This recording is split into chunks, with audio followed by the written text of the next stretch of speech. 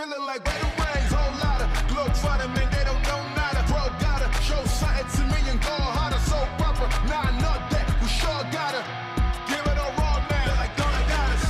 All that I got will never stop. I give it all. Straight to the top, will never flow. I give it all. They won't be rocked, I never blow. I give it all. Whoa, what you say, my man? Give it all. Whoa, hey, give it all, give it all. Whoa, yeah, stand tall, give it all. All that I have, I let it be.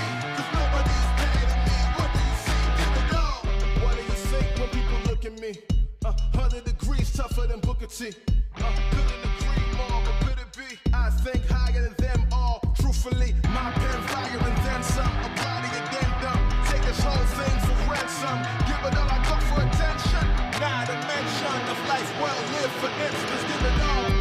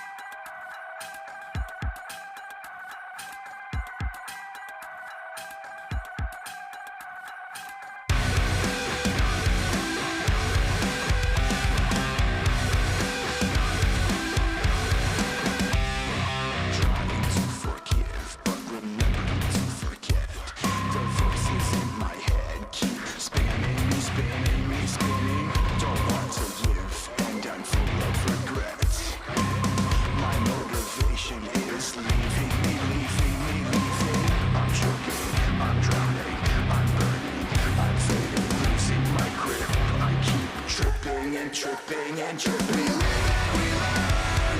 We crash and we burn. We're alone in this world. We rise and we fall. We're one and for all. Pick yourself up off the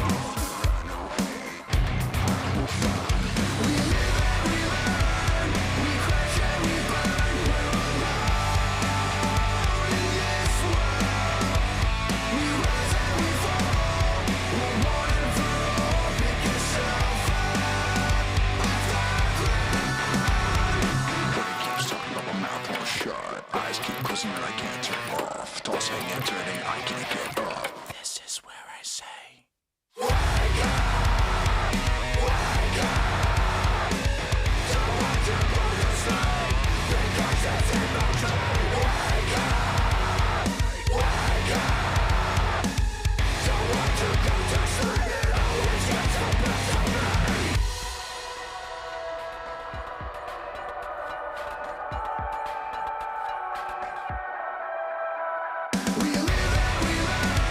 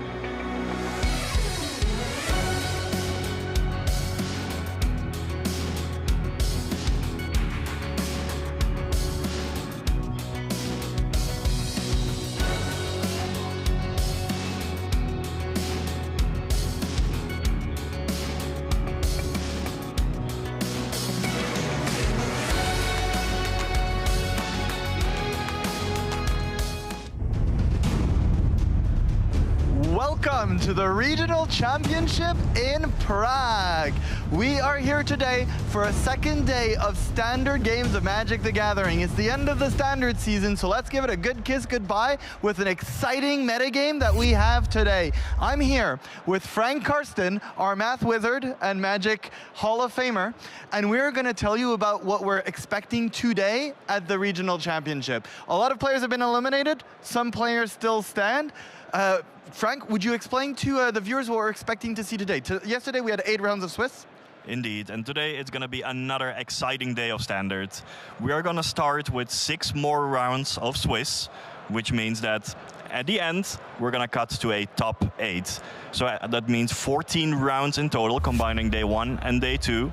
And well, if you want to make top 8, you may need to get 12 wins. 12 and 2 should lock you for top 8. A worse record may even also get in there if you have good enough tiebreakers. If you only have 2 losses, you are more than likely to enter top 8. Is that correct? You should be mathematically locked at 12 and 2. Oh, well, if Frank says mathematically locked, I will believe it. And now in the top 8, the stakes are higher because that's single elimination. Swiss, you keep on playing until you lose 2, or potentially maybe you can sneak in with more than 2 losses. But when you're in the top 8, as soon as you lose your match, you are out of the tournament. But you do leave that tournament with big cash prizes and qualifications for further events. We're going to put them right up on the screen right now because you'll see what the players are playing for, and it's nothing to scoff at. If you are in the first 2, so the 2 finalists, not only is there a lot of prize money, but you qualify for the World Championships, which is probably the end goal of almost any Magic player. If Absolutely. you're in the top 4, you get the regional championships. Top 36, you get Pro Tours. Frank here is someone who is quite habituated to Pro Tours. Top 48 qualify for the next regional championship. Frank, could you tell us a bit about the prize money that people stand to win today? So in total, if you add it all up, they are playing for a combined prize pool of $130,000. Wow, that's a lot of booster packs you can buy. Oh yeah, for sure. There's a lot of prize money up for grabs here for the best players, but especially those 36 Pro Tour invites, for many of the players in attendance, that is their main goal coming into this weekend. And for that, well, if you go 11 and 3 across both days of competition, you should mathematically lock that Pro Tour invite, that coveted qualification. But again, even a worse record may also be able to get there, depending on how it all shakes out. And to stress, locking your Pro Tour invite is no small deal. Most players want to achieve the status of professional Magic player. Not even just in the Magic scene, just being able to tell your friends and family that you're a pro Magic player means a lot. And playing on the Pro Tour is really the step to that. It has pro in the name. And then you can chain that success into more and more Pro Tours. But we're going to tell you about the numbers. We just told you about numbers of money you can win. But the numbers you at home, now that you've all waddled in front of your computer with your coffee and are ready to watch the matches, we will tell you what you care about today because it's the metagame numbers. You want to see what decks topped and what decks flopped and what decks are going to see in the games today. Frank, luckily, you are our math wizard, and you've crunched all the numbers for us. So let's put them up on the screen. Can you tell us a bit about the decks we're expecting today, the general metagame today, and the win rates? Well, Izzet Prowess is still on top of Standard. It was the most played deck yesterday. Yesterday it was 23% of the field. Today, well, out of the 111 players that reached the requisite 6 and 2 record, 39 of them, which means that's 35% of the 111, are on Izzet Prowess. So that is a massive conversion. It had an excellent win rate yesterday with 54.4% in non-mirror matches. Hardly any bad matchups. So Izzet Prowess is still on top of Standard, by far the most represented deck in day 2. I would like to stress here for those of you viewing that we don't get just regular statistic numbers, we get the Frank Karsten special, because we have the man who will refuse to have any inaccurate data. So he calculates out the in the win rates, he calculates out the mirror matches. So we're not counting the times they faced themselves or decks that are similar to themselves. They're facing against the field, and only those numbers are being counted into this. So we have some pretty accurate data thanks to our Dutch Hall of Famer over here. Yeah, and I can also add that, you know, we're not just playing standard here in Prague this weekend. There's also a regional championship in the United States, and in an earlier time zone, the Magic Spotlight Secrets event over in Chiba, Japan, Yeah, a lot of Magic this week. which ended, you know, less than an hour ago. There, you know, this performance of Izzet Prowess was also seen. There were five Izzet Prowess decks in the top 8 there. Masataki Hori ended up winning the whole event. Congratulations with Izzet Prowess. We will see if here in Prague we're going to see a similar performance, or if perhaps the other competitors will find ways to defeat that menace. Well, the chances are high since there's so many Izzet Prowess decks in the second day, and their win rate tends to be pretty good. But speaking of win rates, I have my eyes on Jeskai Lessons here. It's been outperforming everything else. There are only 7 decks left, but it wasn't a high percentage of the metagame on day 1, so the conversion must be pretty good. Yeah, exactly. Yesterday, Jeskai Lessons was only around 3% of the field. Now it has reached like well over 6%. So again, a really strong conversion, and that win rate, 57.9%, the best among all major archetypes, just indicates that the combination of Gran and Jeskai Revelation in the same deck may have just broken standard this weekend. And when I went over the data on the matchups yesterday, I found that Jeskai Lessons went 25 and 15 against Izzet Prowess. So quite a favorable matchup. In fact, one of the only decks with like a clearly favorable matchup against Izzet Prowess in the data that I looked at.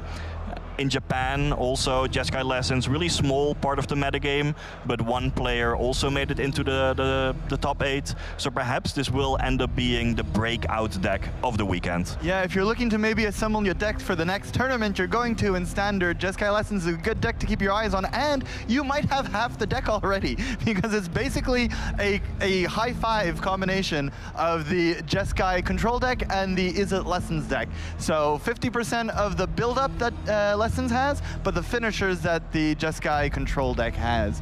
Exactly. It doesn't run Artist Talent and Monument to Endurance, but rather splashes for Jeskai Revelation, also using the Tablet of Discovery to ramp into that. And, you know, it all kind of works together well. I like the tablet when you get the mana to play Combustion Technique right away. There's plenty of useful synergies in that whole deck, and yeah, has been performing super well so far. Yeah, it's very cool. It might be featured in our top 8 today. Speaking of the top 8, we have our eyes on certain players because we did a caster draft, and there's a prize here and a prize here that the players have their eyes on. We have the prize on Eternal Glory because we have picked players that we have been rooting for, and we've been tallying up the numbers every round to see who's ahead. Let's put them up on the screen right now. Unfortunately, for our beloved Philippa,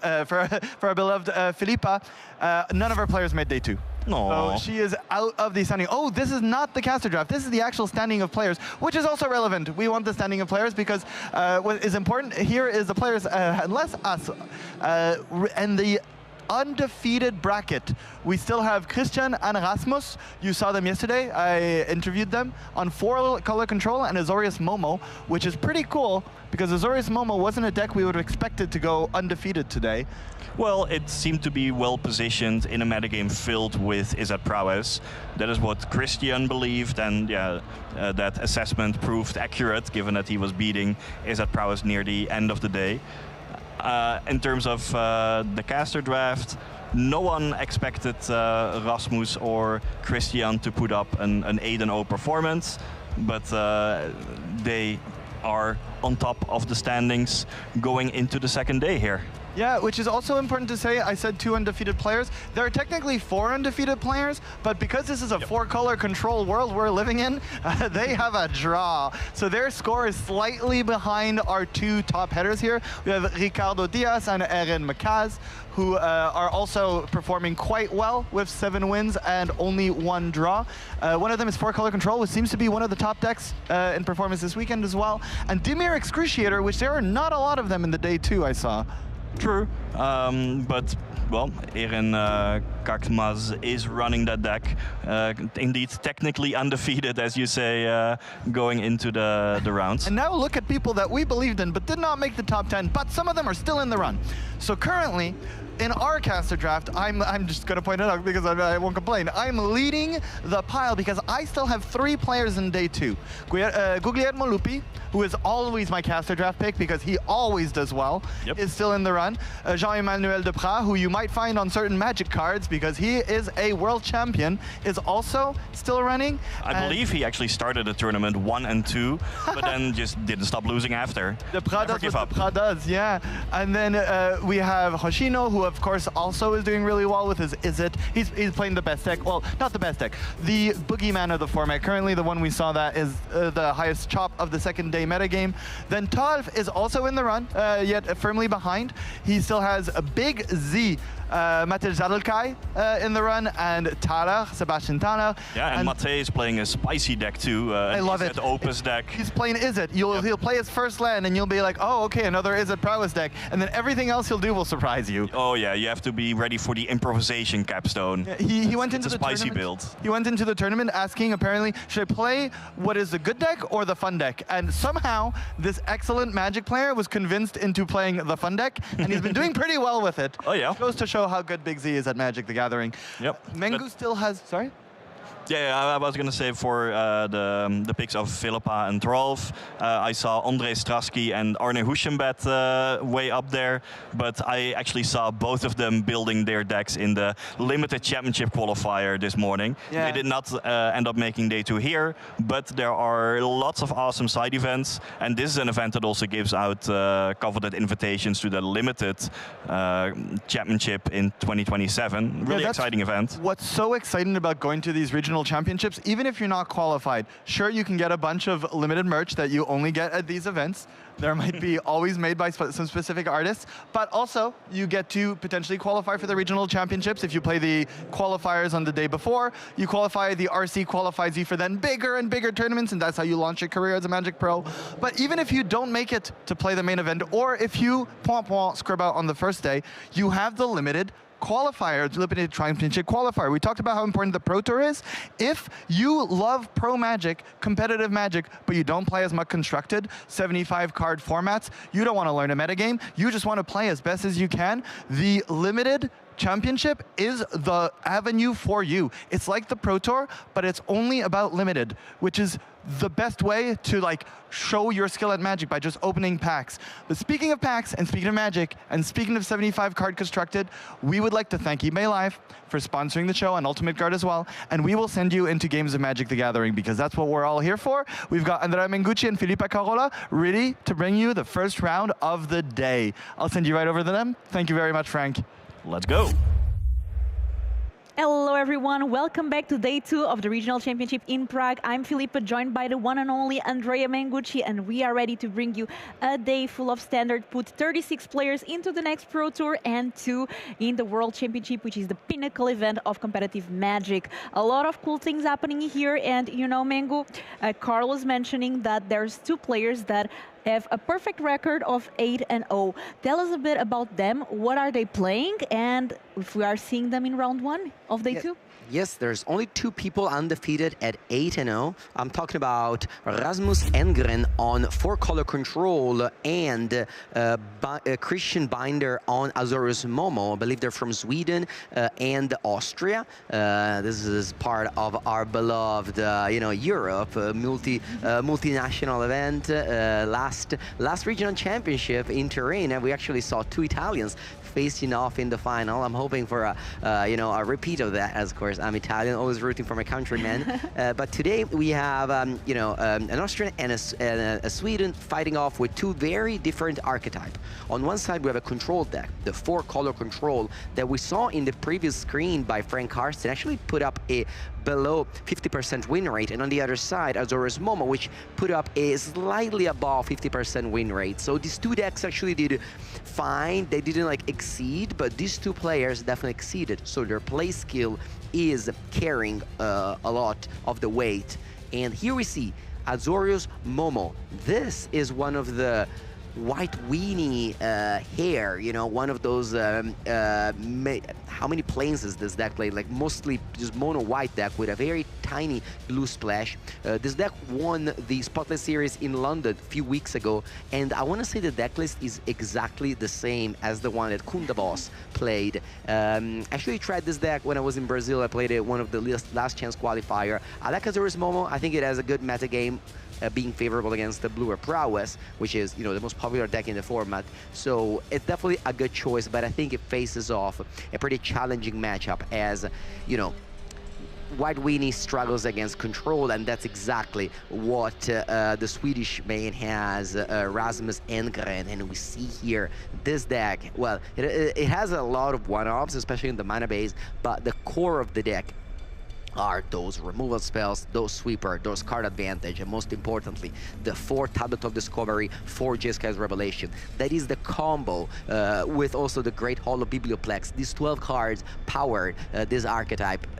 These 3 cards were made in Secrets of Strixhaven and just really put control on the map. Well, not Jeskai Revelation, but the other 2 mostly. And Tablet of Discovery and Jeskai Revelation is such a powerful combo, and you can play Tablet of Discovery on turn 4 ideally, so that if you mill a land, you can play the land right away, and then on turn 5, your Jeskai Revelation is online, and then you have the 2 copies of Flashback to give you extra Jeskai Revelation the following turn, chaining those Revelation, and with taking the game over. I love this list. And Mango, yesterday we were talking about a different list that had Fire Magic and Thunder Magic. When to choose one or the other? Here I see that Rasmus chose to bring one of each. Yeah. Another option is, of course, Firebending Lesson, Fire Magic, Thunder Magic. You have all these little things, Burst Lining as well. You really have a plethora of different shock. Who is doing the card viewer? Look at that. It must be Torov. Pizza, Mango. Would you eat an anchovy and banana pizza? I would not. I would not. All right, we see on one side Mistress Village tapped, on the other side Hallowed Fountain untapped, a beautiful old border from Ravnica Remastered, followed by another old border Springleaf Drum. So Christian Binder definitely likes his aesthetic, and I do enjoy that as well. Springleaf Drum, of course, a reprint from the original Lorwyn in Lorwyn Eclipsed, and once that card is in play, your deck is powered. That card is like a Mox. It's a colorless Mox. Well, green standard as well. Or it's not colorless Mox. It's every color Mox. We have Quantum Riddler here, so we are going to No More Lies. That gets exiled forever. Well, it's a Mox if you have a creature in play. If you don't have any creature, then it's not a Mox anymore. And No More Lies, of course, one of the powerful interaction that the 4-color control deck can play. And now Christian has just a top land that I really, you know, that land that Christian has in hand, Abandoned Air Temple, I just have trouble with that land because it always comes to my top at weird times. Yes, you can use it to pump your team, but all right. Thankfully, he has the Multiversal Passage, so he's still able to play a 3-drop this turn, thankfully. Although he has very few cards. He has Aang in hand. There's also an Erode. Yeah, only 3 cards. And the Abandoned Air Temple. Yeah, plus those 5 in play, that meant that he at least took 1 mulligan. Ooh, no lands on Rasmus' side, and Christian decided not to play Aang. Interesting. Yeah. Christian really needed that card advantage from Quantum Riddler, but No More Lies, you know, sometimes is there at the right moment. Yeah, and being on the play is huge because if Rasmus was on the draw, he wouldn't have been able to No More Lies. And of course, in Magic, winning the die roll is a very big deal. We see that 3 steps ahead, but actually it's not online. Well, it's online to draw in this card, but it's not online to counter target spell because the mana base of Erasmus is a little bit weird, and that Verge only adds white. But that doesn't matter because we're using the catalog mode, which is draw 2 cards and discard a card. Yeah. So no worries in that. Utilizing the mana, very important here. And here, maybe Christian not used to see this mode of 3 steps ahead, because usually we see the counter target spell mode. I think he's wondering what happens if he Angs this. If he Angs this, and then you replay the 3 steps ahead from the airband, can he then kick the card? Can he then spree the card? Can he then pay mana? I believe so. It's a very interesting question that, yeah, I mean, there's so many effects that are similar these days. You have plot, you have airband, you have spree, you have kicker. I'm assuming that once he casts the spell, he can pay the spree. What do you think? I have an answer from the judge, I can tell you. Oh, So the wow. player asking if a later turn this card is cast, if the additional cost of spree may be paid. Yes, copies use the spell as is, but future casts allow one to pay additional costs. Shout out to our judges. Yeah, we have a Discord, a Discord channel where the judges update us with the rulings, and it's cool that the judge already updated us with the ruling. So apparently if Christian Binder goes Ang on this 3 steps ahead, then Erasmus can pay 4 mana and counter target spell. So that is what the ruling is about, and of course the judges are explaining how the card does. Christian may still do it, because this is kind of a tempo play, but yeah, Ang, not amazing in a spot like this, I want to say. Just because, not really, like Erasmus doesn't have too much going on, so if he just draws a land, he just plays land go and just replays the card, and he hasn't really changed much, and you just played a 3-mana 2/3 flash flying. But obviously, if Erasmus never draws, okay, so he decides to let the 3 steps ahead resolve because of this. But he kind of also gave up that he has Ang in hand, which is kind of the hard part of asking a ruling on the live. All right, so discards 1 Jessica's Revelation of the many that he has in hand. Is he able to draw land? He does not, but this is a stock up. Oh, no, he does have a land. 2 lands actually in hand, so. Okay, so enough lands, there's a tablet of discovery there. Yeah. There's Jeskai Revelation. Okay, going for the tablet here. As you said, tablet very good on turn 4. You try to mill, see if you get a land. Yeah, this is a little bit later than turn 4 because of some Mislandra, but yeah, basically it's very good whenever you have to hit a land. Here, Christian might just say, okay, sure, you mill a card. It's fine. If you mill a land, it's bad, but if you mill any other card, you can't play it. Yep, Let's see. letting it resolve. Oh, this is incredible because now you can play stock up. It always mills the land, I swear. And once again, Ang, Christian chooses not to play Ang. I don't think this is a winnable game at this point, honestly. Rasmus still at 20 life with perfect mana. I mean, not perfect mana, but kind of perfect mana. Tablet on, full hand. Christian has no creature. This game is... I mean, the thing is that Christian has that Aliyah. The issue is that you kind of need 2 more creatures to draw the card. Yeah. And so you're kind of waiting, but then you're not advancing your board.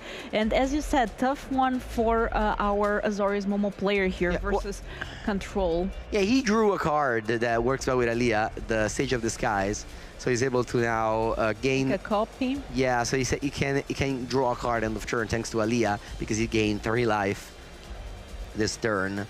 But yeah, Aliyah goes away with the Warp, but we still draw a card. Ooh, Quantum Riddler. Okay, that's Alright. the card that you want to start getting you some card advantage back. 5 draws in a row. By the way, the Abandoned Land Air Temple is quite good with this Sage of the Skies card as well. Yeah, very good setup. On the other side, Rasmus just has this powerful play of Jessica's Revelation, Killing Bounce, draw 2 cards, gain 4 life. He already made a land draw, but make 2 Monk as well, of course. Yeah, this is exactly what the decks want to do. Once you play Tablet, when you have 3 lands, you mill a land, and then you get ready on the next turn just to play the Jessica's Revelation. And then you chain those Revelation, and you just take the game over. Yeah, I already see another Revelation in hand. Oh wow, Revelation into Revelation, that is tough. Okay, so we have Aang, and that Monk token is gone forever. Yeah, and now you can play a Riddler, draw a card. Hopefully we draw, sorry, true card. Hopefully we draw Daydream. Another Erode, so 2 Erodes in hand and a land.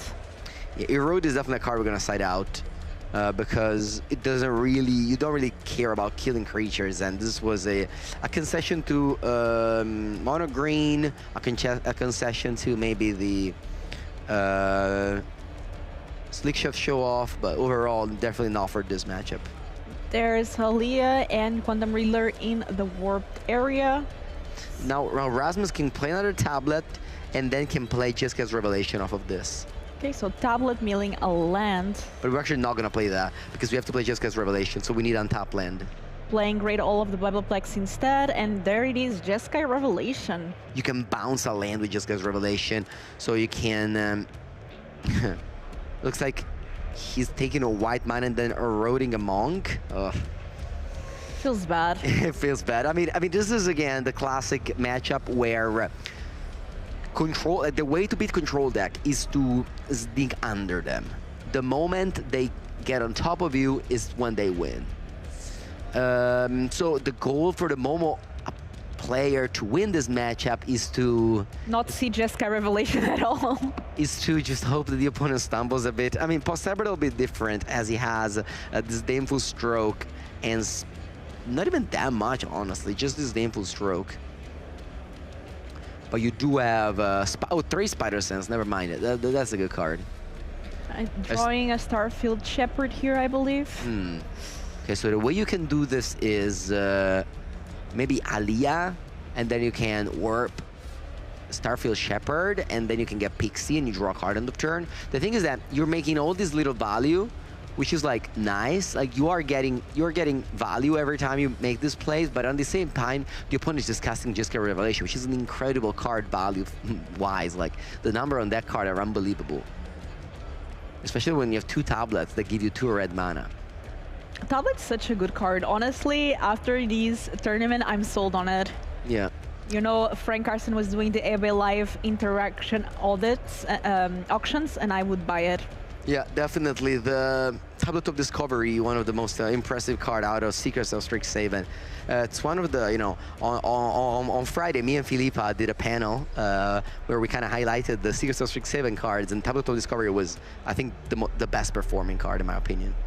So we have here exactly what you said it would happen, Mango, so... Yeah, we draw in a card, but again, like all this value, it's nice because Aliyah gave a card and the Shepherd created a Pixie from the deck into play. So yes, Christian was up 2 cards in this turn and had with Birth Presence. But look at that stack hand from Rasmus there. Is there a world where Rasmus just runs out of ways to win the game? No, no. He even has 2 copies of Flashback. So he not only has 4 Revelation, which he used 3 of them, discarding 1 of Hand Size and 2 of just casted them, but he has 2 copies of Flashback on top of it. Okay, so here we have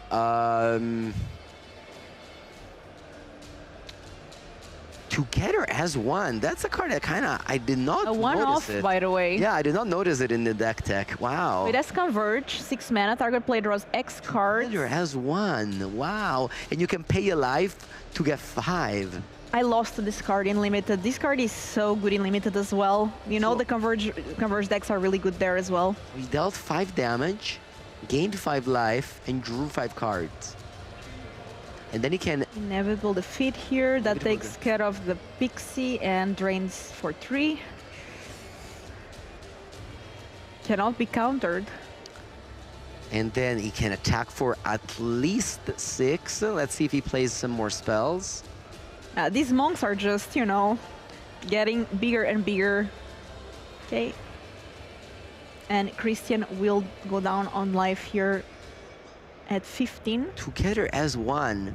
I have not seen this card in Constructed yet. This might be the first time I see it in action. And again, Christian Binder does have some value on his own. It can go Quantum Riddler, it can go Starfield Shepherd, plus, you know, more Pixies, but all of this will just crumble the next turn from Rasmus. Yeah, it's not looking good here, but Christian Binder is at 8-0. So I'm sure he has some plan to navigate the Nah, man, situations like this. This game is over. This game is over. The player is just, you know, dirtling around. You are in the future match. You wanna play until you die. This is the Reduke strategy, which I may disagree with, because I think, especially in game 1, you wanna save some time for your game 2 and 3, because you might never know what happens and you may pick up an unfortunate draw. But at the same time, something might happen to your opponent and you might just win the game. Yeah, they might disconnect on They might Arena. disconnect on Arena. I mean, on Arena, you definitely never concede. Our friend of the stream, Arne Ushenbet, showed us in the last Arena, you know, historic championship that, you know, the game might always end not the way you expect it to end. All right, Rasmus hopefully finds lethal this turn. I mean, it's not going to be hard. Christian Binder Actually, at it is going to be hard 9-5. because there's an road in the end. Let me see if there's any counter magic. You only have 2 copies of Normalize, you played one already, and you have 1 copies of 3 Steps Ahead, you played that already. You have flashback though, so you can flash those back. Consult the star shards here for 2 mana. I guess he wants to have more options. Why? He doesn't like what he has. You know, getting those prowess triggers as well. Yeah, in the graveyard we see 3 of a kind steam vents mismatching. That is something that happens nowadays in Magic. So they have so many different versions of Firebending cards. Lesson there. Right, this is a nice combo. Grand plus Spring Lake Drum. I mean, obviously it's whatever at this point, but it is a nice combination. You're playing Grand in a non-lesson deck just because it combos very well with the Spring Lake Drum, as you can just loot. All right, we got Ang. Just a Revelation bounces it. Just Revelation also acts as a counterspell sometimes because it can bounce a spell on the stack. That is an additional way to interact with your opponent. All right, this was a very, very easy game from Rasmus, just starting the day on easy mode. Your opponent on Momo didn't play any creatures the first 4 turns, basically, and that's sometimes what happens. I think Christian Mulligan down to 5 cards, I believe, and that's kind of what you need sometimes to let the opponent take a slow time at the beginning of the game, and then you can just take over casting those revelations. Then the players are picking up their phone because this is an open event, open decklist event. Yeah, they can consult their sideboards and change them accordingly. Now, the thing is that game 1 was very one-sided, as you were saying, towards Rasmus. Oh, Rasmus came prepared. This is how you get 8-0 in a tournament, okay? You bring a big notebook. That is a big notebook. And the phone as well. He has access to all the knowledge in the world. Look at that. Look at that. He's giving a good read over there. Yeah, let's see. Oh, and the deck box to hold it. Professional here. That's like, yeah, you gotta adopt this, you know, this strategy. It's a new technology. I usually write my cyber notes on the back of my lash pad. You know, that's like a tiny little piece of paper. But no, Rasmus shows that the bigger the piece of paper is, the more wins you get. So you at home open your you know, book of or whatever you have and just bring it onto a tournament. All right, we see the deck list once again.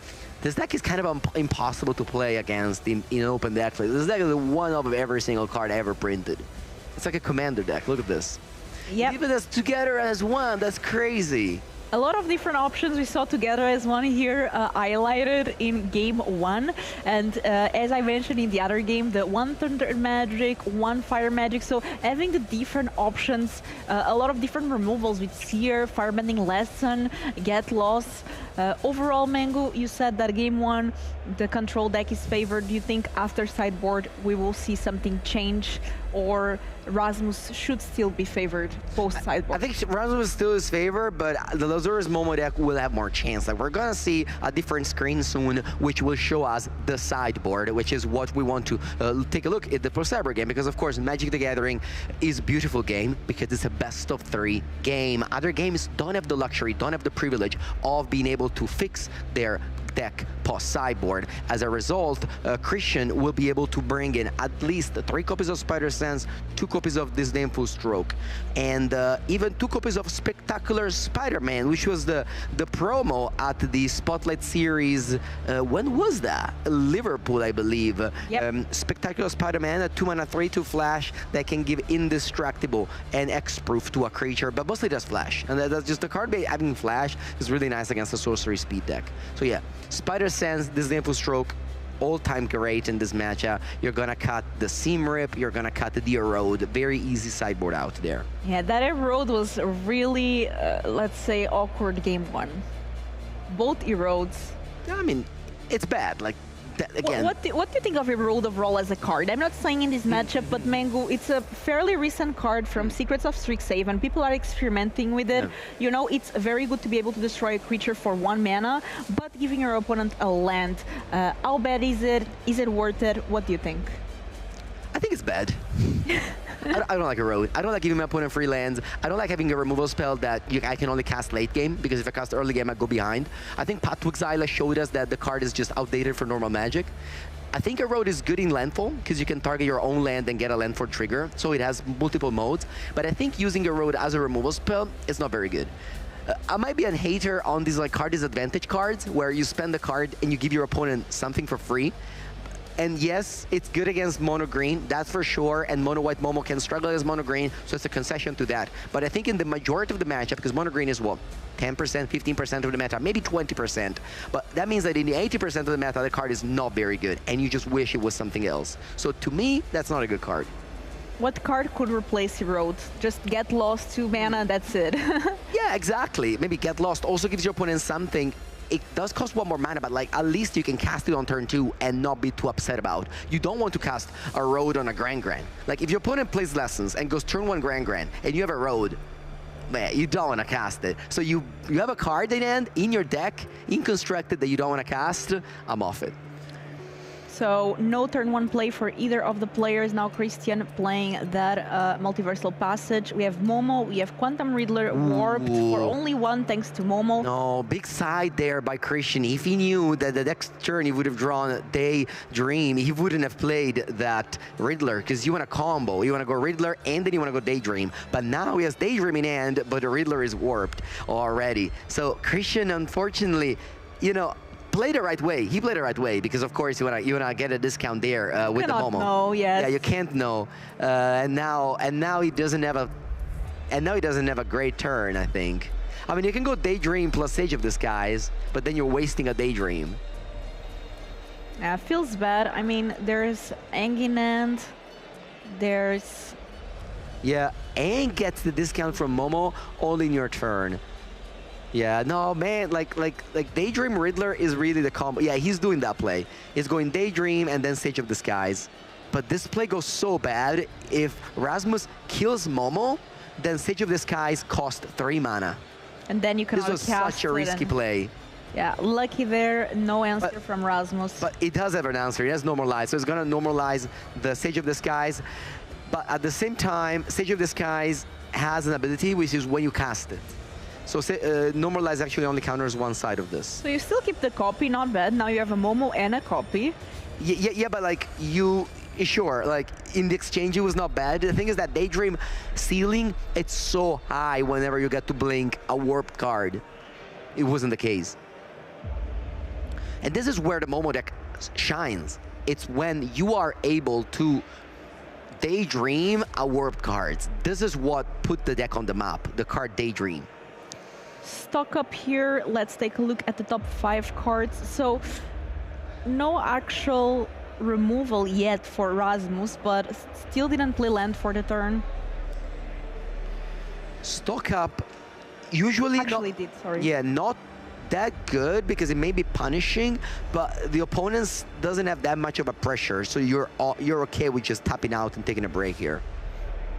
Yeah, being on the draw also completely different kind of game as being on the play against these Momo decks. Yeah, but Rasmus just had a fantastic start here. Turn 2, turn 3, perfect mana base, like, and Christian just passes his turn 4. So his stock up take off, is like stock up turn was actually not that punishing. Maybe he has in hand Day Judgment, but he can't deploy it because of the potential Spider Sense Disdainful Stroke, and Christian does nothing. Passing, so not playing anything to be anked. Exactly. And here, Christian losing the opportunity to play Ank, instant speed, so just not doing anything. I mean, this is a game that Christian might win. Because this time he has the pressure, he has the life total lead, whereas Console the Star Chargers is so good end of turn. This is exactly the type of card that, back in the days, forever in Magic. I remember the days of Glimmer of Genius in Kaladesh. The sequencing against this type of cards is that you want to do something so they don't take their turn off to play Consult. Because if Christian did something that made Rasmus tap out, then he couldn't deploy the Consult. But if Christian does nothing, then you can deploy the Consult. So it's always a situation where how far can you go? Because of course, if you deploy something, Rasmus goes, sure, Consult, Day of Judgment. And then you don't have mana up to play Spider Sense or Disdainful Stroke. But yeah, once again, it's always the control deck that's just able to pressure you into making like weird plays, and The aggro deck is just has to keep pressure, has to hold up the counter spell. It's kind of a tough matchup, as I said, throughout this whole match. Mango, two little creatures, but they have been beating pretty heavily at Rasmus, that it's now down to 11 life. So drawing cards is nice, but we have to find a way to deal with this board. And now we start trying with a braid on the Momo. Will Christian hang the braid? Arbend up to one other target creature or spell. What you can do with Ang is that you can also Arbend your own Momo, but is that a good play? And Airbend, Momo only discounts in your turn, so this one would cost 3. Not that it matters, but it will cost 3. So a braid is on the stack, and Christian is thinking. Yeah, this is Christian's turn.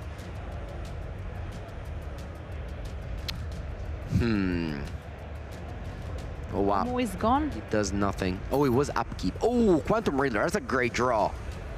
That's a very, very good draw. Christian will definitely go for it. I mean, not necessarily, but I assume you want to go for it. Wow. If Rasmus waited, then Christian could have gone Riddler for 1 mana. But Rasmus acted in upkeep. Rasmus is playing this game as perfect as you can.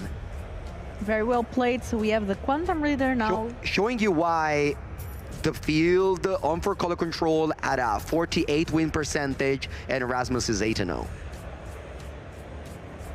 Daydream there. So as you said, working pretty well with the warped mechanic. So only 2 mana and you have a big flying creature. But again, Christian doesn't have a land to hold up this Baneful Stroke, and now this Day of Judgment will clean the board. Had Rasmus...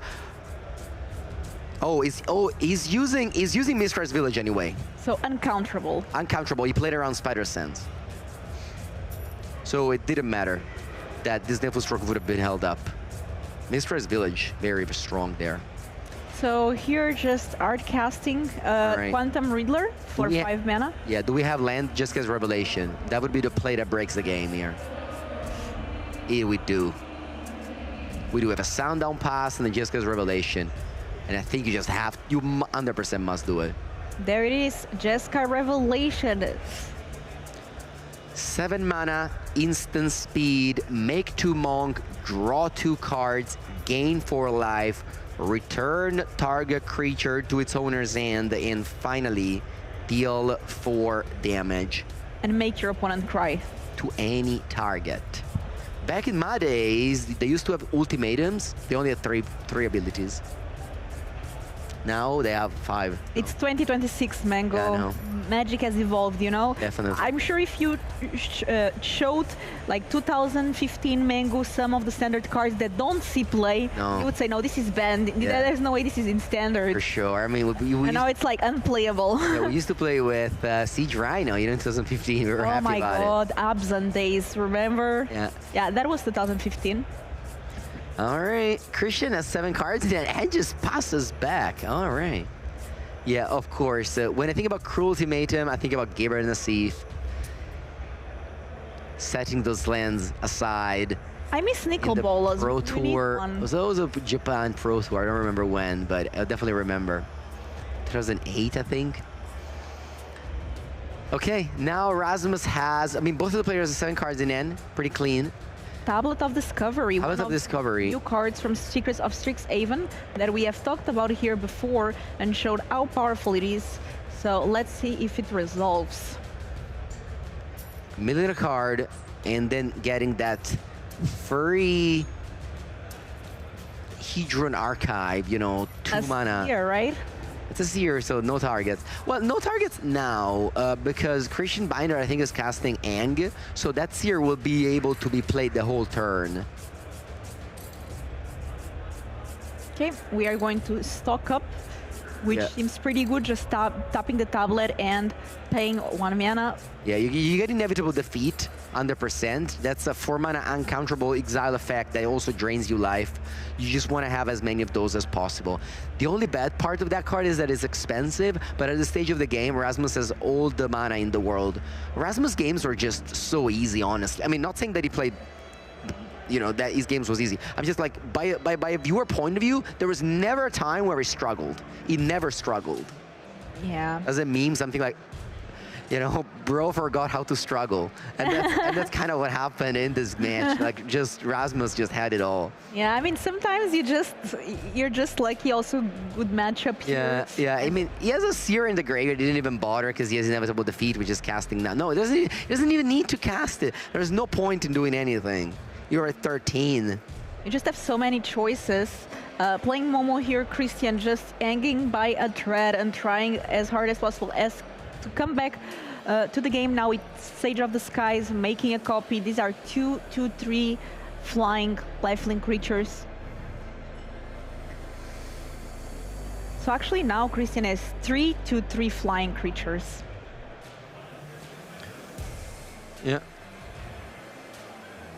There is, of course, Mistress Village, which will let Rasmus just cast anything he wants in an uncounterable way. There is Inevitable Defeat, which is also just uncounterable by default. And this is, yeah, just going to be... Well, of course, you have... I mean, this game is not as over as the previous one. Christian has so many cards in hand, he can definitely have a close game here. Yep, let's see. So the inevitable Closer game. defeat on the Momo. On the Momo, Inevitable Defeat, uncounterable, deal 3, gain 3. Yeah. This is actually not end of turn. This must be in response, because otherwise the... Oh, no, it is end of turn. Inevitable Defeat. I always keep on thinking that this card deals damage to a creature, but no, it just exiles it. Exiles it, cannot Just be drain 3. countered, drain 3. Yeah. Suddenly, Rasmus is thriving at 14 life, Christian at 12. And you know, things not looking great for the Azorius Momo player that was undefeated. Went 8 rounds on day 1 without losing. It must feel so good, you know, 8 rounds in a row without losing. You must like feel like you have god powers. Yeah, I mean, yeah, keep on doing it. He has to keep on winning. When you win, when you go 8-0 in a tournament, you don't think about the past tournament, your rounds. You think about the next rounds, because things can always go south. We always hear stories about people starting 8-0 and then crashing in day 2. It is totally possible, and your mindset needs to be strong. You don't have to, you know, think about, oh, look what I've done. No, you have to think about what you can still achieve, and top lane go. Oh, wow. Taking a small time. He has a Wrath in hand, but of course he doesn't want to deploy it yet, because he has that Mistress Village. Mistress Village just lets you, just... If you have the mana for it, you know, like my Still. spells cannot be countered next spell. Sure, look at that. He's using the Mistress Village and then casting what? Another Jessica's Revelation, 4 damage bounce. There must be a way to exile a spell. Wait a second, Ang, I believe Ang works here, right? Let me double check the wording on Ang, but I think it exiles a spell on the stack. Yes. Airbend, yeah. So Ang plays around Mistress Village, but there's only 2 copies of Ang. Yeah, so Ang And one was is already- played, so the Jessica Revelation is now airbended, which means that next turn Rasmus can play it for 2 mana. Yeah, and he can still once again use Mistress Village. So actually, The late. yeah, it's legendary, so of course you have to legend rule it. So yeah, it's fine, but like now Rasmus doesn't have to worry about Aang anymore. There's only 2 copies in the Christian Binder deck list. Okay, so another Mistress Village here, and we are attacking with the Monk. Yeah, that land is not even legendary. You know, it seems like a legendary land to me. All right, we're just passing. Just chilling. And tap and draw. What you can do is just use the village and then tap Discovery to just play Revelation, which is now airbended. You see it here on the bottom side of the screen. Yep, costs 2 mana. Rasmus can do it at any time. And there it is. Same play as before. Bounce, 4 damage, gain 4, make 2 monks. Nothing we can do. More monks. And the hand is loaded with counter magic. It must be so bad to just have 3 counters in hand and your opponent keeps on playing uncounterable spell just because of a land that came into play untapped and gives a blue. Yep. Like, that Mistress Village is so broken. Like, truly. Like, the downside of that land is basically free. You just need to have a plains and a mountain in hand. Not even a basic. Like, at least the Avatar lands, you have to have a basic in play, you know? Which Rasmus does not have, by the way. one of the ways that players are adapting to control is Sunspine Links. Oh, okay, that deals damage equal to the number of non-basic lands, and you cannot gain life. as Exactly. well. So now Rasmus would take 10 damage. Yeah, that would be a good one to have. I like that. Yeah. Right, there it is. Players cannot gain life, damage cannot be prevented, and when it enters, deals damage to each player equal to the number of non-basic lands that player controls. Yeah, Cosmo Grand Zenith. This is a nice card. Of course, came in too late, but it's a nice card. Cosmo Grand Zenith really does a lot for a 3-mana 2/4. Like, you spell second spell, you get 2 Human Soldier, you get that Riddler, you draw a card, and then you Daybreak it. He doesn't have a land to Daybreak it, though, because Daybreak has a flashback cost of 3. So Christian, at this point, would have just kind of... You don't hold up counters anymore because your opponent just has Mistress Village the whole game. And at this point, almost infinite mana with that Tablet of Discovery as well. And these monks are going to get pretty big with the prowess. Now, on the other side, Rasmus has a lot of cards in hand, but I'm curious to see what exact cards. I think it's Stock Up. At this point, you just... Great All of Bibleplex here. I don't know. I would just probably play the... I mean, everything is going to be uncounterable because... No, never mind. You can counter this. Stock Up. Oh, actually, yeah, you can Spider Sense this. 1, 2, 3, Christian. 4, 5. Yeah, Christian could have Spider Sense this. At the end, there's like not that many things you can counter at this point. And once you see a target, I would just be like, you know, I'll be taking my... Okay, takes a land off of the Stock Up. And is that Wan Shi Tong? Wow. Set it in Wan Shi Tong. Mistress Village says the next spell. That can also mean a creature. It doesn't have to be a non-creature spell. And Mango, do you know why this deck for color control doesn't play Flow State, for example? Flow State. Well, Flow State is a sorcery. You kind of want to just... Wow, a High Noon. That's a crazy sideboard card. It's good, don't get me wrong. When you're so far ahead, you don't care about card advantage anymore. High Noon is good to have in play. But it seems like a pretty, you know, it's card disadvantage card in the early game. Why doesn't it play Flow State? Well, Flow State is hard to turn on early, and Stock Up is a card you don't mind casting on turn 3, as Rasmus showed us in this game. So Flow State is better than Stock Up late game. But I guess late game you even have extra mana, so you don't really care too much about it. Stock Up works really well with the Tablet of Discovery as well, I guess, because you can just use the 2 mana, red mana from the tablet, and then 1 extra land, and you get the full effect of Stock Up. So Yeah, so Quantum Riddler here. yeah, this is the only spell that you can play because there's a High Noon in play. I guess what Rasmus can do is just Lava Axe the opponent now. No, it goes Wan Shi Tong. Oh wow, that's going to be a big one. Wan Shi Tong can't be countered. No, you can't play it. Also, it's All right. the second spell. And Fuck it up. here a concession, you know, like, at this point, Christian knows where this game is heading, and congratulations to Rasmus Enegren to be our only player with a perfect score remaining. 9-0, Rasmus playing 4 color control. Congratulations, Mango. Tell us, why do you think 4 color control here commanded by Rasmus is doing so well? Well, this matchup was good for Rasmus. Rasmus showed us why this matchup is good. Like, it was just very smooth cruising. He killed the creature, and then he just had like perfect mana, perfect card advantage. Just like the deck was functioning so well. It may be harder when things don't go your way, when your mana base doesn't really help you much, when you, you know, draw 7 drops and you don't have lands, or you draw a lot of lands and you don't draw 7 drops. Because, of course, this is a deck that plays a ton of lands, 27 lands and 4 tablet. That's like 31 mana source. So you might get more unlucky with this strategy than with, like, Prowess, which is like a 20-card deck, a 20 lands deck with cantrips. So you may control a bit more your luck with cantrips. So overall, the control deck did fine. Again, we saw the win rate of yesterday, and the control deck did like slightly below 50%. So nothing alarming. But of course, if you know how to play your cards very well and you get good matchups, control strategy is fantastic in Standard.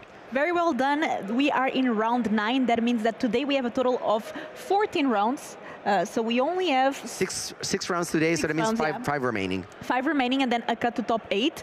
So players will start making that math, like, am I getting closer to qualifying for the Pro Tour if I make top 36? Am I getting closer to get to that top 8? Frank Carson was telling to Carl that players with a score of 12 and 2 should lock top 8. So that's really what these players are trying to get 12 wins as soon as possible, and Rasmus is only 3 wins away from that. Yes, and that is the end of round number 9. We're going to go to a quick ad break now, and then we're going to come back for round number 10 with Carl, Toffel, and Yamin. So don't go anywhere. See you soon.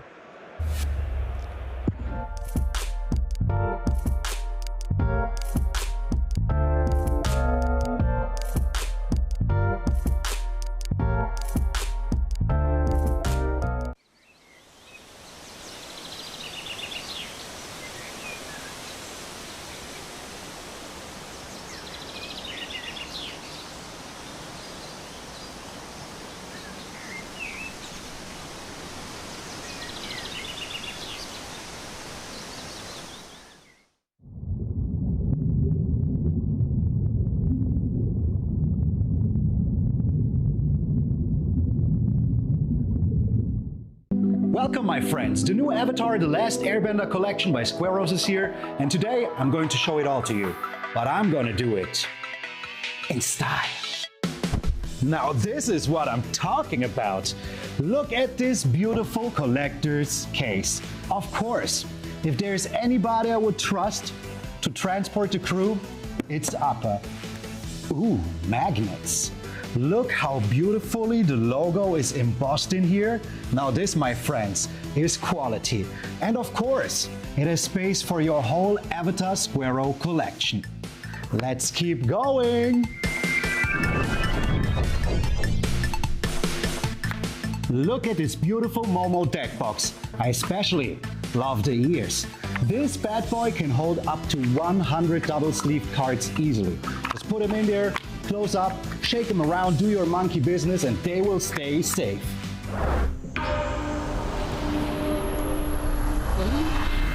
Ah, you're right, this meditation really does work. I can feel the energy of the elements rising already. And yes, you're cool and all, and I do really want to be like you, but did you really think I would cut my hair for this? You might be the last airbender, but I am the last hairbender. Oh, and of course we all know, no Avatar The Last Airbender collection would be complete without his most handsome hero. And not only is he really good looking, but he will protect all of your most valuable goods. Let's keep moving. Of course, that is not all of them, and I wish I could transform into every single one, but somebody spent all of their costume money on cabbage.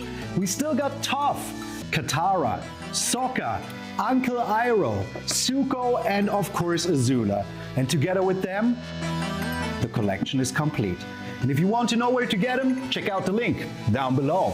And hey, while you're here, why not watch one of those videos? Hello and welcome back to Regional Championship Prague, where we're heading into round 10. Where players have already played the first round of day 2 and are now just about to head into the second. Yes, and we're going to watch a matchup that is the story of this weekend. We're going to watch Is It Prowess against the deck that wants to beat Is It Prowess, Jeskai Lessons. Specifically, no, well, not specifically made for this tournament, but definitely people picked it up because it's really good against Is It Prowess. And that the numbers showed, we saw Carl and Frank talked about the metagame share, who won, who lost, and that says, Is It Prowess won against the, the Jeskai Lessons won against the Is It Prowess. Yes, yeah, my bad. Jeskai Lessons, kind of an innovation of this specific tournament, actually, whereas previously it was mostly Is It Lessons that we had seen. What shifts the matchup so much when you add white against the Is It Prowess decks? Probably the inevitability of Jeskai Revelation. You're casting the big stuff that is reduced by your Gran. It's a very good early, get going deck because you play your removal spells to get your lessons, then you can refuel your cards with the good lessons, and then kind of the top was Monument and the Artist Talent. And that's slow, that can't really close the game and also can't really defend yourself. So they're going to say, well, the mana's really good. We're going to add white. We're going to add the Jeskai Revelation. And then, yeah, that basically goes over the top of Izzet at the point where you already evened the game. All right. Well, before we head down to the feature match area, we actually will take a look at the history of the standard metagame, which we've prepared for you. If we can bring that up right now. Because this standard metagame has been around for a bit. First up, starting out with the Pro Tour. Maybe you can tell me a little about the initial version of Selesnya Landfall that, you know, took over the Pro Tour. Yeah, Secret of Strixhaven added cards to standard. Again, powerful cards to standard. That was the Pro Tour, the first big tournament that was with the new cards. And we saw Nathan Stoyer win with Selesnya Landfall, actually meeting his friend Christopher Larsen, also in the finals, also playing Selesnya Landfall. And that deck was basically an iteration of the mono-green Landfall deck, adding 2 white cards. Erode, very important, especially in the mirror, because your opponent can't interact with you, but all of a sudden you can interact with your opponent, and then a second white card just to stabilize a little bit the power of your creature, which also works insanely well with your lands that got a counter from the Badger Mole Corps, that are earthbent, to get them back, draw a card, and make some robots. Very cool deck. The actual tournament wasn't prepared for it, and it ended up, winning the tournament, meeting themselves in the finals. Yeah, I mean, Erode, kind of the perfect addition from Strixhaven, but let's move on. I mean, so this was the big innovation of the Pro Tour. Of course, the Pro Tour is the place where people are most secretive about their deck lists. Next up, we have the Azurius Momo deck to spotlight. Let's take a look at that deck list straight away. Yeah, Spotlight Series is the correct sentence. In London, Ken DeVos won with Izzet Momo. Kind of a surprise. Everybody was really hot on the Selesnya Landfall deck, me included. I played it at the tournament. But in the end, the metagame was very diverse, and Azurius Momo, kind of a surprise. There was a lot of mono-white Momo decks, but this one added the combo of Quantum Riddler and Daydream to put a really huge creature at drawing some cards as early as turn 2, but also use a card that is immensely powerful. We saw it yesterday, winning many games, practiced offense.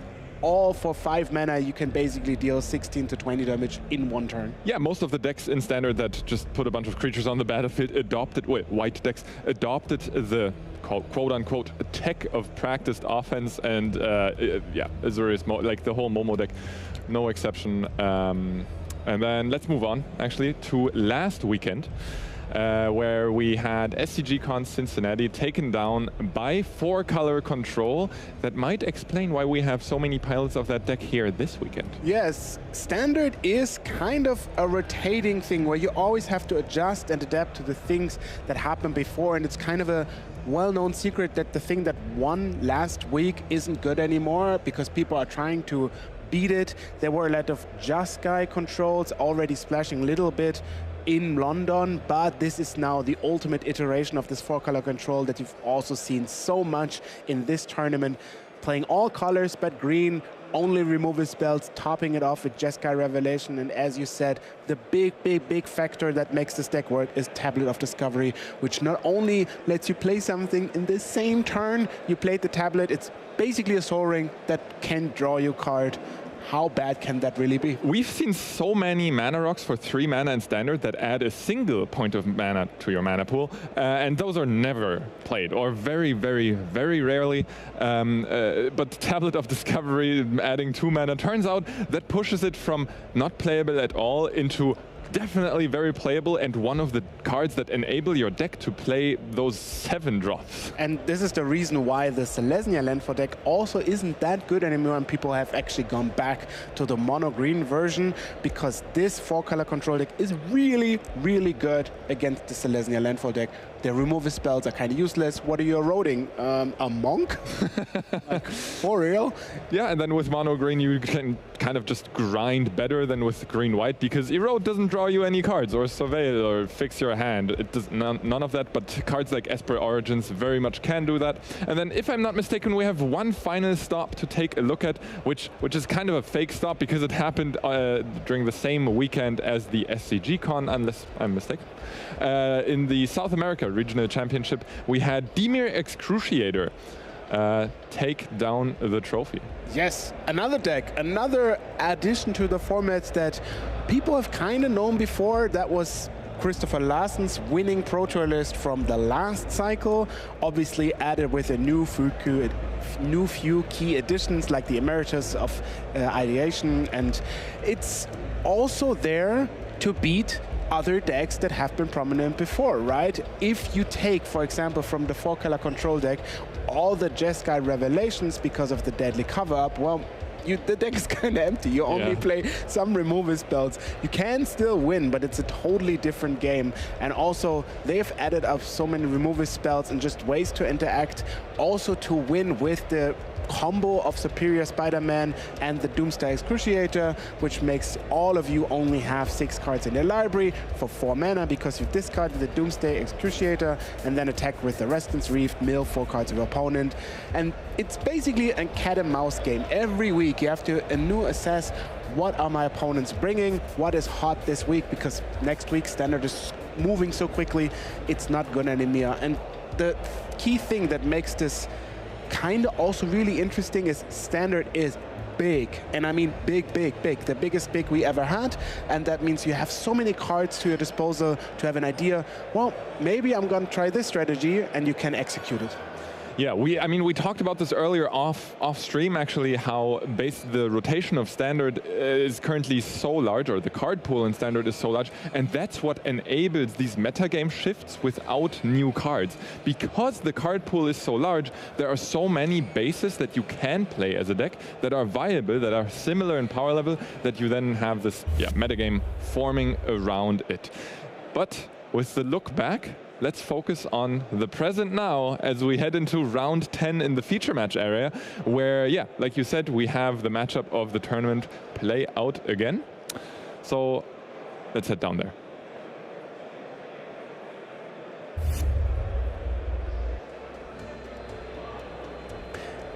As promised, we have Mattia Rizzi on the right side playing Izzet Prowess. You could say the deck to beat.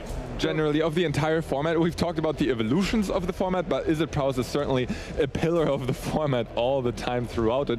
Mattia Rizzi, of course, quite the accomplished player, previous GP champion. And on the other side, we have the aforementioned Jeskai lessons. You see way fewer of the synergistic, I call them lock pieces, or synergy pieces that establish your board presence.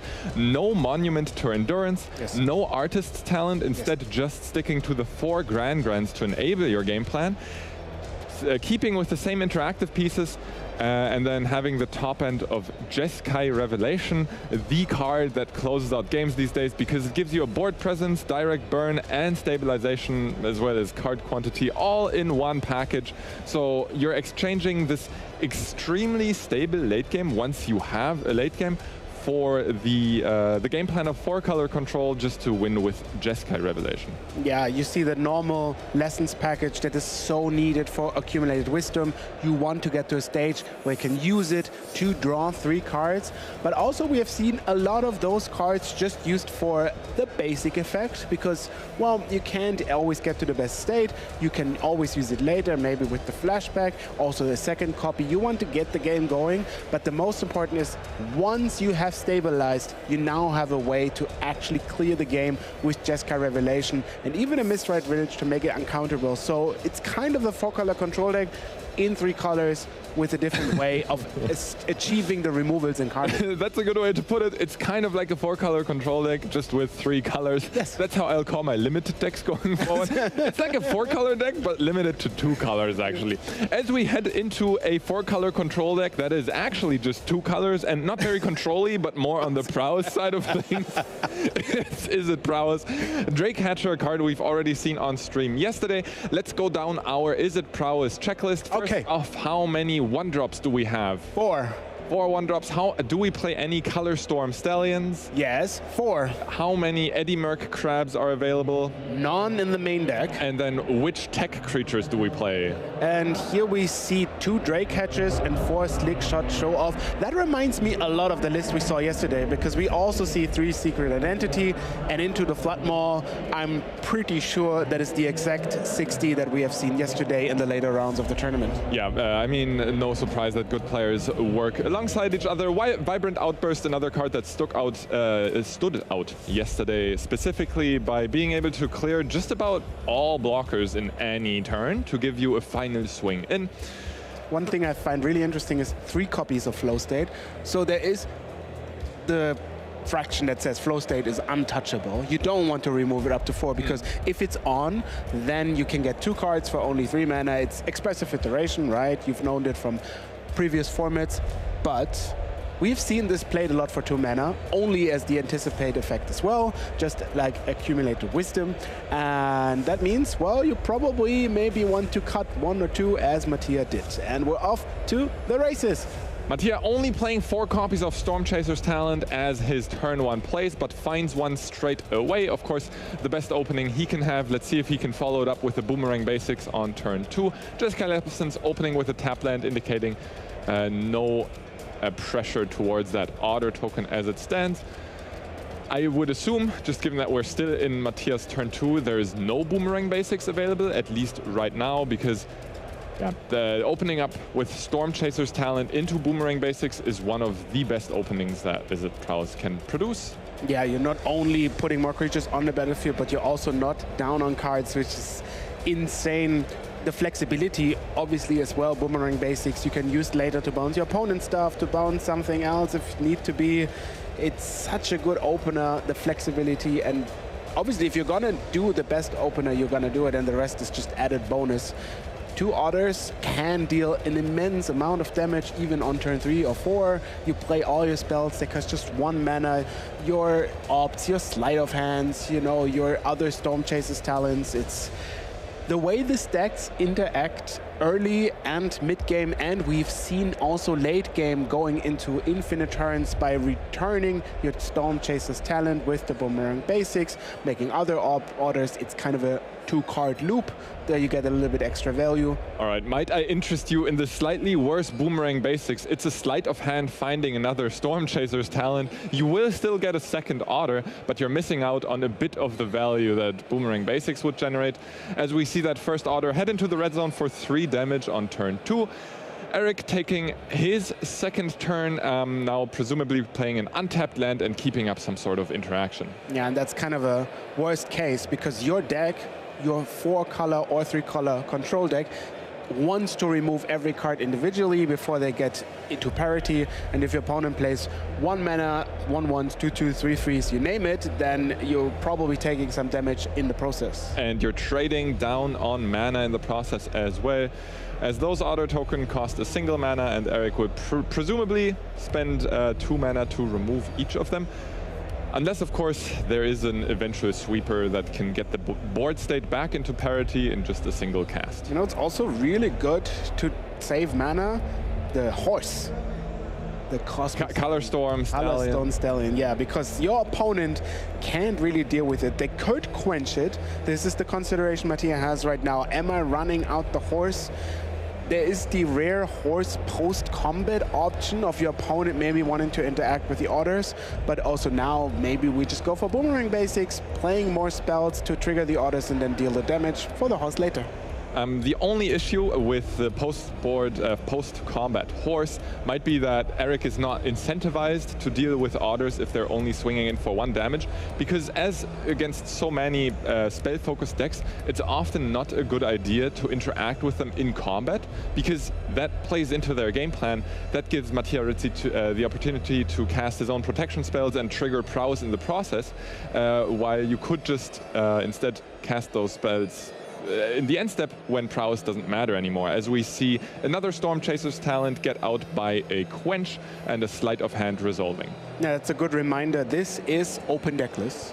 So Eric saw the 3 copies of Secret Identity in Rizzi's stack and can say, okay, if I want to interact in combat, that can not only go bad, but hurt much more than they want to. So you're gonna probably take the 2 damages and then deal with it on the end step. You know, a little bit insurance.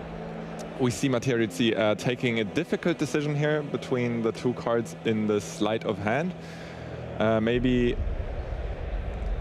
both are cards that he would want to have right now. Speaking of cards that Matteo Rizzi wants to have, what's his game plan going into the later turns here?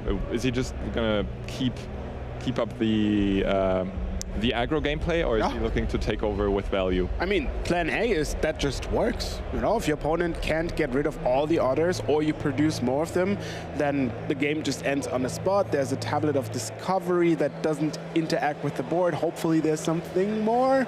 Yeah, okay, so you get rid of 1 other, but you're at 9. Like, this is hurting, because if you answer everything 1-on-1 whilst other creatures still deal damage to you, you eventually end up on the back foot.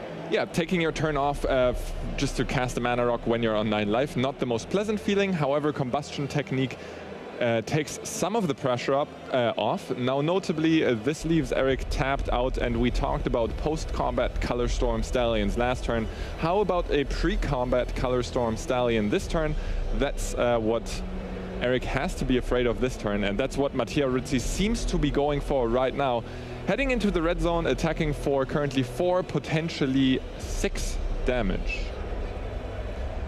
Make that 8 damage off of a secret identity being cast, the order becoming a 3/4, retaining its prowess ability, turning into a 4/5, putting Eric down to 1, and this leaves Eric in range of a Burst Lightning, unless a Jeskai's Revelation can gain Eric back some life this turn.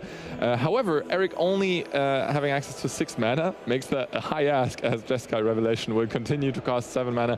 So not only does Eric have to deal with all the blockers, but also keep up a potential counter spell for potential Burst Lightning out of Rizzi's hand. I don't know if that's even possible, Toralf. Yeah, no, I think this game is close to be done.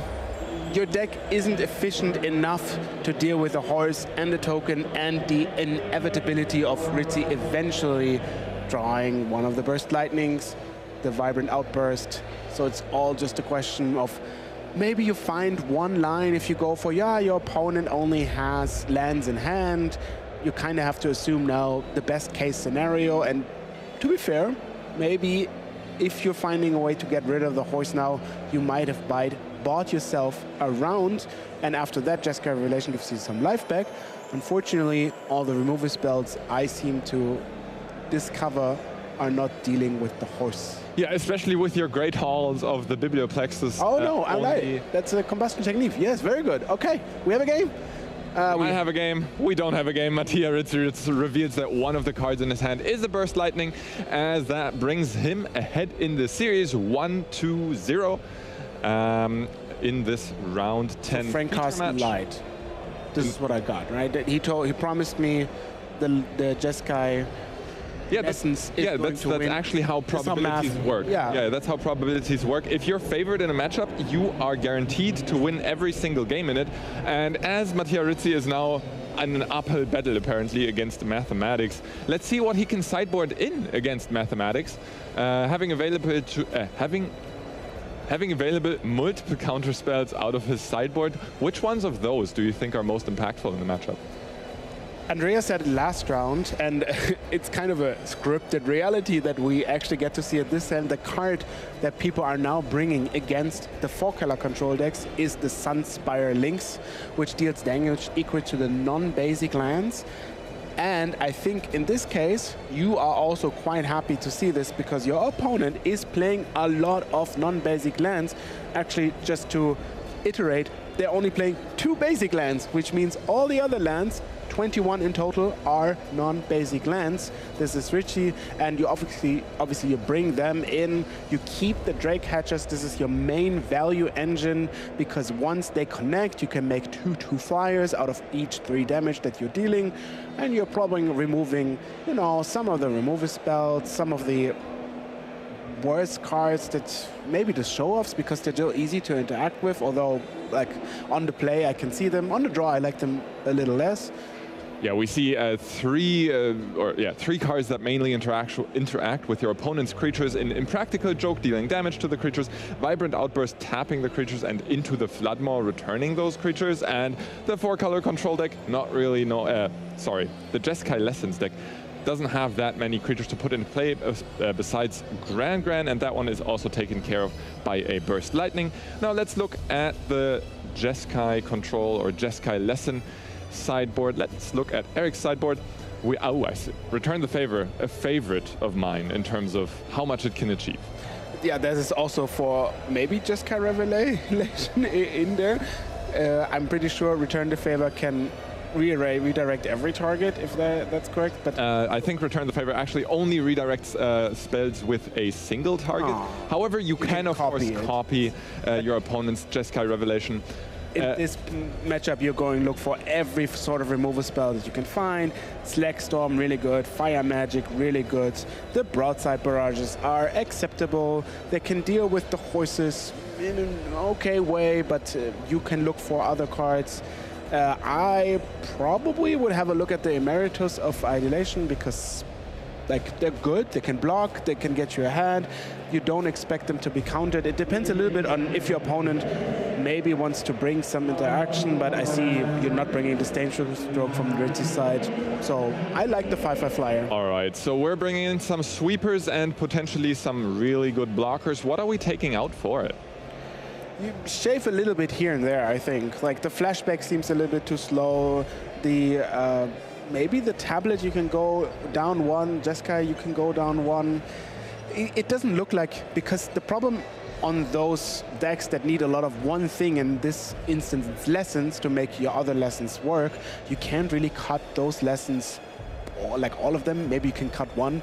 So you kind of have to do one here, one there, and then go from there. All right, so space in Eric's main deck is quite valuable here. So we'll see in game 2 how much of those, or how many of those sideboard tools he is able to put to use in game 2, as he's on the play for this one and will start off the game with a full grip of 7 cards. I don't think anyone took...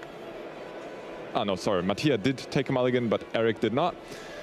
He will start out the game with just a land and a passing of the turn, as Mattia is once again faced with only one drop in his entire deck, the Storm Chaser's Talent. Let's see if he has it available. Takes 2 damage off of the passage and casts a Sleight of Hand. Looking for all of this pressure, because without pressure, you can't win the game. You don't have those expensive spells that seal the deal. So you're gonna have to win in the early and mid game and hopefully get over the finish line in the end game. And I see a slick shot show off. Again, wondering, will it be plotted or played? That's always the question of the day.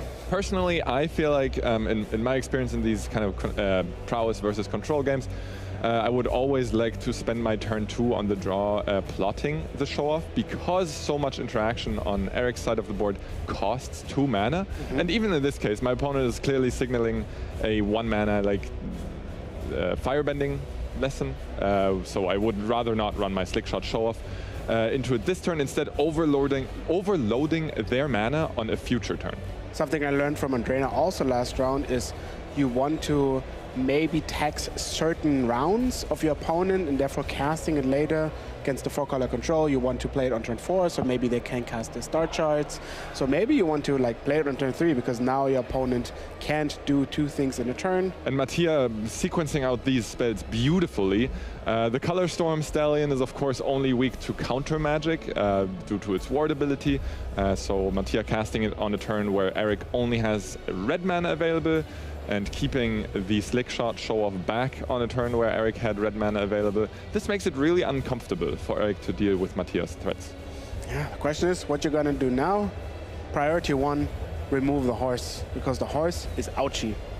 The horse is ouchy indeed, even without copies being generated for 5 mana yet by Mattia. It still has that prowess ability. Here we see Broadside Barrage initially adopted as a tech against Eddy Merc Crabs, because it's one of the better instants that deal 5 damage. In this case, it's taking out the Color Storm Stallion by paying a total of 4 mana, drawing a card, then discarding a card, leaving Mattia without a creature in play, and potentially still keeping up that 1 red mana for dealing with a slick shot show-off. One of the advantage also of the Jeskai deck is you're playing basically 4 real creatures, the 4 Grand-Grands, right? And your opponent is then in a dilemma, do I really want to board out my removal spell? Because if I draw it and they don't have a Grand-Grand, it's kind of bad, but also if they have a Grand-Grand, I really want to remove the creature, because if they get to the point of 3 lessons, everything costs 1 less. Everything Jamin says? No, all the non-creature spells. I didn't even say anything. I'm not at fault here. Yeah, I was just preparing ahead. I got it. But she's so potent that you probably want to keep at least some burst lightnings.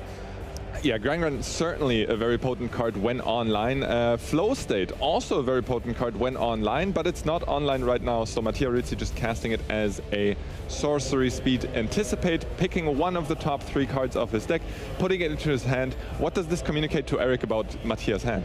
Yeah, desperation, kind of. Like, you didn't cast an instant before because that would have turned on the Flow State.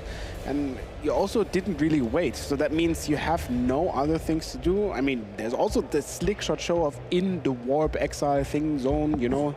That could come for free. But if Rizzi isn't playing it before the Flow State, doesn't that mean that he's kind of empty? It certainly sounds like it. This to me also implies that Mattia hasn't found any protection for the slick shot show of this turn yet, because otherwise he might as well unplot it, because Eric only has a single interactive spell available right now with only 1 mana open. So yeah, I agree. Mattia seems to be desperate for whatever he's looking for, and doesn't seem too happy and hasn't found it. Yeah, I can tell you it's not lands. There are plenty of those lands in his hand. And Go is unfortunately the play. You're falling behind, and now it all depends on what Eric draws, and I saw that draw, and it's not creamy. Okay. As we see Grand enter the red zone, mostly for it to be tapped to draw a card and then discard a card. The only silver lining I see for Mattia in this game is that Eric might not want to close out the game just yet, afraid of a card like Spell Pierce. No, but that's good, because I think Rizzi has a Spell Pierce. That's the only card he has access to.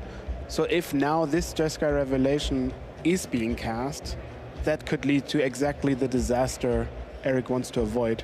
So you're going to be patient. Maybe you wait until your Grand gives you the discount, you have some removal interaction. Also, if you're really bored, you can activate the land. Great Hall is a 2/4 wizard that can also hit. Yeah, I think you don't need to put all your eggs in one basket, because right now the basket is just not threatening. Eric, all right, take your time with filling up the basket, and maybe you can put a creature in there, 2/4. Maybe you can put a counter spell in the basket. Maybe another Grand. No, don't actually put another Grand because it's legendary. But Thoralf's recommendation is to take it slow here, and Mattia, of course, trying to force Eric to do the opposite, not take it slow, and ideally cast that Jeskai Revelation this turn, because this is the chance he has to counter it. This is the chance that Mattia could still get rid of the Jeskai Revelation. Flash Freeze is going to target the Slick Shot show-off on the stack. Mattia thinking about it, kind of nodding his head, indicating that that one will hit the graveyard, and then we assume to see another land drop, and maybe any sort of action from Mattia. A tapped Steam Vents and a passing of the turn does not bode well as Eric takes his draw. Yeah, I think that was a bad draw. 4 cards, no real interaction. And Eric can really choose his battles here. You're also drawing kind of 2 cards a turn from the Grand. That's a stock up that certainly doesn't hurt. You're gonna cast that. Maybe you find a Mistfire Village just to make sure that your spells can't be countered, or you just play additional lands. If you know your opponent's interaction is Spell Pierce at most, well, you cast your Revelations at 9. Yeah, and this also comes back, in my opinion, to one of the deck building features that we've discussed earlier about Mattia's specific list of Izzet Prowess. Without access to Eddie Merc Crab, which Eric knows because they have exchanged deck list, there's no threat of an end of turn creature being put into play. Once Mattia passes the turn, that's it. That's his board state until he enters his next turn. 1 draw. Okay, that's a creature. We can work with that. Yeah, a Drake Hatcher being picked up here by Mattia, I assume will be deployed this turn, and then kind of forcing Eric's hand to deal with it. In unfortunate news, Eric does have 5 mana available to... We ignore that deal for with now. it. This is future problems.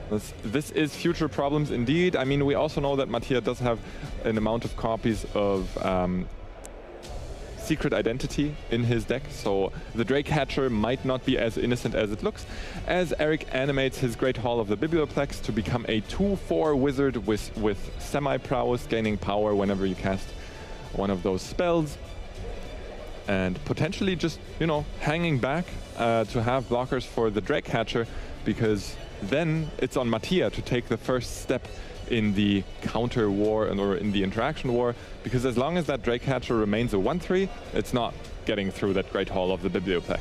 Yes, she's also a great blocker, which is fantastic, right? 4 toughness is a house, in this case, a room. Yeah, a room of a house.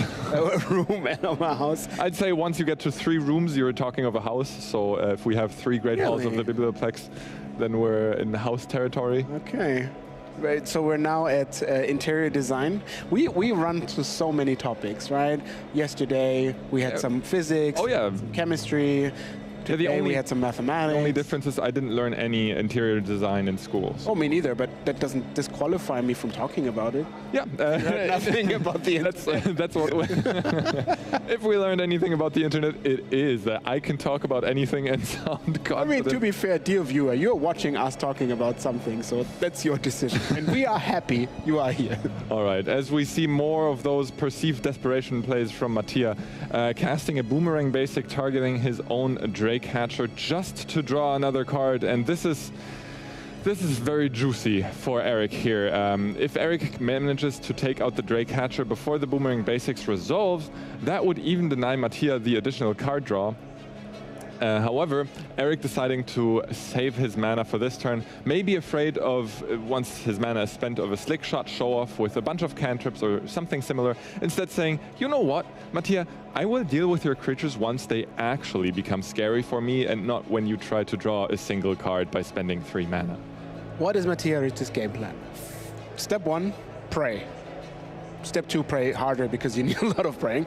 But then I think the goal is to find a Storm Chaser's talent, because then you can make an order, buy back the Boomerang Basics, and then start this loop, which maybe in a few turns gets you somewhere where you can stabilize and threaten to attack for a lot of damage. And step 4 is, again, praying, because your opponent can't really have anything in that circumstance. Yeah. So we are definitely into the territory where Mattia has to hope that Eric's hand will remain empty for a while. We've seen that yesterday work out, actually, on stream, where Is It Prowess managed to, quote-unquote, outgrind a 4-color control deck, actually, just by dodging the Jeskai Revelation. Their opponent was unlucky enough not to draw any of those Jeskai's Revelation, and then Is It Prowess still managed to close out the game. And that's very much Mattia's last hope here. Just play the game and hope that your own late game draws can overpower those of Eric. Yeah. Unfortunately, in this instance, the hope of evading Jeskai Revelation is already a flawed plan. Yeah, it is. It seems like it's not obvious yet, but it's going to become obvious fairly soon, because I see 8 mana. If there's a 3rd lesson, everything counts less. You could tap the Great Hall for 9th mana, so that makes you spell pierce proof, and I think that should be all they need to know. All right, as we see a little stack resolve there between Firebending Lesson and Fire Magic, successfully able to take out the Drake Hatcher. Both the Great Hall of the Biblioplex and the Gran are heading into the red zone, and now we can Eric can decide whether to keep up mana or potentially cast a spell during his turn. Nah, just pass. You don't really have to move. Because there's not really something you play around. I mean, yeah, if your opponent has the one-off Disdainful Stroke from the sideboard, they could draw it. But also, like, do you really have to do anything? You have another Great Hall of the Biblioplex. And I can tell you one thing, activating Great Hall of the Biblioplex cannot be Disdainful Stroked. True. So if we call this a standoff, then maybe activating the Great Hall of the Biblioplex is a tiny advantage you can get before the action goes down. The question is, how much action does Mattia really have in hand? And I assume we'll find out more about that during his turn now. Another land.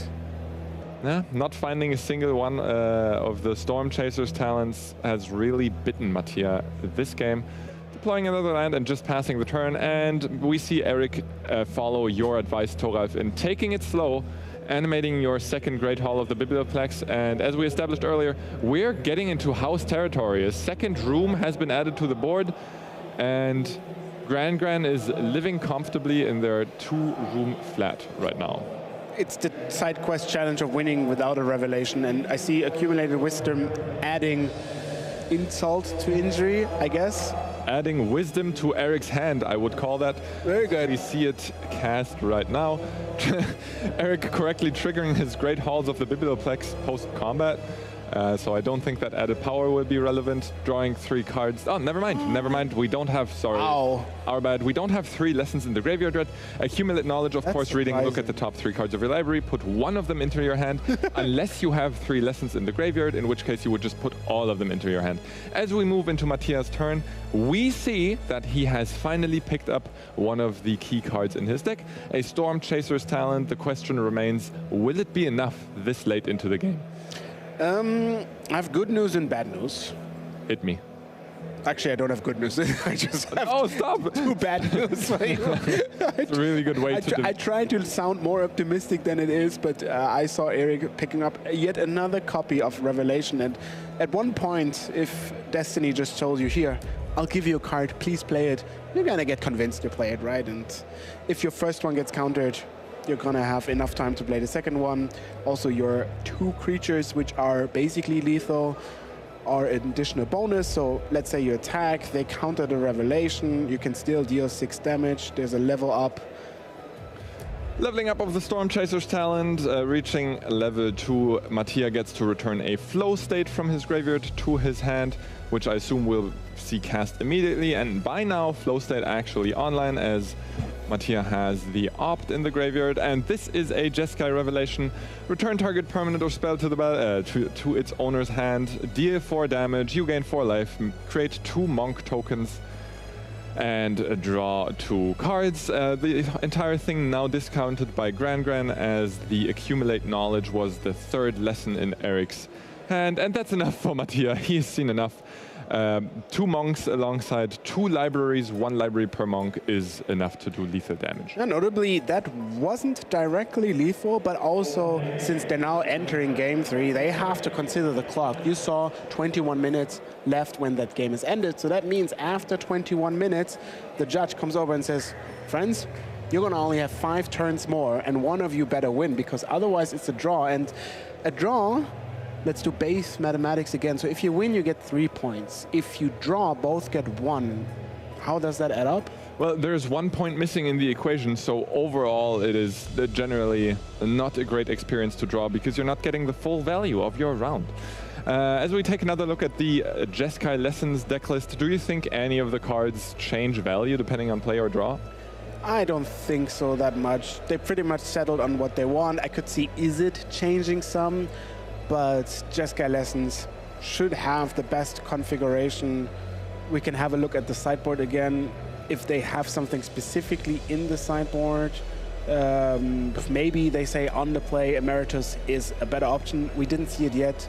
High chance that they're not going to board it in. I mean, asking the other way around, what's more important when you're on the draw? In my opinion, the cheap interaction or the mana-efficient interaction becomes incredibly valuable on the draw. Correct. So I assume we'll continue seeing the sweepers. Maybe the broadside barrages could be something you're looking to cut on the draw, because spending 3 mana after your opponent has just taken their 3rd turn might not be as efficient as needed. As Mattia yeah, I mean, you're probably not changing your configuration. You're going back onto the play, so your expensive cards that have probably already come in with the Sunspine Lynx and the Color Storm Stallion, they will remain in as you're the first one to make your land drop each turn, and then otherwise you don't really need the creature interaction.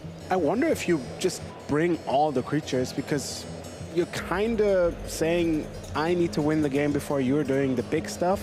And your opponent didn't show that many mass removal spells, just one Slack Storm. I think you have to cut some spells, right? Vibrant Outburst, Impractical Joke, okay, maybe some Burst Lightnings. Maybe you can't 1 or 2 Secret Identity, although, I mean, that's kind of the point why you're bringing the creatures. It's also one of the things, again, you have to have a good equilibrium of both the creatures that get better by your spells, but also obviously the spells, so you can't overboard on one of those. Yep. The Drake Catcher followed up by just more creatures doesn't trigger prowess after all, as we see both players take a look at their opening hand. Of course, Mattia Rizzi being on the play has to make his decision whether to keep or not first, and Mattia seems to be deep in the tank on another mulligan down to 6. Opening with a Spiral Bluff Canal, and once again, no 1-drop to be cast here, or at least no 1-drop creature. That's the dream, you know? And I see even more dreaming. Multiple removal spells and it will Quenchia in Eric's hand. 4-color, as well as Jeskai Lessons, has a little bit of consideration how to sequence your lands. Some of them enter tapped if you don't have the right lands in play.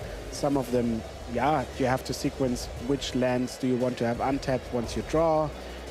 In general, we have a lot of kind of quote-unquote greedy mana bases in Standard, where you want to sequence them in a way where you potentially don't take damage off of lands like Great Hall of the Biblioplex. So if you have another source of that color, you don't want to play the Great Hall earlier, because that might lead to damage.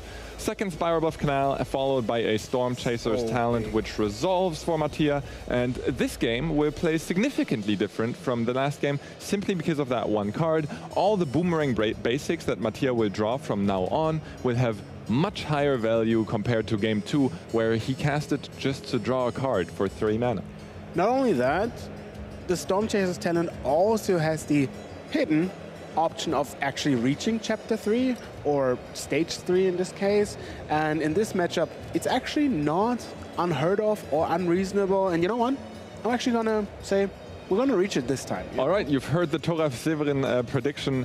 Level 3 of Storm Chaser's Talent will be reached this game. Specifically, the Jeskai Lesson deck also worse at dealing with the talent once it's on the board, compared to its little brother 4-color control, or large brother, I don't know how that works, where 4-color control does have inevitable defeat, able to exile the Storm Chaser's Talent, but Eric with none such tool in his arsenal.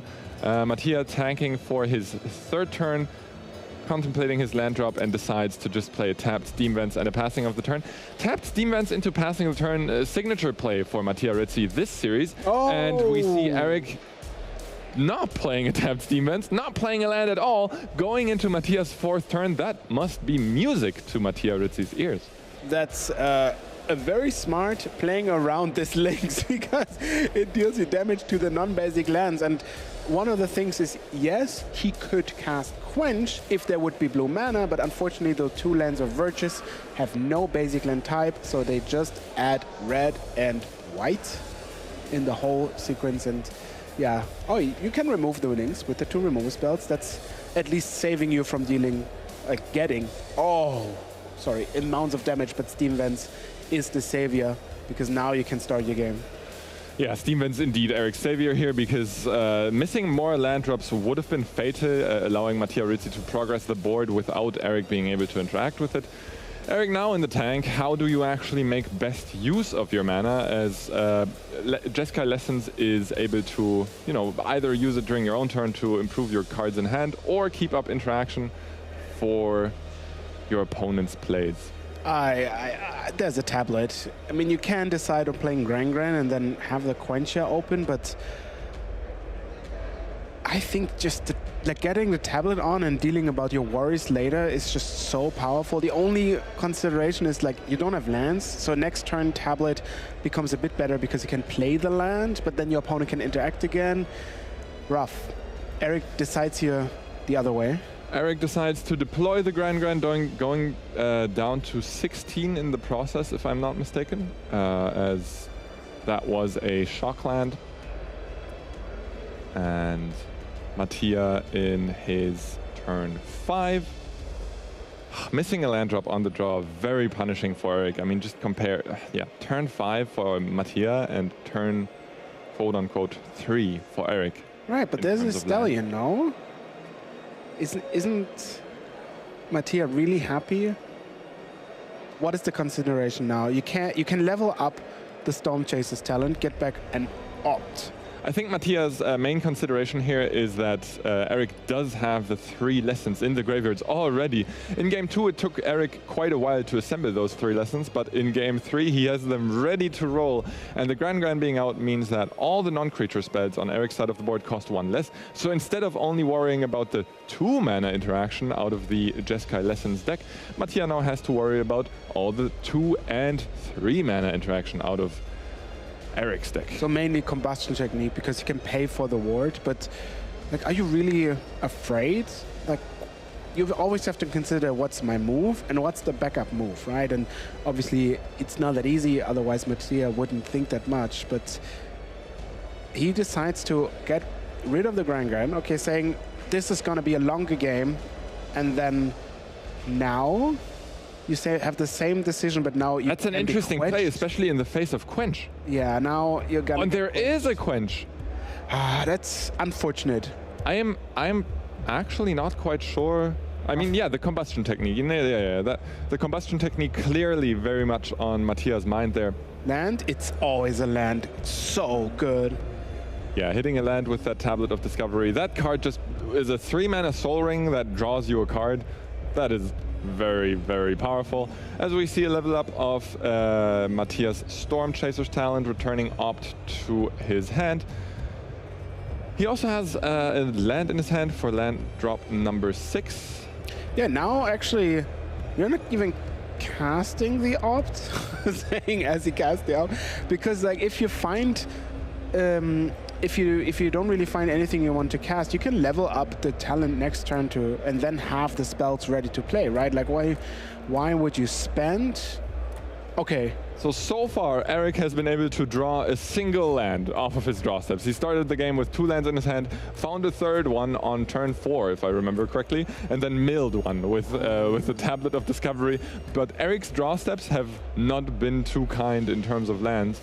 And now Mattia faced with the decision, do you level up the Storm Chaser's talent in the face of a potential Jeskai Revelation coming next turn, bouncing the Storm Chaser's talent and undoing all your leveling work? You have to.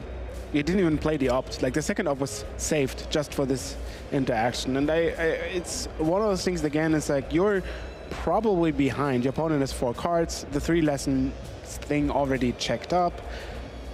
You need to now figure out what's the best likelihood of ending the game in the victory, and if they have Revelation, you have no cards in your hand to deal with that. You want to level up the Storm Chaser's talent. Do it. Okay, I'm gonna use my Jedi Mind tricks now and... Okay, show me, yeah? Level up. Wow, that was an intense quality. I hope you never do that in a game of Magic against me. Oh, how would I win a Mythic Championship without them? Without some Jedi mind tricks. All right, Eric tapping 2 mana must be a huge relief for Mattia because he knows now no Jeskai Revelation can bounce that Storm Chaser's talent, which significantly reduces the odds of that Storm Chaser's talent being gone by the end of the turn. So now Mattia's leaning back, well, figuratively leaning back into his next turn, where he will be able to create a bunch of orders, I would hope. Yeah, let's flood the board, which is good for others. Yeah, very good for orders if the board is being flooded. Mattia starting off with his sorceries, and then later on in the turn, Mattia will have to decide whether to use his instant card draw spells at sorcery speed at the chance of finding more sorceries to cast to put more orders onto the battlefield, or whether to keep up those instants to trigger prowess on the orders during Eric's turn to prevent them from potential damage-based removal, like a Pyroclasm or like a Fire Magic. Oh, wait, actually, Fire Magic is an instant.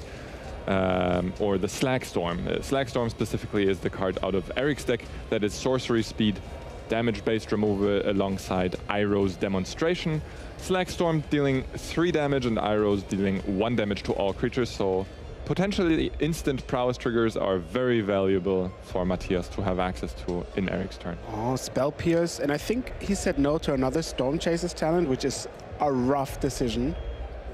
But Well, he wants to be safe against them. Most notably, Storm Chaser's Talent Order token has prowess, but level 3 of Storm Chaser's Talent only cares about instants or sorcery spells. So another copy of Storm Chaser's Talent is basically just another instant or sorcery trigger off the level 3 off of Storm Chaser's Talent. So I assume Storm Chaser's Talent kind of lower in value here, as we see Mattia Rizzi make the exact decision we talked about earlier, where do you want to cast your instance during your main phase to find potential sorceries to cast, like a Flow State or another Sleight of Hand, or do you want to keep them for prowess triggers? Mattia decides to cast the Opt right now, getting another Order token and looking for a sorcery to cast. I love it. You can find Flow States, more Sleight of Hands, stuff that you have to cast now. And yeah, they lose to Slag Storm, but honestly, if your opponent Slag Storms your Order, it's not that bad. You can just, Boomerang Basics. If that was a Boomerang Basic being picked up by Mattia here, he actually has a very tight choice between do you want to bounce something of your own to draw another card, or do you want to bounce your opponent's Tablet of Discovery? I'm not sure, actually. Mattia Rizzi obviously also under time pressure. We see only 5.5 minutes. And at this point, it becomes a little bit of the question, can I close the game? I loved considering bouncing the tablet, as you suggested, because that makes them not only lose 2 mana, but also not be able to cast multiple spells next turn. Yeah, if obviously taking away mana makes that Spell Pierce in Mattia's hand even more valuable, but Mattia, under time pressure and also with probably more knowledge than us about his specific Is It Prowess deck, decides to recast the Storm Chaser's Talent, creating another Order token and passing the turn with presumably 3 Orders in play? 3 and a non-sick one? I don't know. I assume it's...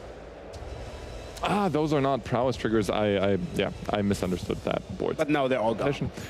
There is the Slag Storm, and we see only 2 prowess triggers in Mattia's hand between Spell Pierce and Burst Lightning, so even spending his entire hand would not be enough to save his orders from 3 damage to all creatures.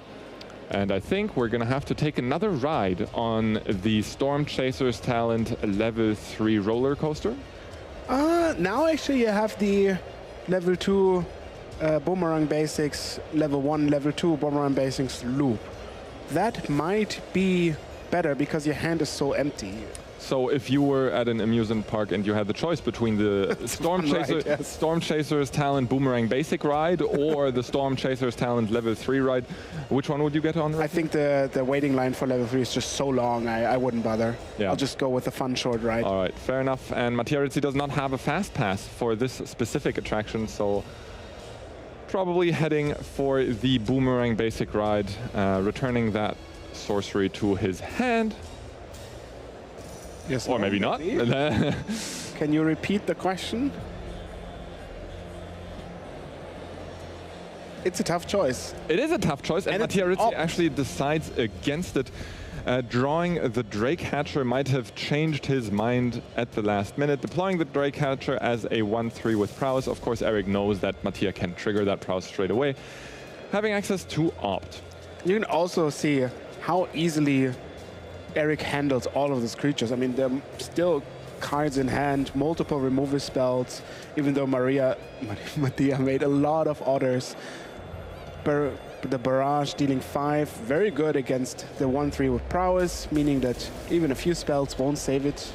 Yep, Mattia Rizzi deciding to pull the trigger on Spell Pierce here, countering the Broadside Barrage.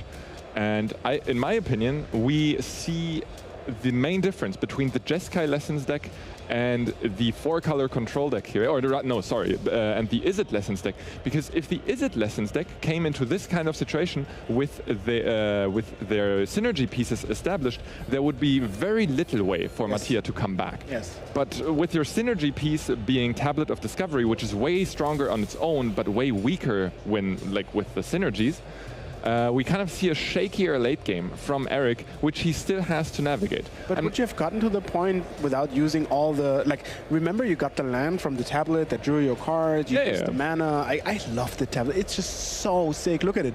You just added 2 more lands and another land from the mill trigger for 3 mana, basically 1 mana. Yeah, it's a consideration between raw power and synergistic preferences. As we saw Mattia level up the Storm Chaser's talent to level 3 again during his last turn, Eric playing another Tablet of Discovery to add more mana to his available resources, and Mattia taking his turn now. All right, go again, 2.5 minutes. At this point, you kind of really have to worry, and I think part of the consideration for Mattia definitely goes into how do I make it work, how do I finish in time, because yeah, draw isn't really the wishful ending, but also at one point your opponent can't really win anymore, and you are the only one who can win, right? Because you are the fast aggro dev, you have hasters, you have now the auto loop, and your opponent still has to defend against those, and if they're casting just revelations, you take 4 and then some from the monks. That takes 2 or 3 turns to actually. Remember, after a timeout, you do have 5 additional turns. I know, but it's finish the match. Oh no, not you have to remember that. I know that you're plenty aware of that. You've been in timeout probably more times than I can count. That sounds like he can't go Yaman's counting ability is up at 5, up 6. He's not good. Very limited. That's why he's just reading you the card. One of these 2 decks can finish out the game in those 5 extra turns. As we see an Otter token attack, presumably as a 2/2 here, Eric animating one of the Great Halls of the Biblioplexes to become 2/4 creatures, threatening a block here, and Mattia has to decide what he wants to do about it. Go for it. I think. Oh, is there the second links from the sideboard? That's a huge life swing. Incredible. Yeah, Sun Spiral Links, remember what it does. It deals damage to both players equal to the amount of non-basic lands they control. Sunspine Links costing 4 mana to do that. And right now Mattia has to choose whether to leave that Great Hall alive or try and cast a removal spell on it instead of casting the links this turn. One of the considerations is also players can't gain life, and that is really good against Jeskai Revelation, but the way Jeskai Revelation is worded is that it returns the spell first and later gains you life, which means at this point the Lynx is not on the battlefield anymore, so that is actually a way to salve yourself from lethal damage. Notably, this is only true for the bounce mode, as the 4 damage to Sunspine Links would only remove it off the battlefield after Jeskai Revelation has resolved. So if that's the mode being chosen, there's no life being If there's 4 damage before, why would I not gain my life? Well, we have to go into state-based actions for that one, and there are, while state-based actions are very interesting, I think table-based actions, like casting a stock up, are more interesting right now, because we have 20 more seconds on the clock. And Eric is under a lot of pressure. Yes. Again, 3 more turns. Your opponent has a barrage of creatures, and you really have to 9 life, defend yourself. You can't bound the links. Is this probably just a question on how do I make it until it's over and rather not winning? There is Jeskai Revelation, so you have hope in both directions, but now you have to make the calculations. Am I playing for a win or am I playing for a draw? Well, a very, very smart person once said, as long as there's delusion, there's hope. And I don't know. I didn't say that. Yes. We will have to see if Eric can bring up any delusion about his deck being able to close out the game in so few turns. That being said, the Monk tokens generated by Jeskai Revelation do have prowess. So in that sense, the Jeskai Lessons deck can put up some pressure quite quickly compared to the Izzet Prowess decks, where the Otters also have prowess. Another stock up is not going to add anything to the board, though. That's just more cards into Eric's hand. And cards in hand will not deal direct damage to your opponent. Where are all the revelations? Didn't we see like more than half the deck? That kind of screams to me that some of them must have been boarded out. Well, probabilities are a thing, of course, but at some point it does become very unlikely not finding any of them. Remember, all the cards not picked by stock up go to the bottom of the deck. So even though Eric's graveyard is not that huge, he's seen a lot of his deck. Okay, that gets rid of the links. Good start. Firebending. 9. Yeah, it's a little bit messy counting, but okay. Yeah, counting mana in this situation is especially difficult because usually you can associate one card with one mana because lands produce one mana, but then the Tablet of Discovery tapping for 2 kind of messes that up. Anyone who's played with Sol Ring and Commander knows that, and a passing of the turn, leaving 3 Otter tokens on the board is a huge opportunity for Mattia to close out this game. You're at 9, 3 spells, 2 spells, and the Otter base power do it. What do you have? 1 spell? Only 1 more creature.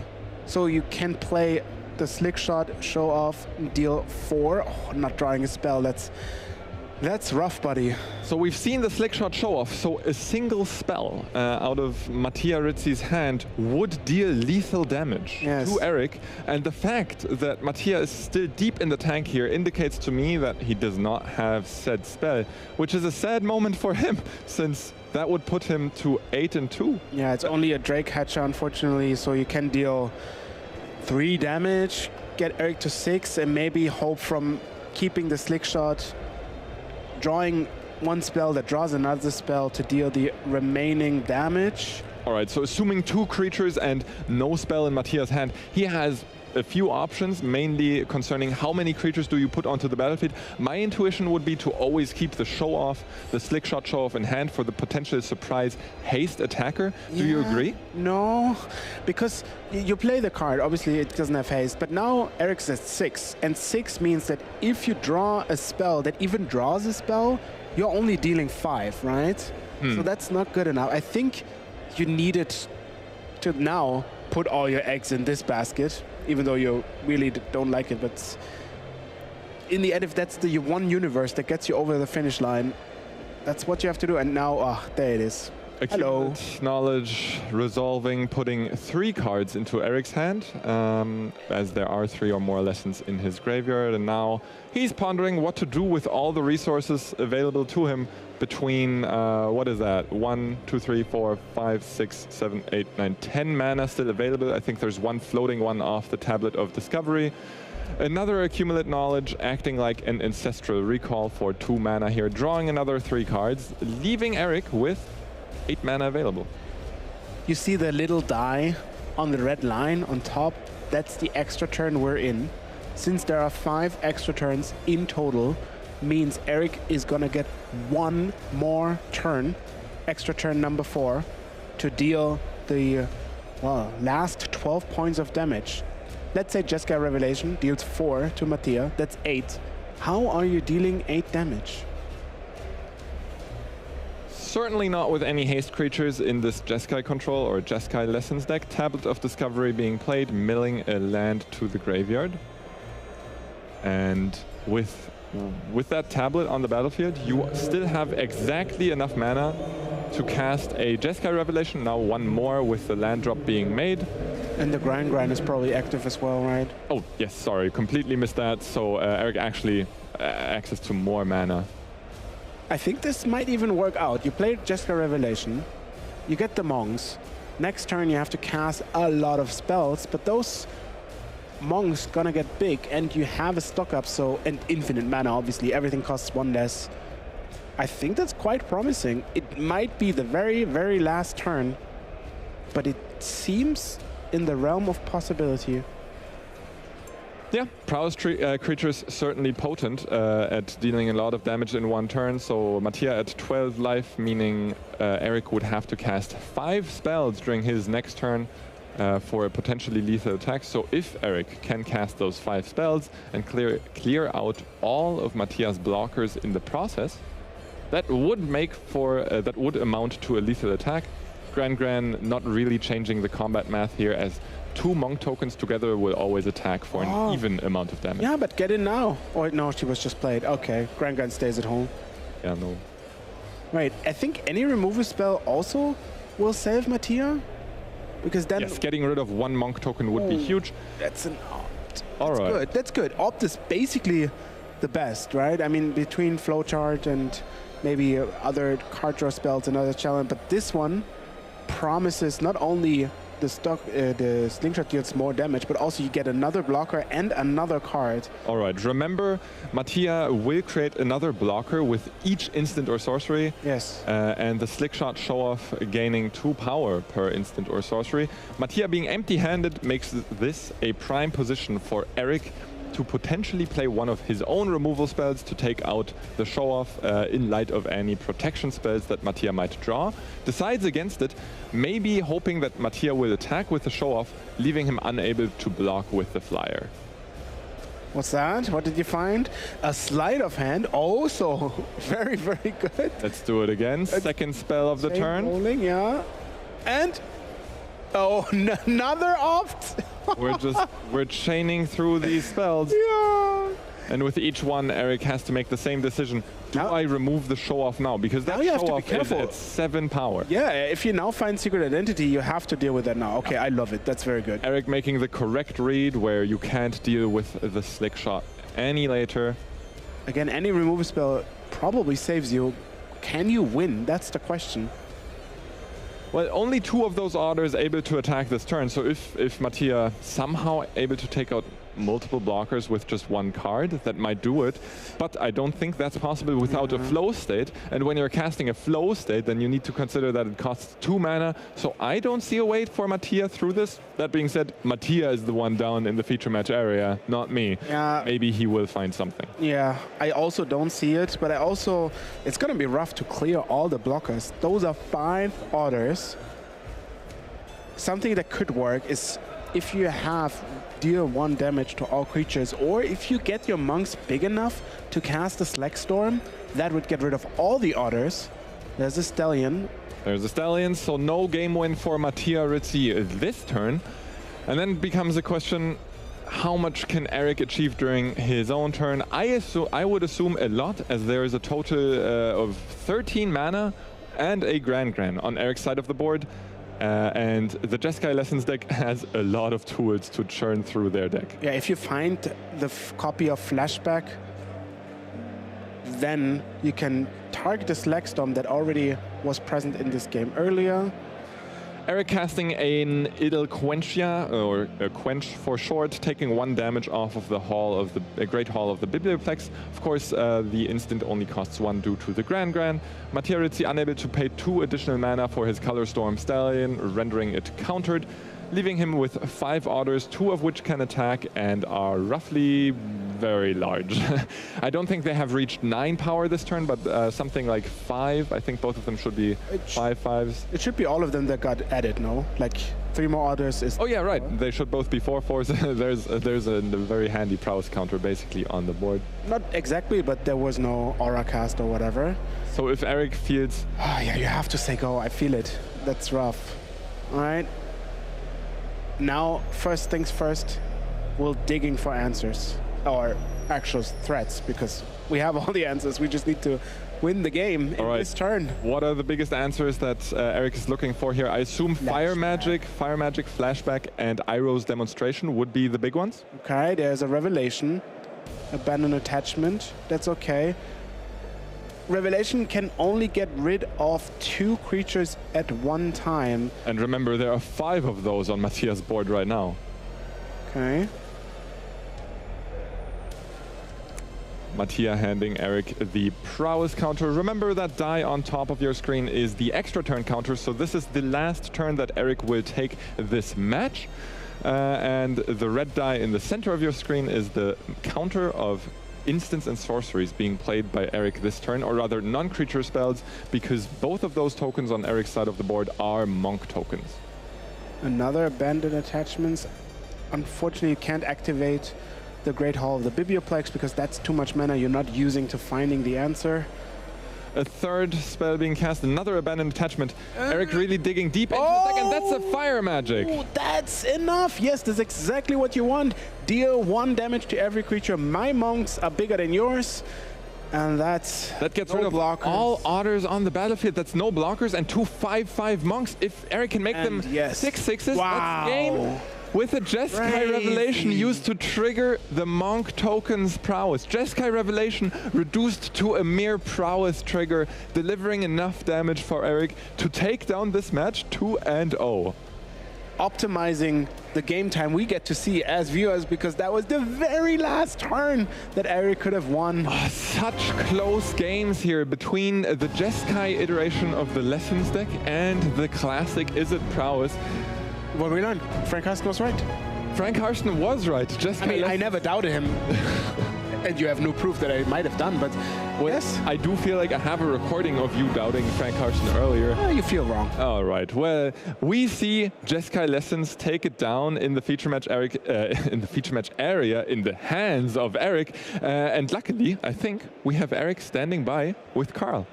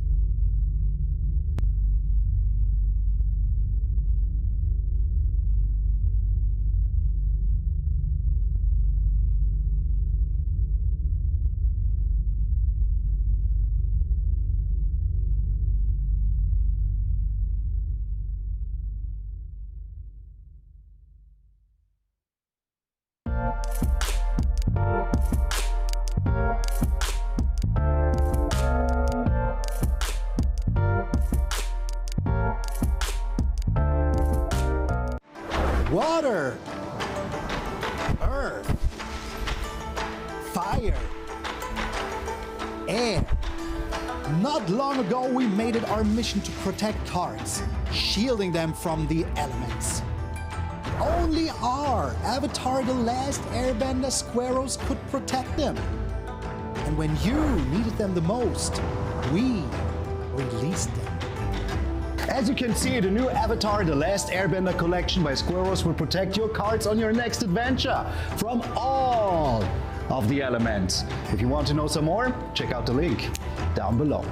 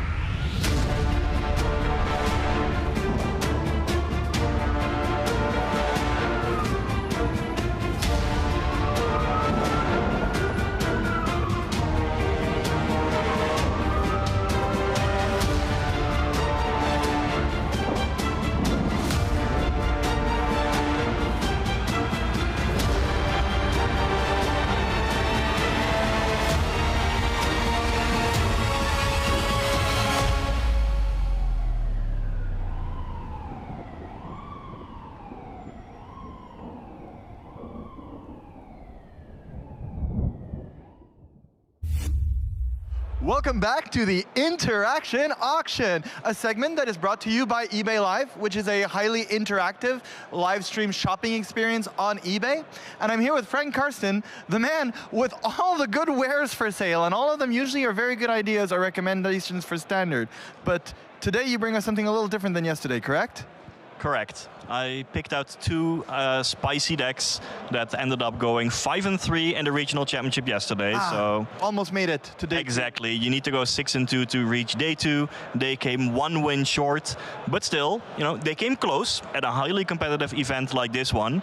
And these decks are just awesome to look at, featuring all kinds of sweet interactions. And they must be pretty strong because the regional championship is people coming with their eye on the prize, aiming to win. So they bring the best decks they can possibly come with. So these decks, if they perform well but they're spicy, it means they're decks we have to keep our eyes on. So I heard you have 2 decks to pitch to us. Can we see deck number 1? Yeah, and I'm gonna start with a sweet interaction that is featured in that deck, and it's between Mud Button Course Tosser and Champion of the Weird. Both of these are goblins.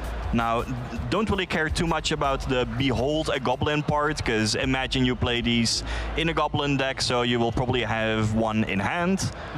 But when you have a Mud Button Curse Tosser in play, well, it can attack for a bunch.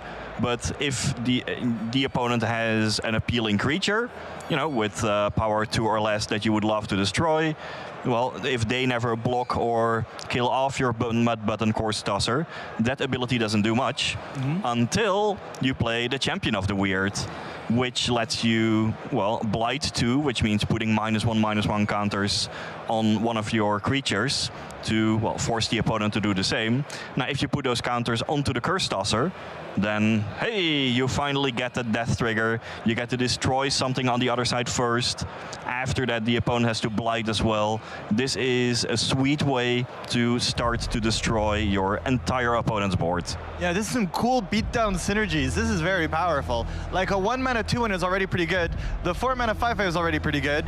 But then the fact that you get to also chain the 2-1 and do some more damage, get rid of some more creatures. They work well together. So this was the Rakdos Goblins deck that Walter Lieblich took to a 5-3 record yesterday. It features 28 Goblin cards.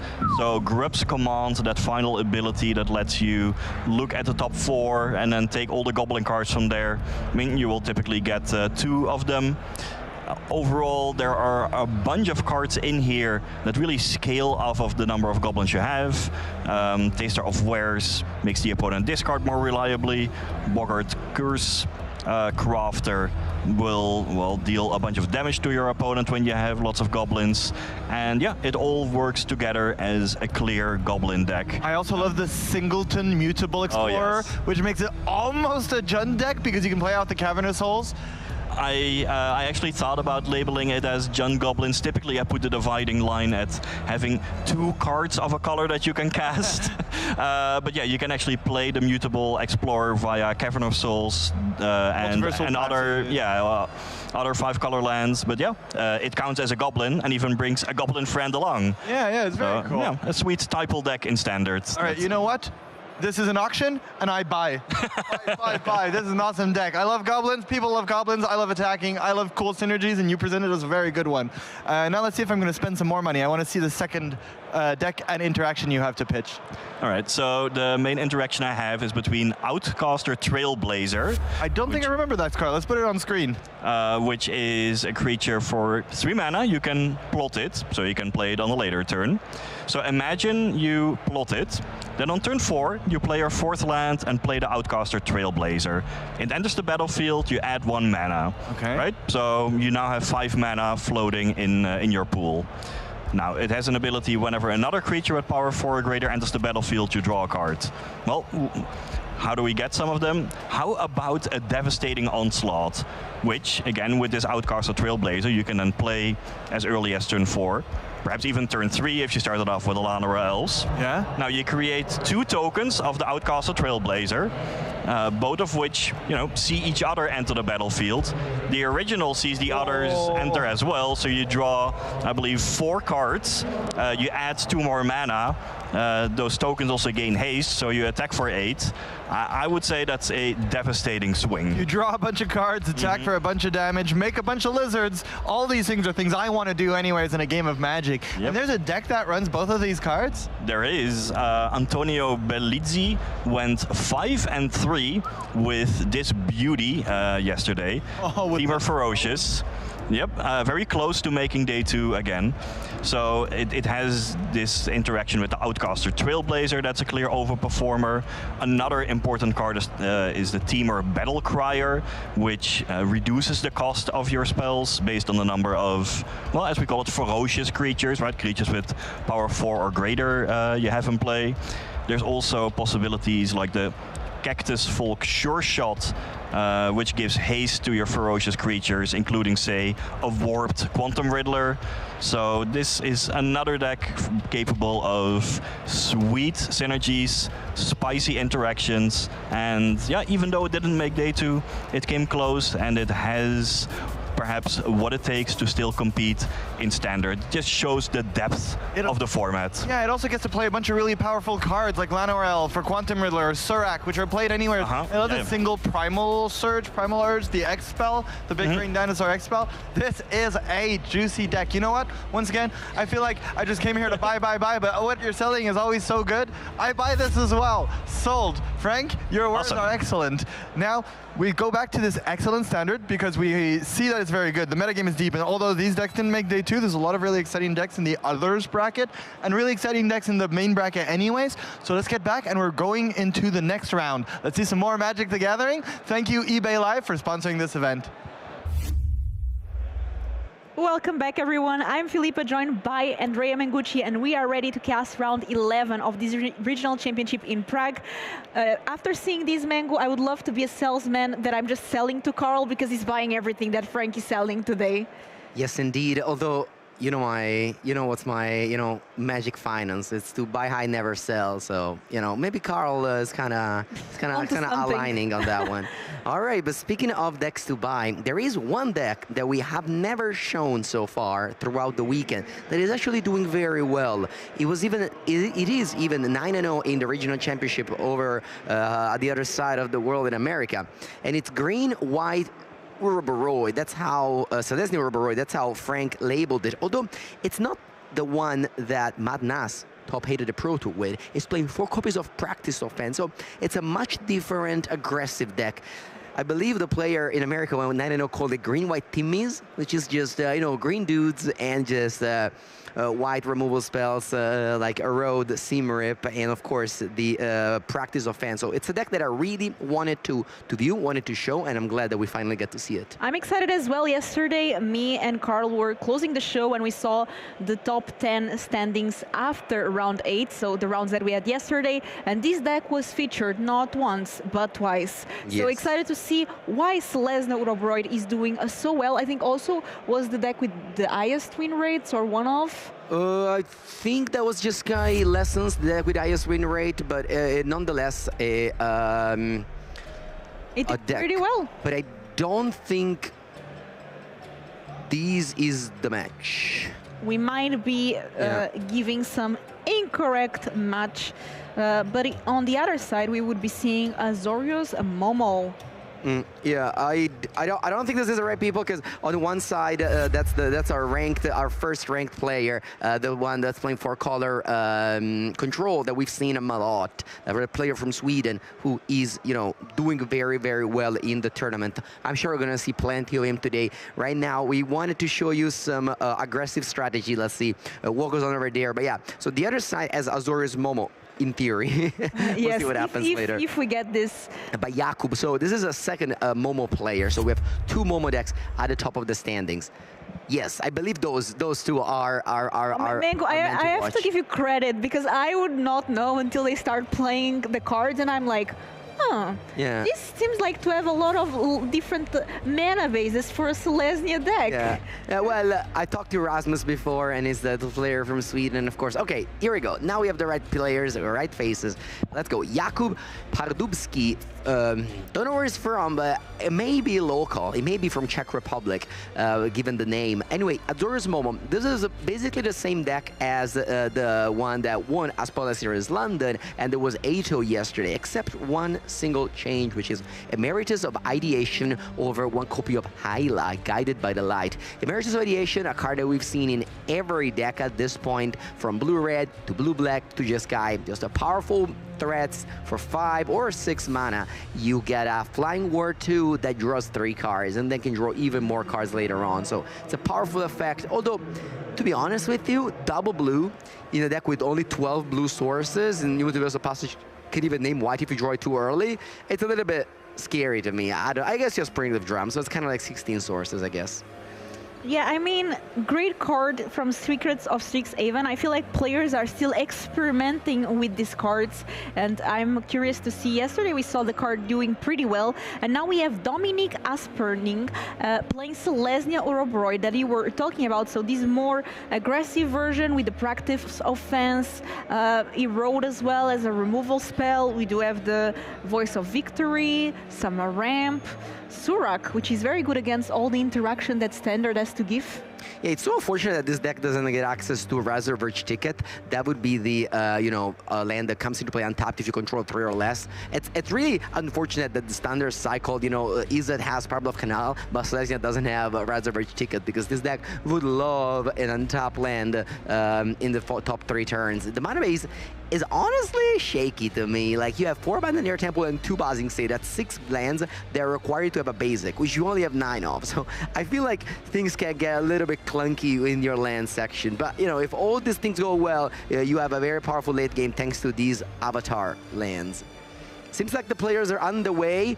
Both of them are 8-2. Yes, I was right. Czech Republic on one side, Austria on the other side. Mango Flags. Llanowar Elf, this is the best start possible. So as an Ouroboros, only plays 2 copies of Gene Pollinator, which means that you have maybe less ways of just getting on board early, but if you draw Llanowar Elves, then that's great. And on the other side, Jakub has a very slow start. And the Llanowar Elves will be standard legal and at least until 2029, because it's part of the Foundation set. Yeah, unless something happens to it, Something might happen. What? You never know. I hope not. I love Llanowar Elves. No! Give me my mana dorks. Well, let's see now. Of course, Hashwing Verge, super good. The fact that it gives green on the first side.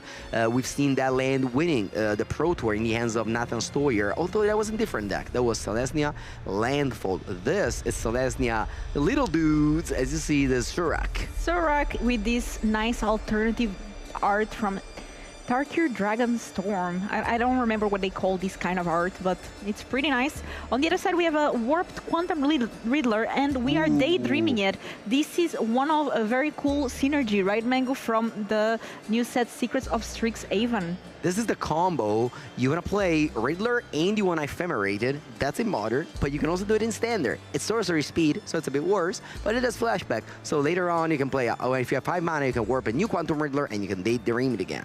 So this is a combination that leave you with a 5/7 Riddler that drew 2 cards. And this is a very powerful start. Dominic has a couple of Erode. That's not that many answers for this big beater.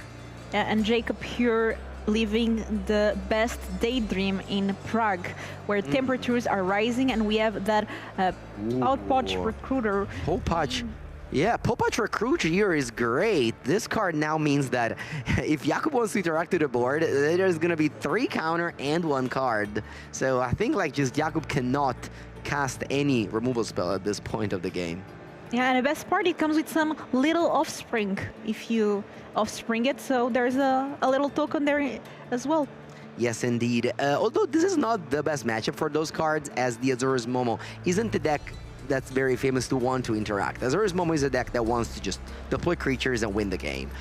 These cards would be great against the control deck, against the Izzet deck, Popatch Recruit and Surak. So, here maybe not the best matchup for those cards, but we just need an Abandoned Air Temple, and then those creatures will grow quick. Oh yes, putting a +1/+1 counter on all of those, it's sweet. On the other side, Jacob is thinking what to do with 4 mana available, 1 Quantum Riddler with a +1/+1 counter on the board. Quite a bit of cards in hand, and there is that Shepherd, Starfield Shepherd, on the Warp Zone. So let's see, starting here with a Gran, and you would think we are playing Lessons, but no. Yeah, it's just a one-off in this deck, and the reason why you play is you can tutor it up with the Starfield Shepherd, and as an excellent target to tap with the Springleaf Drum, because just tapping the Grand Grab for Springleaf Drum gets access you to that loot effect. And in this deck, looting is very important, because this deck tends to flood a lot, because you don't have a great late game. You actually just kind of draw a lot of lands at some point, and the Grand Grand helps you smoothing those draws. Grand Grand's always here to help when we need the most. And Jacob leaving 3 mana up and passing the turn. Yeah, so the name of the Dominic deck is Celestial Rubberoid, but that deck doesn't play Nature's Rhythm, doesn't play Crusher Hoof Behemoth. That is not the deck. We're playing Practice Offense, and we're playing the full playset of both Practice Offense and Abandon Air Temple. So we want to deploy many creatures, and then we want to give +1/+1 counter to them, and then just eventually attack. But we're not going to deal like 50 damage with Crusher Hoof Behemoth. We're just going to try to deal, 18 maybe. Okay, let's see what is the follow-up for Dominic. 2 mana. We are going to Voice of Victory, 2 mana, and it allows you that your opponent cannot cast spells during your turn. Yeah, and Jakub is holding an Ang, so he has to play Ang now. Otherwise, can't play Ang anymore for the rest of the turn. So he's thinking, what should I Ang? And I think the target must be Voice of Victory, because if Ang targets anything on the play, it gives your opponent a card and 3 counters. So you must plot the voice. Reading Surak here to see if Dominic gets to draw a card thanks to that airbend. Oh wow, let's give it a read together, because I actually did not know this. So let's read. Surak Elusive Hunter.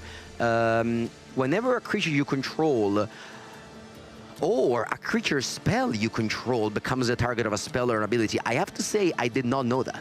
We are always learning, and Yeah. this shows why Dominic is also 8-2. Knows Yeah. all the intricacies of the deck. Yes. Obviously encountered this scenario before. Yes, Surak can't be countered, and it makes sure that your spells not can't be countered, but they have a hard time being countered. So this was nice. And now that Voice of Victory is airbended, so next turn Dominic will just pay 2 mana and replay that Voice of Victory.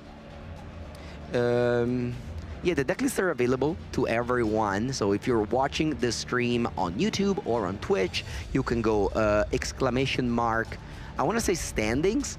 I think so, ! Standings, and it gives you the MTG Melee link, which then you can scour and see what are the best performing players playing and which are their deck lists. And let us know where you are watching from. I'm curious, do we have only European folks over here, or people from the Americas as well? Yeah, Australia, New Zealand, Africa, Asia. This weekend is crazy for Magic because we have the Spotted Series in Shiba, Japan, the European Championship in Prague, and the American Championship in Washington, D.C. So you can just watch Magic forever. The party doesn't stop. Yeah. You maybe had a little break to watch the final of the Champions League yesterday? Philippa, did you get to watch something of it? I didn't watch at all. I don't even know who's playing. I didn't know what that is. All right, it was playing Arsenal, Okay, which is a team from London, okay. versus Paris Saint-Germain, which is a team from France. Okay, that I would know because it's Paris, right? So Yeah. You know who Won. won? They went to the penalties, and Paris Saint-Germain won. oh, very nice. Yeah. Back-to-back champion. Congratulations Yeah. to Paris Yeah, Saint-Germain. we're gonna have Carl interviewing them after their win. So stay tuned for that one. All right, now let's go back to this game where the Pixie returned. Did he return nothing? I didn't see anything get returned. I think so, because it doesn't even have a counter on it. I think it was just to then get that Sage of the Skies to make a copy. Yeah, 'Cause, and what would we return? I mean, you could return the Ankh, I guess. yeah, no, but like not putting a counter is kind of bad because then you like lose 1 power, but at the same time, what do you return? The Ang? But Anging anything is so disruptive because you give your opponent free stuff. So now the voice is in, and Jakub is in a road, but man, casting a road must feel so bad here. Yeah, thanks to all those beautiful Pochpal recruit. Yeah, and Sage of the Skies is a 2/3 flyer lifelink, so Jakub wants to just win the race here. He has those 4 power plus 5, so he has 9 power. Ang took a step back, didn't attack. It's an interesting choice. The reason I can tell you. What we see here is voice resolving, I think. Last turn was kind of unfortunate for Dominic. He did not spend his mana in any way. It looks like Jakub decided to cast a road, which is definitely a choice because now you're giving the opponent 3 counters and 1 card. You would definitely love, and a basic land as well, because a road also gives you a basic land. But Surak is gone. Surak is gone, but Dominic plays 4 copies, and I didn't quite see his hand, but it's likely that he has a second one. That's the downside of playing legendary cards in Magic. You can only play one. You can only have 1 into play. And Voice of Victory resolves is now on the battlefield. That means that Jakub cannot do anything during Dominic's turn. Yes, and what Dominic wants to do is playing an untap land and playing Urabroid. Oh, that is going to be a good one. So, the mana is there. There's a lot of creatures. He has another Zorak, as I expected. As I expected him to have. So, 4 mana.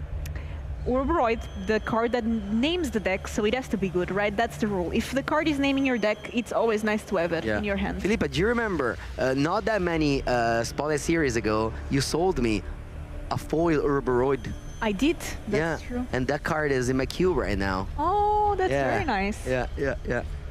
Your Urabroid, the 5th copy, of course, because 4 for standard and 1 is for the queue. You know why? Because I was playing a lot of Arena Directs and I opened a bunch of collector boxes. Must be nice. I'm a big fan of the Arena Directs, I must confess. Yeah, I believe they're online as well now, so you can go place an SOS sealed on your phone or on your whatever device that you can play For Arena some reason, on. I'm not doing very hot on Secrets of Strix. No, you know, some sets are just not your thing. No? Oh. Yeah, just I don't like the soupy decks, you know. So it's a tough one. Yeah, I played 2 limited championship qualifiers in Vegas and in Brazil, and both times I ended up going Sultai. Ooh. Salty Sultai. Very nice. All right, we're attacking with 4-3. 2 4-3s and a 3-3 trample. Yep. And giving Jakub the choice to double block. Giving a read to the backside of Aang, which is for 8 mana, is a 5-5 reach. The loser's flying for some reason. What you can do with Aang, which is cool, is that you can attack, opponent says no blockers, I don't have flyers, and then you flip it. Now it loses flying, but it's already unblocked. And this is a nice, cool trick that you can do with Aang. It does cost 8 waterbend, though. It's pretty expensive. Yeah, it is. But then you tap your creatures and they get +1/+1 when it attacks as well. Nice. All right, let's see what Jakub does. And looks like he's saying no blocks. Looks like he's just saying, I'll take it. 11 to me, I got a 5. And then can Dominic kill the opponent this turn is the question. Because he has 5, 10, 12. He has 12 damage in the air, and he does not have an Abandoned Air Temple, which would have been lethal if he drew it. He draws 2 cards as a draw step because he had no cards in hand. One is a Quantum Riddler and the other one is Starfield Shepherd. So you can shepherd. What can you shepherd for 1 mana? Yeah, we've got the limited expert in the chat telling us that the soup decks don't do too well. Well, my opponent's soup deck do extremely well, I have to tell you. You know, when you start winning some rounds, you gotta play it against the best soup decks, and they definitely seem like the best thing to do. While my Golgari deck struggles to keep up the value. This is, you know, my limited experience. Speaking of which, today's Sunday, and the players that are watching right now are day 2, but there is also the limited qualifier happening. Our friend of the stream, Arne Uschenbeth, is in the trenches. He showed me his deck, very, very good. He's a very good player, so I'm sure he will crush it. Yeah. Well, let's not put pressure on him. I'm sure he will have a good time. That's what we say. All right. Ooh, look at that. Look at those tattoos by Jakub. Those little hearts in the wrist. That's a nice tattoo. Always nice to see tattoos on the arm or on the hands of Magic players because they get to have all the showtime here in the future match area. While Jakub Pardubski from Czech Republic is playing home. Well, I don't know where he's from, but he's definitely defending his country here in Prague. Ooh. So we have that Quantum Riddler there being warped. 3 cards, but it doesn't have the out of top decking the Abandoned Air Temple anymore because it can't activated. So that possibility of winning the game on the spot is now gone. And now Jakub finds himself with 4 cards in hand. Daydream and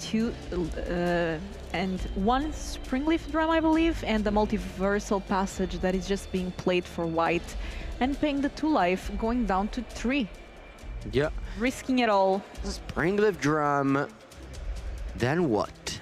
He can loot with Grand, can tap the drum and the Grand to get a mana. Well, Daydream is nice because like it untaps a Riddler. All right, in this case, you can just once again blink yeah. I think what we want to do, you know what? I think what Jakub can do is he can actually play Daydream first on the Riddler, draw 3 again. No, he just chooses to loot once. Ooh, Hela is a nice draw. Actually, the way he played is better because now he gets to gain extra life. So he can go Hela. No, he doesn't. But there's the Daydream there. Yeah, so we're going to draw 3. Okay. Could have gained 1 if he played Hela first. What is he looking for? You already... Oh, that's what he was looking for, exactly. Right? Yeah, it must have been that. It must be that. So he can now play Sage of the Skies and get a copy. And now you race, you attack with your flyer, and you hope that you don't die on the swing back. It's tough because you're at 3, your opponent has Uruburoid with 1 counter on it. There's all these recruits. Voice Yeah, I mean, Victory. Trample is the name of this game. There's also Abandon Air Temple in play. Yeah, okay. I mean, Sage of the Skies is lifelink, so that's relevant. So there's a lot of lifelink creatures. So let's give a read to Sage of the Skies. That card says... Whenever you cast a spell, if you cast another spell this turn, copy this spell. And it has flying and lifelink. Okay, so it doesn't have to be exactly the second one. You just need to have played another spell. If you've cast another spell this turn, copy the spell. Okay. It's not like Cosmo grants in it. Yeah. Yeah, Jakub really hoped to draw Practice Offense, which would have gave him lethal. He did not find it, unfortunately. That's why I did not play the Hela there. No offense, has to go on the defense, but a lot of flying, so if Dominic doesn't find a way to close the game, it is game. Yeah, he decided to pass the turn, not attack with anything. He decided that it was crucial to not die to those offense. I mean, those Quantum Riddlers do have quite a bit of toughness, plus the Sage of the Skies do have lifelink, and there's 4 of those in the board, so it's not that easy to pass through the wall that Jacob has amassed. Yes, let's see. Dominic is now asked to do math, because math is not for blockers. There's also the Mobilize 2 on Voice Victory, yeah. so that can make 2 creatures. Yeah, that's the lie that people tell you. Math is for blocker. Math is for everyone if you want to play well. You can tap 8 actually and flip the Ang. That's interesting. Jakub can just like block and tap 8 and get a 5/5. That actually, let's read the backside of that card because I know it's a 5/5 reach, but I think it has an extra text which is actually not that bad.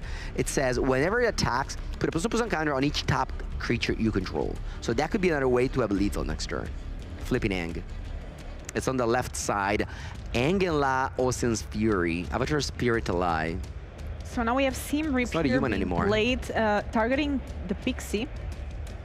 Okay, and of course Jakub can't just flip Ang, because otherwise it would be toughed out.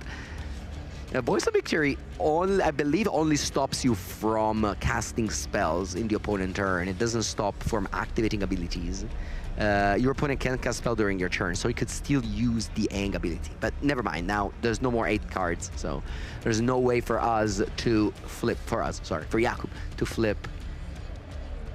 Let's see now if Dominic has lethal after killing this Pixie. Funnily enough, Pixie was the only target in this battlefield because the copy cards have CMC 3, have mana value 3, so they cannot be seam ripped. Despite a copy token usually has 0 mana, a token has 0 mana, a copy token doesn't have 0 mana. We've learned this with Splinter Twin back in the days. The Seaver Exarch was 3 mana. Okay, so we're going to combat, deploying 2 counters on every creature, and then you have a second Uruburoid, which will deploy 3 counters on every creature. I'm not great at math, but this seems like enough, Mango. What do you think? Yeah, and it's important that you trigger the bigger Uruburoid first. Than the smaller Uruburoid. That's because the bigger Uruburoid pumps the second Uruburoid. So there's 7 counters on those bunnies, which means that 2 + 7 is 9. They have 9 power. The smaller one has 8. this Voice of Victory is also attacking for quite a bit, for 7. Then there's the 2 mobilized creatures, and then there's Roboroid itself. There's also, you don't see it, but there's a Llanowar Elf off camera. It's near the last Posh recruit. Voice of Victory gets 2 tokens. And yeah, Llanowar Elf is also attacking. So if you're counting the math, you have to add a Llanowar Elf that's off screen. Yeah. So how do you block this? I don't know. I mean, I'll let Jakub do the math. See, so Mattis for blockers, Mango. Yeah, I remember watching the top 4 of Madnas versus watching the top 4 of Madnas versus Nathan Stoyer, where Madnas had what it seemed to be lethal, and Paul Chion was thinking forever about if it was lethal or not. Then Paul Chion spotted lethal, Madnas did not go for it. So that was an interesting one to watch, and unfortunately for Matt, then it just Nathan top decked the what was it? I think he top decked the escape tunnel and won the game. So. That was how that top 4 match went, and then eventually gave Nathan Sawyer the Pro Tour trophy, the second Pro Tour trophy. Incredible stuff. We're double blocking. Did you ever attack thinking you had enough, and then you're 1 off and you just concede immediately out of shame? Maybe. I mean, I play so much Magic that must have happened. Jakub is thinking how to not survive. I mean, that Quantum Raider has 1 counter on it, not 5. But the thing is that even if you survive somehow, that's not true. Practice offense can still have lethal, so the game is not over here. Because Jakub is gaining 6 life, 8 life, so it goes to 11. And he can let 1 Popach through, because that's 8-10. Okay, so he actually survives here. Yeah, he survives, and he can top deck practice offense and maybe spot lethal. We'll see. It's not over until it's over.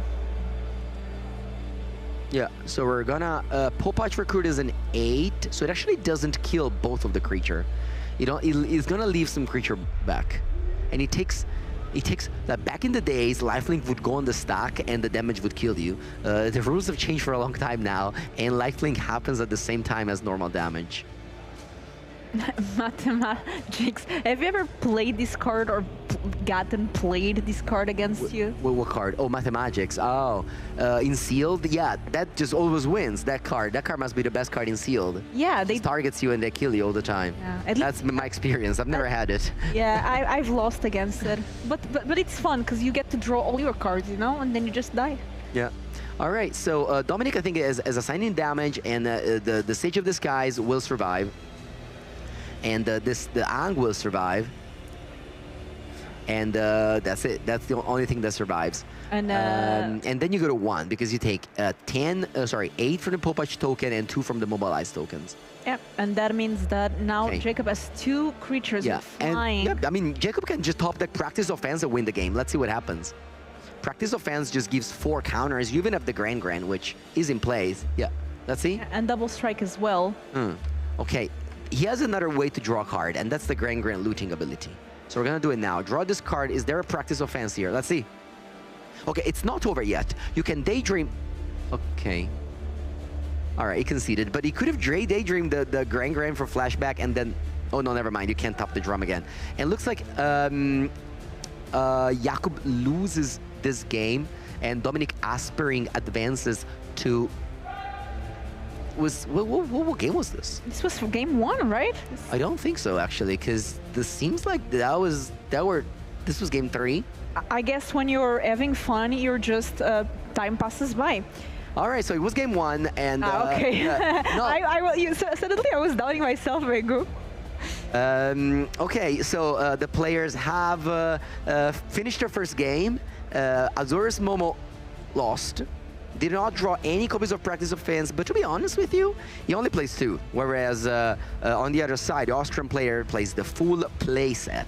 So he's going to be, just more likely to draw it by a simple 4/2. So the players are now checking their phone because, of course, this is an open event, and you have to look at your opponent's sideboard in order to sideboard correctly, especially if you play against a deck that you're not very familiar with, like this Selesnya deck, which, again, it it was a popular, it was a fine deck. It was a popular deck at the PT, but after the PT, but this version is slightly different. So you might be maybe caught a little bit unprepared, and we can maybe take a look at their sideboard. And here, Jakub plays a bunch of weird cards. Glenelder Guardian and Stoic Sphinx are not common, as well as that Fearing Strike and Height of the Ceiling, cards that you don't often play against. But, ooh, Filipa, what do you think about Avatar's Wrath in this matchup? I think it's a very interesting one. So that's a way to airbend all the creatures, and until the next turn, they cannot cast creatures from anywhere other than their end. So that is a way, you know, this game, it could be pretty useful. Yeah, that's indeed a card that's going to come in, Avatar's Wrath. I've been wrathed very many times by the Azorius deck, the Azorius Prison deck, which used to be a big deal in Standard, but it was really non-existent at this tournament. Azorius with the High Noon. And, I haven't seen Avon Interrupter, yeah, I haven't so seen any. Crazy how the metagame switched in that regard. Dominic Aspiring, this is his sideboard, and he has 3 copies of Restoration Magic, a card that I have seen back in the days of Hammer Time in Modern. I haven't seen very much in Standard though. You have a Sheltered by the Ghosts, which will come in this matchup, as well as the interesting.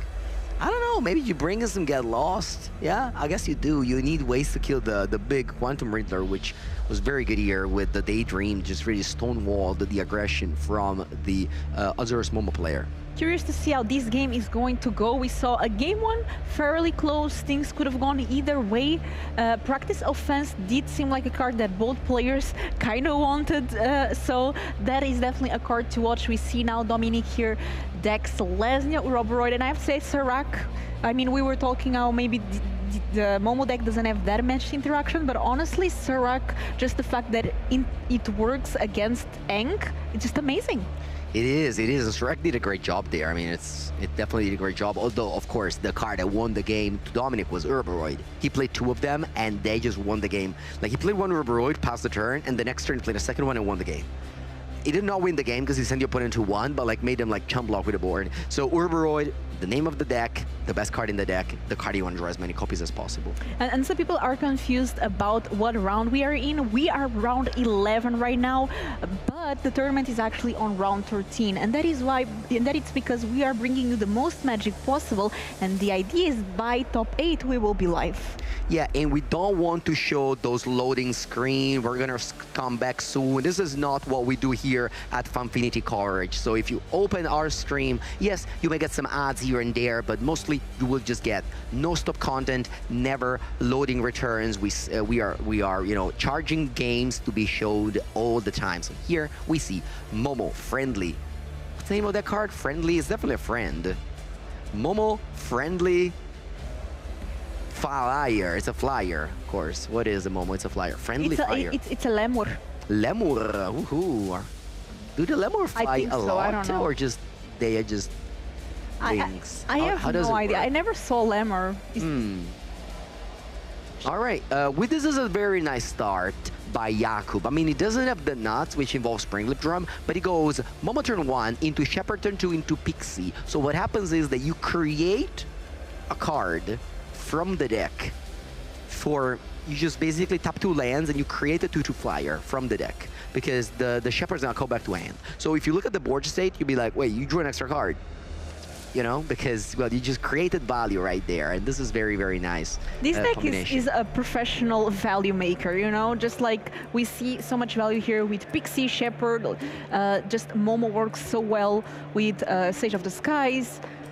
Yeah, and you also dealt 2 extra damage because Momo gets +1/+1 for each flyer that comes in. So this is a really, really good start. Again, Springleaf Drum would be the ideal start, but, well, you don't always have the best start. And it looks like Momo flies because it's a Lemur, that it's also a bat. Oh, that's why. Because normally Lemur don't fly. Yeah, but this one is a hybrid. Not that I've ever seen a Lemur, but I think it's in the Madagascar cartoon. Yeah, yeah. I think that's where we all watched. Yeah.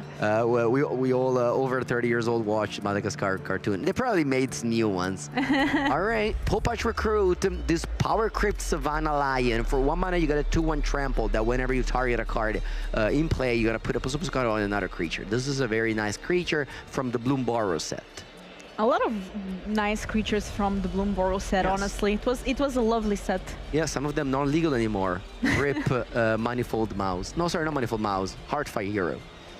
All right, another Temple comes to play untapped, and then we see a Budgermole Cub, one of the strongest card in the format. It's a Grizzly Bear, 2/2/2 that airbands a land. That means that one of these 2 lands will become a 1/1 that next turn is going to give 2 mana whenever you tap it. It's even better if your turn 1 is, instead of Podgepaw Recruit, is a Llanowar Elf or a Gene Pollinator. Yes, that's But true. still pretty good, you know? All right, let's see now. Jakub has the Practice of Fence, that card that he was looking desperately for last game. That would have gave him lethal last game. He did not find it. It's here now in the hand. Let's see if he's gonna be able to. I think so, actually. I think like the way this game goes is Flyer. Normally, Flyer beats ground creature. So Jakub is just amassing those Flyer over and over and over, and eventually pay 3 or 5 and play Practice of Fence kicked and just win the game. Let's see if the plan Ooh. will work. We have a Daydream now on the Starfield Shepherd. Daydream works very well with Quantum Riddler, but also with Starfield Shepherd. And now Jakub can pick up a Plains.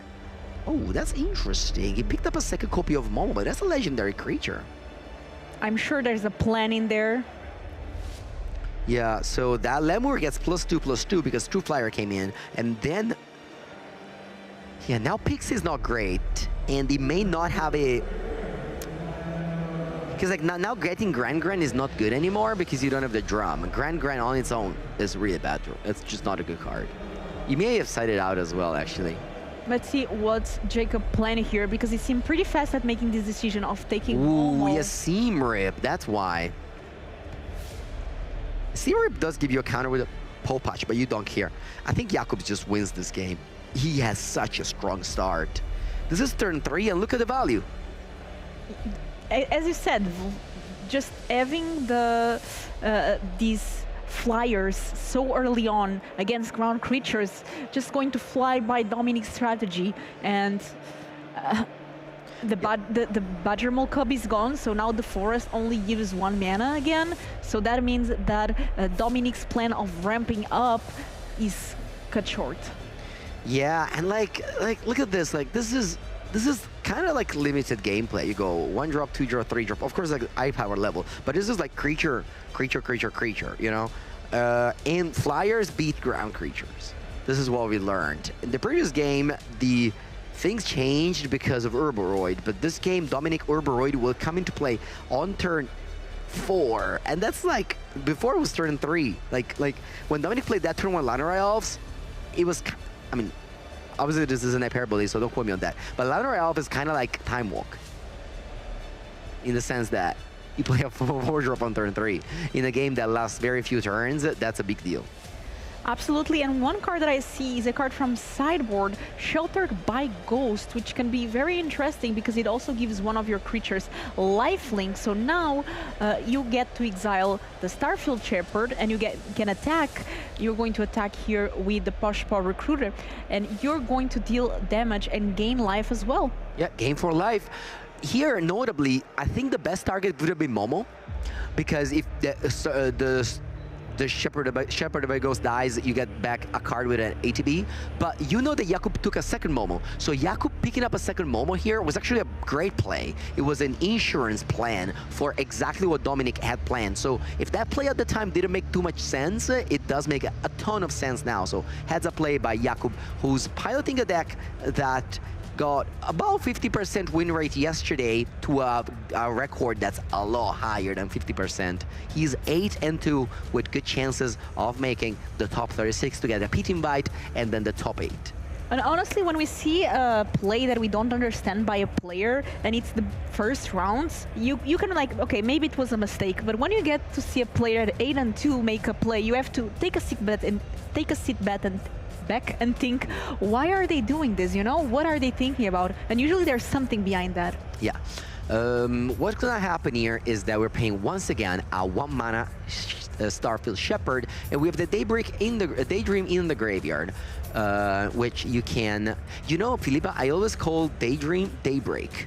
Daybreak is the company that runs Magic Online, but somehow in my mind, even yesterday when I was doing the card viewer, I kept on writing Daybreak instead of Daydream, and like no cards showed up. Like, They actually sponsored Mango before he came here. Yeah, like, well, if you can sneak in our name while we are doing, you know. I mean, it's a Magic Online, you know, the team that handles Magic Online. So you know, Watts is definitely happy to hear their name. You know, Daybreak is doing an amazing job with Magic Online. That platform thrives, and that's the way to. Wow, it keeps on taking momos though. Why?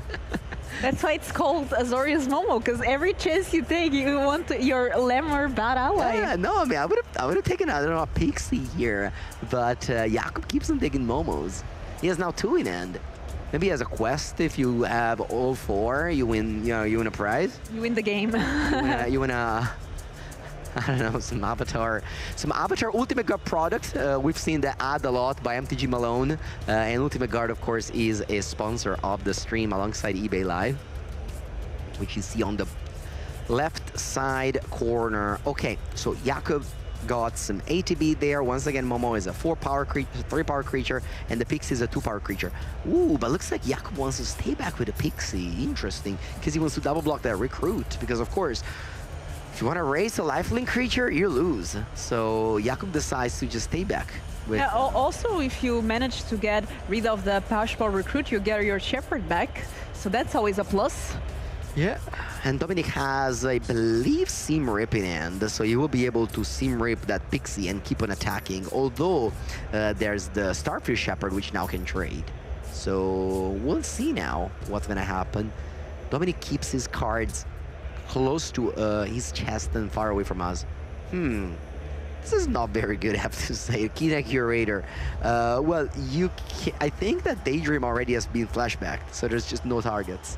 No cards in the graveyard. It's a 3-3, you know. Yeah. Honest work. Pretty good against other decks, you know, that rely on the graveyard, getting rid of the lessons, making the flow states worse. But Okay, so Jakub now is lethal. It can go practice defense flashback. But Dominic has 1 mana up, and 1 mana up might mean a road.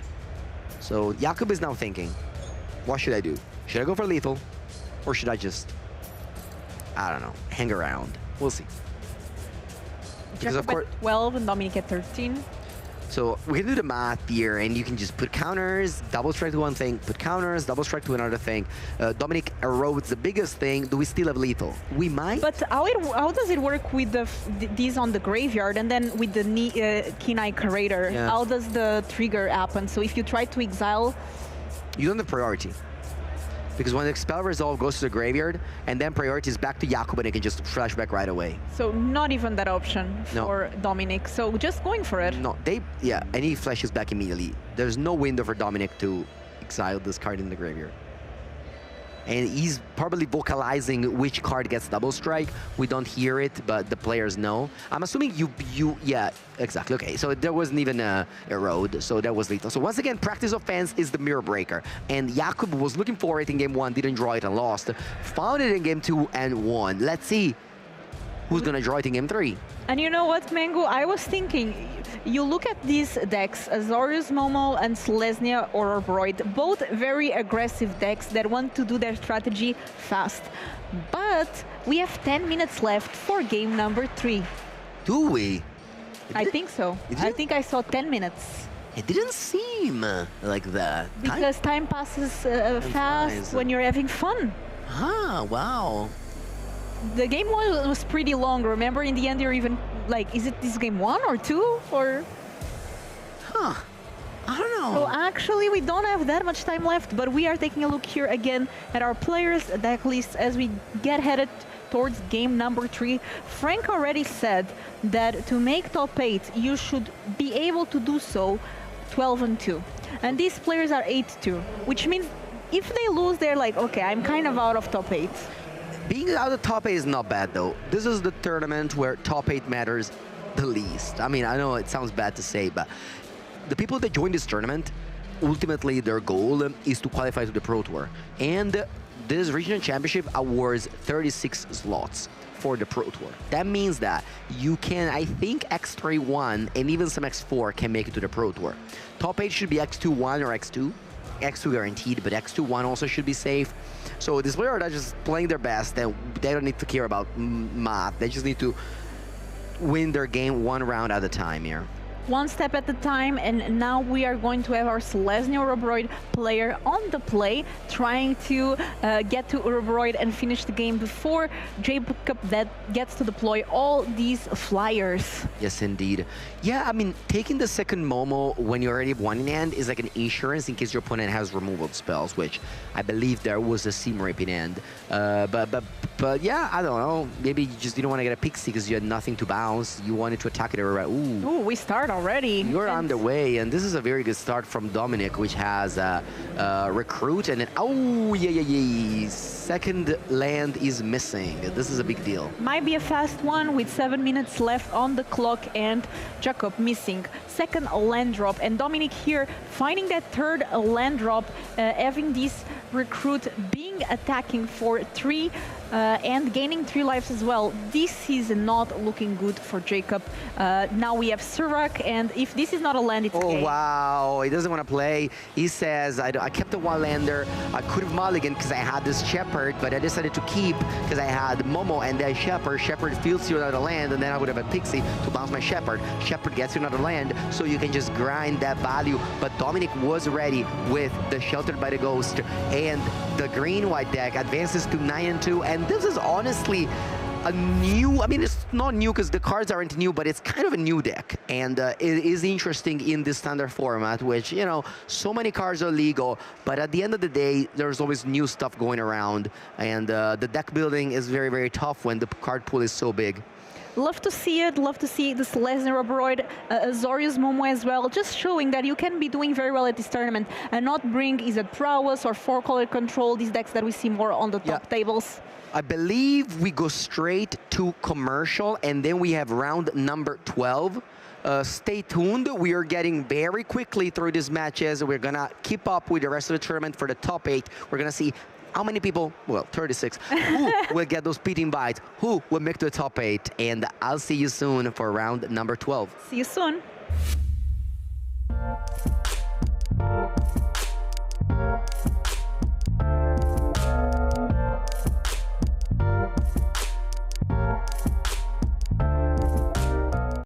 They did what?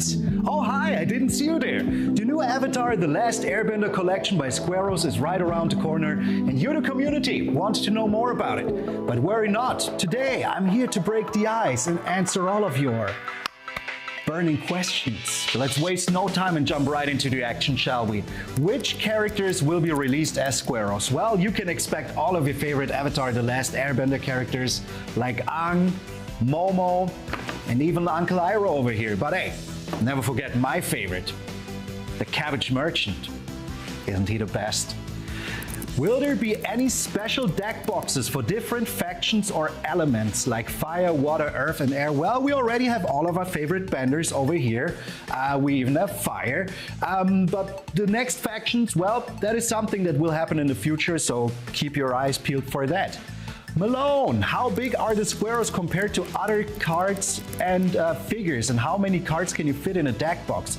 Well, these are Return to Earth boulders by Ultimate Guard, so they're the same size as those, and they all fit your typical 100 cards double sleeve commander decks if you need to. So yeah, put them all in there, they're safe, you can shake them around, nothing to worry about, safe and protected, as Ultimate Guard always guarantees. Will there be any pre-order promotion or special bundles? Well, once all of these beautiful deck boxes hit the market, you'll be able to collect them all, even in this very beautiful upper collector's box where you can fit them all. Does the deck box also fit in other trading card carrying cases or backpacks? Well, as we already said, these are made by Ultimate Guard, so you can be certain that you can put your Ultimate Guard deck boxes into your Ultimate Guard cases. So if you already have one, just put them in there, bring them to your next Friday Night Magic, and get ready to beat your opponents in style. Are the Squaros made of the same materials as Ultimate Guard boulders? Yes. These are Return to Earth boulders. They're almost completely made out of renewable material in Germany. So yeah, I like them a lot, and I must say these are one of my favorite products that I will always keep on using And now having my favorite characters on them just makes them way freaking better. Alright, we have time for one last question. Can you use your squirrels for something other than trading cards? Of course you can! You can put your dice in here. Of course you can put your tea in there. But there's so many different uses like... Who put cabbage in my squirrel? Well, my friends, sadly that is all the time we've got for today. But I want to thank this amazing community for all of your cool questions. And if you do have some more, please feel free to ask them in the comment section. We of course hope that you will enjoy these very cool Avatar The Last Airbender squirrels just as much as I did. And if you need any more information, check out the link down below. And you want to know even more? Check out these cool videos. Welcome back to Regional Championship Prague, where we're heading straight into the next round. No downtime whatsoever. And we're going to watch an interesting matchup between Jeskai Lessons and Is It Spelementals, which... Okay. That's new for us. Yeah, it's new. Oh, you want my expert opinion? Oh? Well, I was going to lead in there, but yeah, you're right. We haven't seen that matchup on stream yet. Right. Jeskai Lessons we saw. Yeah. Basically 2 rounds ago, we covered it. Really interesting take in the Lessons deck, adding white, Jeskai Revelation. But now the Spelementals is another form of Izzet, not prowess, but using really big creatures, elementals, to cast them for cheap. Half elemental costs less for your instance, adding more crap we saw as well, and then top up with Thunderflock! Thunderflock, the key piece of the deck. We're in round 12 now, and it's getting thin. Yes, now everything counts. I mean, we say always everything counts, but now everything really counts. In total, we have 14 rounds. So that means you probably need 12 wins, 2 losses to make top 8. Yeah, then you're locked, right? Like with X and 2 generally... This is also then the round. That means where some, if they are undefeated or really getting close, it means if you win this round, you're probably going to make it. Yeah, that being said, we're not watching any undefeated players this round as we head down into the feature match area. Both of these players have already taken their losses, but it's promising to be an exciting match nonetheless. Jeskai Lessons is basically, if you want to sum it up as quickly as possible, it's the Izzet Lessons deck, but dropping the synergistic control pieces, Artist's Talent, and Monument to Endurance for instead the spell-based late game. And this version in particular adds not only the Jeskai Revelation, but also the Improvisation Capstone, a card that we've seen make an uptick in Standard over the past week. I mean, you don't have to get me sold on this card. There doesn't need to be an auction. I'm buying it without you telling me anything. If you tell me that not only can you play the capstone and get a Jeskai Revelation for free, that's not even the best case. You can get other cards before it because it doesn't need to be that you hit that first. If you hit a 2-drop first, you go on and hit the 7-drop later. Indeed. And luckily most of your deck is pretty cheap, well, comparatively cheap.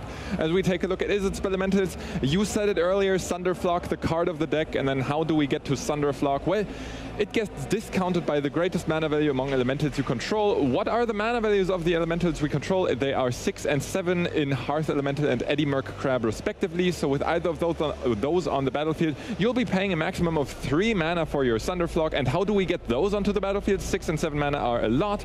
Instead, they both get discounted by 1 mana per instant or sorcery spell in your graveyard. So you play them for cheap and then have a strong piece of interaction in the Thunderflock available. This weekend, we have seen Thunderflock beat the strongest of boards.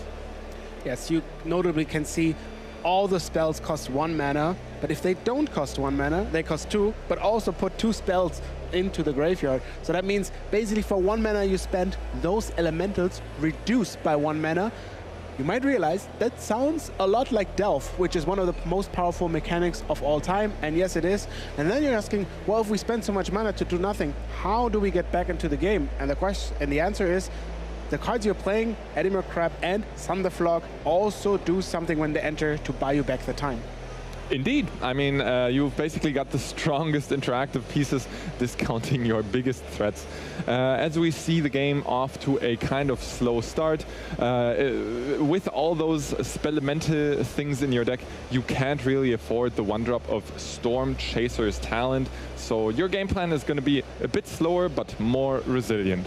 you will see a lot of doing nothing, doing nothing, doing nothing, and then all of a sudden doing everything. And yes, Jessica lesson, abandoned attachment, already 2 lessons in the graveyard. The 3 lesson count to make this accumulated wisdom make you draw 3 cards 2-way there. Pretty good state. Yeah, 2/3 of the way there. Just one more as we see a crucial turn for the Jessica Lessons deck. Turn 3, that's where an impactful artifact might just enter the board. So powerful, and that's exactly what you need against the spell elemental decks, because once you have that in play and there's not much to interact, we see here Get Out, which can only counter creature or enchantments, And not artifact. I think we're about to see the artifact. No, Aw. it's a stock up being played by Matteo Buschi, putting 2 additional cards into his hand. More hand card fixing, accumulated knowledge. Can you look out for the 3rd lesson to turn on your Ancestral Recalls? So Matteo knows I have a little bit of a calm phase, right? Turn 1, turn 2, turn 3, all of those, not gonna happen anything. My Yeah. opponent will cut.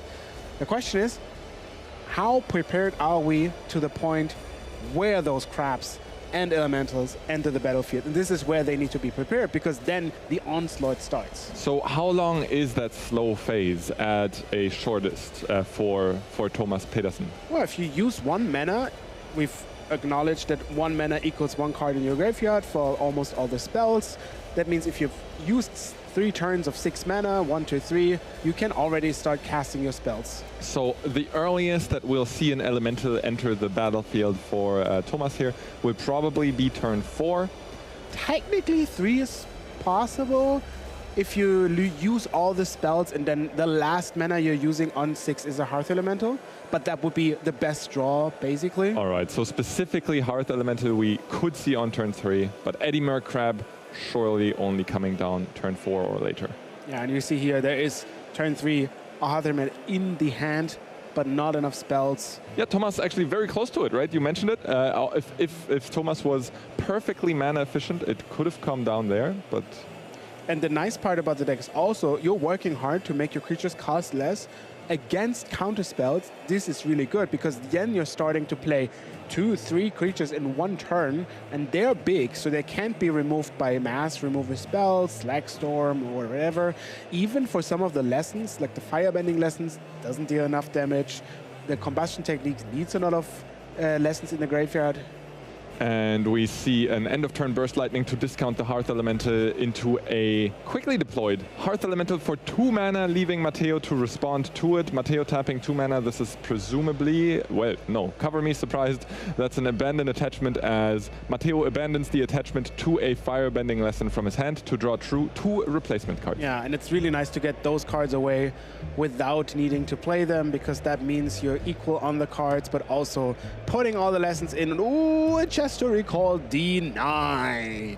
Spell Pierce at the end of all of this. Matteo was unable to pay 2 mana, but that leaves Hearth Elemental on the battlefield and able to attack next turn. And yeah, now is the second phase of the game where those elementals start coming and keep crushing. And that means you're gonna have to remove all of them individually, most of them even bigger than the Jeskai Revelation. So that's gonna be a rough hill to climb. Tablet of Discovery hitting the battlefield, milling 1 card into Matteo's graveyard, being able to cast it this turn. Another Tablet of Discovery off the top. He just keeps chaining those. Notably, how bad or how unfortunate is it for game 1 that Thomas's best creature, Thunderflock, does not really have any impact, since Matteo doesn't put any creatures onto the battlefield. It's fine when you can bounce the monks, right? It's also okay because it has 5 toughness, so you're not in love with it, but also it is a 2 mana creature, and they can only remove so many 5 toughness creature one at a time. So if you can play it out, you'll play it out. If you can use it for the monks, you do it. It bounces a Grand once in a while, so it could be better, but you could be much, much sadder instead.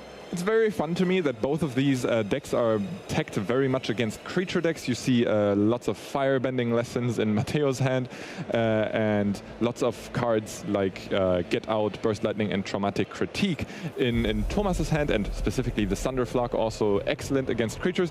And then in this matchup they're kind of just sitting there and being like, well, that's awkward. The Get Out is actually amazing in this deck because it not only can counter something but also bounce 2 of your creatures.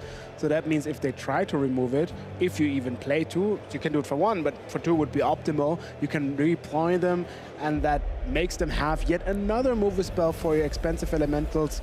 We will see a lot of no damage because Matteo's trying to kill all the creatures on time, because why would you get hit if you can remove them? But at one point it will be too much. So at that point, is that the case when the Revelation takes over, or will the elementals close the deal? Yeah, of course, the Jeskai Revelation, a huge commitment from Matteo's side of the board when a Spell Pierce might be lurking from Thomas. However, only one left. So Thomas knows this is open deck list. They saw the deck list. 1 Spell Pierce has been cast before, so now he only has to play around 1 more. Yep. 1 more is the name of the game, as we see a stock up resolve, putting 2 additional. Magic is the name of the game. Like, oh, yeah. Yeah, I messed that one up. Sorry, I thought we were playing 1 more. But if you combine 1 more and Spell Pierce, you have 1 piece. That's also game. 1 piece. Different Yeah. one than this one. Okay. No, yeah, I completely messed that up. Sorry. Yes. To our viewers, Magic the Gathering is the name of the game, and Matteo is playing it quite well at the moment by putting more cards into his hand. Casting an Accumulate Knowledge is the lesson that will draw him 3 cards. This time no counterspell by Thomas Pedersen. I assume if he had that Spell Snare in his deck in his hand, preventing a draw 3 would be on top of his bucket list. Probably the best case scenario you can hope for. And there are many, many creatures. And I'm kind of now concerned for Matteo. This is really the turn where it swing around. At 14 life, you only have a few more to give before it gets really threatening. Combustion Technique, very good start for that. Combustion Technique trying to trade even on mana with the Hearth Elemental and Get Out used in the exact way that you outlined earlier, Torav, saving his own creature, basically trading 1 for 1 for a removal spell, because Thomas recognizes it doesn't get any better than this in the matchup. Trading for 1 of your opponent's removal spells is the highest value you'll get.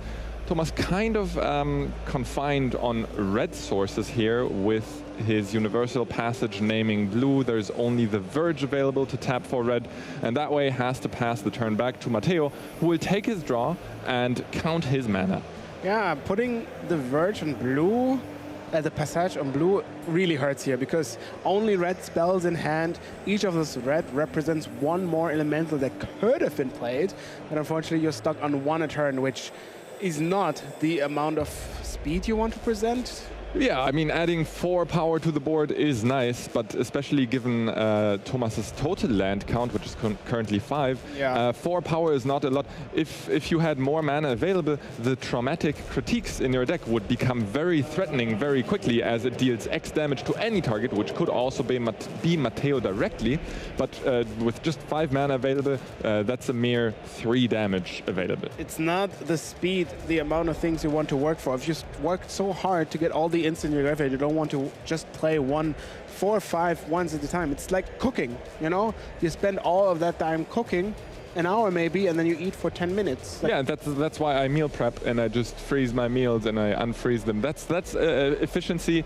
I would argue meal prep is the, equivalent of casting Hearth Elemental for 1 mana and then spending the rest of my mana on card advantage. But then you have to meal prep for 2 or 3 days at once. Oh, you don't know how large my fridge is. Oh, do you have a fridge of Hearth Elementals? I have a fridge of Hearth Elementals. I stocked them all up, and I need to do some sleight of hand to get them out of there. Well done. That's my average day in the life of Yamin Kauf. Most notably, Hearth Elemental also has a, secret hidden mode, I say, but it's also an adventure card, so you can technically use the last elemental in your hand to go on an adventure, discard your hand, and then draw 2 cards, which should give you a few more cards to work with, and then obviously the main part of the card is still castable for the normal cost. And here we see that big commitment I talked about earlier, 7 mana being invested by Matteo. having to be afraid of that second spell pierce in Thomas's hand, but deciding, yup, you don't have it, and calling his bluff on the matter. Thomas actually did go for the adventure that you mentioned earlier, discarding his hand, and Jeskai Revelation bouncing the other Hearth Elemental in response means that while the adventure resolves, the other Hearth Elemental is in Thomas's hand and has to be discarded. Pretty smart play by Matteo, who now takes control of the board. If Jeskai Revelation was a food, what would it be? If Jeskai Revelation was a food, I think it would be maybe pizza, because it's a bit of everything. Though maybe there's a better idea of something that combines sweet and savory, because in my opinion, Jeskai Revelation is a prime example of a food that combines sweet and savory, because you gain life, you deal damage, you get board presence, but you also get card advantage. It does it all at once, and I think pizza is kind of the closest thing I could get to there. As Andrea would be proud. I don't know if Andrea would approve of combined sweet and savory pizza. Oh no, pineapple, of course. I can confirm Andrea is a lover of pineapple on pizza. All right, well, yeah, he can't get Next enough time of that. ask him about a Pizza Hawaii. He will be very happy to share his opinion. He can't get enough of that. I assume what he also can't get enough of is prowess triggers on monk tokens, because we already had one of those, and we're getting a second one with yet another Jeskai's Revelation.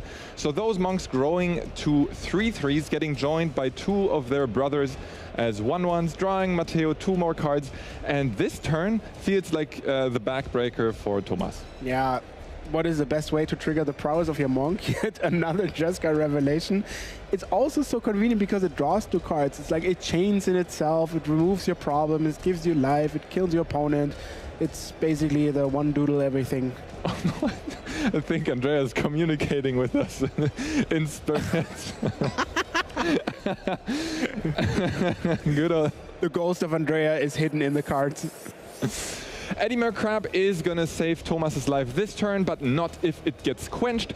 Both monk tokens will attack for lethal as 4/4s, 2 4/4s. That's 8 damage coming Thomas's way, and puts a swift end to game 1 in favor of the Jeskai Lessons deck. Yeah, and the mana was really the issue here. If you would have had 2 or even 3 red mana, you could have played all of those hard elementals at the same time, and that would have put infinite pressure. Unfortunately, only 1 red means 1 creature at a time. Yeah, and that just puts about 4 pressure onto the Jeskai Lessons deck Yes. here. As we move on to sideboards, let's see what Jeskai Lessons brings to the table, or rather to the post-board games. Remember, you get to exchange any of your cards in the deck against any of the cards in your sideboard. As we see more cheap interaction by the Jeskai Lessons deck here. If I'm not mistaken, this is very close to the exact deck list we saw just 2 rounds ago, including the 4 Prices of Freedom. Those unlikely to come in against the 2-color deck, but what will? So in this case, you're actually quite happy because you have a clear game plan, right? Your Firebending Lessons, dealing 4 damage at a time, aren't gonna cut it. So they're gonna be cutted. You see, word joke. So you're gonna get something that it's more value from your sideboard. You can get a Flash Freeze that counters the Heart Elementals. Heart Elemental really the start of the chain, together with Eddimer Crab. And yeah, you can get a Disdainful Stroke. Obviously, you can counter all the big elementals. And again, I'm a fan of Emeritus. I think that card should be in every deck in all history of time, but we'll see. We have great expectations of Emeritus, and then I want to mention last but not least that vacuuming up the graveyard for those elementals to remain expensive. As we take a look at the Is It Spelementals main deck, which of those cards are going to come out against the control deck that is Jeskai Lessons? It's another one of those cases where you have the payoff and the enabler in one deck, and you can't really cut one of each. Like, you have to keep a balance. You can sideboard out some of the elementals or some of the spells. Impractical Joke, obviously not the greatest card, because you do want to keep some removal spells for the Grants, but then sideboard all the rest. Breath Lightning does that perfectly. Traumatic Critique does that perfectly because it has additional value. And then you can shave some of the other spells depending on what you bring in here. Or do you want to be a little slower, getting some more card draw spells, like 2 stock ups, maybe some counter spells, or my personal favorite, the Emeritus of Ideation. Nice. Emeritus of Ideation having another prime matchup here, probably being boarded in. How do you feel about Ashling Rekindled specifically? Because we've seen all the other tools in the sideboard. There's good interaction, but Ashling Rekindled really brings the elementals back to the ground, no? The Ashling specifically is for when your opponent really messes with your graveyard, because she gives you 2 elemental mana you can only spend for elementals and instants, of course. And this is kind of the deal if you want to still cast your crabs when your opponent plays something like Rest in Peace or Ghost Vacuum.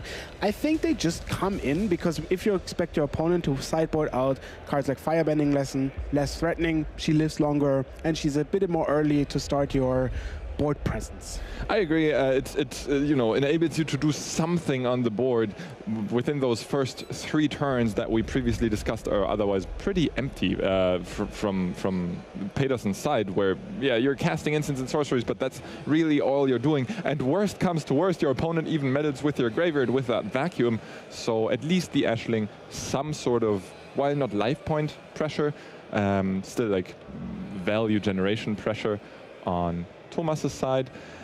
As both players take a look at their opening hands, it looks like they're both happy, and we're off to the races with Thomas Pedersen already putting his sorcery into his graveyard. Do you think Andreas thirsty? Is he unquenchable with thirst? I don't know. Is it thirst for pizza? Is it thirst for pineapple pizza? I would Thirsty assume. for food? No, I don't think so. Tapped Steven Vance on Matteo's side. Well, his game plan is not defined by the early instants and sorceries to be put into the graveyard. The pressure is on Thomas here to do that, because his deck only becomes active once his graveyard is stocked up, and he's doing excellent in that regard. Yes. He's doing so well that by next turn we could see a Hearth Elemental in play if Thomas chooses to. Yeah, 100% mana conversion, the ideal form. 1, 2, 3. No Ghost Vacuum on the other side. I see Emeritus, so that makes me happy. Some more spells. It's amazing what this deck can be. Ooh, another Ral. Another Ral, as we have to see a third land. Yes, we do. Shocked in Steam Vents, so I'm almost certain by the end of this turn we might see a Hearth Elemental, as I get proven wrong and Thomas, I think, just passed the turn. I have to eat up my words immediately. I don't get to eat pizza, I just get to eat up my own words. Does that make you thirsty? No, actually my own words are very tasty. With Matteo's third land entering the battlefield here. Why would you pass? What is the inclination? You want to keep up Flash Freeze for the tablet. I'm a genius, I saw the future. All right, well, maybe I should try eating some of your words, Thoralf, as Thomas has successfully reduced the mana cost of his Hearth Elemental down to a mere red mana pip.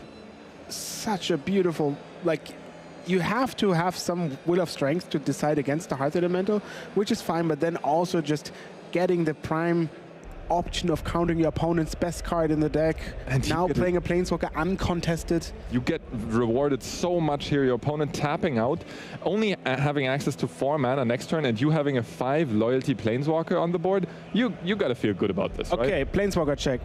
Senor Yamin, tell me, what does Ral do? Well, luckily we have our card spotted. Putting the card up right there on Okay, screen. can you read?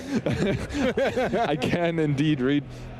That being said, Thomas does have the decision to make whether to go for card advantage or board presence here, and I consider the choice of plussing Ral to put an Otter token onto the battlefield crucial, because it also gets it out of range of a potential burn spell or things like that. In addition to you just being the aggro deck in the matchup, you are the one that generally wants to put on the pressure in this matchup, and without any creature on the battlefield, I think it's trivial to create the Otter token here, already triggering both of his Otter's prowess. Well, I call Ral an Otter because that's what he is in our card preview here. Sure. Growing the creature token to a 2/2 and growing the Ral to 6 loyalty.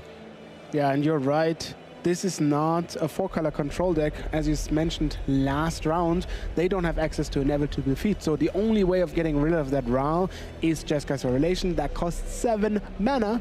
If it's not interacted with, you could still spell pierce it or counter it, that's fine, but that's the first time they can do something beyond damage, and instead of going down and maybe Ral being like exposed to some of the direct damage, you go up and that saves Ral. And actually, we might be seeing an ultimate fairly quickly. That's 10, yes, but you do get one a turn naturally from the other, so your opponent has to care about the others, and you play more spells in those turns. That's going to go quickly.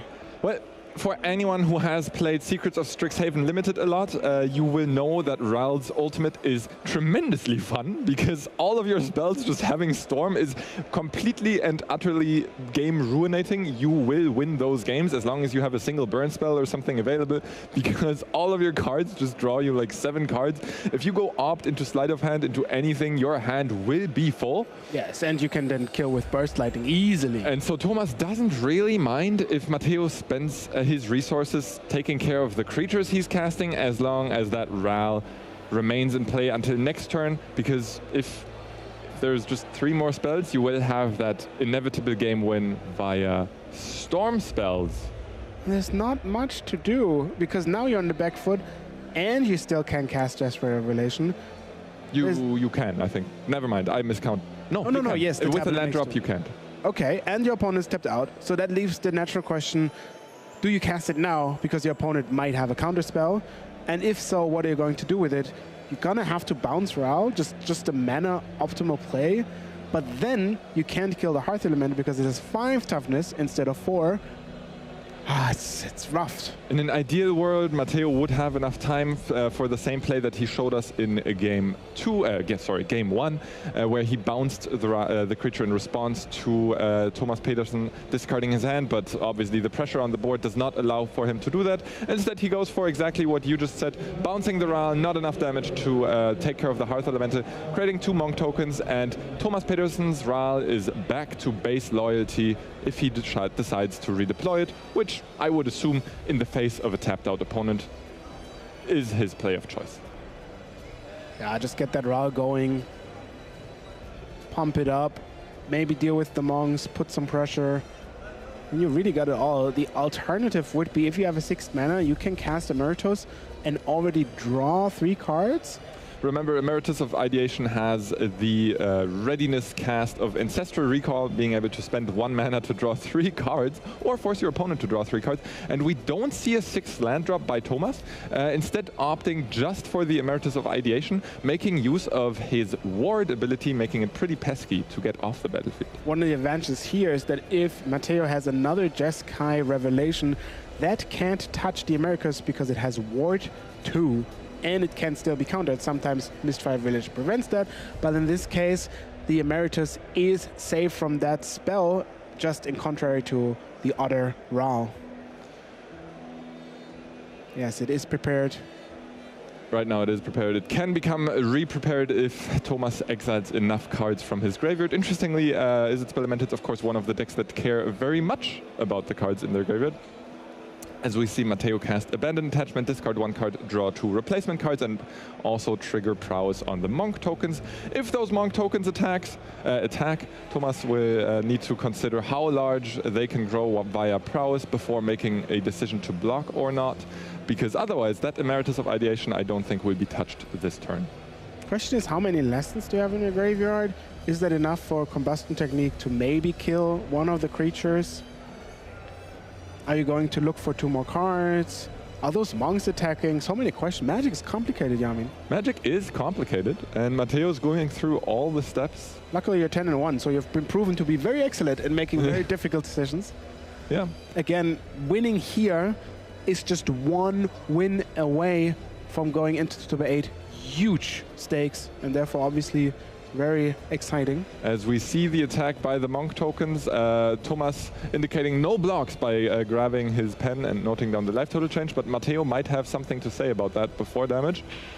Can we find a Combustion Technique? That's the question. You have a lot of answers, but you're not asking the right questions. We are still before combat damage, as Matteo is going to re-trigger Prowess on his Monk tokens by casting Abandoned Attachments, discarding 1 card, drawing 2 replacement ones, and he might very well be looking for that Combustion Technique you mentioned. Okay. Not casting anything here kind of indicates that he didn't find it. Doesn't count. 1, 2. Oh.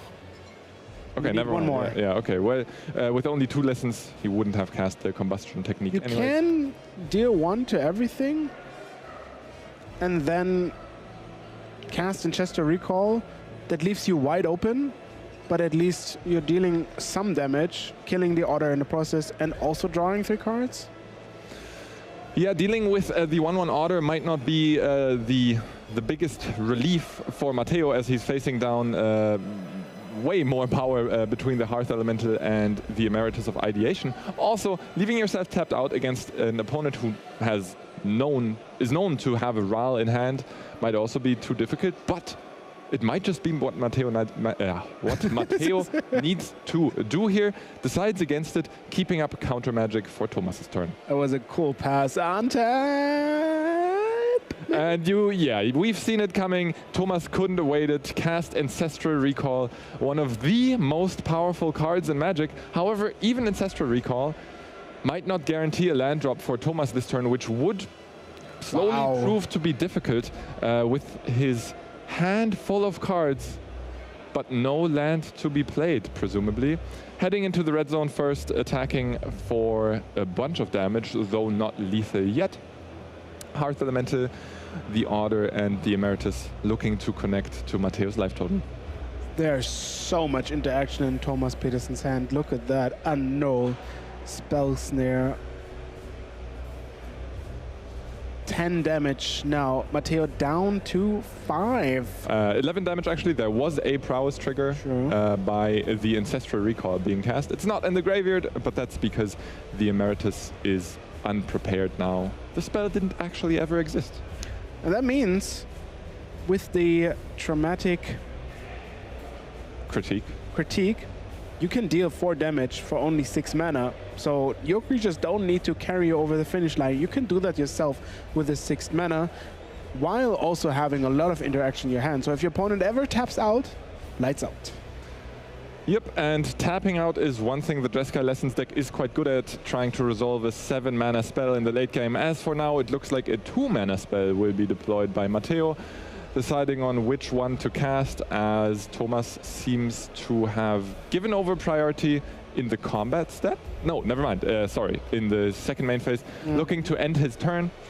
Accumulate Knowledge is a lesson that Matteo would rather play later, as right now it's the 3rd lesson to hit the graveyard, so only one of those cards will enter his hand, and we see him accept the end of turn of Thomas to untap all of his permanents. Yes, all of them.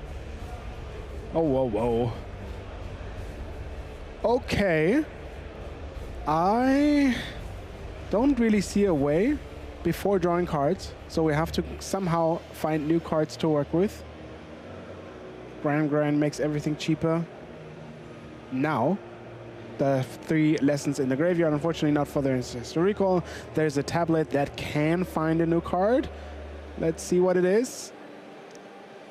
Maybe it doesn't even resolve in that point, but is it really that important to fight over? With that many cards in hand, Thomas kind of wants to spend his resources, right? Yeah, but it doesn't do anything for you now. And I assume everything that does anything is red. So if you want to, for example, flash freeze it, why would you do it on the tablet? If this is basically the last turn you have. If you have an annul, for example, that would instantly... Yeah, I see an annul. Very good. Yeah, annul is crazy. Like, what are you waiting for? Like, annul is exactly for this, right? Thomas seems to want to resolve his own creatures first, casting an Eddymerc Crab. Notably, if the Eddymerc Crab taps down the Grand, it would loot, but most likely that Eddymerc Crab is looking for the Monk tokens, and Matteo recognizes the writing on the wall, can't do anything about it, and as we head on to a game 3, as Thomas manages to equalize the score. Annul is such a great card, but unfortunately it's such a variance heavy card, because if your opponent doesn't have the tablet, it's dead. But also, like, that's the best thing they want to do with turn 3. So if you catch them off guard, oof, that's a beater. And that's the story of oh so many 1-mana counterspells where they are amazing when they work, because they usually trade up in mana. You're only spending, well, as the name implies, 1 mana for your counterspell, but they often come with tight conditions, either Spell Pierce becoming useless in the late game, Annul only targeting very specific card types, or other options just usually bound by some restriction of you having a board state or your opponent casting a very specific card. Taking another look at the Jeskai Lessons deck, we've discussed it earlier today already. The interactive pieces are kind of locked in stone as you need the lessons in your graveyard, so you can only cut so many firebending techniques from your deck. The pieces that can really move around are the other things, the other cards in your deck where you can make the adjustments.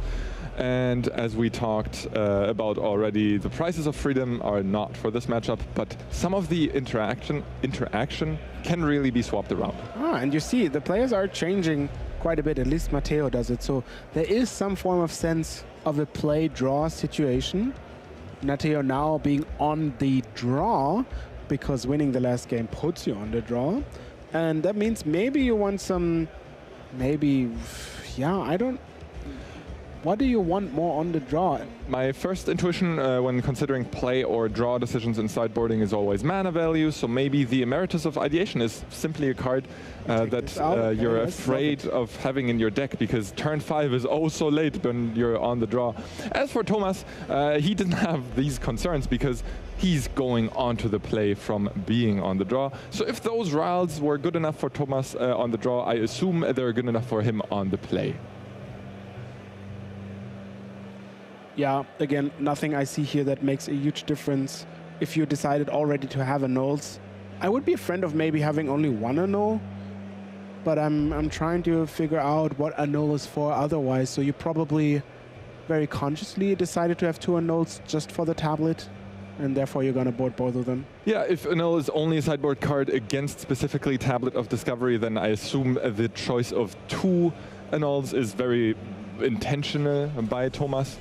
And there are, of course, some other cards in the format overall to counter, but if you even want counter spells in those scenarios remains to be seen, as we have a fast turn 1 by Matteo. He's the first one to put anything onto the board, and he will remain the only one with a creature, the Grand facing down, a sleight of hand.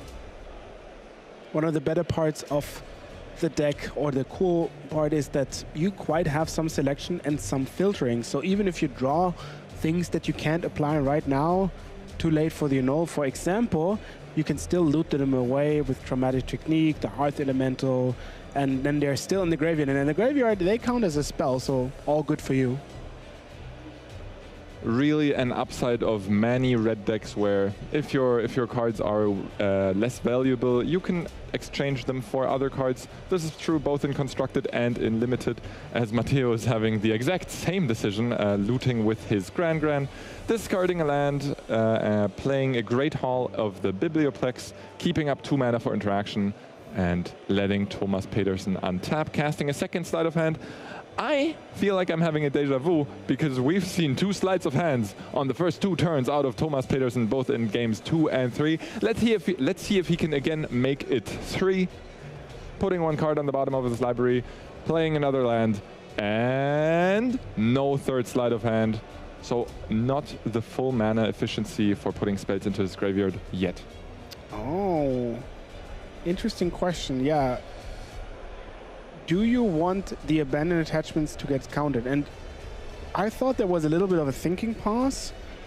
There's a spell pierce, so Magic is rough sometimes because you have to make a split decision. You don't want to seem to have like a counter spell, but you still have to make the decision of not countering this. Obviously, he's fishing for the tablet, but some of the delay sometimes is quite telling if they're thinking about it or if they just have no decision at all. That is me playing on MTG Arena, spamming the spacebar to seem like I don't have a counter spell when my opponent is playing an important spell during their turn. No such thing for Thomas. He has to manually pass priority every time. Matteo tapping out for 3, but not for his important 3-drop artifact. Instead casting Stock Up, getting spell pierced by Thomas Pedersen. Not having 2 additional mana means that spell is countered. Grand heading into the red zone, looting away a Hallowed Fountain and passing the turn back to Thomas. And that's exactly what I mean with that tablet. Is one of the best cards in Standard. Remember Stock Up? How good Stock Up is? Yeah. Matteo literally decided that Stock Up was worse than one of the 2 tablets he had in hand. Oh, there's actually no red mana. Did he draw the... No, he could have played the red mana. There is a Steam Vents. He could have played it, right? Yes. Yeah, but he actively decided against it and said that Stock Up is not as valuable as one of my 2 tablets, and therefore you can counter it. And it once again shows Magic is a game of resources. We exchange resources every turn. We play between mana on the board, life points, and cards in hand. Stock up exchanging some of that tempo for cards in hand, but Tablet of Discovery giving you tempo and card advantage, as we see a Hearth Flame enter the battlefield by Thomas before Matteo heads into his turn. Perfect curve. Turn 3, ending up with a Hearth Elemental. What can you answer with? Lesson count 1. That means you have to get at least 2 more lessons for your accumulated wisdom to draw 3 cards. Unfortunately, it's not there, but your opponent showed no mana open. Oh, so close. Can't we cast that because unfortunately Tablet of Discovery only adds mana. If we somehow tap and untap Grand Grand twice, then maybe we can get 3 lessons into the graveyard, Maybe, enabling Grand Grand's discount. But tapping Grand Grand here will be a difficult feat when it can't attack into the Hearth Elemental. Yeah, Tablet can't cast itself, so you're kind of stuck with this. The question is now, are you casting your accumulated wisdom like a poor man's Anticipate or a rich man's Anticipate? And Anticipate. So that's probably going to happen. Speaking of history, always saw people using the poor mode of accumulated wisdom just to get something going, because waiting is costly. It looks like Thomas has smelled blood here, heading into the red zone and immediately deploying another Hearth Elemental, stumbling on the land drops, but certainly not stumbling on the power that he put into play. Cast, Anticipate. I wonder when is the right timing to cast the Edinburgh Crab, because you do have 5 instants. So now you can cast it. I wouldn't be sad to be casted now, just your opponent couldn't really play any mass removal. You sneak it by a Jessica Revelation that could come next turn. Also the Grand Grand, I mean, will be tagged and can loot. You can forego that. Like, you don't have to tap the Grand Grand. That's probably a better option. But then you have a secure 5/5 creature on the battlefield. Yes, I love this. No. So Edinburgh Crab, of course, giving Thomas the option to tap down Grand Grand, but Thomas kind of cracking a smile there and saying, no, I'm not going to tap that. That would give you an additional loot. I assume Matteo expected no less. Thomas now tapped out, heading into Matteo's turn, who can cast a Jeskai Revelation if he is to make another land drop. Such a powerful spell. Casting it while your opponent is tapped out is very attractive. Yeah, but is that possible for Matteo? I think it is possible, if I'm seeing correctly. I don't know exactly this alternate art card in the hand, but then again, even if it is, let's assume it is. What are you doing? All the creatures have 5 toughness. You can bounce one. Okay, it costs 1 or 2 mana. Great stuff. You get your monks. I guess that's the deal, and you draw. It's like a Glory Man's Divination. That's fine. Calculating here. What are we doing? 5 toughness, such an important breakpoint for Matteo, who is kind of sad to see his Jeskai Revelation only able to handle. Gambling for the lesson. Oh, you hit it. Okay. If we discard this lesson or play it, Grand Grand's ability of everything costs 1 less. Yes, Yamin, everything. I said it. Thank you. Is active. It is active. Matteo did not make a land drop before attacking, so most likely he will be discarding the lesson to add to the lesson count. But if he decides that Jeskai Revelation is not good enough to save him this turn, then he might need to go look for other spells by actually casting the Abandoned Attachment before heading into blockers, or rather damage. I think we're seeing a little bit of an Oscar performance, trying. What Matteo really wants is that one of those elementals block, because then you can deal the remaining 4 damage, and then Jeskai Revelation would get rid of 2 things for now. And he kind of wants to like, ooh, that's sad. My Grand Grand, it's going to go into the graveyard. It's really sad. I really loved her. She was my favorite Grand Grand. I actually think Matteo has a kind of tough choice to make whether to discard a land or the Abandoned Attachment, because he doesn't need the Grand Grand's cost reduction. As you said, most likely it will go to the graveyard by the end of the combat if Thomas blocks. And in that case, Matteo would still have the 7 mana available to deal the 4 damage to the creature to put it into the graveyard. I can read Matteo's mind. Block, block, block, block, block. I think well read. Yes. Nice, block, yeah. Block. But I think Thomas, the way he behaves, he sees through this. I say he's not gonna block. he seems so aware and so on top of everything that's going on. No, I don't want to tap your Gran. The mere fact that Thomas takes so much time to consider the block makes me think that he's very aware of which cards are able to deal with his 5/5 creatures, namely Jeskai Revelation and the Firebending technique dealing up to 4 damage. Sorry, is that 5? The only way that he would block is if you're considering, and that's probably why he's calculating, if he's actually happy to trade against the Gran, because one card reduction and a loot once in a while is quite a good deal. But I agree that no is the clear answer. So you still remain with your 3/5 toughness creatures on the battlefield. All of them together lethal, almost. Tablet of Discovery for 2, of course, a mana neutral play for Matteo here, as it produces 2 mana and only costs him 2 mana thanks to the cost reduction of Gran. As I have to correct myself, the only way that for Matteo to deal 4 damage exactly right now is the Jeskai Revelation Firebending Lesson, dealing 5 when kicked. Tablet of Discovery, milling over Accumulate Knowledge, the lesson card of all lesson cards, to draw Matteo 3 cards if he chooses to cast it, still leaving him with enough mana to cast a Jeskai Revelation, since he has not made his land drop for the turn. And Accumulate Knowledge also only costs 1 thanks to Gran. The additional land drop just needs to make any color of mana except for red, because otherwise Matteo is kind of short on that colored source. But you're gonna have to cast it now, right? You cannot let your opponent untap with 4 cards in hand. Surely one of them might be a counter spell. And when you're tapping out for the Revelation, okay, taking 2.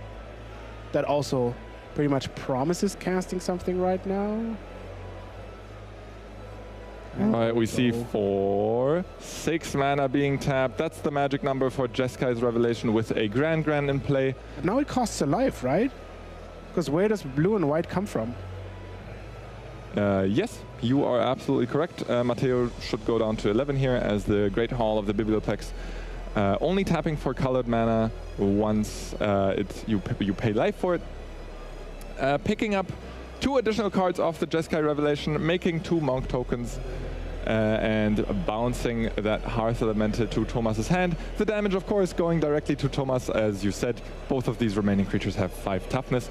And now, remember, we still have the Accumulate Wisdom in the graveyard from the Tablet of Discovery that can be cast this turn. Maybe they're talking about exactly this.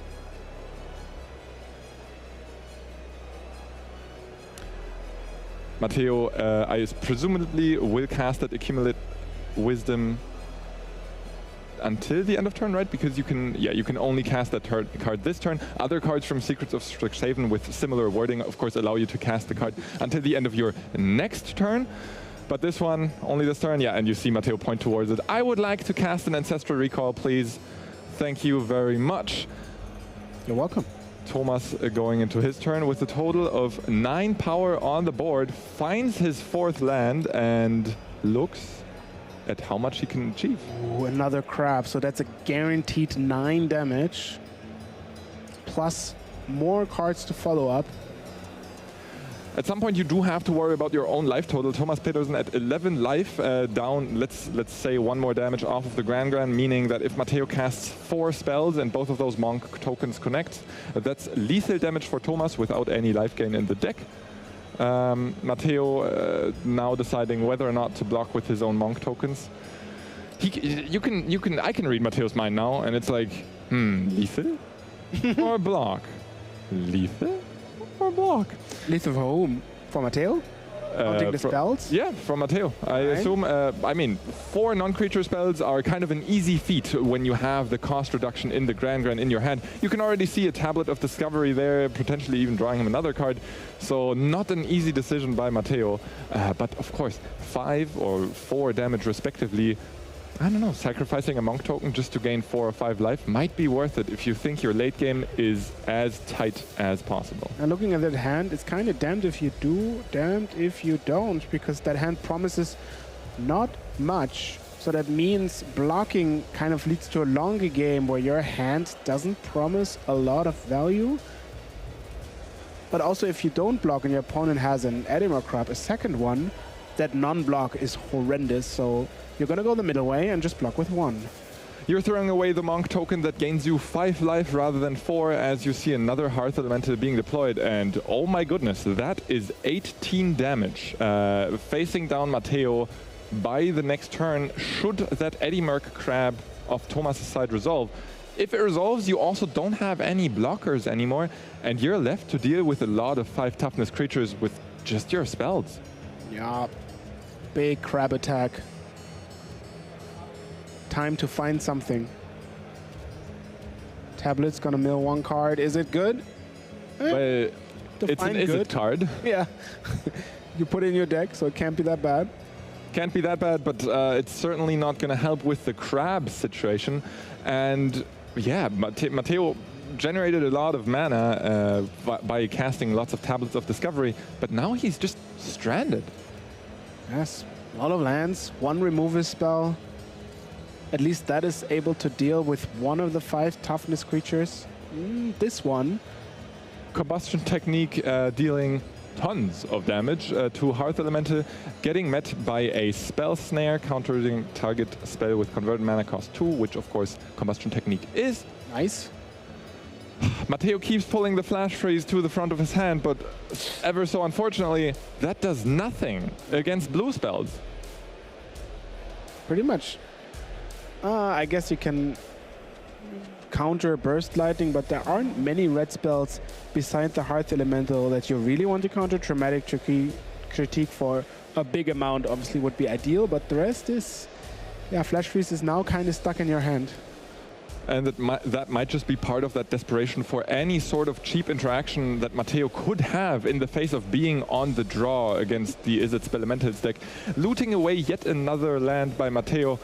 Thomas Pedersen deciding, same thing as last turn, I'm not going to block your 1 power creature in the face of a potential Jeskai Revelation, and end of turn, Thomas has to make a decision. I want to read Matteo's mind now. Okay. Oh, crap. Oh, crab. As Eddie Merc, a crab of the Eddie Merc variant, enters the battlefield. Yes. We see the Flash Freeze in Matteo's hand, unable to do anything, tapping his final blocker, and this is a massive attack for 18, coming in by Thomas Pedersen, who might be on the verge. I love the look. Attack? Yes. Attack, that's the game.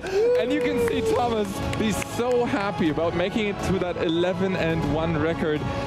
So close to locking in top 8. The battle. Unfortunately, we didn't have a videographer on site to... I'm out of here. I won the game. Thomas is just out of here, and oh my goodness, I can feel him a lot. I mean, moving on to 11-1 as we get back to the caster desk.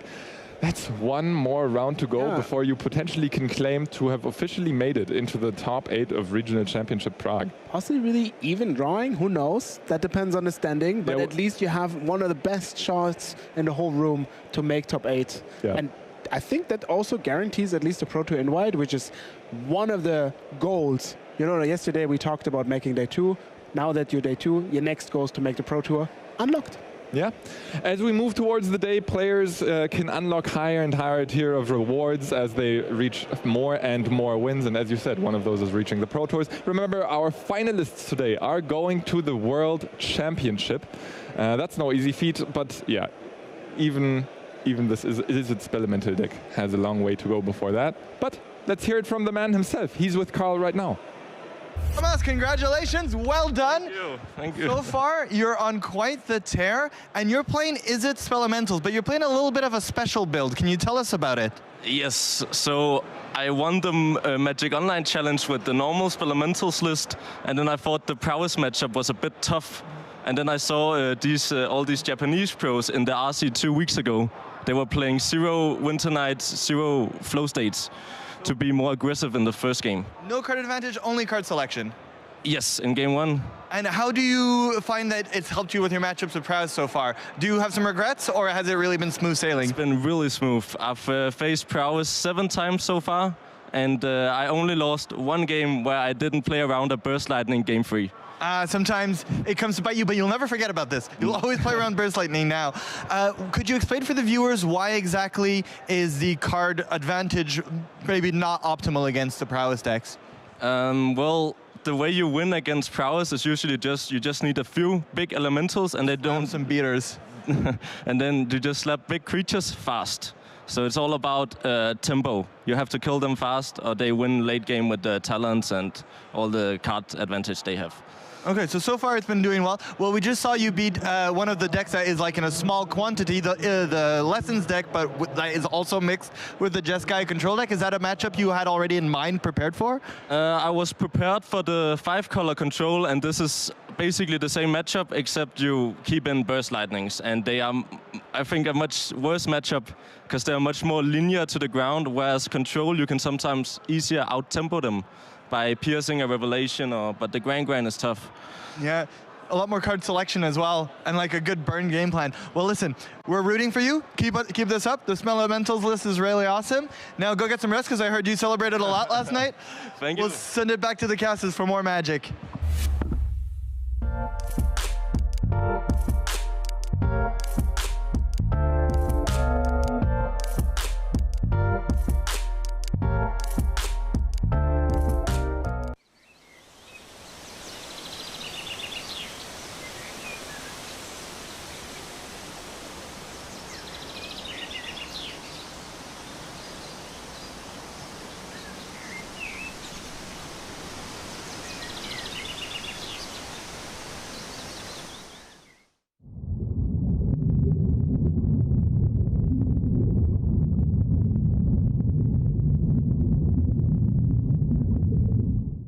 Welcome, my friends. The new Avatar The Last Airbender collection by Squareos is here, and today I'm going to show it all to you.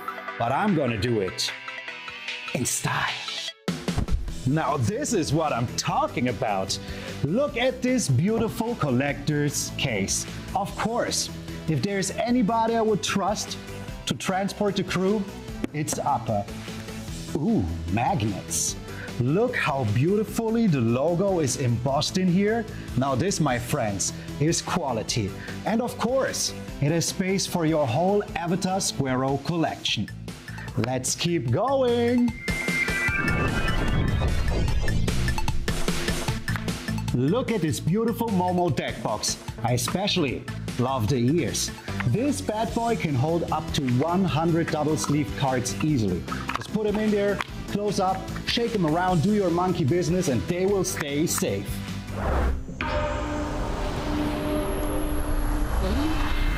Ah, you're right. This meditation really does work. I can feel the energy of the elements rising already. And yes, you're cool and all, and I do really want to be like you, but did you really think I would cut my hair for this? You might be the last airbender, but I am the last hairbender. Oh, and of course we all know, no Avatar The Last Airbender collection would be complete without his most handsome hero. And not only is he really good looking, but he will protect all of your most valuable goods. Let's keep moving. Of course, that is not all of them, and I wish I could transform into every single one, but somebody spent all of their costume money on cabbage. We still got Toph, Katara, Sokka, Uncle Iroh, Zuko, and of course Azula. And together with them, the collection is complete. And if you want to know where to get them, check out the link down below. And hey, while you're here, why not watch one of those videos? To top 8. Purses to shake, because we're back at the Interaction Auction with Frank Karsten, the mayor of Value Town. The Interaction Auction is sponsored by eBay Live, which is a highly interactive live stream shopping experience on eBay. And in that nature, Frank is going to picture some interactions that are particularly value-worthy, interesting, or just general magic, cool stuff. And we're going to decide if we're buying it or not. What do you have to sell? Well, both of the ones I have here were featured in decks that finished 5 and 3 yesterday. So 1 win short of making day 2, but at a highly competitive event like this one, it does show that there's something competitively reasonable in all these strategies. Yeah, these decks might be a little off the cuff, but they still have legs. So let's see pitch number 1. All right, so the combo I have here is actually a game-winning one between Unstoppable Slasher and Bloodletter of Ecclesots. So turn 3, you play Unstoppable Slasher. turn 4, you play Bloodletter of Ecclesarts, you attack with the Slasher. Let's suppose that the opponent just hasn't been able to play or stick any blocker, so the Slasher connects. Well, when it deals combo damage to the opponent, they lose half their life, which means that the Bloodletter of Ecclesarts turns that into, well, twice as much, all their life points. Yeah, because this is so cool, because the Unstoppable Slasher only hits for 2 power, but when it does connect and hit your opponent, they lose half their life total, rounded up. But the Bloodletter doubles any life total that they lost. So it makes like half your life total plus half your life total rounded up means your life total. Exactly. So that just wins the game on the spot and on turn 4. And we saw this deck on camera, right? This is the Mono Black Demons deck. Exactly. So this was played by Giordano Di Stefano yesterday in this beautiful list. Now, beyond the Unstoppable Slasher and Bloodletter combination, it also makes other good use of the Bloodletter. Specifically, it's a demon, which means that it will help trigger your Unholy Annex for the complete life-draining engine machine. And by the way, Unholy Annex also got a boost recently with the printing of Tragedy Feaster. That's also a turn 4 demon to turn it on completely. And in fact, if you stack the end of turn triggers correctly, you can first gain life with the Unholy Annex and then resolve the Tragedy Feaster trigger, which at that point means that you won't have to pay any sacrifices of cards. All these cards work very nicely together in this awesome Mono Black mid-rangey deck.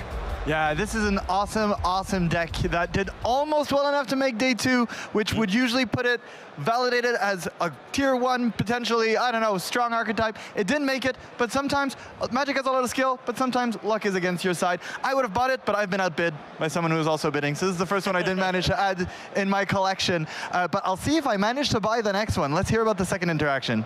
So this one, I mean, you gotta buy this because this is just gonna be awesome. Okay. So we have a new version of AZ with Colorstorm Stallion and Improvisation Capstone. So the Colorstorm Stallion is a card with the Opus ability, very important.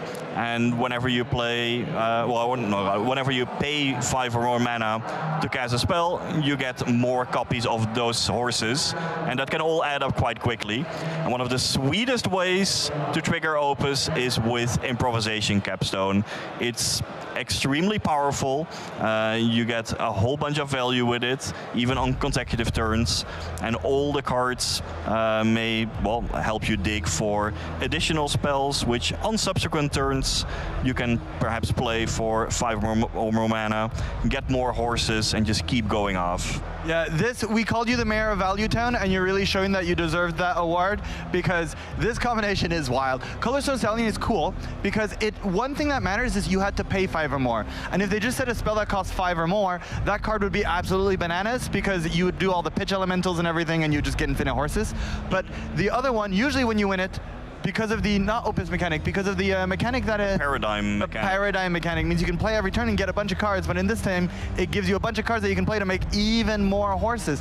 Now, there's a deck here by Marcus Vosner, which I hope that's how you pronounce that plays this exact interaction. And you said that there's a little bit more cool features to see in this deck.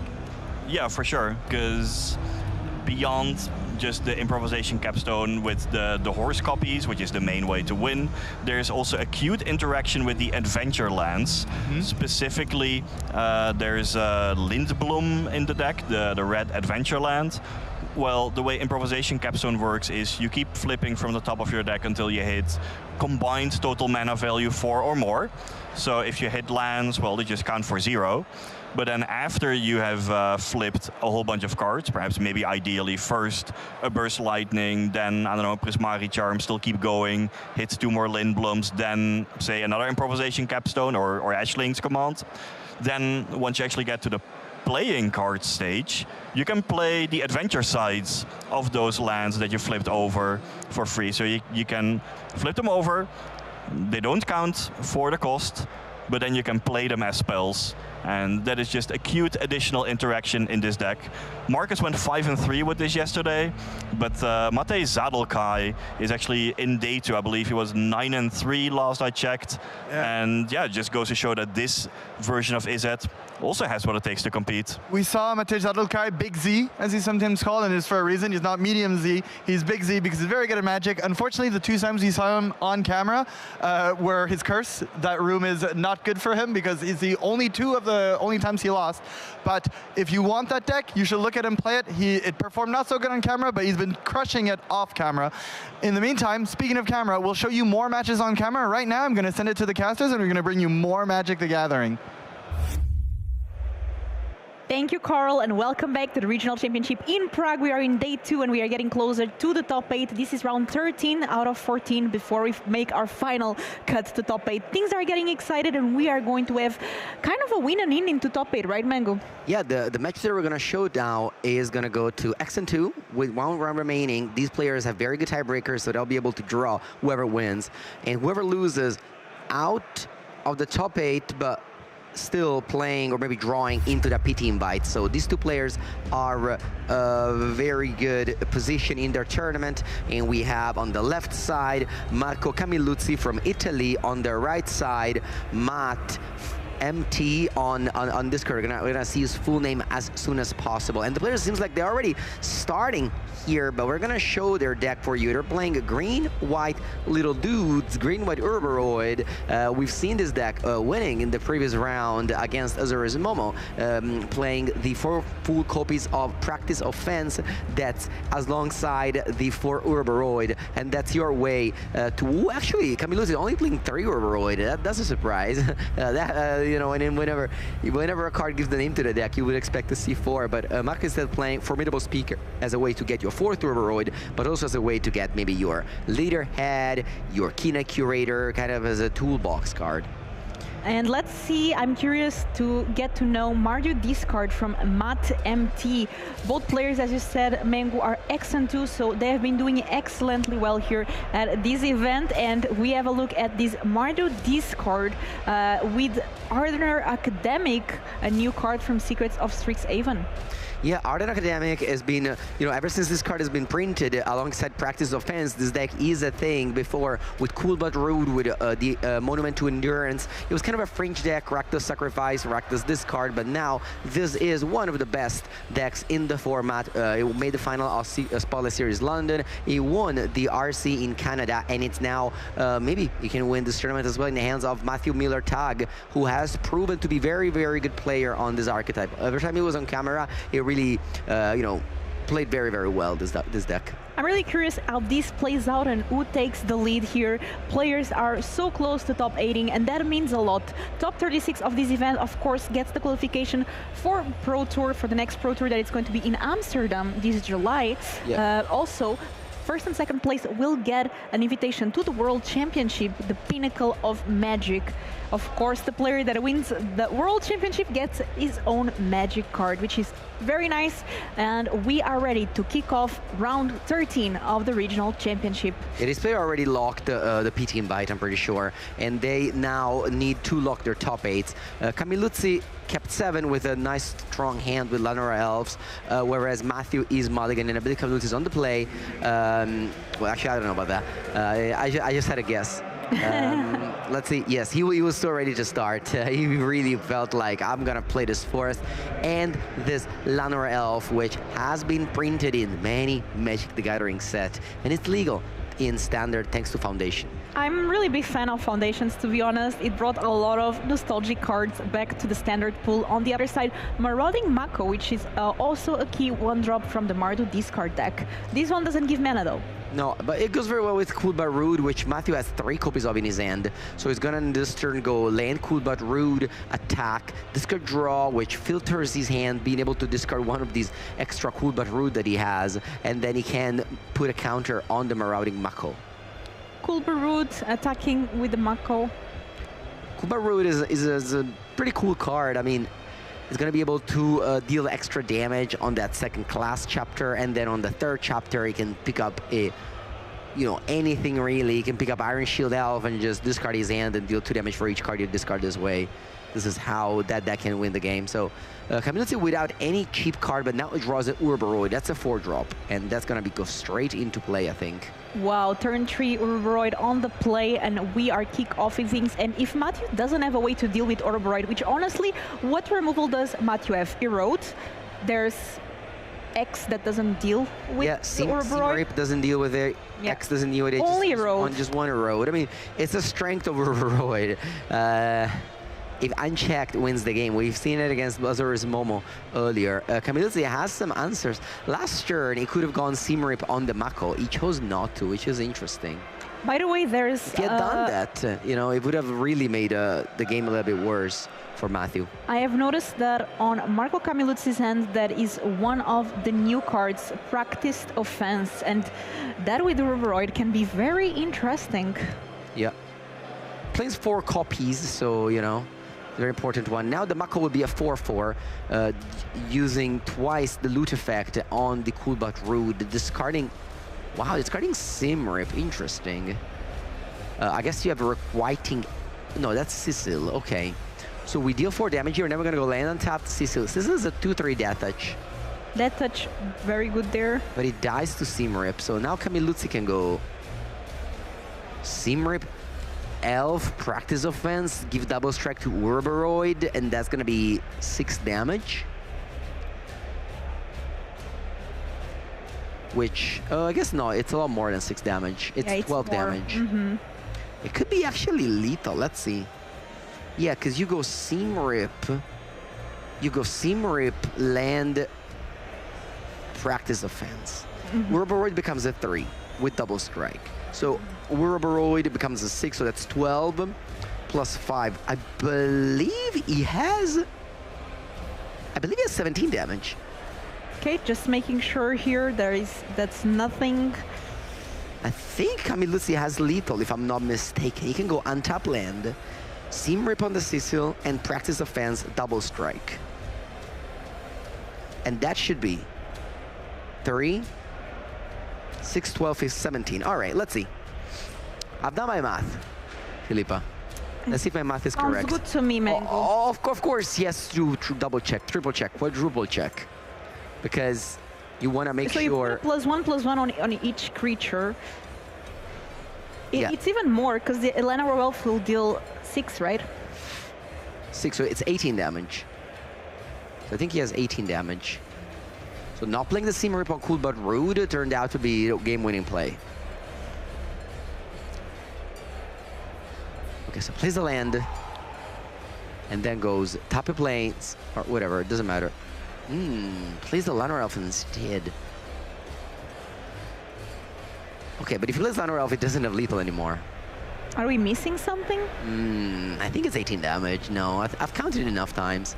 Anyway, top 2, top 3. This was actually the first line I thought about, but then, yeah. All right, so put a counter on everything. Double strike to Urboroid. I mean, this is not lethal, but it's still like a pretty strong play here. Ooh, and then he goes to combat, so he's gonna play Seam Rip on something else. So he basically just offers the trade with Cecil. So 4 counters on the Llanowar Elf, 5 counter on the other Llanowar Elf, and then you attack for 12, but 6. I mean, it's 6 double strike. Yeah, it does have double strike, so the Cecil dies if it blocks, and the Urboroid stays alive. Yeah, so basically just eating the Cecil here because of double strike. That means that the first strike on Cecil, the death touch on Cecil won't happen. And then I guess you go ahead and then you do lose some life if you block with Cecil, right? Because Cecil, whenever he deals damage... True, you take 6 damage at the end. So Matthew just decides to take 12 instead. And then goes Seam Rip and passes the turn. Now Matthew is gonna still face a blocker, a 5/5 blocker. Yeah, I mean, Urboroid is such a powerful card. I mean, this was like turn 3, he played Urboroid, and turn 4 he had lethal. Like this is a card that just takes over the game, and this is why, you know, he put a card in your name. All right, Matthew now has his time to think about what to do. Ardent Academic in hand, but I mean, he has haste. can have lifelink, but it can't really get too big to threaten 14 damage. Not at all, and Matthew down to 5 life. And there's the practice offense, of course, in the graveyard that can be flashed back. Moonshadow, I don't think this is going to be enough. Well, Moonshadow is very cool with Cool But Rude because you discard cards and you put counter on the Cecile. I think it's just going to attack, trigger, discarding one of the 2 Ardent Academic. It's nice that you attack, so you get to flip the Cecile if it survives, and then it has lifelink. Yeah, very unlikely to survive though, we'll see. Yeah, because Cecile gets untapped. So just very, very unlikely to survive. And now Matthew can loot again. Chooses not to. And Camillus just snaps the block here. Yeah. And those are trading. And then Matthew is down to 3 life. That's true. That's true. Llanowar Elf deals 5 because it was a 5/5. No, Cecile, you take 2 from Cecile. Yeah. Art Academic, I guess we don't have lethal here because there's only 2 attackers for 2 blockers, so. All right, so this looks like a seam rip, and that's the game for Marco Camilluzzi, who takes game 1 thanks to honestly just winning the Dyro and leading with Llanowar Elf. Llanowar Elf is an unbelievable strong card. It's kept in check by the amount of 1-mana removal spells that there are. You have Requiting X, you have Seam Rip, and you have the plethora of the red burn spells. So the format at the end of the day gets kind of balanced by the fact that you know, there's so many removal spells, but at the same time, Llanowar Elf is just so powerful against the deck that just cannot deal with it. So if one player plays Llanowar Elf, the other player plays Marauder Mako, the player on Llanowar Elf on the play would just have such a huge edge, and you've seen it in this game. The Martyr discard deck was nowhere close to win this game. So once again, we see Sesame Ruberoy, the deck that might honestly put 2 people in the top 8, because we've seen Dominic from Austria winning the previous round with this archetype, and now we see Camilluzzi as well. If he locks this matchup, he makes the top 8. I'm curious to see the sideboard, especially from Matt's side, to see what kind of answers can we have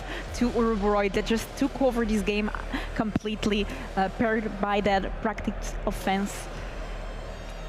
Yeah, and the answer for the Martyr discard player are not that many. We have 2 Sheltered by the Ghost, and we definitely do not count Strategic Betrayal as a removal spell, and that's one Shoot the Sheriff, so definitely not that ready for this deck, which has a lot of white cards in the sideboard. I think the Sheltered by the Ghost might come into play again. Like that's just a card that in these creature matchups, you like it a lot because it wins the life total in your favor with lifelink. It has Ward 2, so it might eat completely a turn of the opponent. And it's also very good at resetting counter. So for example, if you eat a Moonshadow or you eat a Marauding Mako with, you know, that Matthew has worked a ton of growing, then even if Matthew gets rid of the Shelter by the Ghost, well, the creature coming back, it's not going to be as good. Whereas Matthew killing something with Shelter by the Ghost, it will just, if the creature dies, it's not that bad. And speaking of Sheltered by Ghosts, we do have that on Matthew's sideboard as well.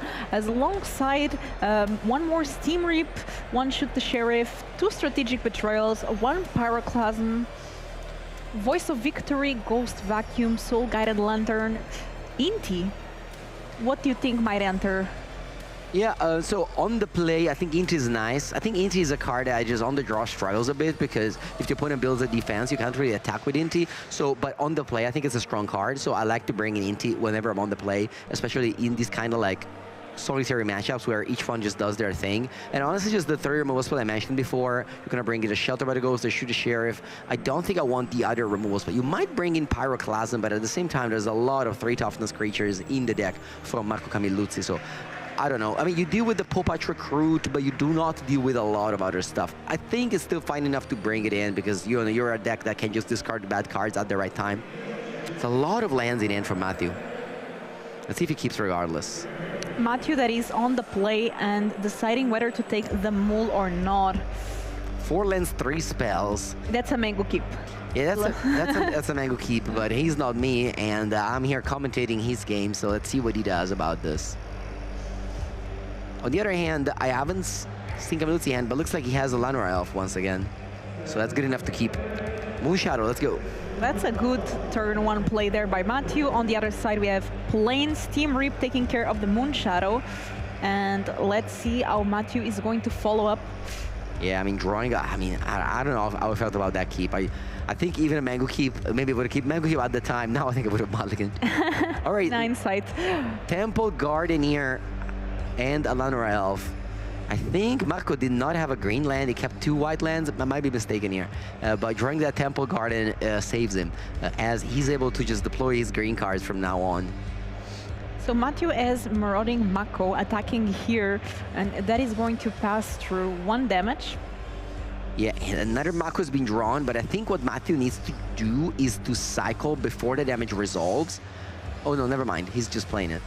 Yeah, damage has passed, so we are now second main phase playing the Marauding Mako, playing another Sacred Foundry, tapped and passing the turn.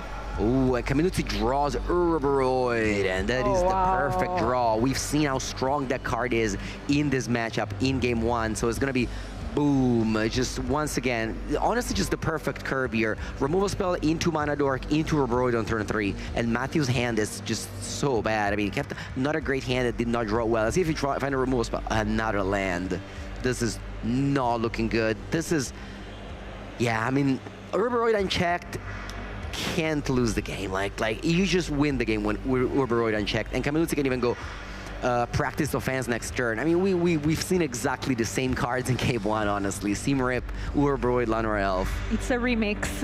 Now we have practiced offense, but this time on Matthew's side, and that's going to put a +1/+1 counter on each one of those creatures, attacking with one of them. I wonder if that has double strike or lifelink. Yeah, this match is a win and in. Whoever wins this round can ID next round and make the top 8. Whoever loses this match is probably locked out of the top 8, but can definitely ID into the Pro Tour invite. So this is a very high-stake match, table 3, I believe, of the tournament, which this is round 13 with 1 round remaining left. 5th land for Mako Camiluzzi, who can now go practice offense, flash it back, or can go practice offense, Seam Rip. And that's going to be a lot of damage. It's not lethal, it's not 18 damage. Wait, actually, it might be 18 damage, because this is exactly the same spot as before. And we counted 18 damage 7 times, right? Let's try to see that. Oh, we have Nine-Eyed Curator. I mean, now there's mana up, so you can play around the road. It's okay. And let's see now, Kina Curator, combat phase, 2 counters on everything, and then we attack. So once again, we don't want to go practice offense, we just want to go Seam Rip on something here. 2 counters on everything. Including the Keen-Eye Curator that just entered this turn. Ready to attack with Urboroi and Lena were also available to attack. There's Sheltered by Ghosts in hand. Lanora Elf stays back, it seems. Yeah, attacking here for 4 points of damage. I guess what Camiluzzi can do is playing Sheltered by the Ghosts. No, just taking care of that and going Seam Rip on the Mako. This leaves Matthew with nothing. Matthew has 2 lands in hand. So using the activated ability of Keen-Eye Curator to take care of that practiced offense, since it has flashback, so Matthew cannot get it back. Yeah. And Matthew is flooding, and this seems like it's going to be, again, a bit of a one-sided game. Yeah, I mean, this is turn 5. Matthew took 4 draw step. He kept a 4-lander and drew only 1 spell. And that 1 spell was a Mako. So, you know, the starting end wasn't great, but his draw step did not help, unfortunately. Badger Mole Cub. So that can even give 1 land aced. Not aced, but become a creature. And yeah. Yeah, a lot of options here. It's certainly over. Probably the best play is just to go practice offense flashback. I mean, the opponent has 3 cards in hand, open mana. This has to be little at this point. It depends if you want to go for it. Now, there's honestly not that many reasons to go for it. Like before, Matthew was tapped out, so sure, you go for lethal. Now, if your opponent has 4 cards in hand, 3 cards in hand for mana up, you may just go, I don't know. We'll see. I mean, we're watching this, but we know the outcome. And unfortunately, Magic sometimes is like this. Yeah, not much to say. Especially post-sideboard, where there's more things to think, like, did my opponent bring these or that? And you think about more cards that can be in Matthew's end. Of course, we on the other side can see that Matthew is flooding a bit. Yeah, and once again, this is round 13. We're going to have another match after this one, and then we're going to go cut to top 8. Me and Philippe are coming back for quarterfinal and then final. So there's a lot of Magic to be watched and to be played. The top 8 seems extremely diverse. I've counted 7 different archetypes in the top 8 spot right now. So this is going to be a tournament of, yeah, just a ton of different archetypes in the top 8. And it's going to be a beauty to watch which of these standard decks will be able to succeed at the Regional Championship Prague. And now this is a mega lethal attack. Mega lethal, I love that. Yeah. Okay, attacking with both creatures. There's Marauding Mako on the other side. Okay, yeah, the 3 lands in end will not help. I don't understand with this low roll. Come on, Matthew. Blocking Roboroid here. Taking damage from I guess Camilti did not give Death Touch. He gave Lifelink with Practice Offense. Because of course we... Double strike, yeah. Well, but we don't know what he chose. Okay. We're gonna one more draw step. All right. One more chance. One more chance. Supreme Bird, Wrath of God here. Of course, it's not in the deck. And yeah, another land. Lifelink, there it is, 38 All right, life. GG, and Camilus advances to 11-2, locking that Pro Tour invite already, locking the top 8 for the regional championship last, you know, Prague. But we have one last match, one last round to see, which will be showing up quite soon because the players behind us are, you know, almost getting finished with the Swiss. Me and Philippa are, you know, done for the Swiss, but we're going to come back for the top 8. Oh, I'm excited to see who makes it into the World Championship. That's always my favorite part, to see what players make it. It's always very exciting, but we already have a lot of players that qualified for the Pro Tour. Congratulations to them. And here, congratulations to Marco Camiluzzi for advancing into our top 8. And we are going to be back soon. Yes, at the break. See you soon.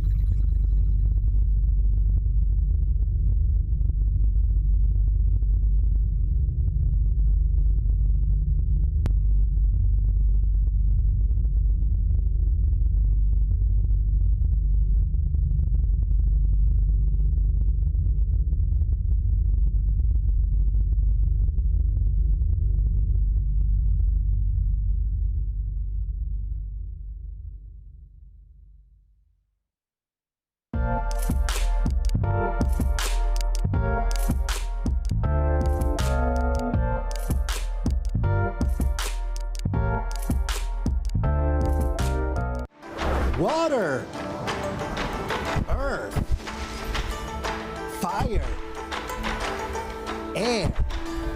Not long ago, we made it our mission to protect cards, shielding them from the elements. Only our Avatar the Last Airbender Squaros could protect them. And when you needed them the most, we released them. As you can see, the new avatar, The Last Airbender collection by Squirrels, will protect your cards on your next adventure from all of the elements. If you want to know some more, check out the link down below.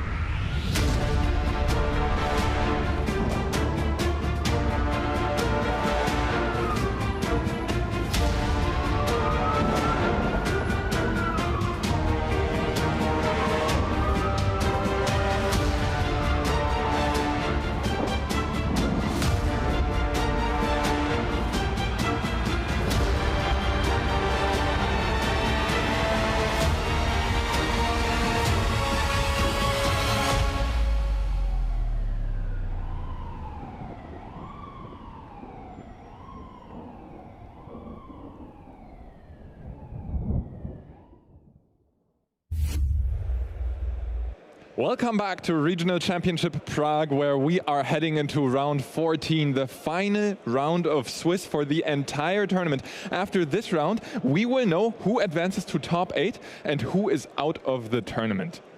We're out of the tournament. We are out of the tournament already. There are 8 players who will be in the top 8. One of them we're going to see now. We're going to tell you whom, because we also don't know. We're going to see the match now. So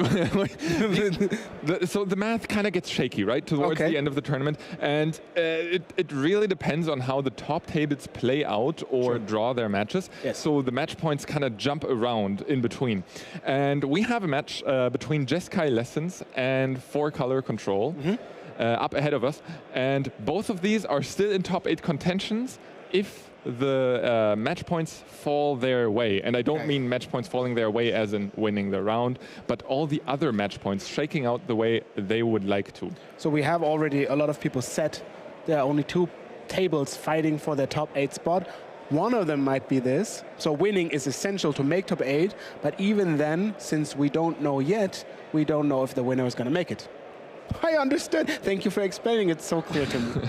And to get a better grip of what's happening around the top tables, we have standings prepared for you to take a look at. As we see our top players, Thomas Petersen, we just saw them 2 rounds ago on Is It Spelemented. They have since intentionally drawn at least 1 round.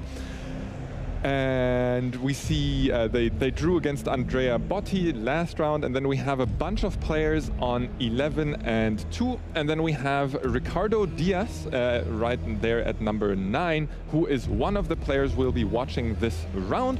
And then the other player we're going to be watching this round is Ivan Lozovic, who is not currently in the top 10, so presumably their tiebreakers or match score is currently below that rank, so it might be harder for them to make top 8, but they certainly still have stakes to play for, because remember, the higher you go in the final standings of the tournaments, the more rewards you unlock by finishing so high. Yes, so if we assume that all of the upper tables drew, that means they all have a draw. The winner of Ricardo can get to that point of 11, 2, and 1, and then tiebreakers count. Since we see the tiebreaker order right here, we do know that if the Ricardo wins, he has a better shot than his opponents because he already has a good tiebreaker now, but we don't know quite yet how those tiebreakers compare against the other people who are now drawing on the top 8 spots. Yeah, once you do attend regional tournaments and enter the competitive circuits, tiebreakers become very relevant very quickly, because remember, when you have the same match point number, then you do want to determine who is like the better player, or rather higher in the standings. And for that, you use tiebreakers such as like your opponent's match win percentage to determine how good the opponents were that you played against. As we see here, both of our players, Ivan and Ricardo, shuffle up their decks, or rather checking out their opponent's deck list, because remember, Regional Championship Prague is being played with open deck lists, so both players operate with full information. Let's take a look at the Jeskai Lessons deck list. One of the breakout decks, I would say, of the tournaments. Multiple players registering it for the first time in this tournament and doing particularly well with it.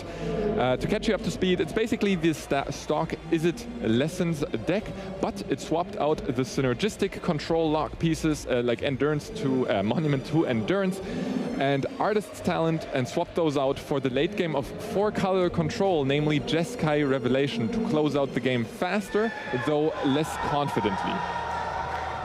Yeah. Also, one capstone, which is the Epic Paradigm spell in red. That is a lesson, so you're upping the lesson count by slightly a bit, which is really beneficial because you want to have 3 lessons in your graveyard when you cast the Accumulated Wisdom.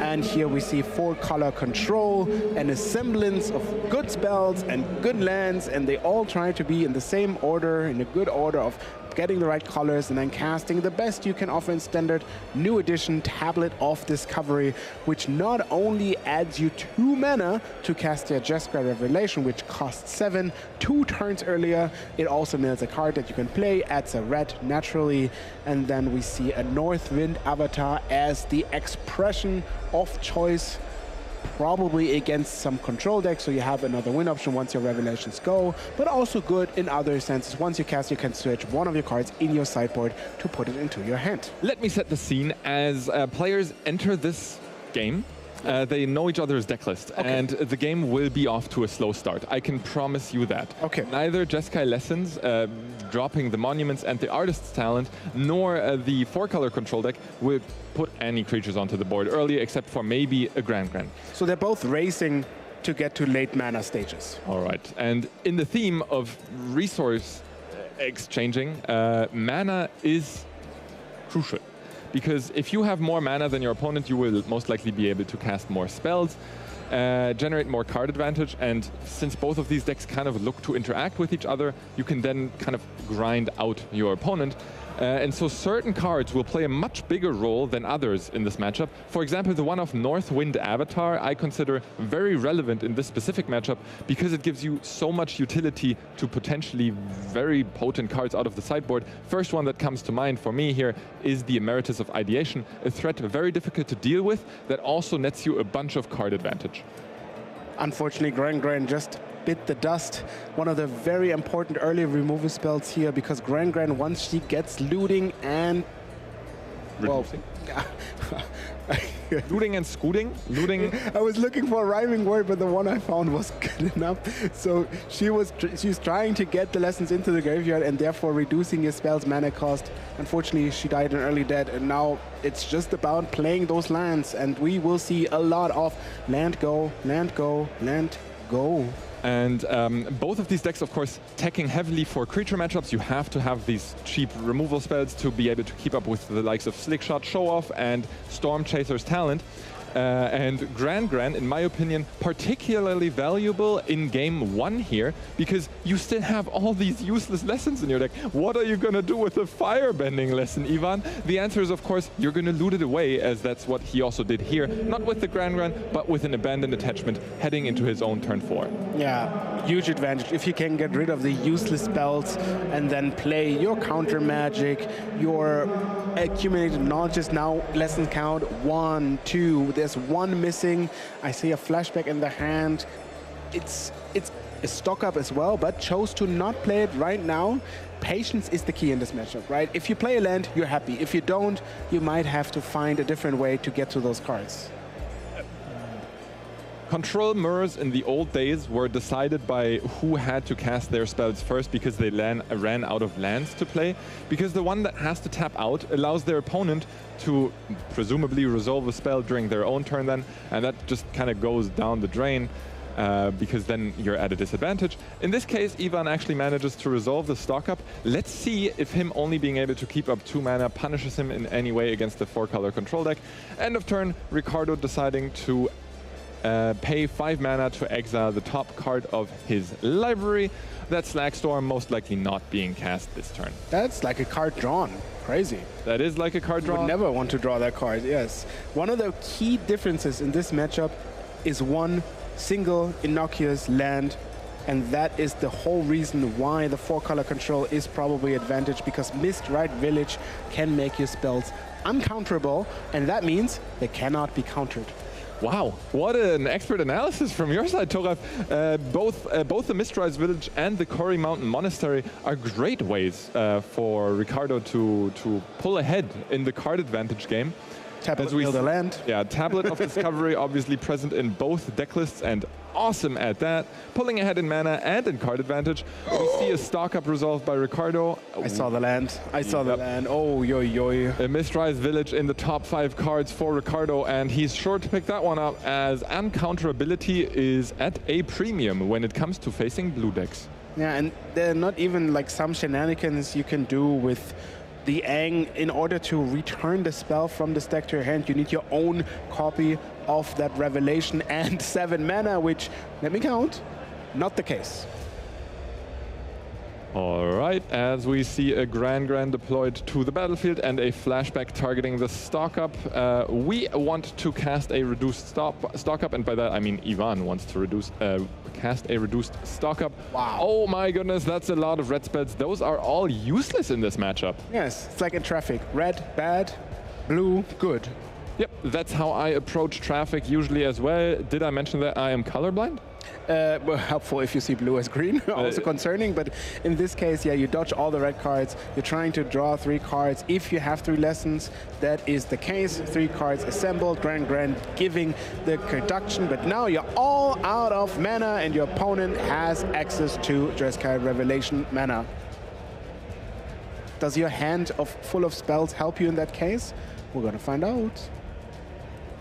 Ricardo heading into his turn 7. Neither of these players have missed a land drop yet. Great Hall of the Biblioplex is one of those utility lands that will mitigate any potential flood and also provide instant speed utility. And there it is, the card of the matchup.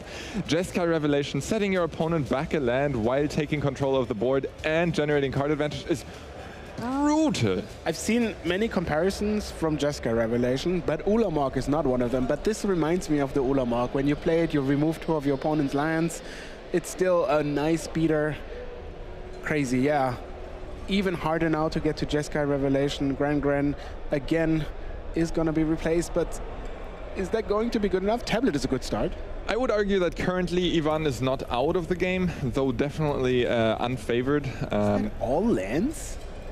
There's 1 tablet and literally all lands? Whew. Yep, that's what it looks like at least. We will get confirmation on that shortly, I guess, why Ivan plays out their hand, or rather does not. No More Lies is gonna counter the Tablet of Discovery, but little does Ricardo know there's a second one to follow it up. Ricardo making his land drop and just casting yet another Tablet of Discovery. Well, if one wasn't good enough, then the third one might be. Ricardo just making sure that that tablet tapped for a single red mana. Stock up not being cast this turn, unfortunately, and Ricardo heads into his own turn with 2 monks available. And probably so many options to pump the monks, interact with your opponent, maybe even a second Revelation, maybe some, inevitable defeats. Basically, you just want to now cast some spells, draw more cards, get to a point where you have a second Revelation as a backup, maybe even get to a point where your opponent can cast a Revelation, because they are very close. Remember, you still have that village that makes your spells uncounterable if you took it. Biblioplex also adding to the threat level. Yeah, I mean, right now the main threat is the Monk tokens in terms of life total, but then you also have to consider how else you can interact with your opponent. Is there any way for you to get the Tablets of Discovery off the battlefield? Because those are really valuable in terms of mana. And I would argue that if Ricardo has the chance to cast another Jeskai Revelation this turn, he would very much enjoy doing so, as that could set back Ivan a full like 3 mana just by bouncing a tablet and getting rid of the Grand. I'm not sure. I think you might want to play it slow, because once you have 4 monks and you're tapped out, all of them can be removed with 1 spell, and that's not what you're looking for. All right, well, I would argue Ricardo is doing the opposite of taking it slow, removing 2 mana off of Ivan's board, not paying 7 mana for a Jeskai Revelation, but instead 2 for an Abrade to destroy target artifact, destroying 2 of those mana sources by Ivan, going for the 3rd mana source with the Grand, and going for a 5th mana source with another Abrade on the tablet. That is 5 mana lost for Ivan, and this game is decided on the battlefield, but not by creatures. Holy moly, and look, wow. I hope you invested in your landlord now. That's enough for Ivan already. Oh my goodness, that was a crazy turn and an absurd exchange of resources. Like sometimes you go like, oh, maybe my opponent has only lands with his 7 cards in hand, but like one of those million times it's actually true. This was one of those millions. Indeed. As we head into sideboarding, we are in for a slow game. What's good in a slow game? Stuff that makes value. I might be repeating myself, but Emeritus of Ideation Seats, just the card you want to have in any of those matchups. Obviously, you're going to take out some removal spells. I see an Outrageous Robbery, which is insane compared with combined with the land that makes your spells uncounterable, because all of a sudden in the later game you could steal up to like 10. I've seen 14 cards robbed by this card. You can play all of them. Really, really powerful, and then you can stock up some counter spells, negate, disdain for stroke, you know the good parts. Basically, everybody gets slower, and creatures, well, they don't exist for you for now. So what you're saying is the game gets even slower for game 2 as we look at what Ricardo wants to take out, and wow, I see some prime targets to take out in those creature removal spells. Yeah, you love Abrade in this spot. I haven't seen many Abrades in this format, in this tournament specifically, but destroying your opponent's tablet is such a big deal. I love going a little bit less on the mana, but then as a Abrade's second option, destroying an artifact usually paid off for Ricardo in this tournament. You take out some Seers, Thunder Magic, Slackstorm, obviously. You might be inclined to have a little bit for the Grand, because an checked Grand really can steal the game in the early turns. So maybe you keep 1 or 2 cards that can interact with it. You dig a lock, you find a lot of cards. Worst case, inevitably defeat. We'll deal with the Grand. Yeah, so you're trying to find removal spells that have other utility if the Grand is not on the battlefield. Let's take a look at the Jeskai Lessons deck sideboard, which is, of course, a bit more straightforward as it doesn't play that North Wind avatar in the main deck that can fetch cards from the sideboard. In this case, we're looking at a bunch of more interaction and a little less value than from Ricardo's sideboard. Yeah, the card of notice is Wan Shitong, which is a huge beater for a lot of mana that can also draw cards, especially if you can do stuff on your opponent's end step that makes them want to do something in their turn. You can untap, maybe then get a revelation through. I love that.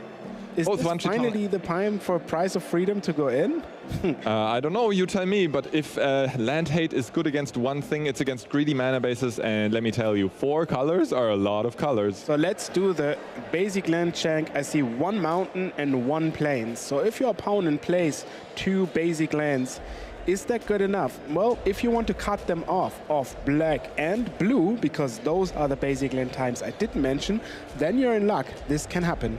All right, well, I assume those prices are coming in. What's coming out? Once again, I'm also repeating myself here. Firebending Lesson, that doesn't seem too hot. Even though you do want the lessons in your graveyard, just playing a dead card for it seems not recommendable. Yeah, Improvisation Capstone also doesn't seem hot. Routes obviously are amazing. There might be an argument of cutting some of the higher cards, but actually you do want to just draw a revelation. I still don't see it, so you're going to shave 1 here, 1 there, and then be happy. Could you maybe explain a little more, elaborate on the Improvisation Capstone, why you consider it not as important in this matchup? So if it goes through, it's obviously good, but then at the point, because you're like milling until you find some spells, there's actually a case where you might, if the game goes long, can't use them anymore, maybe once or twice, because you go over all the lands and your library comes quite short. It's a 7-mana sorcery, so if your opponent has Spell Pierce, Negate, Disdainful Stroke, all of those, or worst case, Jeskai Revelation telling you, you know what, that is a cool spell, you want to cast it again next turn? Seems a bit risky to me. All right, as we head into game 2, Ivan starts out the game with the Spiral of Canal, matched by a tapped Steam Vents on Ricardo's side. And the same thing I said in game 1 applies. This is not going to be a game where we see early creatures on the battlefield. And Ricardo already motioning that price, that land destruction, putting his Steam Vents into the graveyard, suspecting that Ivan has his sideboard cards at the ready. And if Ricardo expects this to happen, it's fairly sure that it's going in. It makes sense, obviously, but also kind of attack lately, right? Obviously, 4-color control needs to be prominent to make people want to board against it. We've seen the links from other cards that don't play as many non-basic. Obviously, Ivan plays a lot of non-basics as well, so they go with Price of Freedom and the upside of Price of Freedom. It's also a lesson, so there your sideboarding plan with sideboarding out the lessons removal doesn't hurt you that much because you're boarding in more lessons as well. It's almost as if Ivan had a very cohesive game plan when building his deck. In the months leading up to this tournament, as we see an accumulate knowledge, the lesson of choice to be cast at end of turn, first lesson of the game in Ivan's graveyard, surely followed by other lessons rather soon. And I'm excited. I see an Emeritus, one of my favorite cards. I don't know, it's been a short while, but ever? So it's 5-mana, 5/5, War 2, because they thought, nah, the Ancestral Recon is not good enough. We're going to make it more powerful. And we've seen games decided by Ancestral yourself, games decided by Ancestral your opponent. It's such a great card. Yeah, Emeritus of Ideation, kind of maybe the breakout card of this tournament, at least from the parts of the tournaments that we have seen. Obviously, our feature matches are not representative of every single game that's going on in this tournament hall, but the value of just drawing 3 cards while deploying a 5-mana 5/5 flyer with Ward 2 has been immense. Oh yeah, this is the thrilling control Magic gameplay that we're all loving. And you might think I'm sarcastic. No, I'm digging this. Yeah, I reckon this is prime Magic. You wouldn't play some lands, pass some spells. Though, given previous experience in Control Mirrors, I am slightly surprised to see the Accumulate Knowledge being cast so aggressively. That kind of hints at a certain weakness in Ivan's hand to me, where either he's pressed to find interaction because he's afraid of certain spells he wants to counter, or he's short on lands and really does not want to miss his land drop. Yeah, I think if you really look at your hand and you don't have any lessons, you're just firing it off, and then one of it in your graveyard, you might want to play the second one. In the end, you're really looking for something like a tablet or a stock up that makes your mana worthwhile. We see a 3rd accumulated wisdom, so at one point you just have too many recalls. I know that sounds insane, but it is true. You first have to get them, but how good is it drawing 3 cards for 2 mana 3 times in a row? As we see Ivan kind of make up his mind as to what he wants to do with his turn, he's already had his land drop and he has stopped from just passing the turn back to Ricardo as he did in previous turns. He's tapping 4 mana. Is that indicating a Ral Zarek? Is it already turn 100? Are we casting spells that matter? Let's see. Yes, hello Ral. Solving? I assume Ricardo will probably have an answer of some sort or another. So the upside here is even good. even if the Ral gets interacted with, you are leaving with an order or a card in your hand, right? Not the biggest plus, but it's all about making those small exchanges where you end up ahead. Control Magic is a lot like chess, a lot like Go, where not a singular move wins the game, but all your accumulated advantage make your opponent has to do stuff they don't want to do, and eventually you're going to take them over by getting through a Jeskai Revelation that they might have wanted to counter. This, of course, operates under the assumption that most cards will be traded 1-for-1 in this matchup, as we see such a trade take place. Do you think there are any cards in the matchup that defy this rule of trading 1-for-1 and being interacted with fairly, that can just take over the game completely by themselves? If Accumulated Wisdom, for example, comes with the full Injustice mold multiple times, obviously that gets you ahead a lot. But on average, both of them have a lot of cards, the same amount of cards that gets them ahead in stock-ups.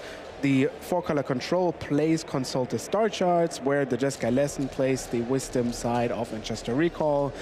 Both of them play lots of removal spells, so I think it's about even. Oh. Is that resolving? Where are we in the turn order? It's Ricardo's main phase. It's Ricardo's main phase. Oh, yeah, that makes sense. So we are seeing an Ancient Vendetta. Choose a card name, search target opponent's graveyard, hand, and library, exile 4 cards with that name, and exile them. I have an idea what that card name is, and yes, we see it on the battlefield. It's a Jeskai Revelation now leaving the game for good. That's exactly the case why the 4-color control has another card in their main deck from the Northwind Avatar. Jeskai Lessons, unfortunately, does not. Yeah, and let me point that out clearly. We have taken care of the single Ral Zarek in Ivan's deck, and besides the 4 Jeskai Revelation, there's only a single 1 Shitong and 2 Emeritus of Ideation in his entire deck that will actually close out the game easily. Hear me out. Grand beatdown. Grandmother beatdown. I don't know if you've played Cookie Clicker, but the Grandmas are evil and very, very full of revenge. So if you anger them, they are gonna get nasty. All right, well, we will see if we have any grandmother beatdown going on in the battlefield soon. But as for now, I reckon Ivan's main game plan now revolves around that Emeritus of Ideation in his hand, 1 more in his deck, and then 1 last 1 Shitong Librarian, also currently hiding out in his deck. We didn't catch the entire deck being searched by Ricardo, but of course Ricardo now also has information on how Ivan sideboarded. And I kind of feel like the storyline we have over this weekend is that we've seen a lot of the decks obviously played out, but the versions of the decks that are prepared for those mirrors, like in this Ancient Vendetta, they are ending up on the top spots of the whole tournament because they can interact with your opponent where they don't. So 4-color control, or rather Jeskai Lessons, might still be the deck of the tournament, the performance of the tournament. And then it comes down to who techs best for the mirror. Certainly, I would say Jeskai Revelation an overperformer this weekend. Okay, so good news.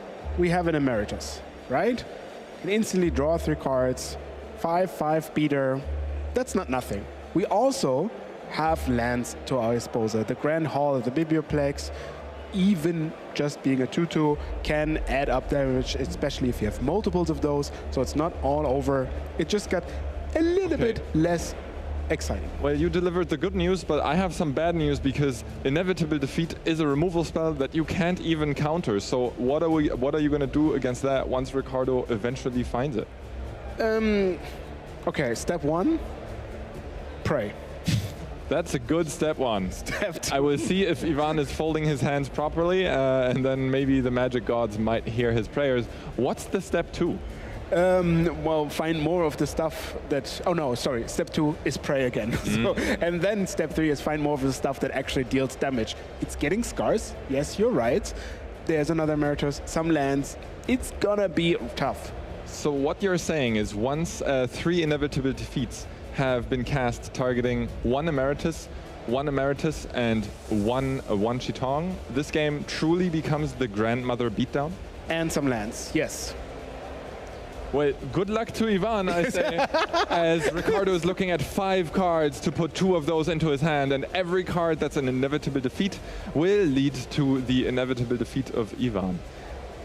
Also, just imagining, not only is your Ancient Vendetta, the Cranial Extraction, or Justice Cap, depending on how much your back hurts in that sense, is the card of the game, you can also make it uncounterable to be the best card in any given situation. Yeah, crazy. And remember, Ricardo's deck contains the card Flashback, and Flashback might just let you cast that whole thing again, taking out 1 Shitong or the Emeritus of Ideation preemptively, even before it even hits the battlefield.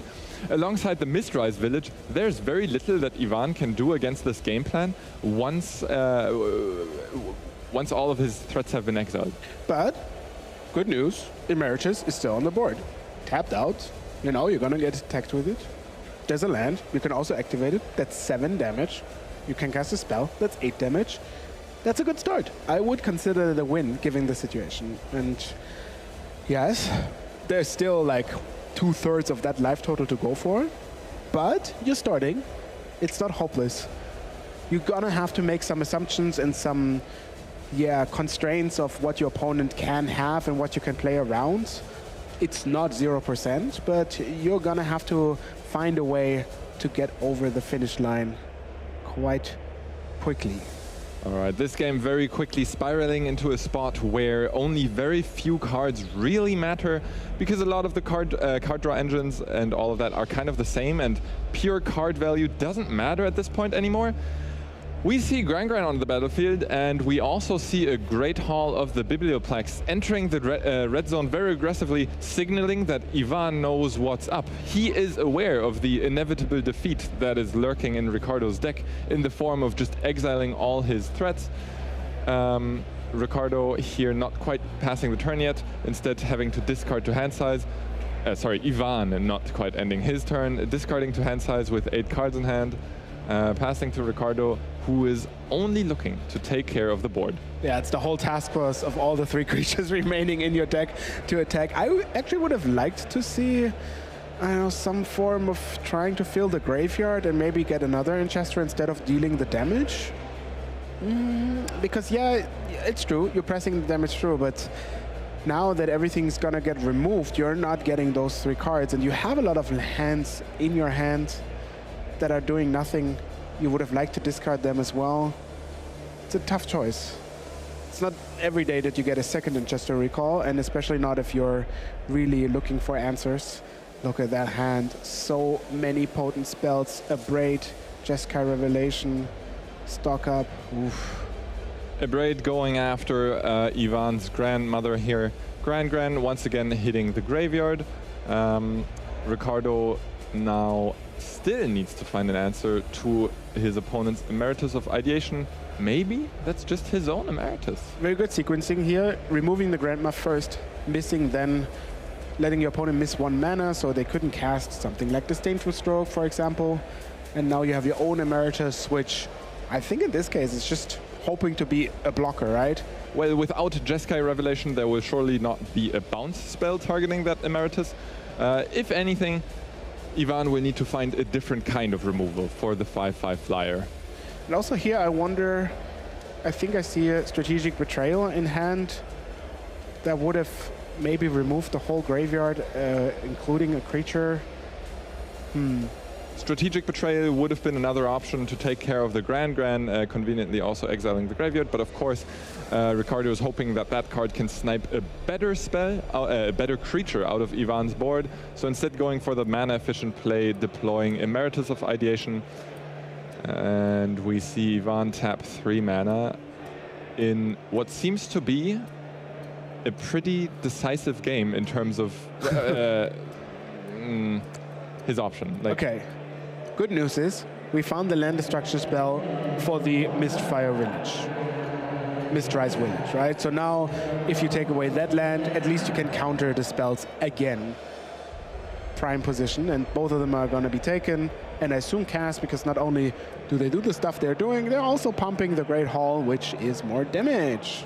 Yep, prowess count 1 so far, with presumably at least 1 or 2 more spells to follow. Ideally, Ivan, of course, wants to pump that up to 5 power, which would require another 2 spells this turn, because at 5 power, Ricardo has the villainous choice of either trading his own Emeritus for the Great Hall of the Biblioplex, or taking 5 damage. Yeah. Tough choice. Ivan realizes everything is quite narrow. Can we find a way to deal those damage before Ricardo is going to use all of those cards? So if you're going to play 2 of those cards that destroy land, 2 of the Prize of Freedom, that makes the Great Hall have 5 power because you've cast 3 spells. Both of the creatures now could attack and trade for the opponent's Emeritus. and you would be dealing 5 damage. Now, unfortunately, you losing your creature in the process. Is that a deal you want to take? What is the other option, though? All of this is going through his head. Losing creatures is, of course, a very high price to pay. As we talked about, Ivan is running so low on ways to deal damage in his entire deck right now. But that being said, the upside of trading away your library potentially, or your Emeritus, is that, well, the longer the game goes, the more hopeless you kind of become. Yeah, that's true. Also, another thing to consider is there are only 20 minutes left in this game, in this match. So that means they, in order for Ivan to win, not only have to win this game, but also next game, and both of them would be really, really sad with a draw. And remember, these players are playing for sad. top 8, potentially. Yes. These players have a lot on the line, where Ricardo in a slightly better position to potentially make top 8, but even Ivan, if things shake out just the right way, might still make top 8. So the first land destruction spell has been cast, and as Toralf mentioned earlier, the first basic has been searched up. There is one more basic remaining in Ricardo's deck, hiding out there. So even if Ivan decides to go for one more land on Ricardo's side of the battlefield, he will have another land to check it out. Oh, that was such a good draw. Ooh. Combustion Technique dealing enough damage to take care of the Emeritus, and Ivan having enough mana to pay for the ward cost means there's no blocker available to Ricardo to prevent any incoming damage. That is getting spicy. That is why I would have loved to play Strategic Betrayal, also to remove the lessons count in your graveyard. Is that 11 damage? It certainly looks like it. We've had a prowess count of 3, meaning that the Emeritus, of course, remains a 5/5, but the Great Hall of the Biblioplex pumped up all the way from a 2/4 to a 5/4. Yes, it's 3 cards because you have to pay the ward. Okay, good news, your opponent is at 4. All of your creatures are somewhat lethal. That is the spot you want to be on, because now your opponent has to be afraid at every single turn that even when you activate one of your lands, the Great Hall of Biblioplex, that isn't a creature yet, if they cast 2 spells, that is lethal. And it's going to be hard to remove all of them. How are you going to answer all of this? Wow, I'm impressed how Ivan managed this, get it so close. It kind of comes down to how urgent I think Ricardo perceived the situation last turn, as we see 7 mana being cast. That's a Jeskai Revelation, and I mean, yeah, that's a card to bring you back into a game if I've ever seen one.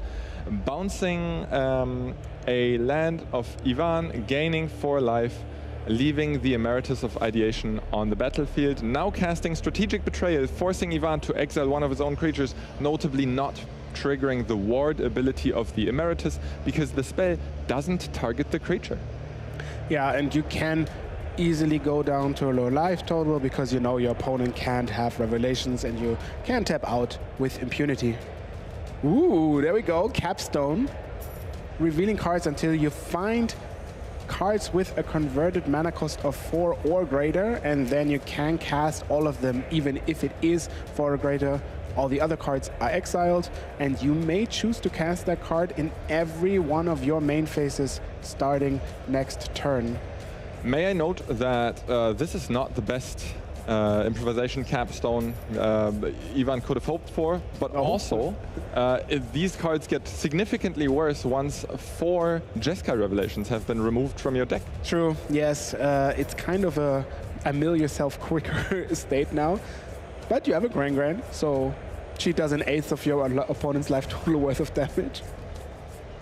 Yeah, unfortunately you are still staring down those 2 blockers, but at least this improvisation capstone might give Ivan enough fighting power to control the board in the future turns, being able to then spend his mana to build up creatures himself, maybe animating one of the Great Halls of the Biblioplex. Right now, he's just going for that Mist Rise Village on Ricardo's side of the board, drawing a card for it and forcing Ricardo to get out the last basic land from his deck. Unfortunately, Gran is not active, meaning only 1 mana available. no cards like Disdainful Stroke or Negate, even though you just destroyed the Moonrise Village, meaning your opponent can still play all of the spells. Maybe you can fear a Spell Pierce. There's one in the sideboard, but in total, you just probably start the engine of casting your spells and attacking with the monks. You have to be careful with the lands, but now that you're at 8, you can take hit 1 or 2 of those lands. And remember, Ricardo does not play with the hindrance of not having available any of his Jeskai Revelations anymore. He's playing with the full power of his deck, able to gain a lot of life at a moment's notice if he has 7 mana available. Very threatening. Those monks are gonna deal a lot of damage in 1 or 2 turns. What's it gonna be? I see a 3 steps ahead, which is a great card to have to protect your lead in this game. And remember, if you win this game, you might be top 8.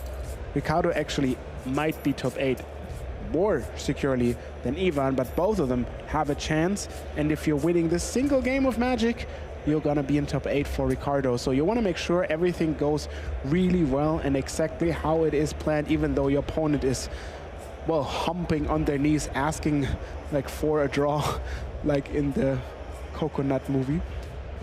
Well, I would argue in that movie it's a little bit different, but certainly Ivan not looking in great shape, considering that he would need to win 2 games to end this round with a win. As we see Gran taken out by an Abrade, triggering both Monk tokens' prowess ability, only spending 2 of Ricardo's mana. Tablet of Discovery being added to the board as well, paying 3, getting back a mana rock that taps for 2, about to mill 1 card into the graveyard, which can be played this turn only, and we see a land, Sacred Foundry to be exact. And I think, yeah, at this point you gotta play 1 more stock up, and then you're gonna chill, right?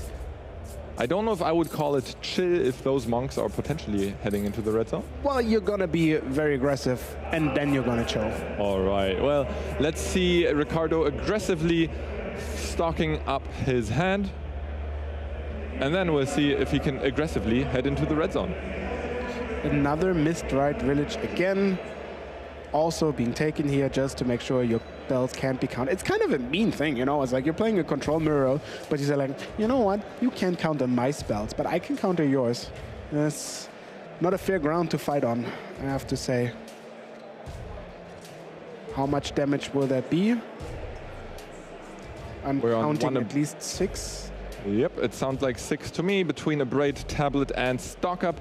And if there's anything that this match was about, it was an unfair playing ground. Ricardo recognizing that Ivan can't really deal damage to him. So he's just passing the turn, leaving the blockers back. The monks do a great job defending his life total, as Ivan only has 1 more Emeritus of Ideation in his deck at all. And then there's only 1 more Wan Chitong alongside the Great Halls of... sorry, I forgot the last word in that card's name. But the Great Halls that can be animated into 2/4 creatures. We see Ivan go after one of them straight away. And we know that Ricardo is out of basic lands in his deck. Yes, also we've seen Ivan pass on the Paradigm spell Improvisation Capstone just because, yes, you're right, he doesn't have many spells to go with. And one of the spells he does still have in his deck is the Wan Chitong, and you really, really don't want to mill that with the Paradigm, because then you're forced to cast it for just 2 mana, not what you want to be. Yeah, we actually, Ivan corrected his decision in land to go for the Sacred Foundry, from how I understand there. It was the black-white land, I think, was destroyed. Again, you're looking for any way you can close this game. 8 life total seems just in reach if you're finding the right order of spells together with your lands. Well, first you somehow have to make your land into creatures, so this is still costing you 10 mana. Flashback. We'll get rid of another land. Which one is it going to be this time? Flashback, of course, allowing you to cast an instant or sorcery spell from your graveyard 1 final time for its casting cost. Price of Freedom, the choice right here. Ricardo knows there are no more basics in his deck, so Price of Freedom is just a land destruction spell that also draws Ivan a card. And so Ivan's smartly kind of going for Ricardo's resources before trying to then fight the fight over his last remaining creatures in his entire deck. You're gonna fight the fight. Well, I am not gonna, but Ivan certainly will, and he'll give his best, because remember, these players are playing for pretty high stakes, given that the further you climb on the tournament ladder in the match point score, the more rewards you'll get between Pro Tour invites, RC invites, and even 2 coveted World Championship invites. We even see Ivan rocking the World Championship sleeves already, though those are from a previous iteration of the tournament, as I assume he didn't get a sneak peek at new sleeves like months before it happens. Gran, do you think Gran is gonna change the board state? So I was obviously being a bit sarcastic earlier when we were talking about Gran beatdown, but at a life total of 8, it becomes a lot more reasonable, because suddenly each hit of Gran takes upwards of 10% of your opponent's life total. And yeah, I mean, if you don't have any other tools available, what are you gonna do? Magic players are optimizing everything out of this game. So if it requires Grandma beatdown, Ivan will use Gran beatdown. Let me tell you a fun story. Gran's trigger of drawing a card, discarding card is not optional. You have to do it. Problem is, if your library doesn't have that many cards, your Gran beatdown might actually be impossible, because in order to deal 8 damage, you have to attack 8 times, and that means you have to draw and discard 8 cards. And I would argue that's what also makes Magic so great. Such a good game where you have to pay close attention to these different resources at different times. Believe it or not, yes, your life, the total of cards in your library matters a lot in this situation, whereas in every other situation, you'd be considered silly for being like, oh no, I have to loot off my Gran. Yeah.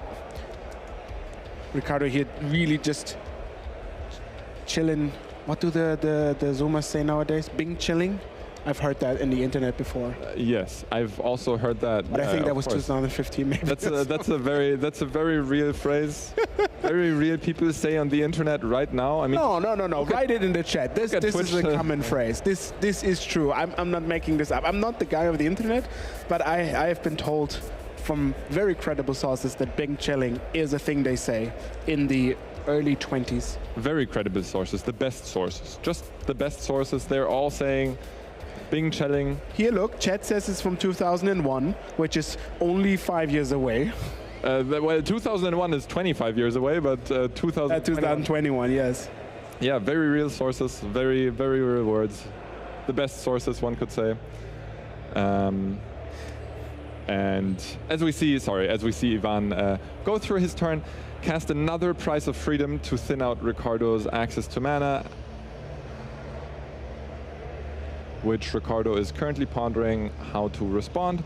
The most basic response, of course, tapping that land for mana or activating its ability.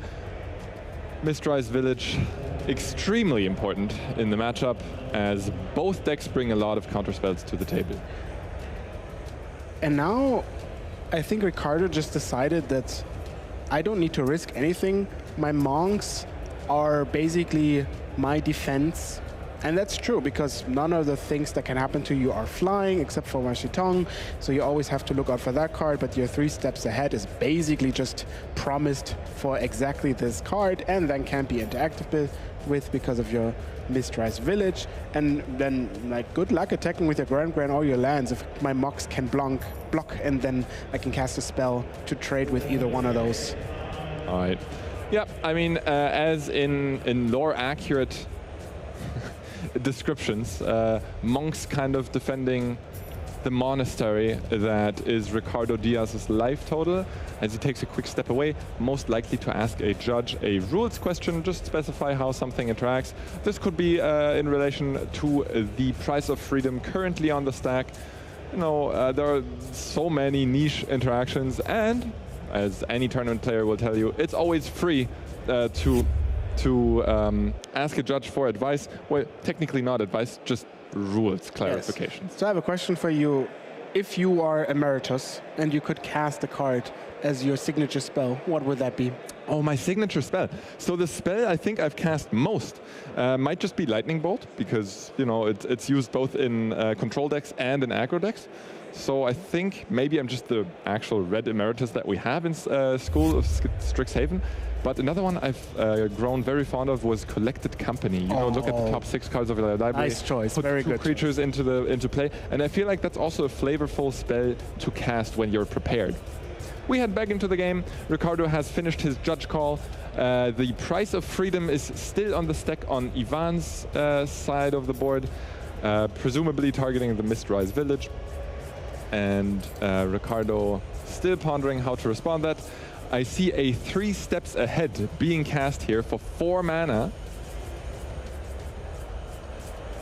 So now you want to add some spree. Is it 6 mana? Ah, sorry, yeah, I messed up. So what's there. going to happen is counter and make a copy of the tablet is what I seem to gather from the gestures. And indeed, tablet comes into play, mills a card. You cannot play the land this turn because it's your opponent's turn. But it can't harm to have more mana. More mana means more Jeskai Revelations, and I think more Jeskai Revelations means just more happy.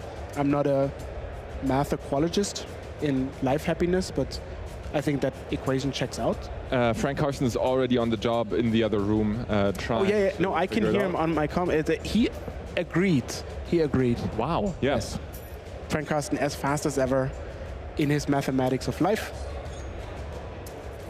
And the mathematics that are important for Ivan right now very much all have to do with the number 8, because that's the number you have to reduce to 0 if you want to walk away this match a winner or at least a drawer. So at this point, it becomes really, really unlikely that we get a decisive game if Ivan wins, because there's 4 minutes, and I'm not like super confident that this 2 control decks can hash it out in 4 minutes. So this is now just about placement, and of course for Ricardo making it into top 8. Ricardo again very happy if this game doesn't finish, because then he's gonna win by default, because the only one winning a game with 1 and 0, but also obviously very happy if he wins the second game of this match. And that seems to be the case as it is right now. Yeah, Ricardo is certainly the only one who might still walk away a victor this game. Remember, after time is up in a round, there are 5 additional turns being played, and if after those 5 turns we still don't have a winner, then the game is declared a draw, and in that case, Ricardo would win the match as 1 win and 1 draw. We see an Emeritus of Ideation being cast. That's crucial, as that is one of the last ways Ivan has in the entire deck to deal any damage to Ricardo, but Ricardo obviously ready for it. They have been spinning their gears for the past few turns, so you have to expect Ricardo was just waiting to snap up that disdainful stroke on the Emeritus. Yeah, if Ricardo remembers the opponent's deck, he knows only 1 more threat that is really threatening to deal 8 damage in 1 single turn left with that Vashintong. Also, like, counting your opponent's cards is another form of like threatening your opponent. Hey, you only got a few cards left, so you also have to be worrying about that. And remember the paradigma that was cast once and never be cast again. And I mean, yeah, it reminds me a lot of what you were talking about during sideboarding, where you said that this is exactly what might happen. You don't, this game might come down to a game where you just... Oh, wow, yes, that's the game. Outrageous robbery, stealing 8 cards from your opponent. Hey, look at Ricardo being relieved and happy at the same time. Will he make top 8? We don't know for sure. We will find out very soon. In the best spot of ending in the top 8, as we can tell. If anything, Ricardo can be very proud of his achievement. Yes. Even if he doesn't make top 8, he gave it his all, specifically in this final round. There's nothing more he could have done. Now it's up to the judges and the tournament organizers and us to do some math, or rather let the software do some math for us to find out who's in the top 8. But before that, we actually have a chance to listen in on Ricardo's thoughts, because we had Carl stand by with an interview. Ricardo, congratulations, high five. This, I can't confirm anything, but this looks like you're about to make the top 8 because your chances are incredible if you look at the standings, but we can't confirm. But we may or may not see you in a little bit more rounds. Also no so standing. before we potentially see you in the top 8, let's find out a bit more about you. You played this so well this weekend. You're playing the 4-color control deck. Yes. And one thing I think I want you to talk about a bit is you have an interesting sideboard choice that you want to tell us about. Yeah. Yes. I'm playing the dragon that goes Northwind, that gets a card from the sideboard. Yes. And I'm playing that card specifically so that I can get Vendetta. And you'll see, and you saw in the game that Vendetta is completely broken versus opposing Jeskai Revelations. And I worked with Oscar Franco. Okay. And we came up with this idea. And it's been working very well for us. You get the Jeskai Revelation from their deck, and then you still have yours, so they have no ways to win. You just have to kill their Bibelplex and their Emeritus, so you just win the mirrors and the lessons. Yeah, the Jeskai Lessons, the new Lessons version. Is there any matchup you want? Yeah, first of all, very cool tech. Second of all, are there any matchups, if you go into the top 8, which, you know, your chances are pretty good, are there any matchups you're specifically looking to dodge and any matchups you're specifically looking to go for that you think you have good chances? I mean, I would like to face Lessons again, because game 1 I'm very favorite, depending on their list, but Lessons, I mean Jeskai Lessons, not the regular Lessons decks. And if I could avoid, I don't know if any is in the top 8, we don't know it yet, but if I could avoid, I don't want to face Mardu discard. Ooh, yeah, there's some chances of some Mardu discard in the top 8. Yeah. So we're gonna to dodge that deck. Yeah, we're gonna keep our fingers crossed that they're eliminated in the quarterfinals. In the meantime, we're gonna go to, speaking of Mardu discard, we're gonna go to a Mardu discard mirror, and right after that, we get the top 8 announcement, and we see which people, which players, and which decks are fighting for these 2 trophies over here. We'll be rooting for you. Well done, Ricardo. Thank you. Bye, guys.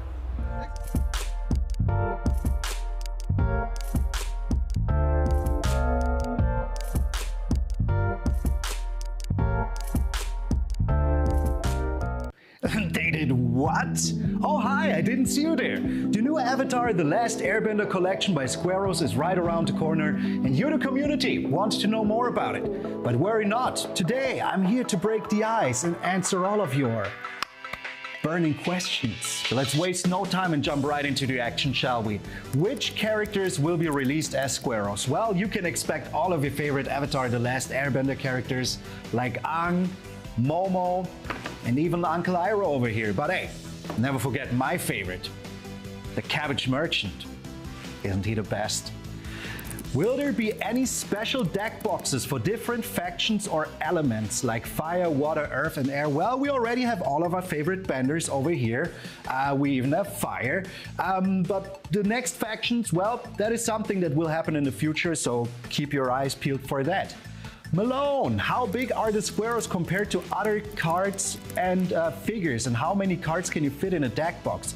Well, these are Return to Earth boulders by Ultimate Guard, so they're the same size as those, and they all fit your typical 100 cards double sleeve commander decks if you need to. So yeah, put them all in there, they're safe, you can shake them around, nothing to worry about, safe and protected, as Ultimate Guard always guarantees. Will there be any pre-order promotion or special bundles? Well, once all of these beautiful deck boxes hit the market, you'll be able to collect them all, even in this very beautiful upper collector's box where you can fit them all. Does the deck box also fit in other trading card carrying cases or backpacks? Well, as we already said, these are made by Ultimate Guard, so you can be certain that you can put your Ultimate Guard deck boxes into your Ultimate Guard cases. So if you already have one, just put him in there, bring him to your next Friday Night Magic, and get ready to beat your opponents in style. Are the Squareos made of the same materials as Ultimate Guard boulders? Yes. These are Return to Earth boulders. They're almost completely made out of renewable material in Germany. So yeah, I like them a lot, and I must say these are one of my favorite products that I will always keep on using. And now having my favorite characters on them just makes them way freaking better. All right, we have time for one last question. Can you use your Squareos for something other than trading cards? Of course you can! You can put your dice in here. Of course, you can put your tea in there. But there's so many different uses like... Who put cabbage in my square? Well, my friends, sadly, that is all the time we've got for today. But I want to thank this amazing community for all of your cool questions. And if you do have some more, please feel free to ask them in the comment section. We of course hope that you will enjoy these very cool Avatar The Last Airbender Squaros just as much as I did. And if you need any more information, check out the link down below. And you want to know even more? Check out these cool videos.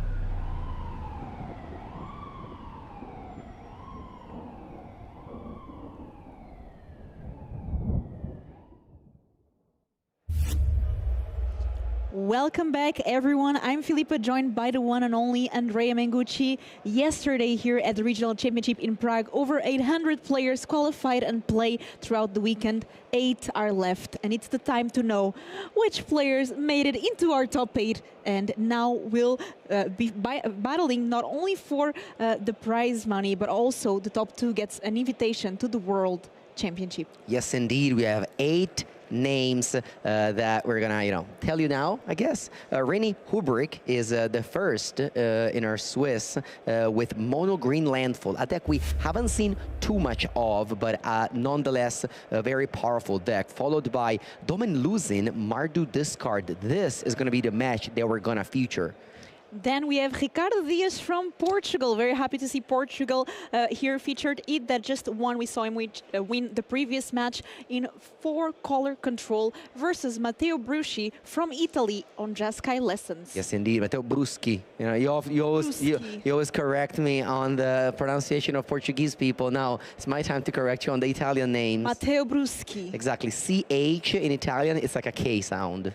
Bruschi. Exactly. We got Thomas Peterson with Isis Elementals against Marco Camilluzzi on Selesnya Uroboroid. And finally, but not least, we have Andrea Botti on Izzet Prowess versus Rasmus Enegren on 4-color control. Yes, you counted well. That is 7 different archetypes in the top 8. That is very, very impressive. Standard has a ton of cards legal in them, and that means that you have so many to choose from, and there's not a clear option. There's not a clear best deck, and these players told you that, basically. The only thing we have a lot of is Italians in our top 8, because 3 out of the 8 players are Italians. We have to ban Italy because so many skilled players here. Yeah, last RC we had 2 Italians in the final, Samuel Strati versus Andrea Fortunati, and maybe here we can have 2 Italians again in the final. That'd be very cool. I'm definitely rooting for them. We also got 2 Swiss men, we got a German, a Slovenian, and a Portuguese. So that's our very diverse in-country top 8 as always in this European event. Yeah. And we are ready here to get our players for this feature match here at our quarterfinals. René Hubrick versus Domen Luzin, Mono Green Landfall versus Mardu Discard. We've seen these decks before, and starting here with Mono Green Landfall, Mengu, how does this pair up against Mardu Discard? Yeah, this is a close matchup. I think the die roll, or in this case the player on the play, will have an edge, and in this case René is first in Swiss, so starting with that land Lanora Elf is definitely going to put him in advantage against Mardu Discard. I think René is favorite here. Let's take a look as well as Doman Luzin when Mardu discard. And you know, we have here our player profiles as well. And I had to laugh at Doman one because Doman said that he lost 3 win-and-ins for day 2 on every previous RC. So finally got the luck here, breaking it into the top 8. Well, not only made day 2, he made top 8, which is, you know, an incredible achievement because yes, we covered the top 8, but in the other room, 36 people are celebrating because they got an invite to the Pro Tour, not just to the top 8. That's the top 36. At this RC, some X4s sneak in, and that means, you know, a very, very cool reward. They get to play in Amsterdam, which is very nearby here, to play Modern, which is, you know, a different format, but I'm sure players will love it. So the players are waiting for a go to start. Chat is ready.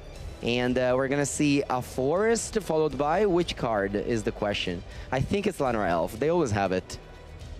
Yep, Doman. Yeah, I didn't know. I Always. swear. I mean, it's part of the rules. That's why you bring this deck. Turn 1, Llanowar Elf. Yeah, all right. I love the art of choice. That is German first edition Forest. You can see Wald. And I can't quite, you know, guess the language of the elf, but it's going to be a German elf as well. That's very on brand for René Hubrick. I really love this style. On the other side, we have a Blood Crypt and a Marauding Mako, which is a very strong start for the Slovenian player. Both of them starting very aggressively with powerful 1-drops. But one drop is better than the other.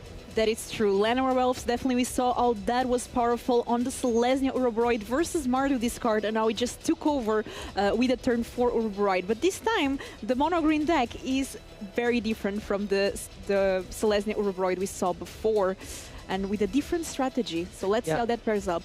Yeah, Monogreen Landfall is a strategic choice because we saw at the Pro Tour how the most successful landfall decks were Selesnya, but they kind of moved away from it and went back to Monogreen. Here we see Bajer Mokab putting a counter on Demolition Field. Now this is a very nice technology that actually my team Worldly Council came up with at the Pro Tour. Demolition Field is really nice, in particular if it's Earth Banded, because that means that you can blow up a land, make Domain search one of his only 2 basic land, and then you can blow up another land. And if Domain happens to just draw naturally 1 basic land like he did, that basic mountain, that means that the second time that René uses the Demolition Field, he will just effectively Stone Rain the opponent. This is maybe not the matchup for it, because, well, you want to answer stuff on board, you want to present board presence, you want to kill stuff, so it's not that relevant. But it's just a nice angle to have in a deck as powerful as Monogreen Landfall. Very new technology, as you say, Mango. I love that. I'm going to start using that for everything. What? A new technology. A new technology, yes. Technologia, like the meme. We've got a starting town, which is adds any color of mana, in this case white, to play Hardened Academic. Which enters tap. No, just kidding. It Tap the talking. like the tokens from Goblin Rabble Master. Hardened Academic, red and white, 2/1 fly haste. So many words. This card is a powerhouse in draft and a power through. Ooh, discarding a Bloodgast over there. Not a bad one to discard for sure, and starting to deal some damage in the air and able to gain a life as well in the process when you discard a card. Yeah, this matchup is a race. They just have to just close their eyes and kill each other. We already saw René able to kill the opponent Mako with that Mustrider Resolve, but he doesn't really have that many ways to interact with the opponent. I guess he can stripe out that starting town as an interaction piece, but yeah, I think the hand has like just lumbering World Wagon, Sibling Nursery, and Basingse. So he's just carefully thinking about what to do here. And both these players already locked an invitation to the next Pro Tour, which is very exciting, but battling out for the prize money as well as the top 2 getting that World Championship invitation. Now, tapping land here, World Wagon, let's get a basic land. That's a very nice vehicle from Aether Drift. Yeah, so now that Llanowar Elf adds 2 mana actually, so you can tap that and the Basingse and get that forest. That means that it's not enough mana to activate the I mean, there was a way though where you could have done it all. You could have tapped the Llanowar Elf to get 2 mana, activate the Demolition Field, stripe a land, and then use the land from the Demolition Field to play with Lumbering World Wagon. Instead, what Rene did is just he's attacking with Demolition Field. Just attacking with everything. As you said, it's a race, so let's just go try to deal as much damage as possible. Yeah, my thing is that if he had used the Demolition Field as a land disruption, he would have got a land back, which would have put a counter on the Sazat Chocobo. So the damage would have been the same, except that Domin has access to white mana starting town, whereas if you Demolition Field, he doesn't have a plains. And now you see the end. I mean, of course, we work on perfect information here, but yeah, a play that I just would have liked to see. You get actually 2 triggers because you get a forest from the Demolition Field and you get the Demolition Field back. So actually activating the field would have been 1 more damage. But at the same time, activating the Demolition Field lets the Bloodgust come into play, which then can turn into some damage on the back, putting a counter on the Ardent Academic as well. So it does make sense that Rene chose not to do this because of the Bloodgust in the graveyard. And here we have Inti and attacking with that Ardent Academic, going to discard a card. Yeah, so you can discard a Blood Crypt. 20, and you're going to exile the top card. Let's see what it is. Hopefully it's a 1-drop that we can cast. It's not. That Ardent Academic is gonna go exiled and can't be replayed. Pretty unfortunate there. I mean, it's fine. Like you had many breaks there. Like all the lands were bricks, all the 2-drops were brick. Basically, just it was very, very unlikely actually to hit. Let's see now. Domin is thinking about the race now because he could discard that elf to to give lifelink. But then that would also trigger Inti again. Because Inti says whenever you discard a card, you reveal the top. It's not only when you activate it. Exactly. Whenever you discard 1 or more cards, exile the top card of your library, you may play that card until your next end step. Let's see now. Is still thinking about discarding Ardent Academic. We are in that phase right now. No, I just said, okay, I'm not going to give lifelink, so that's 4 damage to you, 14 each. And now Rene untaps, has Sapling Nursery in hand, but that card costs 6 mana at the moment, which is, I mean, he does have 6 mana, but that's still a lot. We do have a Llanowar Elf as well. That's not a good draw, but...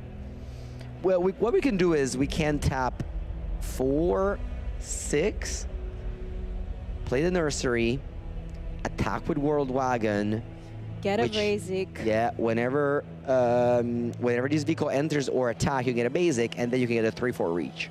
And the 3/4 reach token from the Sapling Nursery can block the Ardent Academic. It will just be a chump block because the Academic will be bigger, but that still saves you 4 life because the Inti will give the Ardent Academic a trample. And then with Sapling, if you get a land, it's a decent draw. If you get a non-land, it's also a good draw. Yeah, Rene is also thinking about maybe Stone Raining that starting town, because killing that means that the Domin cannot play any white card. So if he taps, for example, the Llanowar Elf for the Demolition Field, he's going to get a forest untapped, and then the Sapling Nursery now costs 5 because you have now affinity with forest. But I don't think you have 5 lands at that point, so I think you just have to artcast the Sapling Nursery for 6 mana here. Let's see what Rene decides to do. Rene that ended up first on standings after 14 rounds of Swiss here at the Regional Championship in Prague, using the Demolition Field on the starting town. Yeah, the reason why he ended up first in Swiss is that he got paired in the last round to a player that couldn't ID. So he was XN2 playing the last round, but he ended up winning, so he ended up finishing first in Swiss. So sometimes not be able to draw into the top 8, it feels like it's a curse because, well, other people are resting, you're playing. But if you win, your chances to win the whole thing are a lot higher because all of a sudden you find yourself on the play every single turn. So sometimes it's a blessing to have high tiebreaker because, yeah, sorry, I meant to say sometimes it's a curse to have low tiebreaker, but some other times it's a blessing. It's a blessing and a curse. Okay, so Rene chooses to go for Demolition Field, which fetches him a forest, puts 2 counters in the Sazat Chocobo, but I believe we don't have mana to play the Sapling Nursery now. Oh, I guess that's not true. We can play that in post-combat.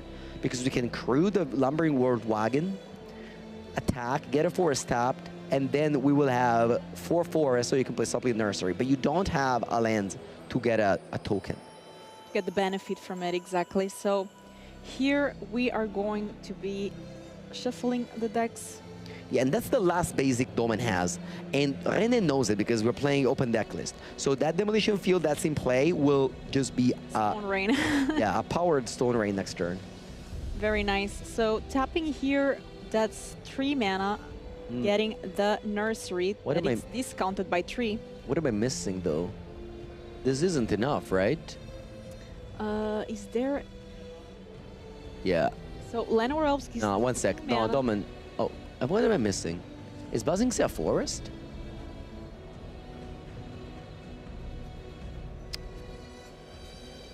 Let's I'm, take a look. I'm a little bit puzzled right now. We are a little bit behind. We're not live. We're like behind 2 or 3 Basi minutes. think it is not a forest. We'll see. Can you guys... Do you understand something I don't understand here? Anyway, let me play seem... They like, Domen even read the card. And... All right. Well, Lumbering War Wagon is in the red zone and it's attacking for 6. Trample. A lot of damage. No trample, sorry. But Bloodgust unfortunately can't block. Wish you were able to block. That would be too good. Yeah, we are... Okay, we're going end of turn this card to give lifelink. And that Cool But Rude can be flashback now. Okay, let's see what... Sorry, the can be draw played from exile now. From Dominic. Yeah. We have a reach token, the Tree Folk as reach. Reach, which is a very important keyword because until now, Dominic had a strategy to go with the Arden Academics, which is flying. But now that, of course, gets battled against the Reachy creature. Mm-hmm.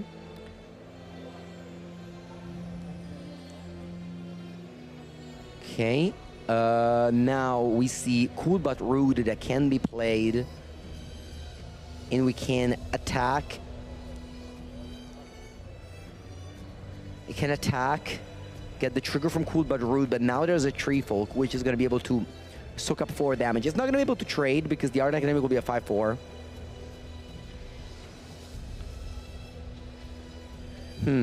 Let's see. Domen is now casting the Cool But Rude. You want to jump attack kind of with that Bloodgast because if it comes back into play via land, that puts a counter on something thanks to the Hardened Academic. So we're looting, we're doing 2 triggers. First, you want to loot with Cool But Rude because that ends up with you having a card in hand, and then you want to loot with Inti, which just exiles the card. So first with this card and draw. And then we draw a land so we can discard that 2 Inti. Oh no, first we reveal 2 Inti. And now we trigger Inti, discarding a land. Giving, just giving plus on counter and exiling another card to Inti. So now the Art Academic does not have lifelink, it's just a 5/4 flyer. Yeah, but Renee can jump block with that Tree Folk that has reach.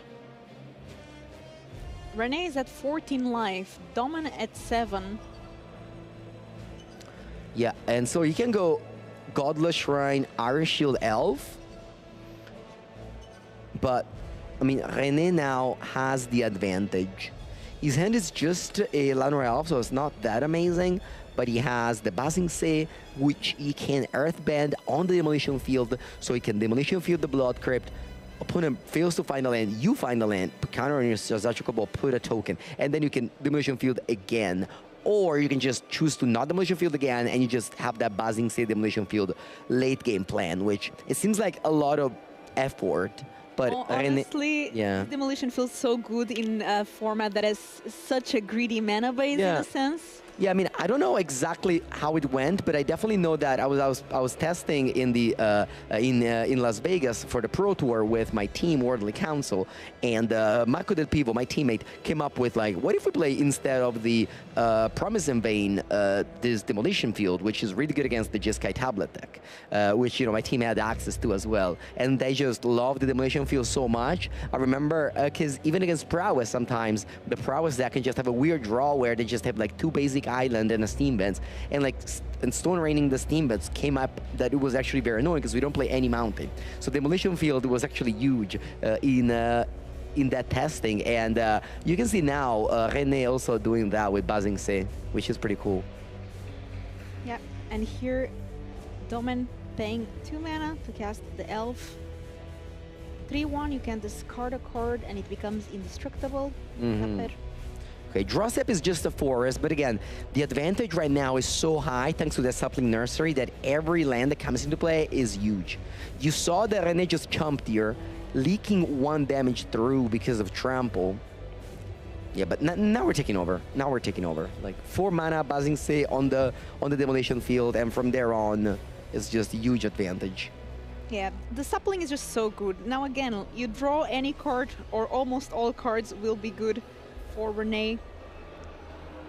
Yep. Domen at 5 life, and Lumbering Worldwagon just getting bigger and bigger as well.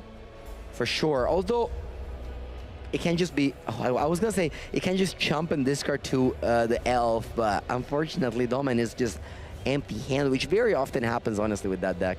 All right, so we are Earthbending on the Demolition Field, and then he can play the Forest from hand, make a Sapling Nursery token, activate the Demolition Field, blow up a land. He can actually blow up 2 lands if he wants. Let's see. Yeah, I mean, as I said, Domen drawing that basic mountain was terrible. A land for the turn here, making it 3/4 with reach.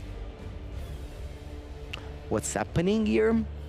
Oh, crewing. Oh, it's lethal. Just crewing, Okay. attacking, I and messed up. I was so focused. Bloodghast cannot block. Can't block, yeah. I was so focused on just destroying lands that I didn't even realize it was lethal. All right, so the unsurprisingly, Forest Llanowar Elves wins on the play, wins game 1. This deck has such a massive edge whenever it's on the play. That was the outcome of my testing. Whenever I was playing whatever deck against mono green, the mono green deck on the play will always have the advantage, in my opinion. And the fact that René is first in Swiss will make him, I think, one of the favorite one to win the tournament. Again, Mango, I'm sure that when René went to draw against the opponent into top 8 and the opponent was like, nope, I cannot ID, he was pretty upset, or at least thinking, oh no, now I have to play. But now, as you said, being a blessing, because that made him first in the standings, and now he will always have the chance to go on the play game 1. Of course, so this is the deck list again.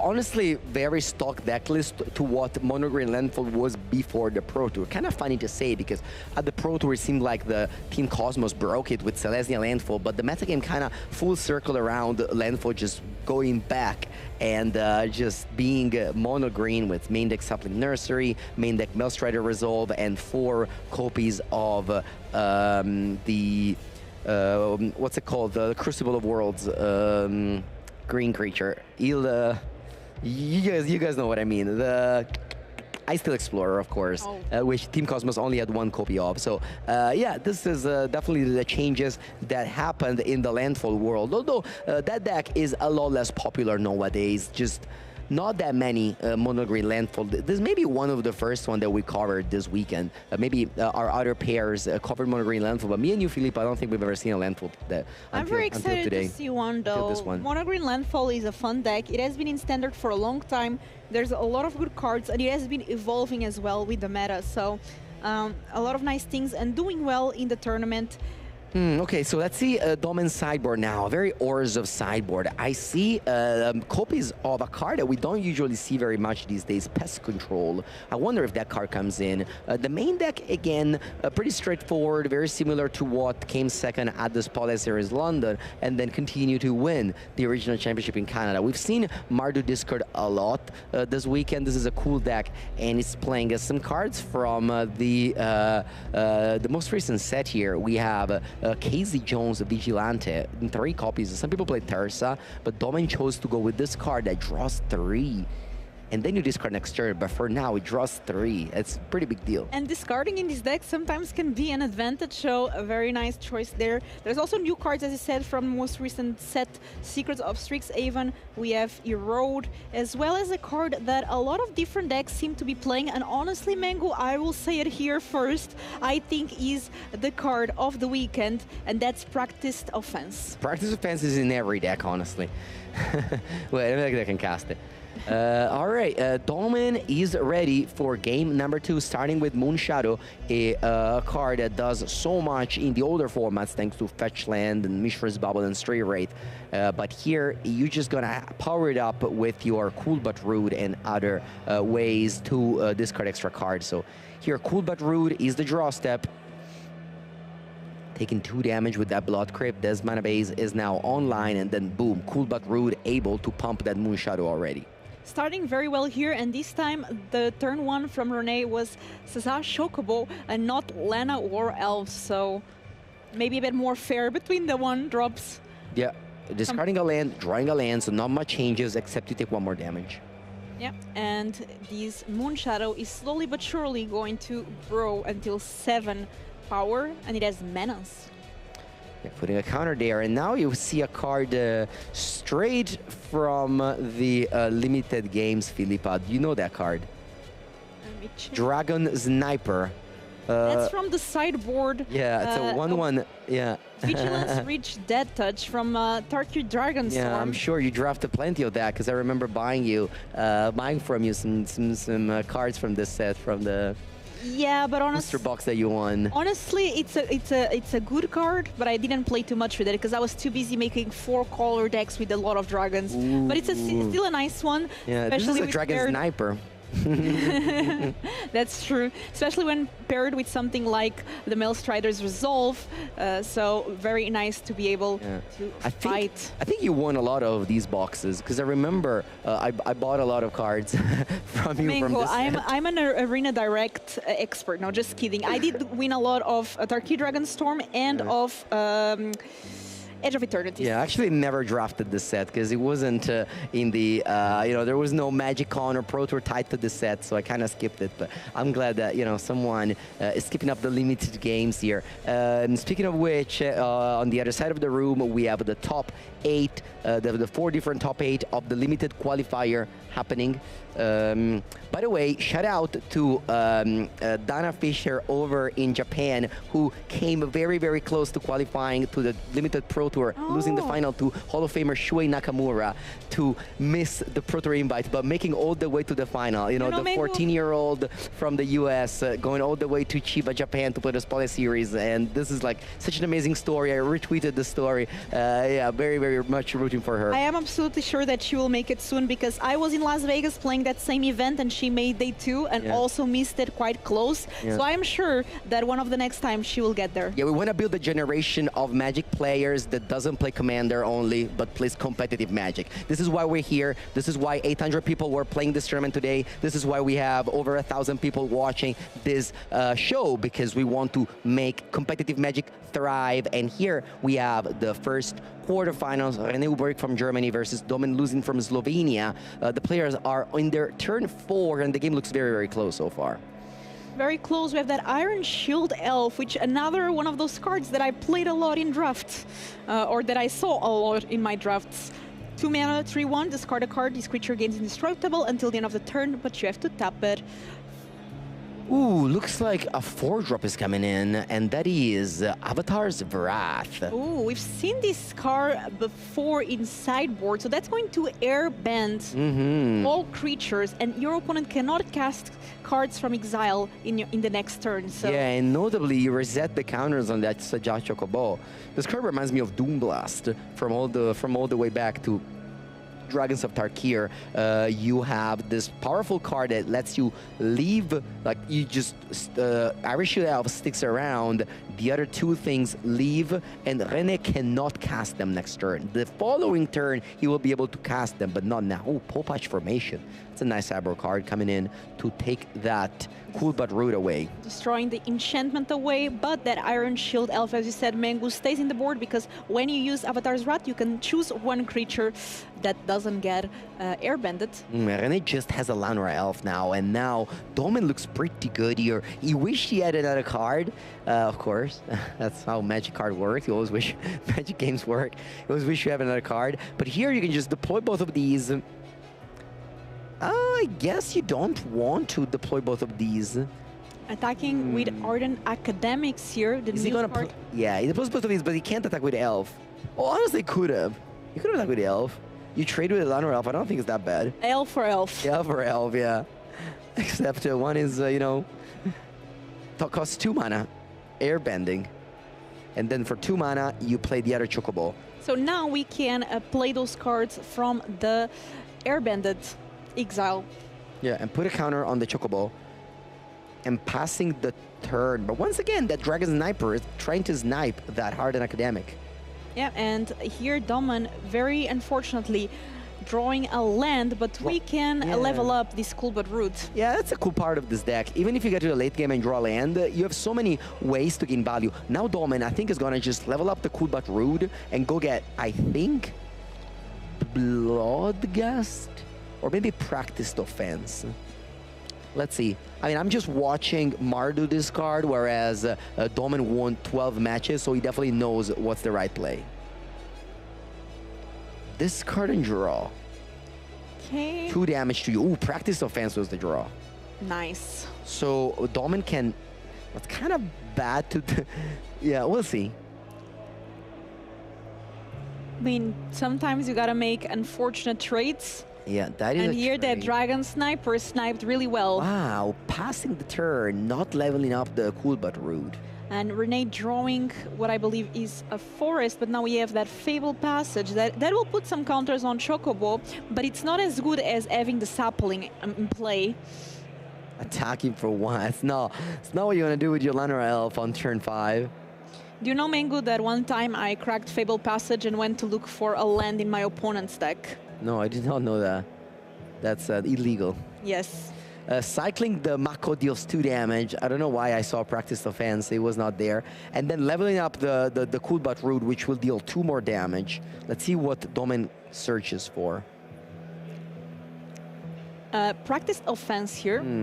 I mean, I'm telling you, this card, for me, card of the weekend. Yeah, so let's read Iron Shield Elf. Iron Shield Elf says you discard a card, you give it indestructible. But you have to tap it. You have to tap it. So you don't have the ability to first use the Iron Shield Elf ability and then flashback Practiced Offense. Because that would just tap it. Yeah. But he discarded. He, Rene... Oh, it's over. use this card a hand, and the Cool But Root kills you, of course. Yeah. Cool But Root, Yeah. it was cool, but rude. It was good. Well, not really. Not really. The competitive Magic, we have to win, and that was the best way. Domin just stares at the camera there, seeing, oh, yo, my deck is simple. I mean, he did say in his player profile, he said, what was your best card of the weekend and why? Cool But Root on level 2. Steal games you shouldn't have won. It enables the deck another angle of attack, plus give you a combo finish. And this was a combo finish. I love that. Cool But Rude here, good game. And now players are 1-on-1, which means that we are going to have a game number 3 now with Renee, monogreen landfall player on the play. And we know that play and draw here can be quite relevant. Let's see if Renee is able to get that turn 1 Lanra Elf and just start ramping away. But Domin will try to stop it. Domin will try to stop it. Domin will obviously hope to draw Force and Lanra Elf. I think that's even better than going Sazai Chocobo like he did in that second game, because the Lanra Elf powers up those powerful 3-drop that you have. Something like Earthbend Session, which we haven't seen yet. Something like Bajo Mokob into more stuff. And, you know, this is a deck that can be extremely powerful on the play.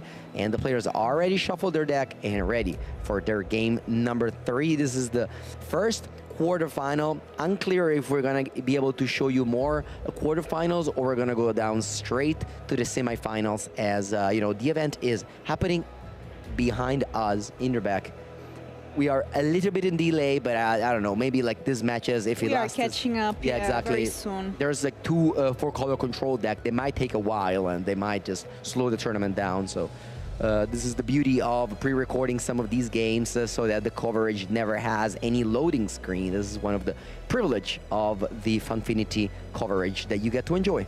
And people watching at home, let us know who are you rooting for, and if there's anyone from Germany rooting for Rene or from Slovenia rooting for Domen. Yes. Very nice to see a lot of different countries displayed here in our top 8, and we are ready. I don't see any Llanowar Elf in hand, just a Chocobo, but I love that both players kept 7 and have lands and spells. This is what we want to see. No 1-drop on Domen's side, which is a little bit scary to keep a hand on the draw without 1-drop. But we will have a game, that's for sure, and that Saza Chocobo with 2 counters already. Yeah, and now I guess there was a mulligan, or did he just draw 1 less card? I don't think did Domen mulligan? I didn't see. No, I think he just has 1 less card, doesn't he? Let's see if we have any information, because sometimes judges give us the information on what is happening. Domen started the game with 6 cards without mulligan. Marco fixed the situation. Oh, okay. Well, you usually, yeah. I mean, it's rare that you, yeah. It's usually the other way around. By mistake, you draw extra cards, but here, by mistake, Domen has 1 less card. How do you even fix the situation? Do you just draw a card? I mean, he kept 7, so he's definitely going to end up with 1 more card, because you can't, by the rules of Magic, there's no way you can intentionally mulligan to 6. All right, let's check this out. Reverse cheating has been called. All right, yeah, because like the players are so quick, right? So they did a mulligan. It happens, it happens. No, I mean, obviously it happens. The players they're round 15 of this 2-day event. Their hole is very hot, and they play with the headphones. They play on camera. They play with all the eyes of Twitch chat, ready to judge. So you know, you make mistakes, and sometimes the mistakes are against you. But the judges will fix this. I think he just draws an extra card now. Let's see how the judges decide to fix it. Just draws an extra card. And he can't make a play. It can't change his play. He already played Blood Crypt tapped go. It's not that if he draws Moon Shadow, he can play it. That would be the way I would rule. Not that I'm a judge of any level. But. Dragon Sniper here on Rene's side. And things are fixed up now. Yeah, oh, wow, the 1 Dragon Sniper is back. 1 of only in the sideboard, and it's been here both games, 2 and 3.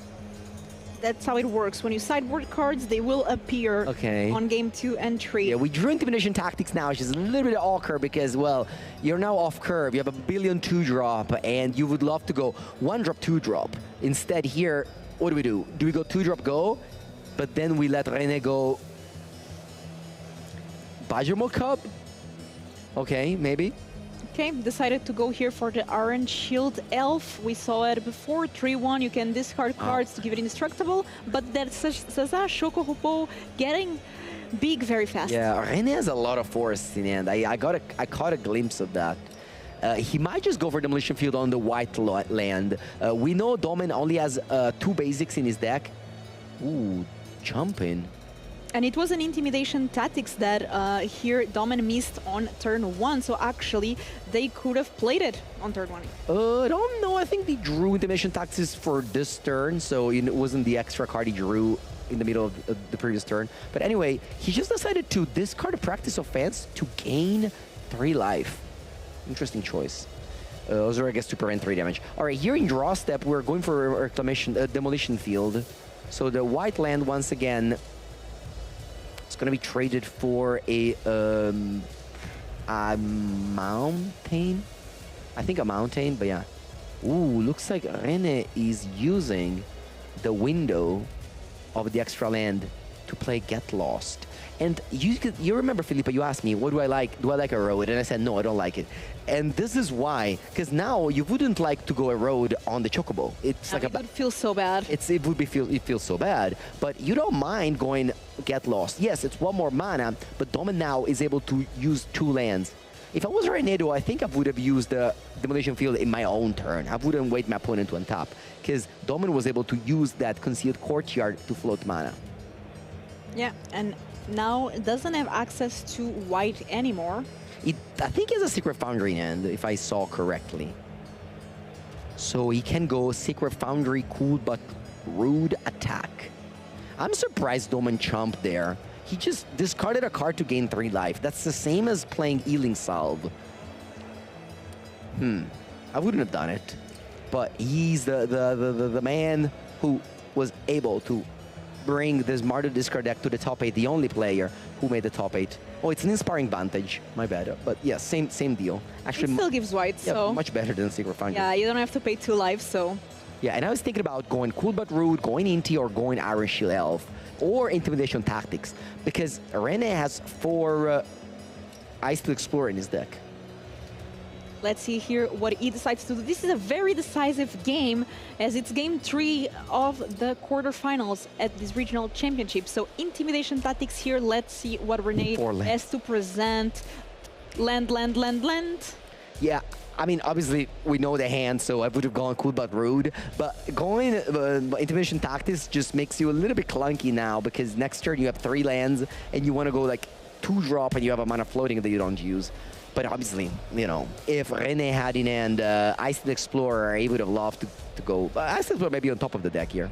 Attacking here, and now Rene down to 17 points of life and really needs to draw not another land. And it is not another land, it's a Saza Chocobo. There's also still 2 maps in play for Rene thanks to the Get Loss. Yeah, so those maps will help Rene. So yes, you know, in this case, maybe Get Loss is better than a road because Rene is on mono lands, but normally a Royal Treatment that goes straight to the graveyard. We need to find Sapling Nursery. That would be the best card to find here. Let's see if the maps will help Rene find the way to that sapling. Yeah, the maps actually help Rene a lot here. I still Explorer, okay. Yeah, it puts another counter on the Chocobo. Leaves the card on top, of course. But this is still not what you need to win the game. So, does Rene have cards that he can play from graveyard? Esper Origins. So, maybe with I still Explorer and starting to milling stuff with lands you can get there. Exactly. It's actually, according to Rene, what was your best card in the weekend and why? Esper Origins. No why, but I guess the why is that it's a good card. Let's find out if he will be lucky to see it in the graveyard soon. Attacking here with the 1/1 because it has Vigilance, so why not? Snipe 1 damage. And now Domin has 3 2-drop in hand, so would love to draw it on top land. Or you can just go into discard one of those 2-drop and get on top land that way. Let's see what the draw step is. Requiting X is a great draw. So that can take care of one of the creatures there. Yeah, I mean, definitely a very good draw here. Otherwise, you couldn't... I mean, you could attack because you can pump the elf to a 4/2 with Inti. So let's see what he chooses to go for. You can go Cool But Rude and discard. So going for Inti instead. Inti attacking, discarding a card. It's going to discard a second Iron Shield Elf. It's going to exile the top card that can be played until the end of the turn and put a +1/+1 counter on the Iron Shield Elf. The card is Practice Offense. Unfortunately, Domin doesn't have the mana to play the card until the end of the turn, and it does get exiled, so it cannot get back from the graveyard, right? No. Exiled. The Practice Offense is gone. It's 4 damage. I think I can easily go across here, unless Rene chooses to block with a Sniper, to snipe another card from hand. He has a... Okay, he says no block. No block. Down to 13 points of life. That gets exiled. And we draw the powerful Ice to Explorer, but we don't have enough mana to use Demolition Field just yet. Because that would require 1 more land. Yeah, and this Ice Steel Explorer really needs to find this Esper Origin, or at least I'm sure Renee is hoping for that. In response here, playing the X to destroy the Zaza Chocobo, Yes. and that is going to be gone. I don't think the bargain cost was paid, so no life will be gained. Yeah, and now we have a Demolition Field Mila card. Demolition Field, Hopefully- let's mill a card. Fable Passage. I mean, you can cast that back from the graveyard, and we can play a second land thanks to Ice Steel Explorer, of course, and we are milling a forest. Yeah, no Esper Origins yet. We just passed the turn, and now it's Doman who needs to do something meaningful. And Sapling would go insane here with this Ice Steel Explorer and all these sacrificable lands. Okay, so Marauding Mako. I wonder what to do with that one. I think you just discard it too. First the Cool But Rude and then the Inti. Yeah, taking the turn off to play that discard spell was really painful for Doman sequencing because he could have played a Cool But Rude a few turns ago. But obviously you have, your opponent has 4 cards in the end. Makes sense to play Intimidation Tactics there. Oh wow, going for the practiced offense here. Because Inti gives Trample, meaning that Iron Shield Elf will become a 12 power card. I mean 12. And will become a Renee 6. is at 13 life. Will become a 6 with Double strike. Double Strike, and then you have Cool But Rude in, which you can pull up a lot of damage out of nowhere. Let's see. Rene hopes to draw land, to find land here. Let's see if he finds it. I think Rene is in a good spot to win this game. He finds it. No, it does not find it. And this will put Renee down to 1 if he does not block. Again, the creature has trample until the end of the turn. Yeah, that little Dragon Sniper can block, I guess. It's soaking up 1 damage, sending Rene to 2 life. Rene looks at his hand. He has 3 basic forests. What's Did the not difference change. between being at 1 and 2 life? Well, you make the opponent discard a card. Because, you know, it's Death Touch, so you have to give you have to give Indestructible. But he has double strike, right? Yeah, so this is now 6, 12. You still soak up 1 damage. Oh, I understand what you mean. You're right, you're right. You don't need to discard. True. Sorry. All good. We saw this interaction earlier with, Cecile in the previous matchup. We had Practice Offense giving double strike to Uroboros against the Cecile. Yeah. But yeah, Practice Offense, as you said, the card of the weekend. By the way, speaking of which, I don't own any copies of Practice Offense yet. I should buy them. You should, Mango. Yeah, I'm gonna buy high, never buy high, sell. never sell, exactly. It's probably not even that high, but yeah, I'm gonna go to the other room full of vendors and see. You must be vendor's favorite customer with your motto, you know? I mean, they're like, there comes Mango again. Yeah. All right, 1 life total is prevented, and Rene falls down to 2. 2 points of life. And Rene could have fetched there. He chose not to.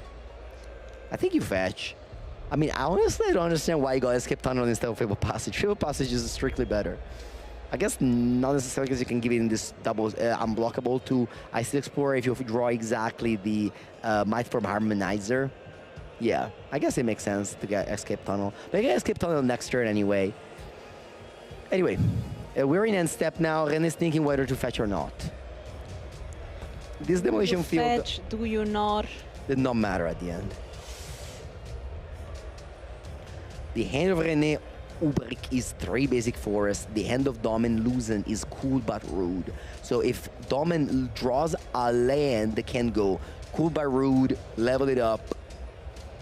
No, nothing, because he had no cards in hand. Okay, just going for end top. Let's see what is the top deck for Renee. Okay. Sapling would be a great one.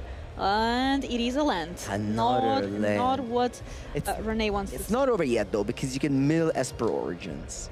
Yep. And Origins can get you a sapling. yeah, and the practice offenses are all gone. There's no more practice offense in the graveyard right now. Okay, so let's start here with a Fable Passage. From hand, but you could play from graveyard, but it's the same. Mill a card, another forest. That's not what Renee wants to see. All right, this is the last chance Rene has to be in the game. Because otherwise, he loses. No, that's not true. You can crackle these Vivo Passages. Okay, So he has a bunch more. Look at the Esper Origins. Yeah, and each time you have one less land in your deck, so Doesn't seem... less chances to mill a land. I think René plays 40 lands, actually. He's playing Commander. He hasn't... All he's done is been drawing lands or mill Only lands. lands. Oops. Oopso lands. Domin shuffles, we mill a card, what it is.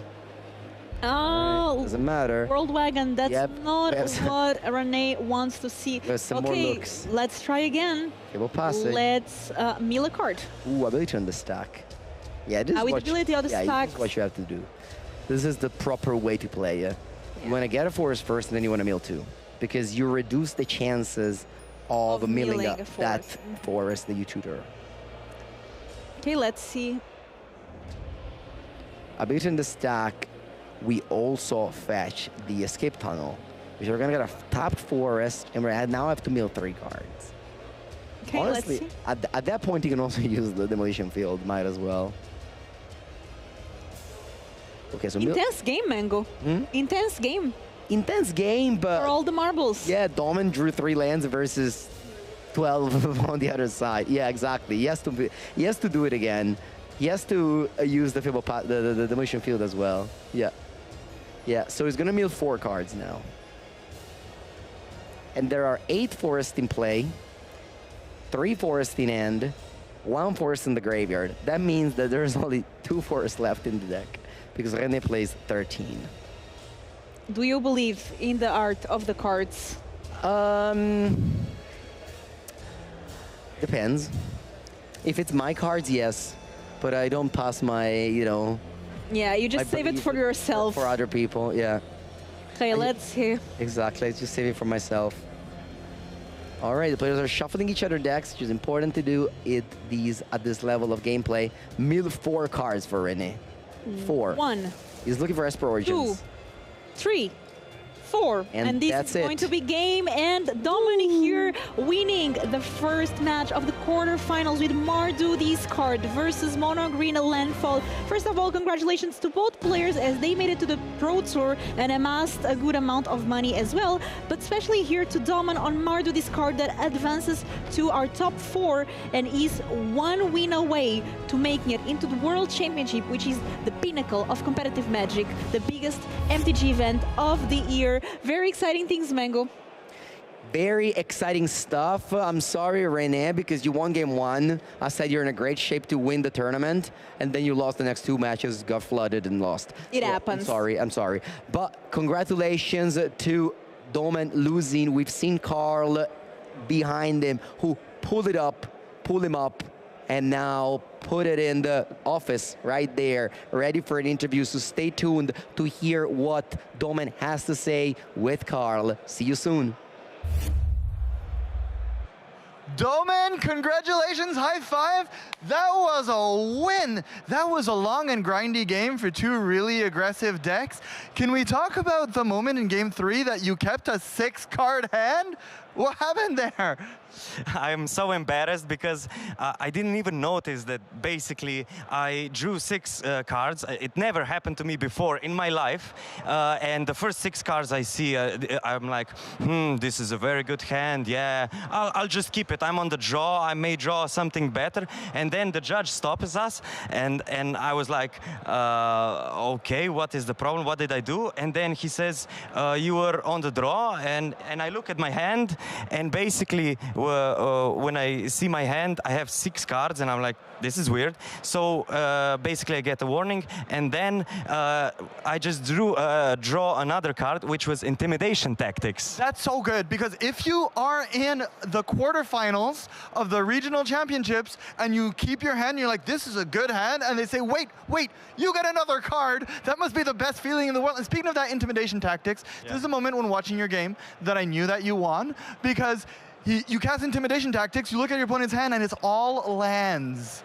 And you looked into the camera, right? You looked into the camera. I think I looked at the camera and I went, oh, I was so sad for my opponent, because if I were in his seat, it would have been terrible. Like, the game was so much easier because I knew what he kept in hand, and when he used the map tokens, I basically knew what he kept on top, and I could have played around many other things, and I was kind of happy, but I was just hoping he didn't hit anything that could kind of slow down the game or whatever. So yeah, I was pretty happy, and let's just say I was quite lucky because he drew basically 2 or 3 lands in a row, which was great for me, but yeah, it was luck. I mean, you're playing a deck that is highly skill intensive, and often you need to play out to all your outs, play out to all your edges, but it's always good to get a little bit lucky in these situations, which you got, and it's a combination of luck and skill, and it hit in just the right moment. Now, you won your game, you're going to go into the semifinals, you're playing for the World Championships and quite a bit of money.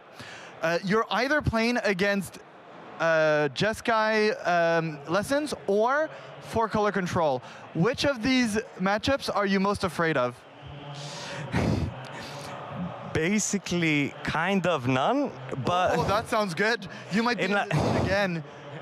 Like in our testing time, we tested the 4-color matchup, and like if he finds the right answers at the right time from turn 1 until turn 5, when he casts basically a Jeskai Revelation, we can't really do anything about it. But if he stumbles a little bit or tries to find anything or casts stock ups and tablets without any spells up, so when he taps out, it's great for us because we can punish him really hard, because our deck hits hard at a moment where you don't even know that it's hitting hard. So basically, I think out of these 2 matches, I'd rather face a Jeskai because 4-color has the 4-mana instant spell, Mardu spell. Inevitable defeat. Inevitable defeat. Inevitable defeat, which is very good against our level 2 Kulbet roots. And that's basically it, I think.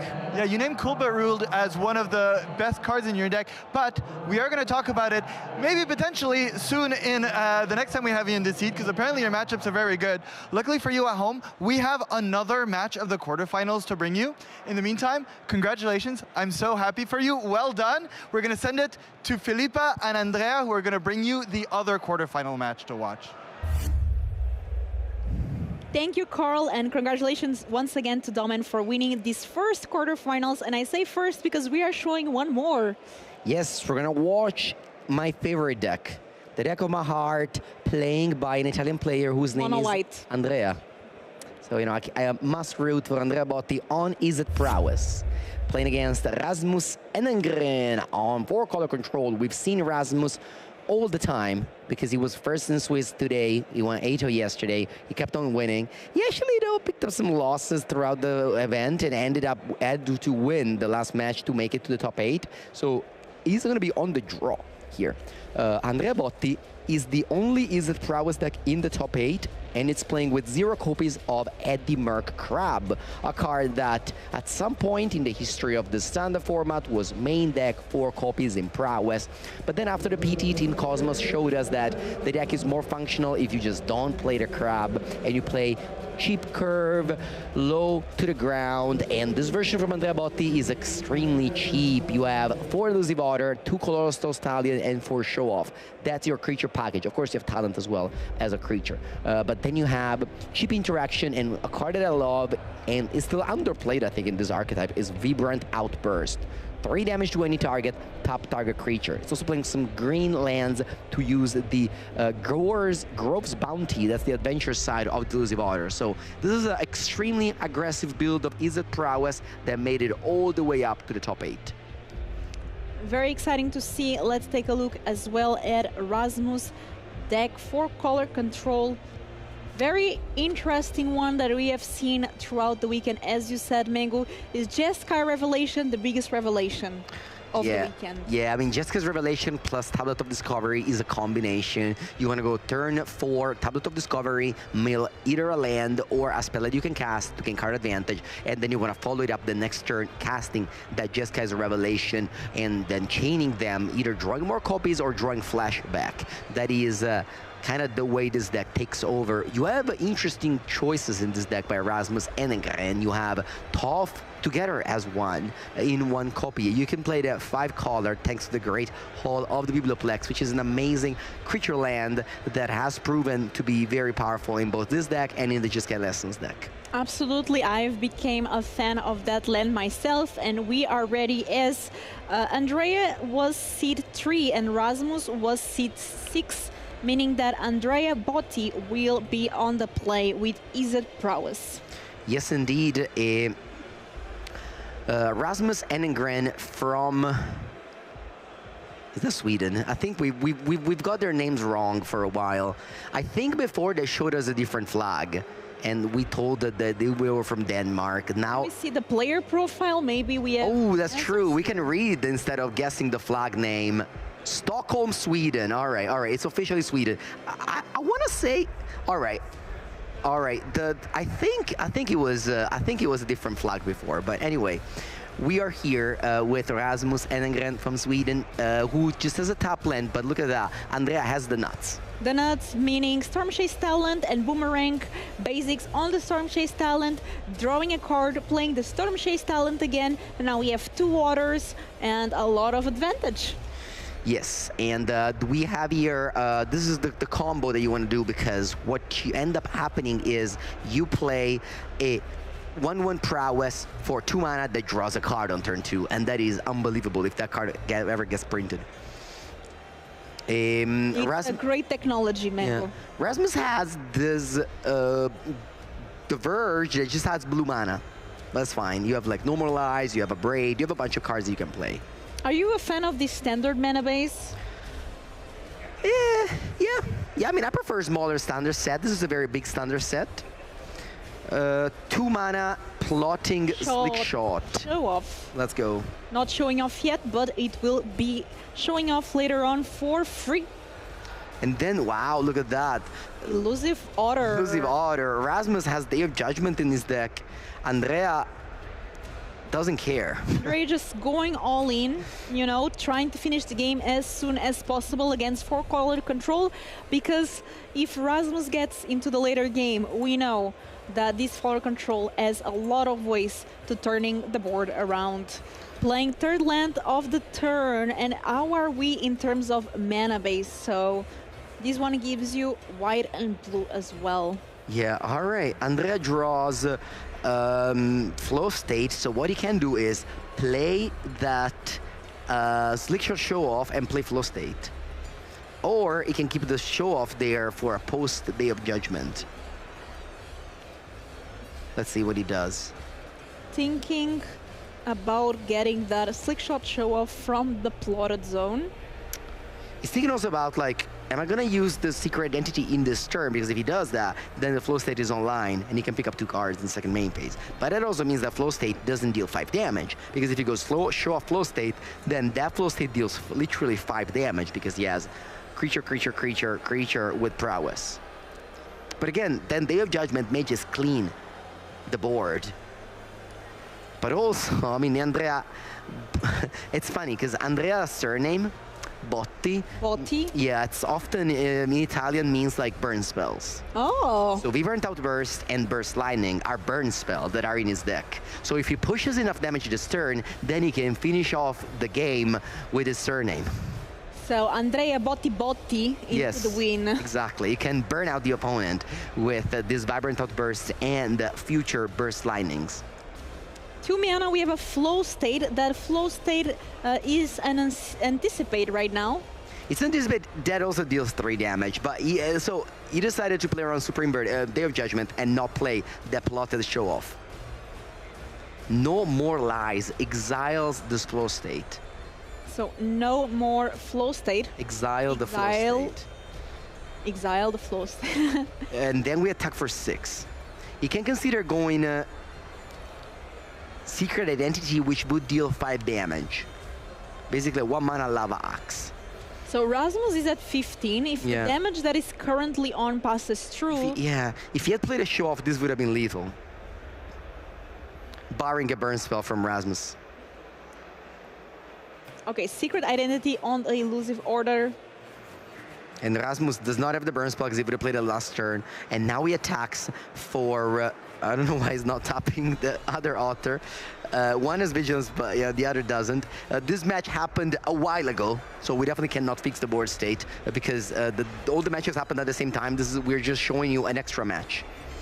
But there it is, corrected immediately, and Rasmus down to 4 points of life, trying to draw into a way out. Is there a board wipe, anything that can affect the board? Yeah, I mean, if he goes, even if there it's is, over. you have the slick shot show off. Yep. He ran out burst. Yeah. And that's So lethal. that is going to be it. Very fast.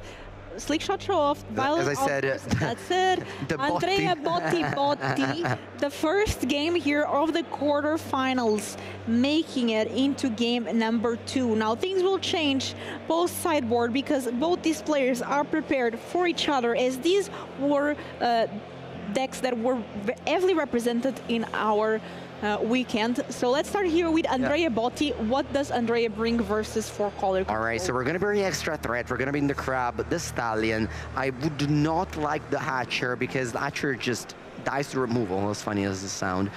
You bring in the Stroke, you bring in the Spell Pierce, and that's it. I wouldn't bother with the other spell. This was really kind of like why playing proactive Magic is better. Because you're Winded Arrow, or in this case, you're in the play because higher seed, and then you just have a great draw, and your opponent just has to, run around you, and you just run away with the game because you're the first one to run because you're on the play. And Is it Prowess, an amazing deck, wins game 1, but we seen in the previous match that Mono Green Landfall was in the play, won game 1, but ended up losing game 3. You never know. That's why we have a best of 3 system here at the top 8 and in the regional championship overall. And players are shuffling into this game number 2 post sideboard. We have now Rasmus on 4-color control from Sweden on the play versus Andrea Botti. And we see here the sideboard. Yeah, I would bring in the Pest Control and Pyroclasm for sure. You can also bring in High Noon. That's an interesting card because it's an enchantment, so it's card disadvantage, but it stops the blue-red spell from going off. We're playing multiple spells a turn. So all those Prowess cards, all of a sudden, are not that good. But again, card disadvantage, so if your opponent can just go Boomerang Basics and then just a bunch of cards, you fall behind because you spent your turn casting an enchantment that didn't really do too much. So it's always like a little bit tricky to bring in that card. I would still bring in I Noon in if I did in my sideboard, but I wouldn't say that it's a game-winning card against this at Prowess. Boomerang Basics really just solves every problem this deck has.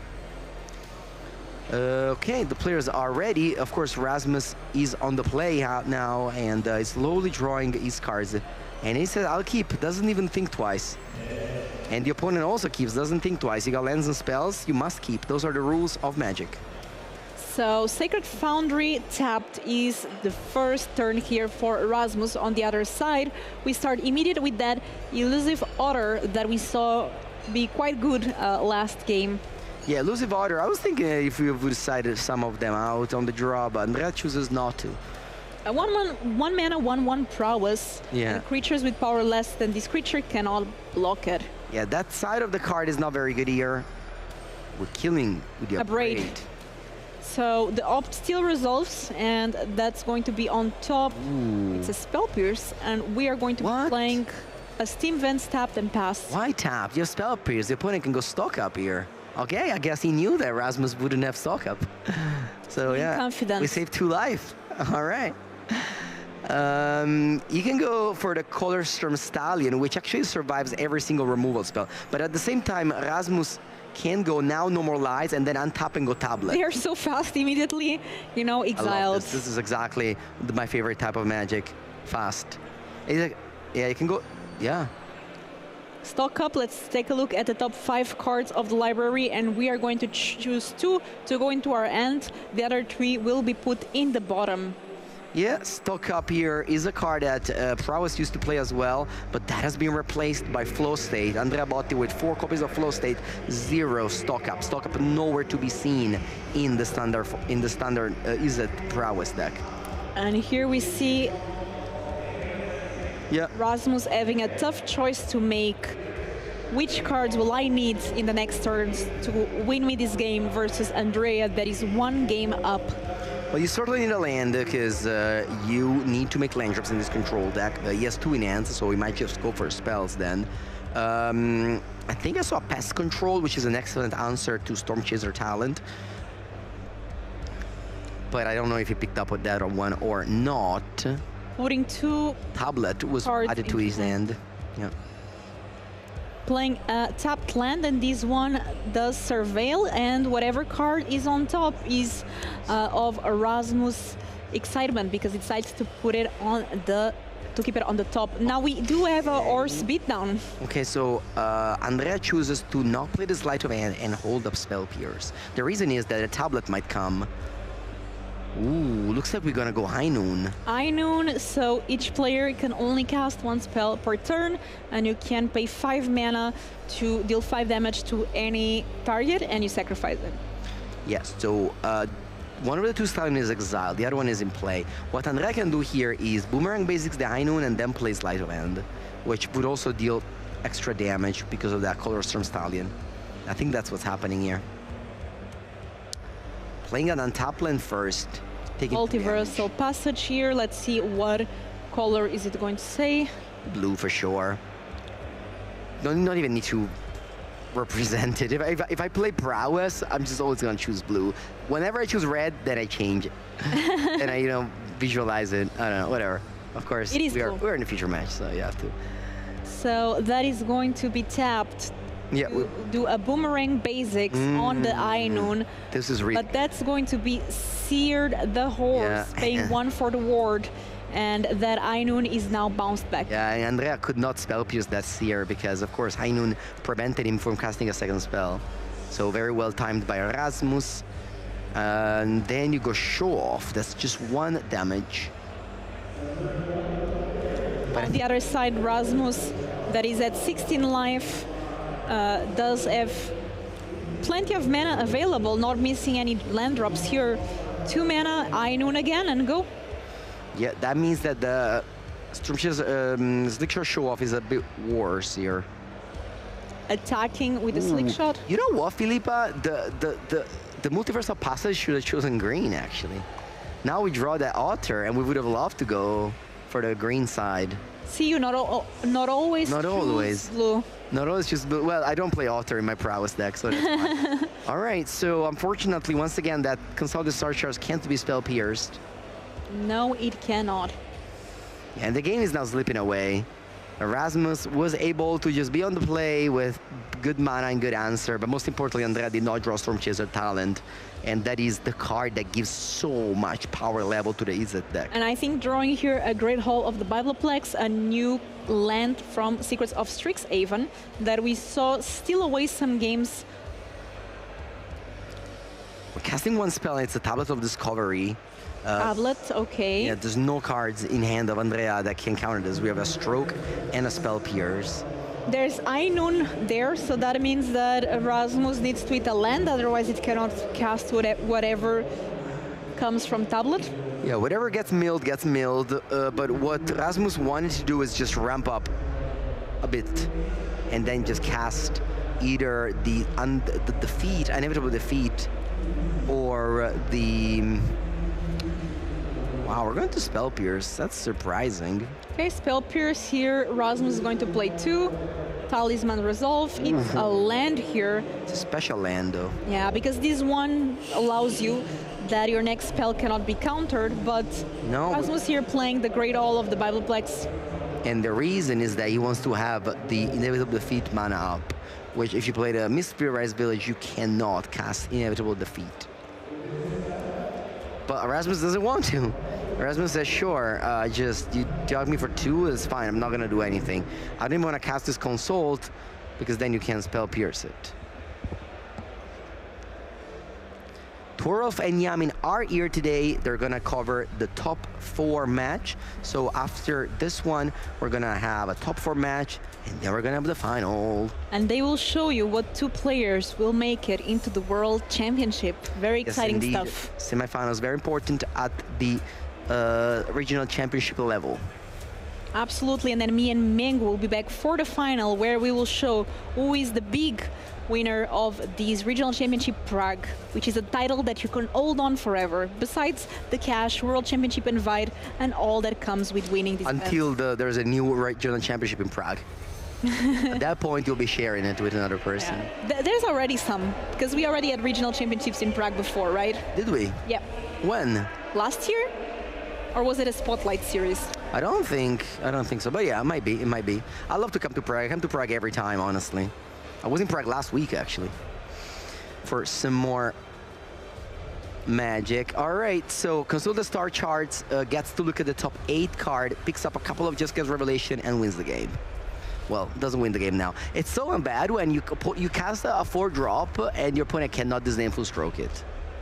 Because, of course, the converted mana cost of Consult is 2. So we have Burst Lighting here being kicked, and Andrea Body trying to use the body part of the deck, of the name. Yeah, Botti, of course, but 9 life is a lot. Ooh, finally Stormchaser Titans is the draw. Does that resolve? It doesn't. Well, it doesn't. Tapping a lot of mana we're packing here it for up. that Jeskai Revelation. Packing it up. I love Andrea. I love Andrea. I mean, he shares my name, he shares my deck, and he also shares the early concession against control decks. And your country.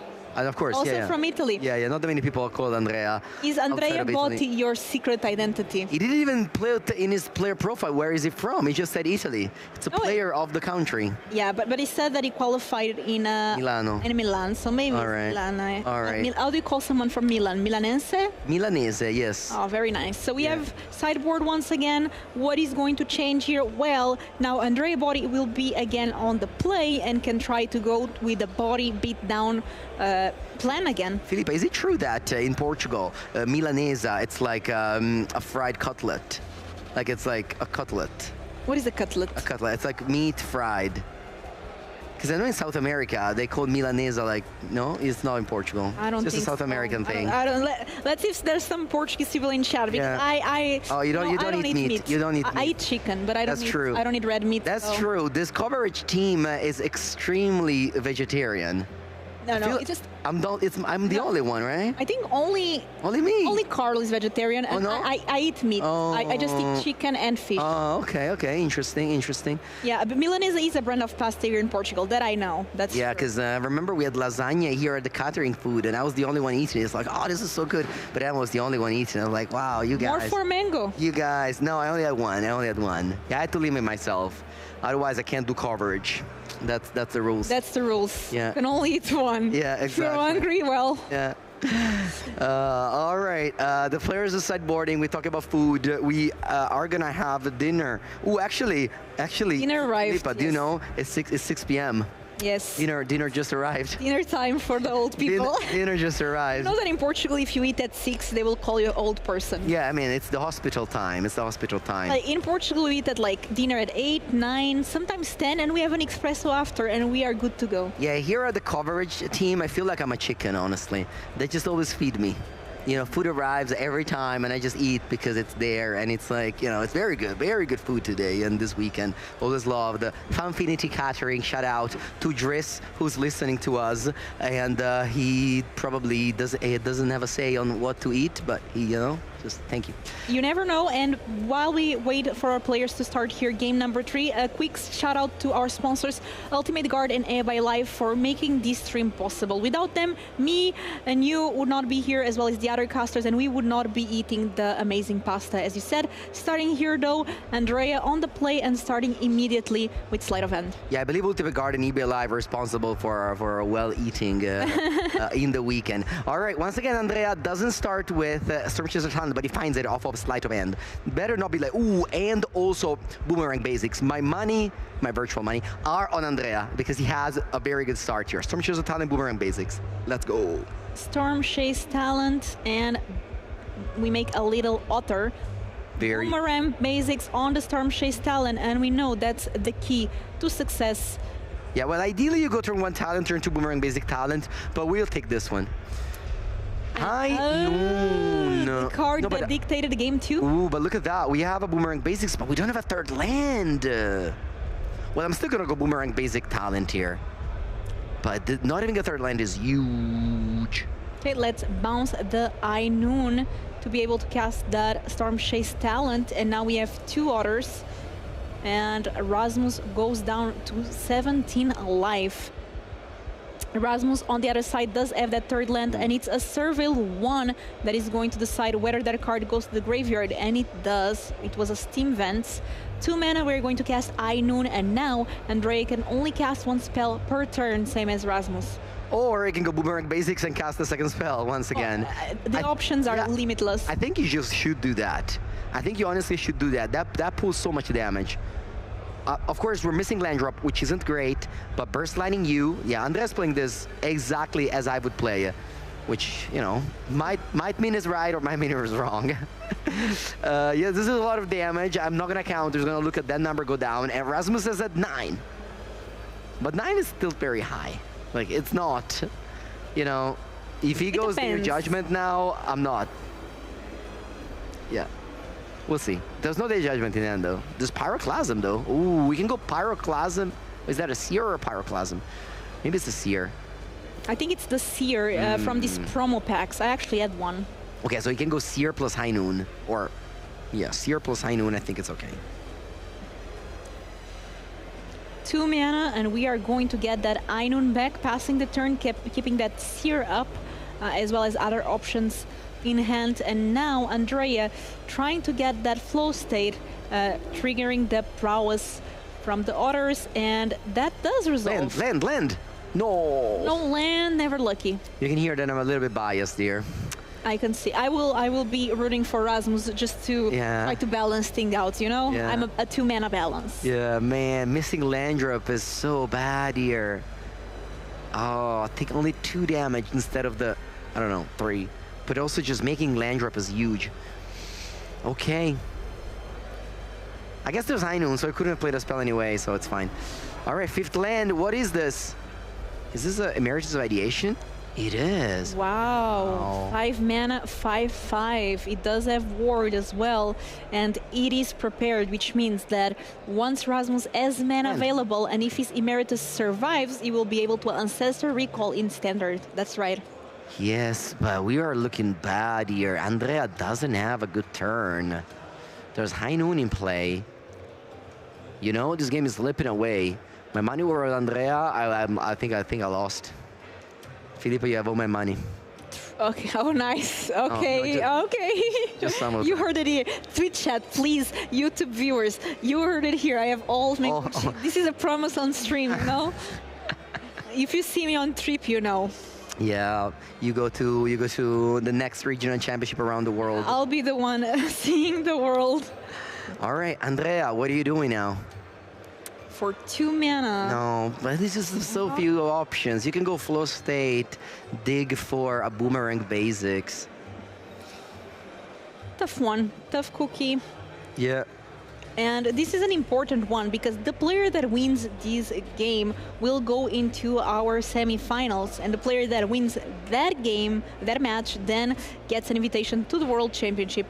Yeah, these players already qualified to the PT. In fact, the top 36 of this event qualifies to the PT. The regional championship is the event that you want to attend if your dream is to play the Pro Tour, because with the X3-1 record in this tournament is 10-3-1, or even some 11-4 made it to the Pro Tour.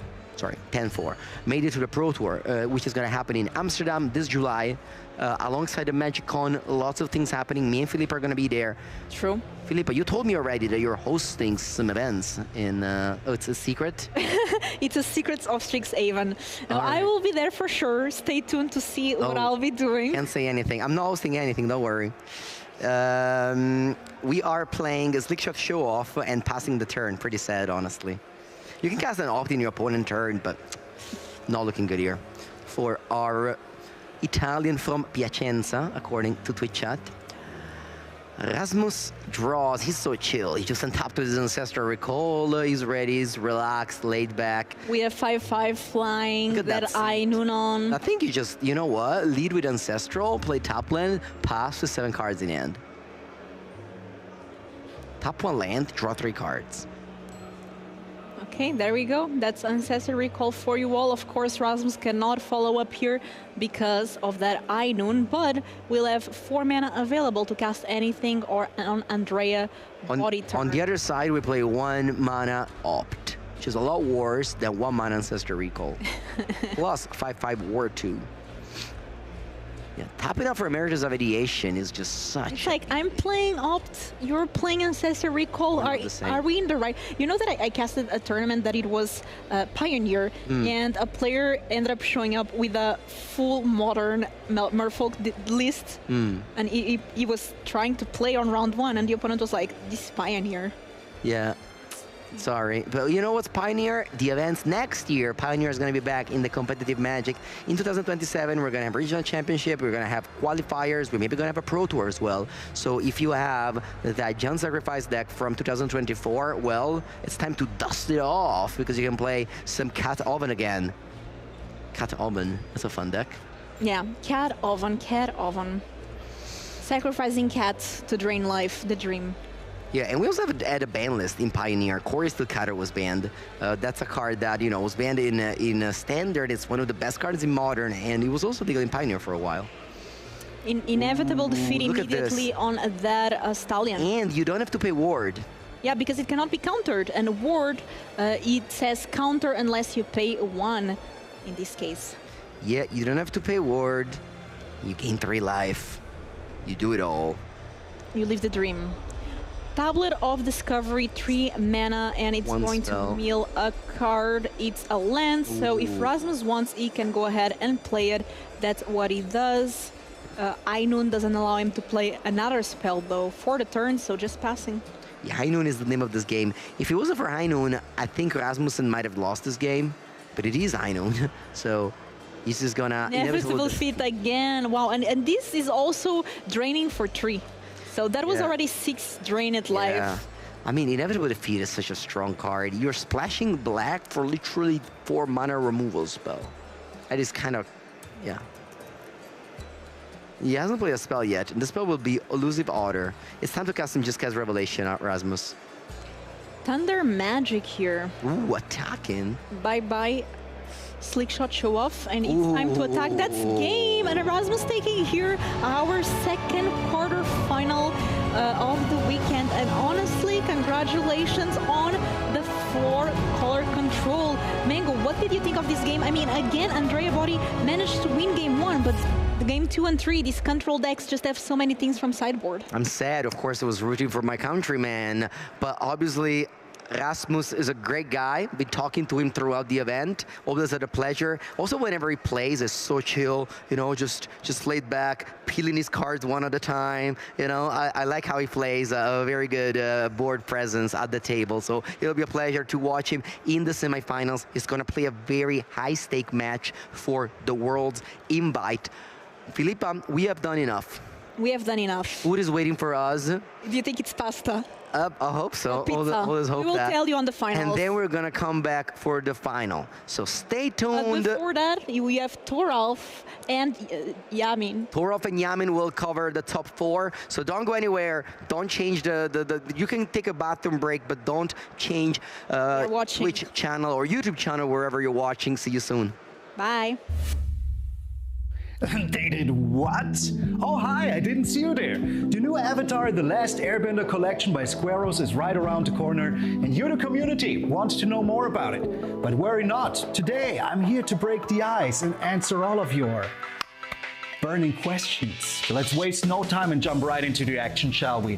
Which characters will be released as Squaros? Well, you can expect all of your favorite Avatar The Last Airbender characters like Aang, Momo, and even Uncle Iroh over here. But hey, never forget my favorite, the Cabbage Merchant. Isn't he the best? Will there be any special deck boxes for different factions or elements like fire, water, earth, and air? Well, we already have all of our favorite benders over here. We even have fire. But the next factions, well, that is something that will happen in the future, so keep your eyes peeled for that. Malone, how big are the squares compared to other cards and figures, and how many cards can you fit in a deck box? Well, these are Return to Earth boulders by Ultimate Guard, so they're the same size as those, and they all fit your typical 100 cards double sleeve commander decks if you need to. So yeah, put them all in there, they're safe, you can shake them around, nothing to worry about, safe and protected, as Ultimate Guard always guarantees. Will there be any pre-order promotion or special bundles? Well, once all of these beautiful deck boxes hit the market, you will be able to collect them all, even in this very beautiful upper collector's box where you can fit them all. Does the deck box also fit in other trading card carrying cases or backpacks? Well, as we already said, these are made by Ultimate Guard, so you can be certain that you can put your Ultimate Guard deck boxes into your Ultimate Guard cases. So if you already have one, just put him in there, bring him to your next Friday Night Magic, and get ready to beat your opponents in style. Are the squirrels made of the same materials as Ultimate Guard boulders? Yes. These are Return to Earth boulders. They're almost completely made out of renewable material in Germany. So yeah, I like them a lot, and I must say these are one of my favorite products that I will always keep on using. And now having my favorite characters on them just makes them way freaking better. All right, we have time for one last question. Can you use your squirrels for something other than trading cards? Of course you can. You can put your dice in here. Of course you can put your tea in there. But there's so many different uses, like... Who put cabbage in my squirrel? Well, my friends, sadly, that is all the time we've got for today. But I want to thank this amazing community for all of your cool questions. And if you do have some more, please feel free to ask them in the comment section. We of course hope that you will enjoy these very cool Avatar The Last Airbender squirrels just as much as I did. And if you need any more information, check out the link down below. And you want to know even more? Check out these cool videos.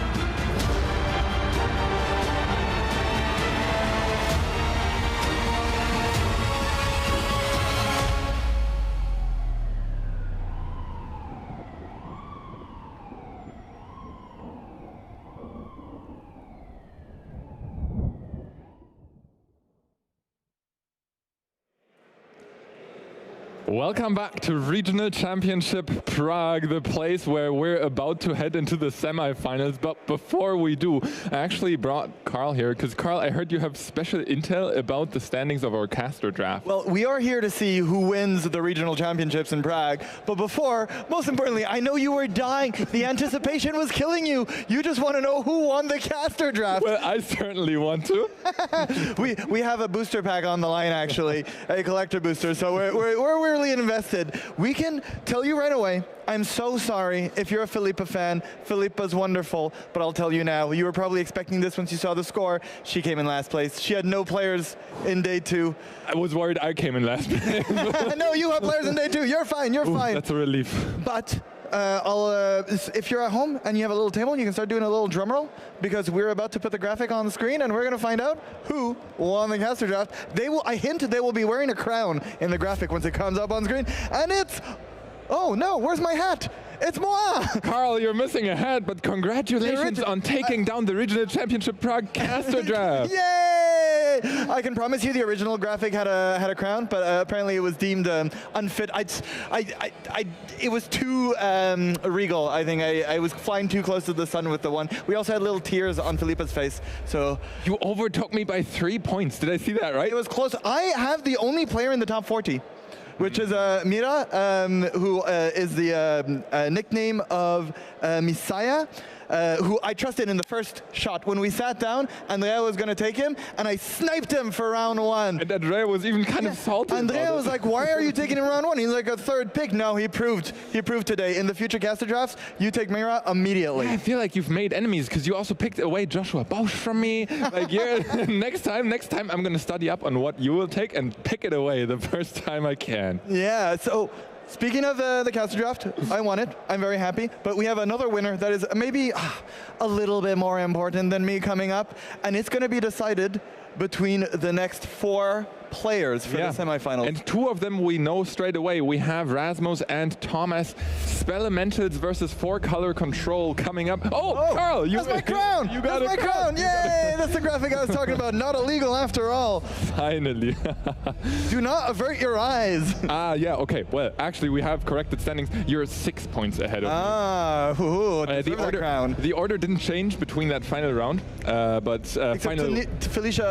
Felipe got considerably sadder. Yes, and you got significantly more glamorous. Yeah, I should get used to wearing a crown more often. Oh, great. But yeah, like you said, we're just going to fight out with our first final participants because to set the stakes, we have 2 players who are now looking for a World's invitation. You might think the final game is what this weekend is all about, but honestly, the difference in prices for the finalists isn't that large compared to that World's qualification. It's still thousands of euro, but now we'll get to that when we get there in the finals. In the meantime, whoever wins the match you're about to see is going to go to the World Championships. That's the thing that even when you're talking to people that aren't Magic players, and they're like, "What do you do in Magic?" "Well, I played at World Championship." They're like, "Oh, wow, you made it." Yes. You're a real deal. You can tell them you played at the regional championship. Yeah, that might mean something to someone, but the World Championship, that's the real deal. I mean, you're competing with everyone at that point. And to find out who will be our first person we send to Worlds, we will check in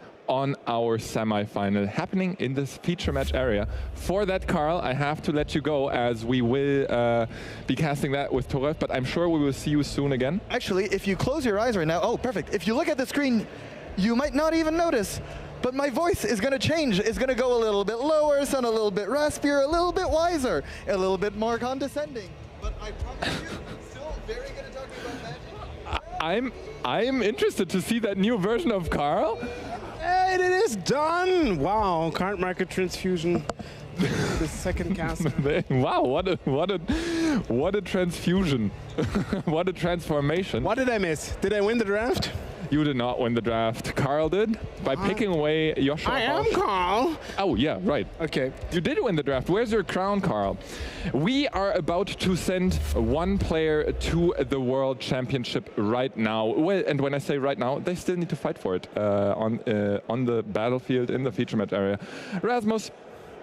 4-color control, we've seen him play the archetype pretty well. Well, what do I say pretty well? Almost to perfection. In the earlier feature matches up against Thomas on the Is It Spelemental deck. We've seen both of these decks, as I said. The Spelemental deck looking to reduce the cost of Thunderflock and Eddy Merc, Crab, and Hearth Elemental significantly. Those are the 12 main threats in the deck. And then the 4-color control deck looking to take out all of those threats with its own removal spell, headed by inevitable defeat. We've talked about the steps. Yesterday, step, make day 2. Today, step, make top 8. Last step, that is last. Make the World Championship. Yeah, I guess second to last, but the last one is bonus. Yeah. Make the World Championship, and is this match, this last match, that is going to count for all the marbles. Well, the World Championship marbles, at least as we get to take a closer look at the Is It Spelementals deck, we don't have to focus on the main engine. We've discussed that before.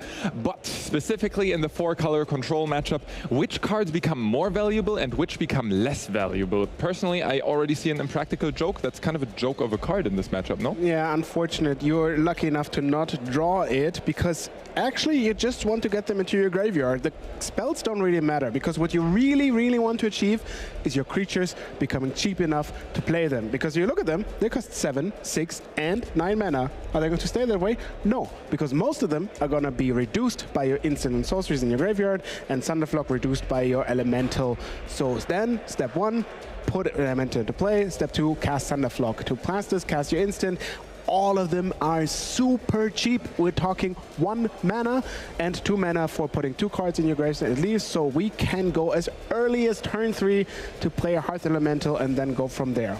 And then we can also take a look at the 4-color control deck list piloted by Thomas Pedersen. No, sorry, Thomas Pedersen, of course, our Elementals player. Rasmus on 4-color control. We've seen him in the previous feature match. Deck headed off by Inevitable Defeat as its prime removal spell, and then a value engine consisting of Tablet of Discovery on turn 3, allowing you to cast that Jeskai Revelation on turn 5, gaining you 4 life, dealing 4 damage, putting 2 monk creature tokens into play, and drawing 2 cards, while also returning a spell or permanent to its owner's hand. Well, I love the Abrade, as we seem to be good in the mirrors. In this matchup, it's very clunky, very bad. I can see Together as one of the spicy one-offs. We've seen different one, Northwind, Avatar, but Together as one actually is capable of killing one of the elementals and drawing 5 cards and gaining 5 life. So that's going to be something to look out for. Yeah, it feels like Rasmus looked at Jeskai Revelation and was like, wow, gaining life, dealing damage, and drawing cards at the same time is really good. I'm just going to open up Scryfall and type all of those keywords in, and it's like, oh, there's another one in Standard? I can't believe it. Yeah, and nobody else could believe it, but he believed in the card, and that's the most important thing right now. Let's go. 1 mulligan from Thomas, starting with the Steam Vents. Painting, that's always good. Ready to cast 1 spell. And I love this play by Thomas, paying... Oh, okay. Sorry, my bad. I thought there was only a Burst Lightning, which he would proactively shoot into Rasmus's life total. Instead, he's opting for the opt, putting his first instant and or sorcery into the graveyard, an instant in this case, putting in a second untapped land into play, passing the turn back. We talked about it in previous rounds. The earliest a Hearth Elemental can enter the battlefield under Thomas's control is turn 3 if he is perfectly mana efficient with his instants and sorceries, putting 1 instant or sorcery into the graveyard per mana spent, and right now he's looking to do so, drawing 2 and discarding 1. If the discarded card is an instant or sorcery, we're still on track for the turn 3 Hearth Elemental. Yeah, and I love the application from the Traumatic Critique here. Just running it out, no damage, pure cycling your cards, getting cards into your graveyard, making your stuff cheaper and cheaper. And that means, yes, 3 cards, that means they are cheaper as 3, but I'm not seeing many creatures in his hand. We're on curve for Hearth Elemental. However, we're both kind of shy on red mana, as I only see a single red source for Thomas right now, and shy of the Hearth Elemental, because even if this Traumatic Critique discards another instant, we're still looking for the Hearth Elemental itself to deploy. But if this Traumatic Critique draws a red source and the Elemental, we are sure to see a 4/5 enter the battlefield. Oh, red source, but only one of the charms. Discarding one of your spells that don't do anything. Burst Lightning seems to be the prime suspect here, as it, well, doesn't really interact with the opponent.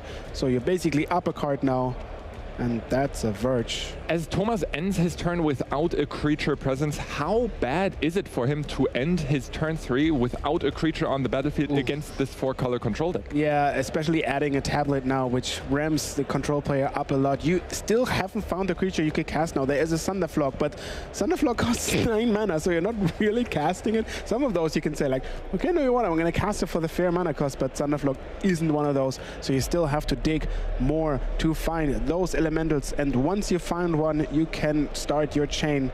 But those aren't it. So Veil away, draw a card. This isn't it either. All right, so Thomas still struggling to establish a board presence. The question remains, when will he be able to put the first creature on the battlefield, and will this be before Rasmus has access to Jeskai Revelation to simply deal with it? Even now, your opponent has assembled so much mana, 6 mana on turn 4, all the removal spells are unlocked. Inevitable Defeat misses the black mana, but I'm sure there's a lot of card draw to get to it. I see a stock up. I see now the Great Hall of the Biblioplex adding black mana. Okay, you gotta do something good. Another Spell Pierce, Sleight of Hand. You have a lot of cards that find you your elementals, but when is the moment that all those elementals are being too late to the party? You say Thomas has a lot of cards to find his elementals, but so far he has cast 3 to 4 of them. 2 Traumatic Critiques, an Opt, and Mari Charm. I think that was it. Yet to find one. Yes, hello. Get this party started on a Saturday night. Actually, it's Sunday. Wow. Ah, this wasn't meant literally. Ah, my bad. No, as we see, I'll be honest, I actually thought it's Saturday because the tournament went by so quickly. And it's just, I thought we're still in this turn. Oh, no, it's Sunday. Nope, it's Sunday. It's top 8 Sunday, and we're in the semifinals with the Hearth Elemental entering the battlefield, followed up by a Sleight of Hand. Yes, and this is the problem. And one of the key factors, you have to get rid of the elementals before Thomas can play the Thunderflogs. Very important. One of the key tricks in this thing is when you cast the Edema Crab main phase, there's actually a trigger going on this deck where you can respond to it. Yeah, so Rasmus actually has a window of opportunity, or rather a window of priority, where Thomas cannot yet cast the Thunderflog with the trigger on the stack. But this is just a Hearth element, so it would have been okay, but obviously it's not reducing enough. And now we're where we started before, with an Edema Crab in hand.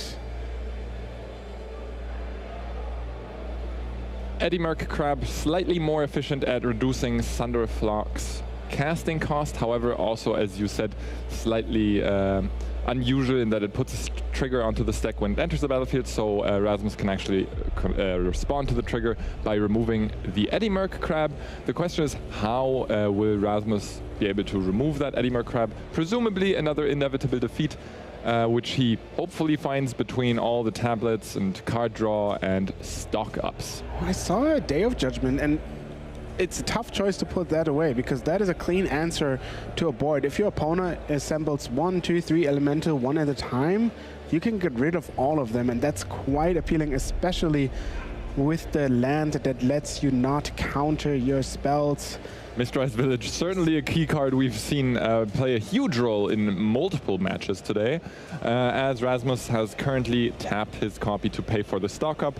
Thomas, considering how he's going to spend his own turn, of course, these decisions aren't easy, because if you main phase your Eddymerc Crab, you're kind of putting your things on the table and running into sorcery speed removal, just like that Day of Judgment, but casting them during Rasmus's turn doesn't allow for the instant follow-up with the Thunderflog. And as so often, the question in aggro versus control decks, well, broadly labeling is it Spellamental as an aggro deck, is how many creatures do you commit to the board in the face of a potential Wrath?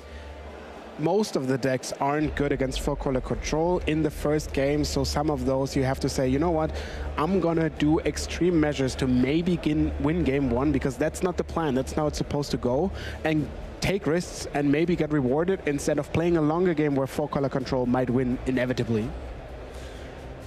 Inevitability is the word of the moment when it comes to 4-color control, because very few decks have a late game that can contend with Jeskai Revelation.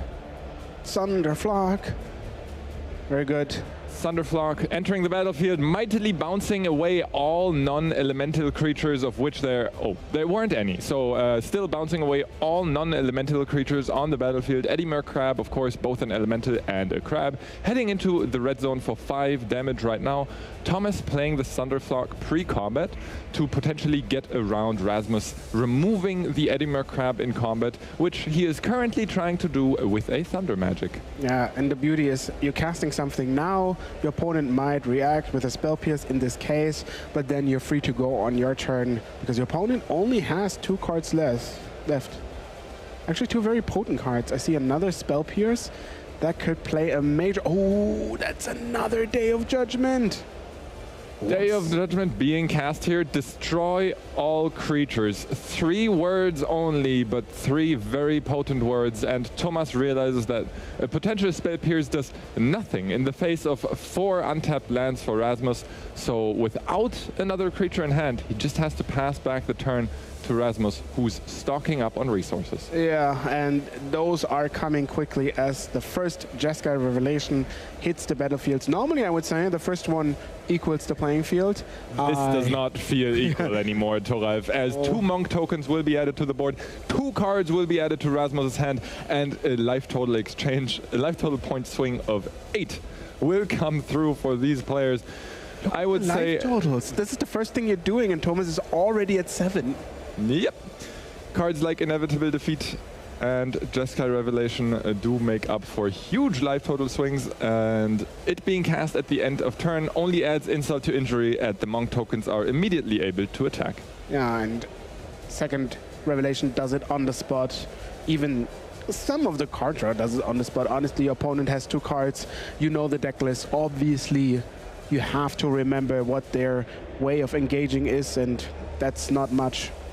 Rasmus taking the conservative route here. He knows that 3 spells on his hand would have been lethal, but you never know what kind of interaction lurks in Thomas Pettersson's hand. This game has lasted for a while already, so there might have been some resources exchanged. Hearth Elemental being sent on an adventure here. Discard your hand, then draw 2 cards. We see 2 spells being discarded. Thomas kind of, well, digging for answers, I would say, finding an island and a mystery card, and Rasmus probably pretty confident in his ability to remove the Hearth Elemental from the battlefield by the end of turn. Another Thunderflower. Okay. All right. Well, in this case, there actually are 2 non-elemental creatures, so those monks might just be bounced unless the Thunderflock is being countered. Yeah, so you're gonna have to return it, but the question is, can you cast it again? And I see only 2 mana left. That wouldn't be enough, right? That being said, I'm not sure if Thomas has already played a land for the turn, but Rasmus doesn't even bounce it with the Jeskai Revelation, instead opting for the straight counterspell by being 3 steps ahead. Putting the Thunderflock into the graveyard and leaving the Hearth Elemental stay for now. Rasmus needs to discard 2 cards off of the 3 steps ahead. And make a Monk, and that Monk is gonna do the difference. Play a spell, play another spell. Yeah. Reveals the Jeskai Revelation, and that's it for game 1. As we move into the second game of the semifinals, you said it earlier, game 1 against 4-color control, often rough for many decks in this format as they prepare to interact with cheap creatures, because Izzet Prowess is the deck to beat. And all that creature interaction, all these removal spells, very much dead in game 1 against 4-color control. Rasmus's sideboard consists of a lot of heavy hitters, I would say. In this case, I think it's the first time I say that I don't like the Emeritus of Ideation. I think High Noon might be one of those cards that you want on the play, and maybe not on the draw, but it might be just too good enough to want it in either cases, because your opponent is heavily relying on multiple spells a turn, and not only the spells that fuel the graveyard, but also once it is achieved to cast the elementals for cheap mana, they also want to play multiple elementals turn. The only thing that's kind of annoying, the crab has flash, so you can play it on your opponent's turn. That would be good with High Noon.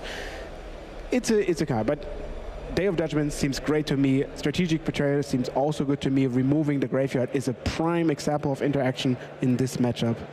Yeah, removing the graveyard from a deck that relies so heavily on the discount is extremely important. What do you think of Flash Freeze only being able to counter the Hearth Elementals? However, considering that Hearth Elemental is 1/3 of the creature base of the Izzet Elementals deck. Yeah, I'm not sold on it. We've seen it before, and it has been stuck in the opponent's hand because they just didn't find the right cards to counter with it.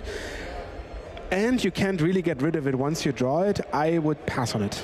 Would maybe a Ral change your mind, as we see Thomas's sideboard consisting of multiple other threats? How do you like the Emeritus from Thomas's side? Now we're speaking. I think Emeritus from this side is much more appealing because you will expect your opponent to not only interact with your graveyard a little, but also just to stock up on removal spells. And we have seen some removal spells just really knock out the crabs before they even get started. And Emeritus is not only a way to dodge those removal spells a little, but also fuel your hand once you have it in play. Especially against the green decks of the format that often start out the game with small creatures like the Lanoa Elves or the Badgermole Cubs, all the removal spells feel kind of interchangeable. However, in this matchup, that's very much not the case, because look at those toughnesses.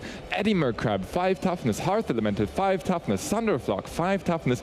That's where, well, the removal spells really get split in 2 groups, which is, can you deal with a 5 toughness creature or can you not? Yeah, exactly. But the 4-color control is really, really good at even getting rid of those creatures. They will sideboard out all the lower cards, but then they still have 6 to 8 cards that still kill your elementals that have 5 toughness. So if they get on the board and are able to remove your elementals even once they're really cheap, it looks bad for you. So I love some more interaction. I would love to see a Ral.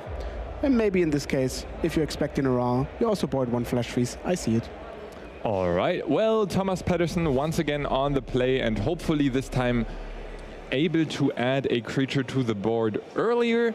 Remember, earliest a Hearth Elemental can come down is turn 3, so watch out for that. But in the meantime, Thomas will still need to find a red source on the battlefield, as well as at least 2 additional instants or sorceries in the graveyard. As we see another sleight of hand being played, giving Thomas Pettersson the card selection he's looking for.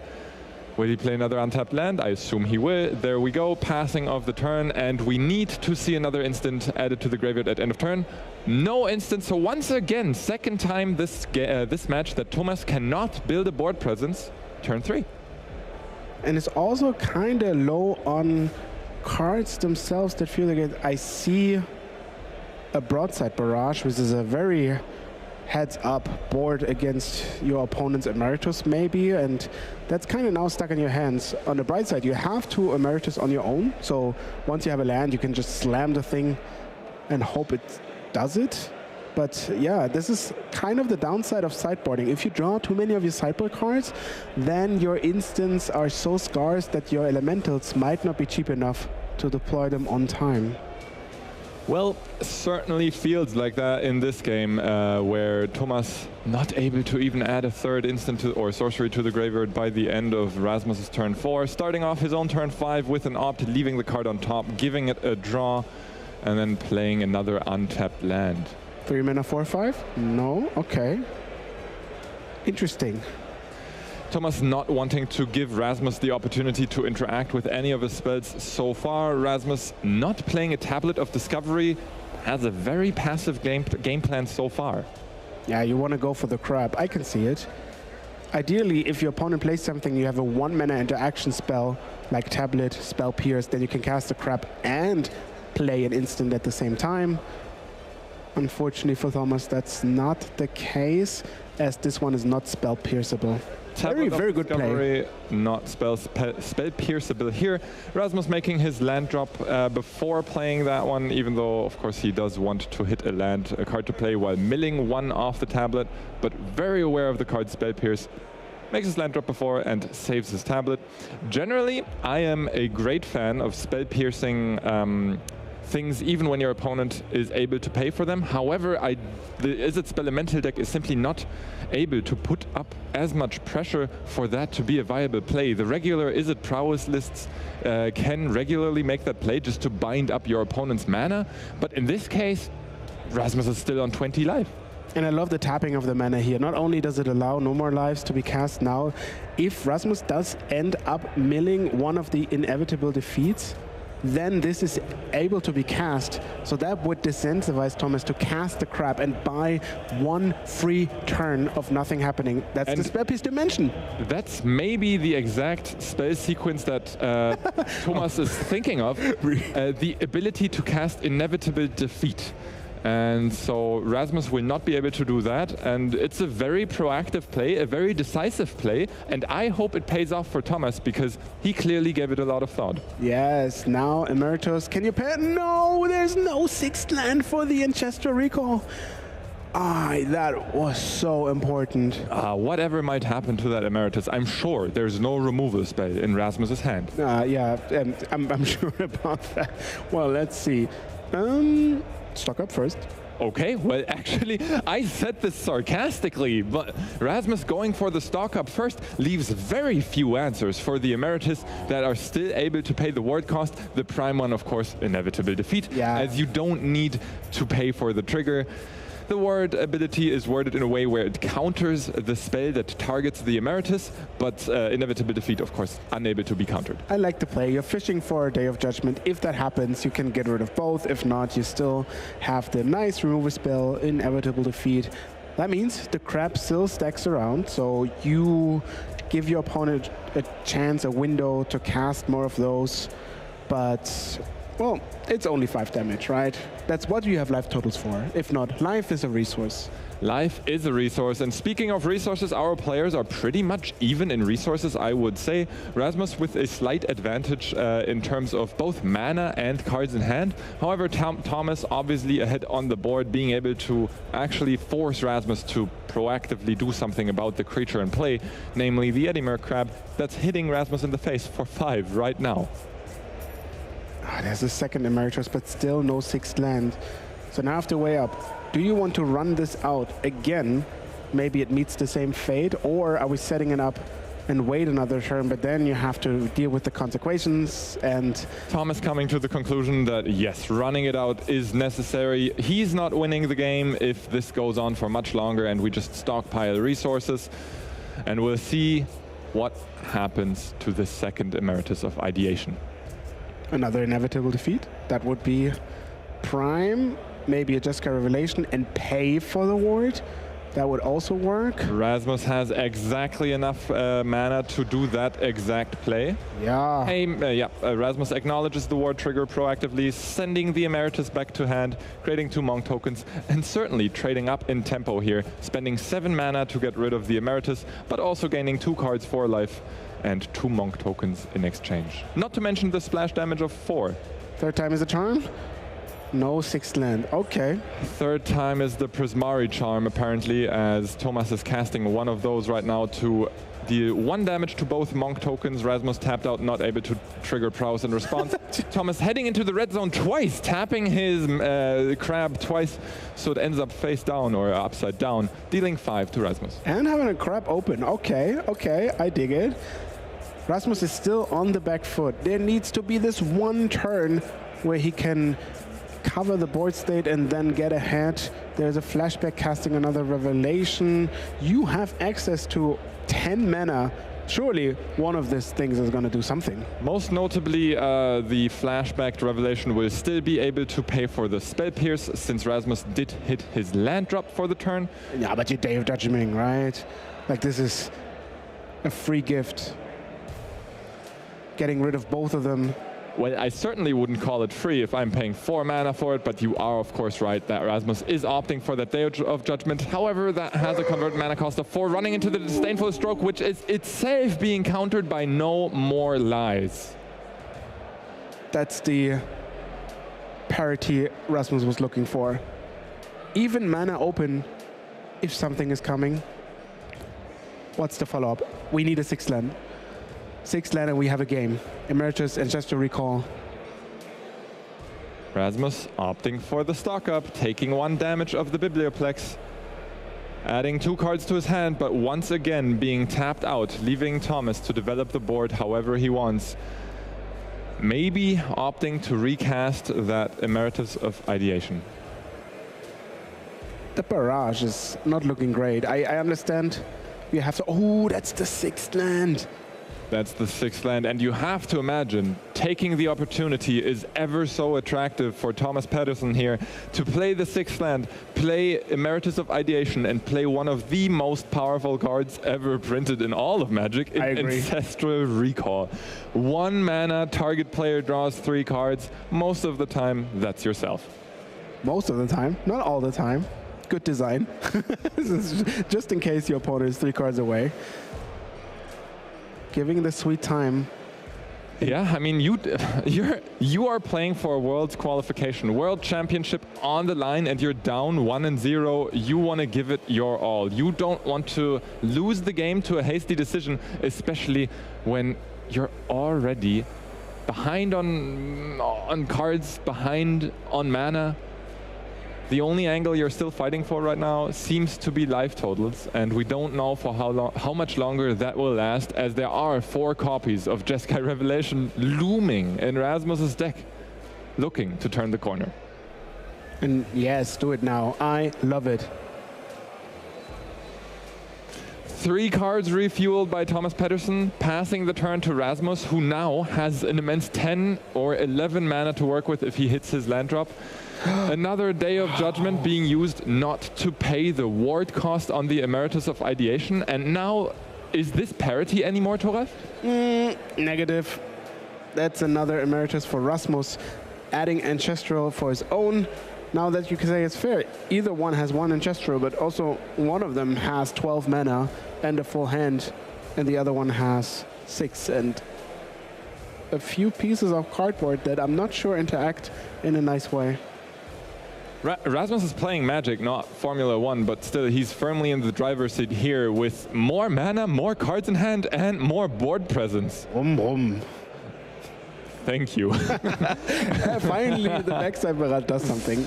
Yeah, broadside barrage, dealing 5 damage and drawing Thomas Pettersson a card, but then also discarding card. Null, one of those cards that are really good when they trade up in mana. However, Rasmus already has that Tablet of Discovery on the battlefield.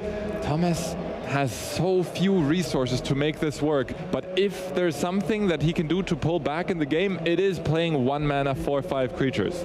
Also look at this, right? Thomas is at 9, that's a lower life total than Rasmus, and Rasmus didn't do basically anything. Your opponent is trying to win for you. Rasmus is also continuously paying with the Biblioplex costing life.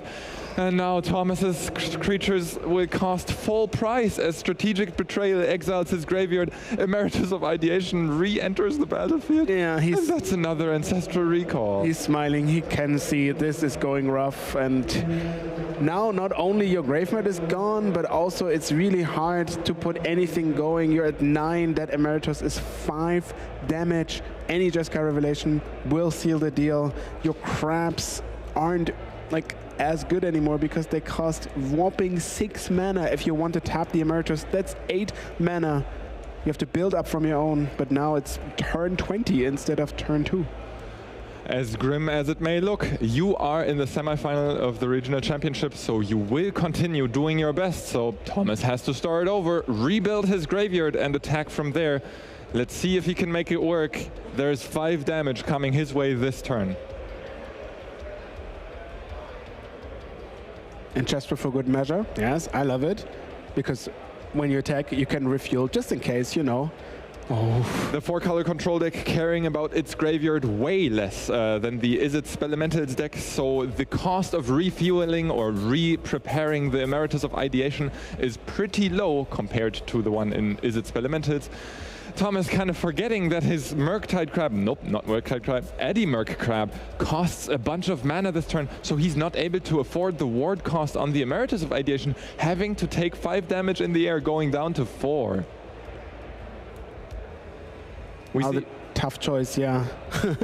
Which cards to exile? The only graveyard interaction that's straightforward from Rasmus's deck is, of course, the flashback. We see an Eddy Murk Crab being cast at the end of the turn, and Rasmus seals the deal, gets the concession, and makes it to the World Championship. Wow, that is rough, but also exciting. Rasmus won this game, this match. And this is a moment he will remember for a while, as the World Championship will be one of the experiences I assume Rasmus will remember his entire life, and the day he qualified for it is today. I can't relate. I have never qualified for the World Championship. This must feel incredible. Yes, I can relate. It feels incredible. No, for real. I mean, like, it's the dream. You're playing this game to compete at the highest level, at the ultimate stage. We've talked about steps, but actually, I forgot the steps after this tournament, because then, if you're at the World Championship, there's a few more steps to go to be world champion at the end. And I mean, wouldn't it be cool to say, like, Rasmus gonna have his cards on his own? There are a few steps left to take for Rasmus, but right now he's 3 steps ahead of everyone else, and we've got him for an interview. Rasmus, look at these 2 trophies on the table right over here. There's a small one and a big one. One of them is going to be in your hands very soon because you're going to the finals. Congratulations. Thank you. You played so well this entire tournament, and it's funny because before when I spoke to you, you were just really happy to have qualified for the Pro Tour to go back to the Pro Tour, because you've been before, is this correct? Yeah, I played what was then called Mythic Championship 1 in Cleveland, Ohio in 2019. Pro Tour. And then you made the top 8, and I went to see you, and you're like, oh, I'm exhausted. I just wasn't expecting to make the top 8, and then you made the top 8. And now you've won your quarterfinals match, and now you're going into the finals, meaning you're qualifying for Worlds. I'm still in disbelief. The World Championship is the biggest event you could possibly qualify for. And it's, I think, the biggest dream of every Magic player to not only play in the World Championship, but have the chance to win it and be immortalized on your very own card. So what you were telling me earlier is you missed your flight today. Because you're here. It's okay. You want enough money that you can buy another flight. But not only that, now you were telling me how you were like going to have to book your tickets to go to Amsterdam to play the Pro Tour. But now you're going to have to book your tickets for Worlds. Yeah, I think is it Atlanta later this year? Somewhere in the U.S. They're always somewhere in the U.S. Someone told me it's like. Do you have an idea what your, if you win Worlds, what your invitational card would be? Because we all have this. We all have this little dream. Even if we don't think we'll make Worlds, we all know what our card would be. The card would hopefully be blue. Blue card. Well, for your 4-color control deck, which has a lot of colors, you said that the card that was serving you the best was Strategic Betrayal. Is this correct? Yeah, I think overall over the weekend, Strategic Betrayal performed the best. It has come in what feels like every match this weekend, and it just like it gives you another angle to another type of angle to beat. More of the common ways to traditionally beat a control, like get attrition or value from the graveyard. Since we don't have it on screen, Strategic Betrayal is a card that exiles a graveyard and makes them sacrifice a creature. Yeah, it's a 2-mana sorcery edict style effect. So opponent, in this case, exiles a creature and then also exiles the graveyard. Which is good against, for example, Mardu discard, because you have 2 potential opponents in the finals. You're either going against a mirror match, 4-color control, or you are going against Mardu discard. Is there one of these that you're a little bit more afraid of? I think on paper I'm more afraid of Mardu because that deck has some inbuilt tool to fight the type of game that Control wants to play. Blood Ghost, for example, is really annoying to deal with traditional spot removal, but also the Elf, Iron Shield, something Elf, Indestructible, also annoying keyword. It's not the worst matchup, and if I get the hands I've been getting this tournament, Tablet on 3, Rev on 5, it should be pretty good. Well, we'll be wishing it for you, and we're going to find out who your opponent is very soon. We're going to send it to the other semifinals match and find out who's going to be facing Rasmus in the finals. I'll send it back to Yaman and Torad from the booth. Carl, you are right. We are about to find out whoever has to take on 4-color control in Rasmus's hands. We're about to send a second person to the World Championship. This is like the biggest prize we could give away, and I'm really excited for it. I feel like we could tell just how excited Rasmus was. Like, I felt like he was kind of lost for words. I certainly would be if I was in his situation. Like, oh my God, I have to travel to Amsterdam for the Pro Tour. Oh my God, I have to book my flights to Worlds. Like, what a dream story. Yeah, I'm competing with the best. But now we have to take back that feel-good, that laid-back emotion, and we have to go back into the seriousness of competing in a semi-final against some of the best players as we have a match lined up. We're basically getting an encore of all of this again. One nice semi-final to determine the other player who's going to go to the World Championship. And we are watching Mardu discard against yet another 4-color control. So technically, this could be a 4-color control sweep. You see it here from Ricardo on screen. It looks about the same, some flex slot, Northwind Avatar, one off in case your opponent snags all your revelations, one Slag Storm to deal with your opponent's little creatures. Not relevant here, but the symbol of good cards and good lands. And on the other side of the field, we have Mardu discard, an archetype, well, summarized by aggression with a lot of value built in. Cards like Moonshadow, Hardened Academic, and Iron Shield Elf hit hard and early. And Casey Jones, actually one of the cards with the highest win rates in the entire tournament. It's a new tech developed by the Mardu discard decks. Only few players signed up with it, if I remember correctly, like 10 copies in the entire tournament. And we see 3 of them in Doman's deck here. Inti, Cool But Rude, and cards like Practiced Offense, providing the value to back all of that up. And the Mardu discard deck certainly needs to put on the aggression before the 4-color control deck gets to resolve its first Jeskai Revelation. I would like to mention from our top 8 player survey, Ricardo said, what's the best card and why? And he said, honor mention goes to Tablet of Discount, because that card is Soul Ring that draws a card. Now, you have my attention if you're talking about Soul Ring. You have my affection if you're talking about Soul Ring that also draws a card. Yep, it's a 2-for-1 as it's in the book. Maybe even better than actual Soul Ring. Please don't quote me on that. It is better than actual Soul Ring. As we head into our first early turns, both players just kind of making land drops, but Doman, as I said, needs to be the one who puts permanents onto the battlefield if he wants a chance at winning this match. Yeah, no 1-drop, that hurts. So you're gonna get on the battlefield with a 2-drop, preferably with haste. And that it is, Hardened Academic, 2-1 haste, chance to get lifelink, chance to have be able to tag again, but... And this is the difference between being on the play and being on the draw in the top 8 of a regional championship.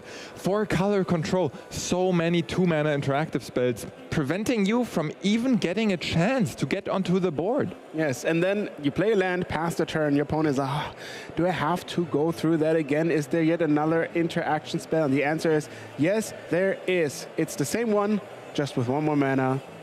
Flashback allowing Ricardo to play No More Lies one more time. Taking a second damage off of his Biblioplex, but also preventing the second play by Doman. Without a 1-drop, Doman is lost for words, or rather lost for spells, as he can't add anything to the board. Oh, look at that! Soul Ring drawing a card! Soul Ring drawing a card on turn 3, leaving Ricardo with 3 mana to spend on an instant or sorcery during Doman's turn. How is Doman supposed to get onto the board if Ricardo is up in mana and up in interactive spells? No, he's doomed. He's doomed. Cool But Rude, one of the cards that might be able to stick on the board here, but certainly not providing the pressure a creature would create on this turn. And yeah, we've mentioned it before, as long as your opponent doesn't have 7 mana, the game is kind of fair. But I have bad news. Your opponent has now access to 7 mana, and that is certainly uncomfortable, to say the least. 7 mana on turn 5, that is the signature ability of the 4-color control deck when it hits the Tablet of Discovery on turn 3. And honestly, how am I supposed to keep up with a deck that is on the play, removes every play I do since turn 2, and then casts a Jeskai Revelation on turn 5? Luckily for Doman, the worst case scenario has not taken place. There's no Jeskai Revelation on the stack. Yeah, luckily that missed Fire Village ended the battlefield tapped, missed Rice Village, I'm sorry, and therefore no Jeskai Revelation, but I don't think that's Ricardo's going to be too sad. There's plenty of interaction. Consulted Star Shards, I saw either Braid, I think. So what's the plan? Okay, we can't really win over creatures, right? We can't really win with the damage anymore. So we're gonna go the cool route, and that's hopefully discarding a lot of cards and dealing a lot of damage in the meanwhile. On the flip side, I hate to say it, but leveling up these cool but rudes makes them prime targets for inevitable defeat, as the only downside of inevitable defeat usually is that it might trade down on mana. A 4-mana removal spell is costly, but now it's just trading 4 mana for a 4-mana enchantment. Cool but rude on level 2, of course, totaling to 4 mana. And this just buys Ricardo more time. I don't like the state of the game for Doman here. Literally cool but rude, yeah. Even gaining 3 life, so it gets harder to your opponent to reach the final step. And now you untap with 7. It's like you're playing the game until 7 mana, and then once you untap, a huge sigh of relief. Especially you're not playing against any blue cards. You can just do whatever. You can pass the turn with impunity because you know your opponent can't do anything about the stuff that you're about to do. The sky is gray, the sky is full of clouds of storm here in Prague and for Doman himself. But as with every cloud, there's a silver lining, which is that Ricardo missed his land drop for the turn. So the mana advantage will not be intensified as of right now. Instead, remaining on the 7 mana, you don't quite know if there is a Jeskai Revelation lurking, but if there's not, there might be hope. Casey Jones enters the battlefield, tries to get some cards and some damage, but that is Jeskai Revelation saying no, no, and yes, yes, yes. So Jeskai Revelation returning cool but rude to Doman's hand in response to Casey Jones' trigger. Remember, Casey Jones drawing 3 cards and then later discarding 3 cards at random. Of course, cool but rude being bounced makes it a potential discard for the random discards later on. Yeah, and now Doman is at 8, at 7. I'm still surprised at how you played this game, and then your opponent is already a 1-digit life total once you start attack with your monks, and yeah, that's it. That's the 1-2 punch. We see game 2. What happened? Well, I can tell you what happened. As you mentioned earlier, game 1 is really rough on many decks when they face 4-color control, simply because the control deck plays on such a different angle. You have to come into this tournament prepared for Izzet Prowess, but the tools against Izzet Prowess turn out to be really weak against the 4-color control deck. And this... Yes, looking at the sideboard. Yep. Yeah. In this instant, we're looking at the sideboards. Now, Ricardo brings, let me see, this time I don't like the Emeritus. I think you want every removal spell in the universe that you have access to, and I'm speaking Slackstorm, Day of Judgment, Strategic Betrayal, Fire Magic, and possibly Flash Freezes because your red spells of your opponent are really potent. Get Lost, obviously, as well. And then you kind of want to cut all of your expensive spells, obviously not a Revelation, but you can remove some of the consults, maybe the flashback, because like you really want to be able to interact at the same time as your opponent is doing something 3 steps ahead, looks very clunky, and then you're just filling up those slow cards, the Northwind Avatar, with more removal.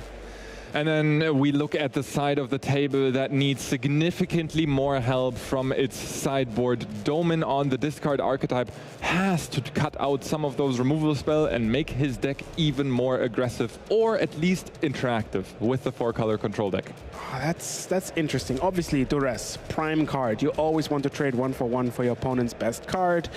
And then there is moments of endurance, and I think the idea of this is kind of to be able to play the long game. As you see, you have many cards that discard cards in your hand. Iron Shield Elf, Hardened Academic. You have the Carnage that comes back if you discard it. Cool but rude. All of those interactions. So the Monument is something that can enter the battlefield and give you more value by your opponent removing all of your threats one by one.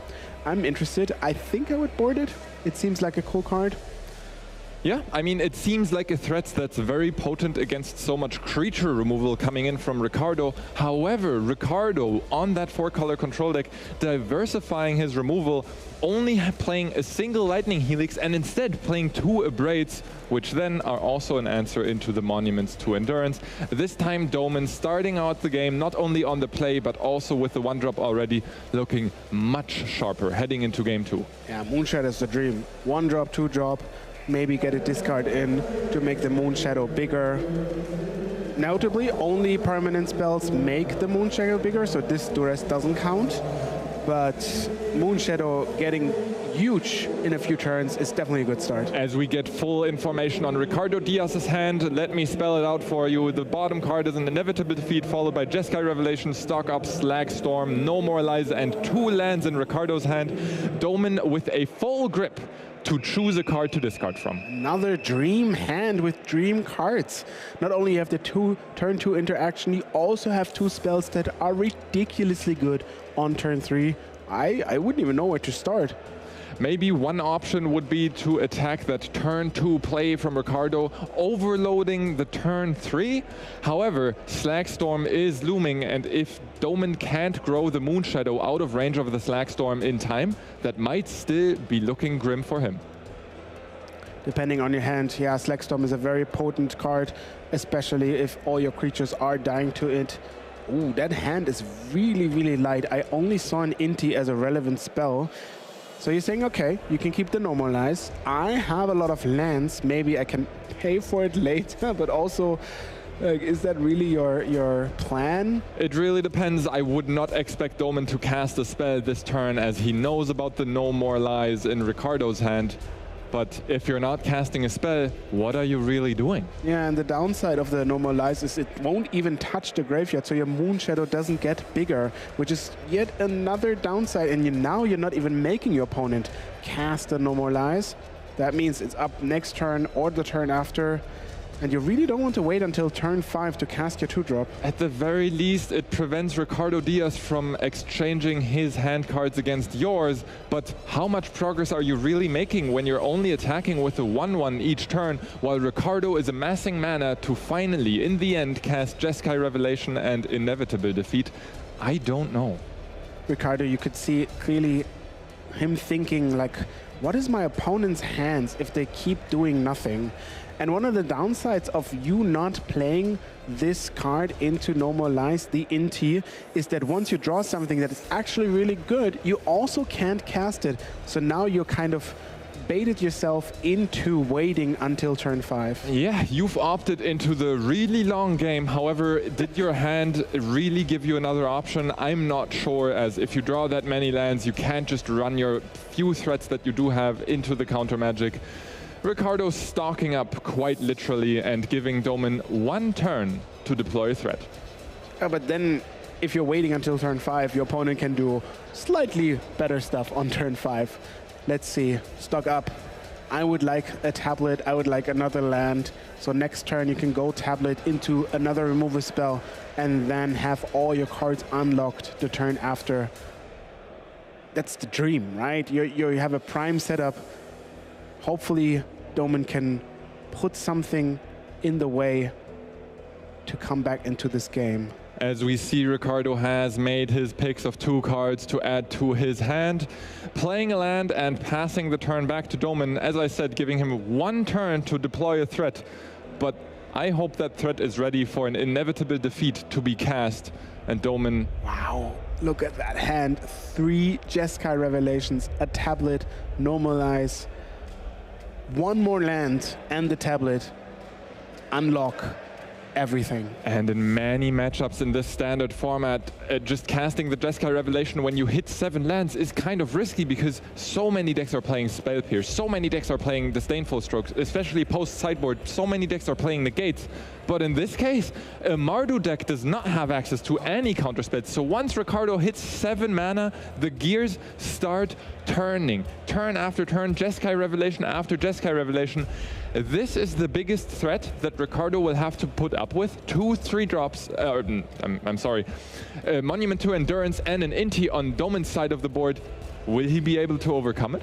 I would love to see now the tablet. One off the tablet, you can definitely cast the stock up you just drew. If you draw a land, you can keep up Normalize. You need to get to 7 mana. This is the priority. Are you about to die? In some of the rare cases, yes, but is that really? And oh, okay.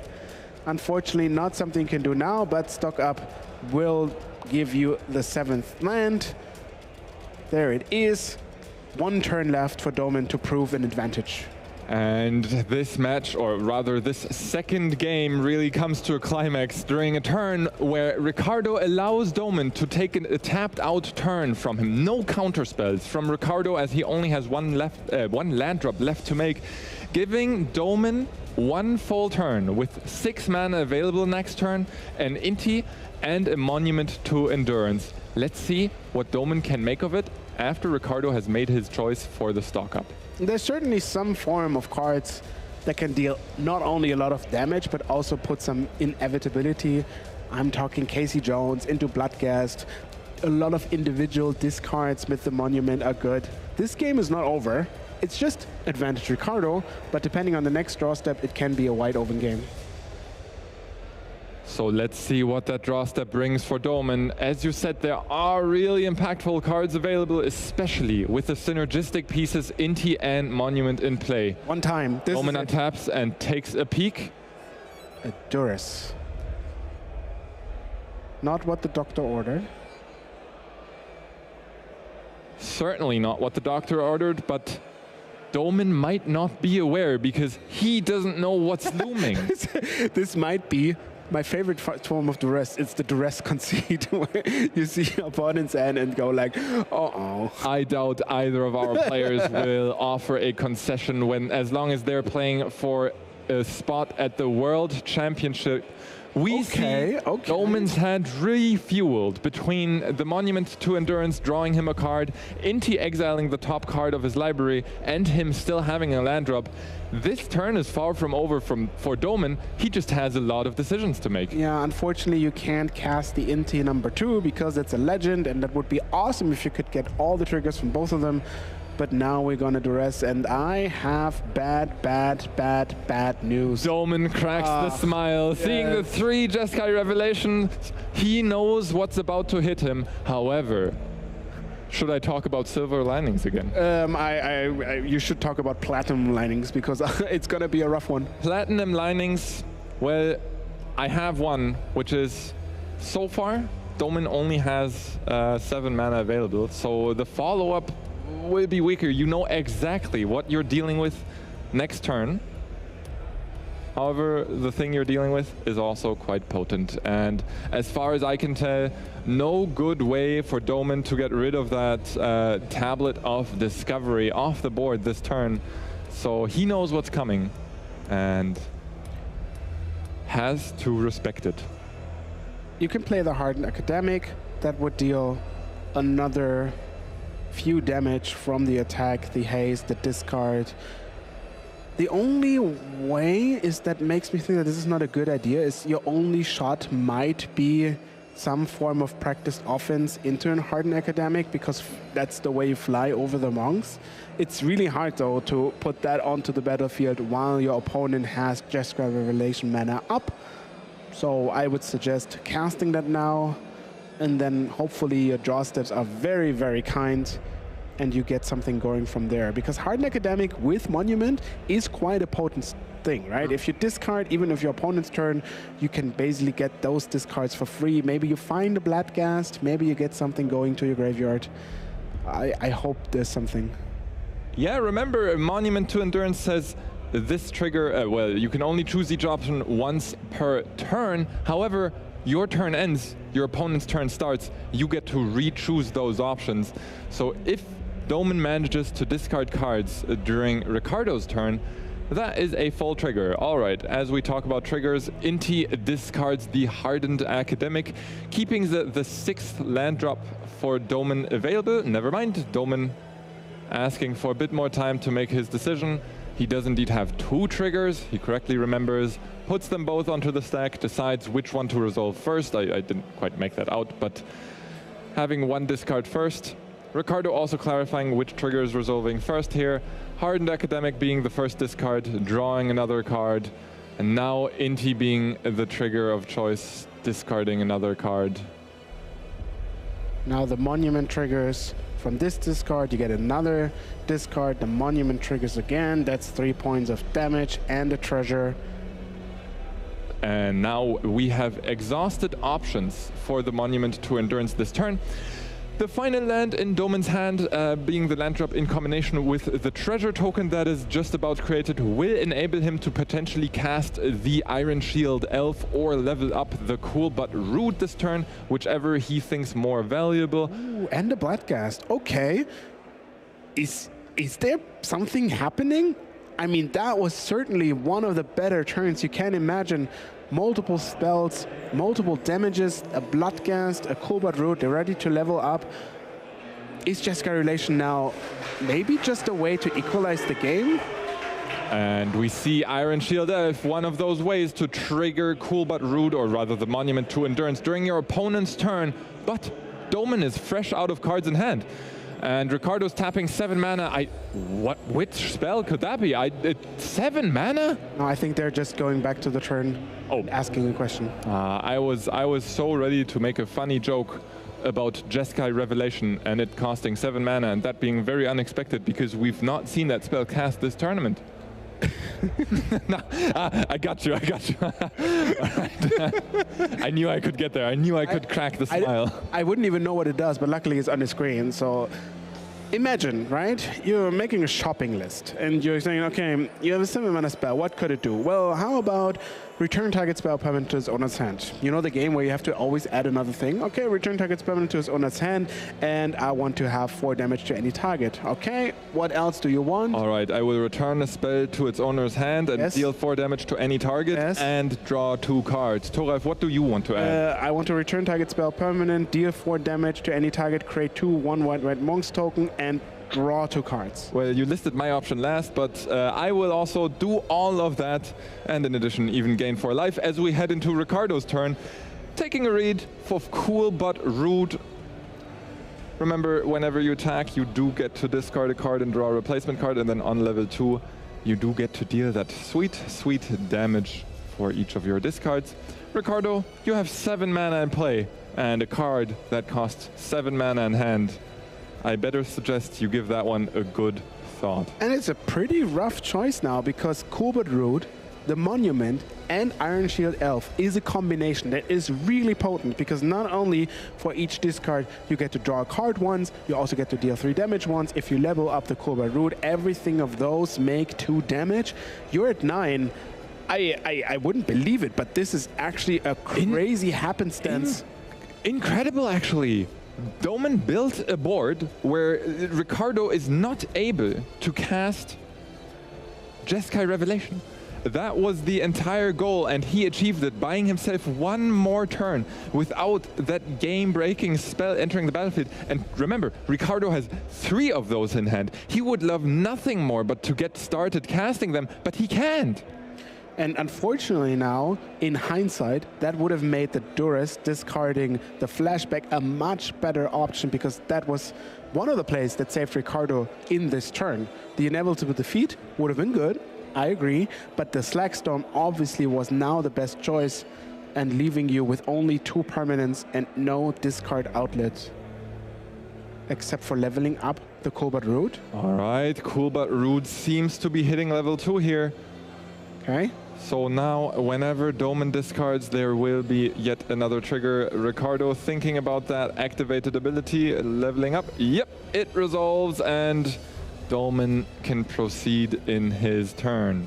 So is there a card that lets you discard a card easily? Because now you will discard a card, you will trigger Cool But Rude, you will trigger the Monument. That's 5 damage. If there's a card that also lets you somehow draw and discard 2 more cards, or lets you discard your opponent's turn, that would add another 5 damage and be lethal regarding no action.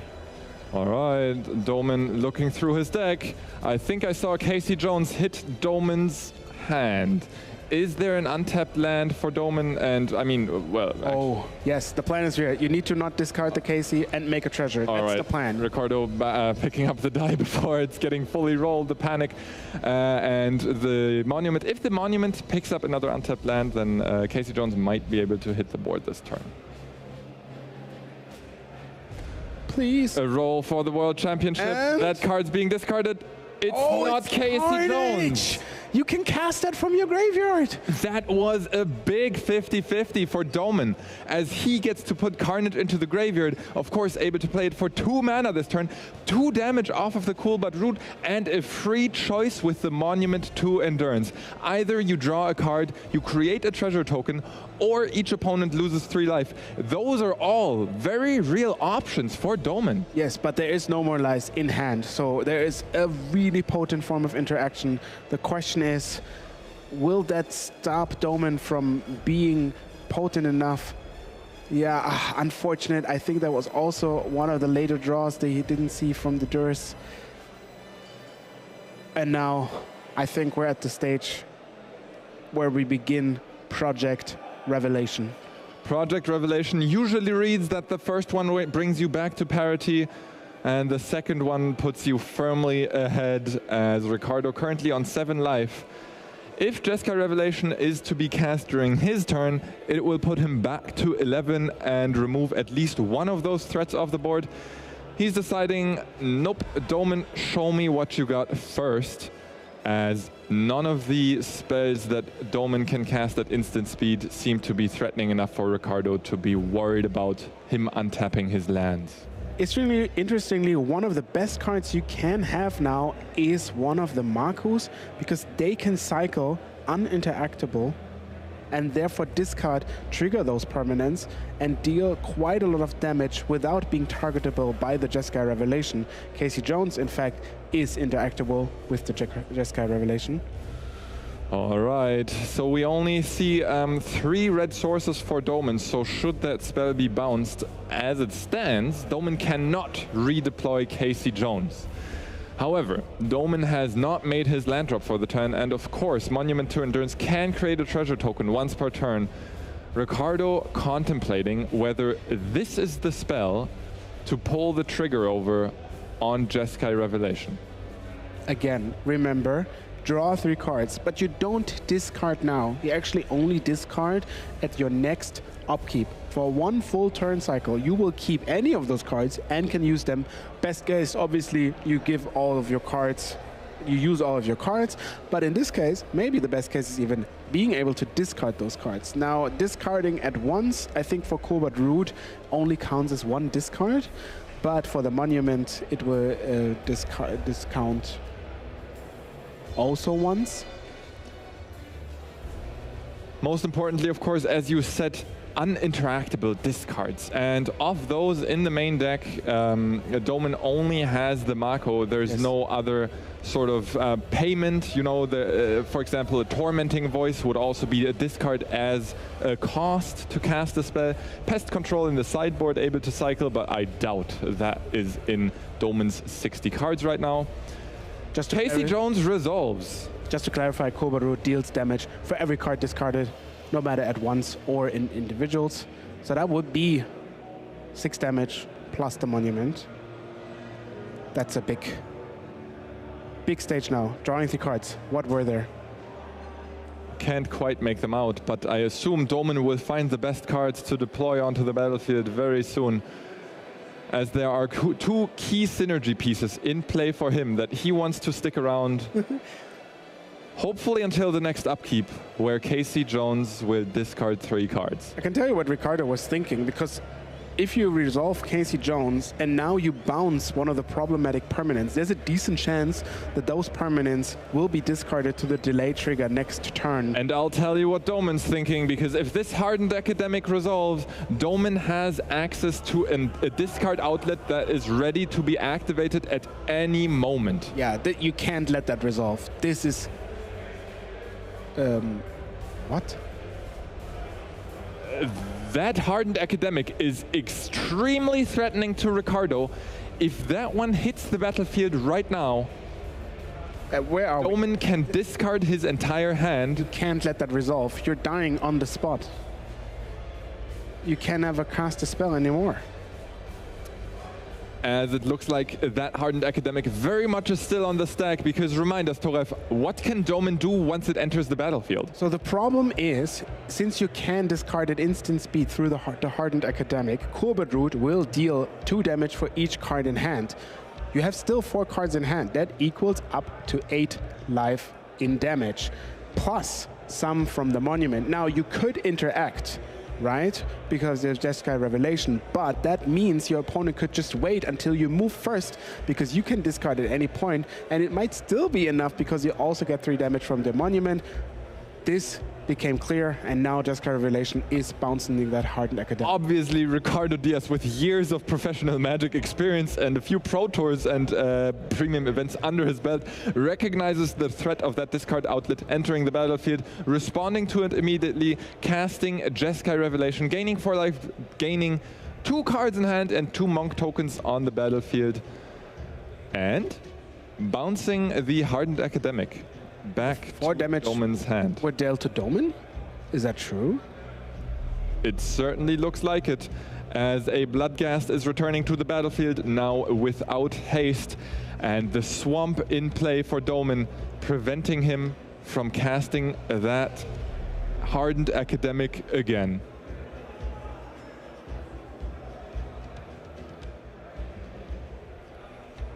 If you had a way to discard for 1 black mana, you could make a treasure and then cast Hardened Academic again. Unfortunately, no. Duress not able to do so. Also not in Doman's hand, I don't think. So it will just be another cool but rude. Which is a good start. You can not attack because unfortunately, oh no, the Jeskai Revelation exactly got Ricardo to 11 life, and therefore Bloodghast doesn't have haste. Oh no. Otherwise, that would have been a treasure you're looking for. That was exactly the point of life missing for the hardened academic to be recast again. 1 point of life. And that might be the difference between making the World Championship or not, as Doman is staring down another Jeskai Revelation in the hands of Ricardo Diaz. And oh my goodness, those cool but rudes and Monument to Endurance are so valuable as not being creatures. Those are so hard for Ricardo to get off the battlefield when he needs to spend 7 mana just to get those out of Doman's control. I have to say, obviously Doman got a bit lucky to get in this spot, but it looks like there's such a good spot still for Doman to sneak the game. Imagine you have 3 Jeskai Revelations and almost other spell you can imagine at your disposal, but you still can't close the game quite yet. It's amazing, it's thrilling. Welcome back, by the way. Such a thrill for the spot at the World Championship. And as we expected, Doman doing much better in the game that he's on the play instead of on the draw. As we had to come back here for a quick second for a judge call, but that one was resolved rather quickly. So we still see Ricardo contemplating about the next targets for his Jeskai Revelation or the next targets for his potential multiple interactive spells in his hand. As we see Ricardo with the full grip of 7 cards, but just too few of those interact with the problematic board pieces that Doman has come to the tournament with.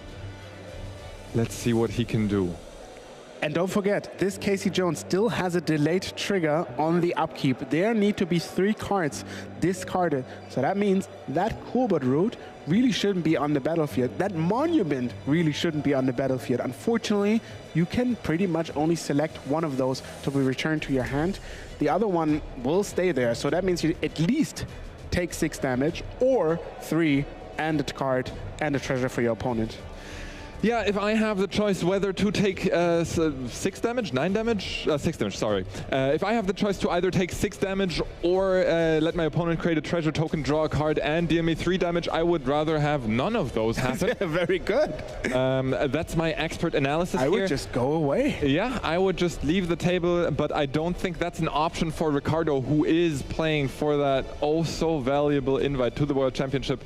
We see another Jeskai Revelation bouncing the monument to Endurance, dealing with Casey Jones. And as you said, we will have another, I think Frank Karsten called it a reflexive trigger. Enter the stack at the start of Doman's turn to discard 3 random cards. I would like to play, technically it's not a reflexive trigger because that is a delayed trigger. A reflexive trigger is only from an ability that causes a reflexive trigger to do. Thank you very much. Thank you for that information, Toralf. Actually, I consider that very valuable because I want to be concrete in my wordings usually, except when I'm talking to you. Then I'm usually very ambiguous just to get you later. No, you're just nice because you're on camera. But it's fine. I'll take it. No, don't get me wrong. Like, I'm also just nice because we're on camera together. As we enter the upkeep with that delayed trigger, as I've learned, on the stack, our player is deciding 3 random cards out of Doman's hand to be discarded, and I'll tell you what Ricardo's hoping for. He's hoping for that he hits that chance to hit the Monument to Endurance. And oh my goodness. Those aren't the Monument, and now, oh yeah, I'll tell you Ricardo what. says, oh, not good. 25% is larger than it seems, and Doman has hit those 25% odds. And let me tell you, Cool but Rude allows you to discard a card to pick up another replacement card whenever you attack. And once you level up your second Cool but Rude, you get to do that twice. Yeah. And with the Monument twice, yeah. With the Monument to Endurance also in play, how much damage is that, Toralf? So if I count correctly, you can discard twice. With the Monument, you can also draw a card to discard into. Yeah, that seems like 10 damage, no?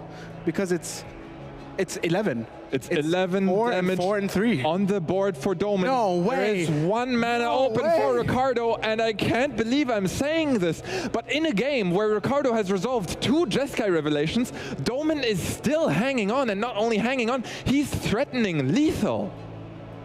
Incredible. Is there an interaction? Ricardo, can you do something? Ricardo wants to play the Thunder Magic! There's the Thunder Magic! You won't be attacking this turn! No way!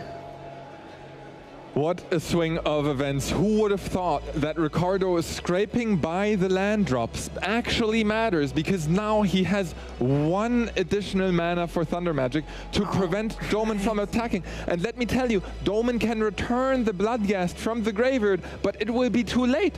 We will have skipped past combat and there would be no more card for Doman to discard. He can't do anything about this. He's thinking, he's trying to find the line, but there's nothing to do. If you could only flash play that land. But no, Bloodghast is gone. No attacks, no looting, no discarding, no drawing, more Bloodghast, and a concede! That's the game for Ricardo Diaz, who manages to scrape by, facing lethal on the table and qualifying for the World Championship. Oh my goodness, Ricardo, how did you do that? That was so well played. One of the best matches I've seen in a while. We thought easily Jeskai Revelation will take this game, but there was put up a fight, and it was back to the last card for 1 red mana and then evade lethal. An incredible fight at that, and it came down to the last mana. As you said, as kind of like simple as the first game was, where Ricardo just played out 2 mana interaction, 2 mana interaction, 2 mana interaction, Jeskai Revelation. Oh, I forgot a tablet in there. As easy as that first game was, as difficult was the second one, because that was incredible. Oh. Congratulations, Ricardo. You have made it to the World Championship. You're going to make us proud, and we're going to want to hear how you feel right now. So we're going to send you to Carl and tell us what it is like to be casting in the World Champion. Ricardo, congratulations, you're going into the finals. This means you're going to the World Championships. Yes, it's my first time going to the Worlds. I'm really excited. I can't believe it yet. Yeah, you've been to the Pro Tour before, but never the Worlds. Do you already know what your invitational card would be if you win it?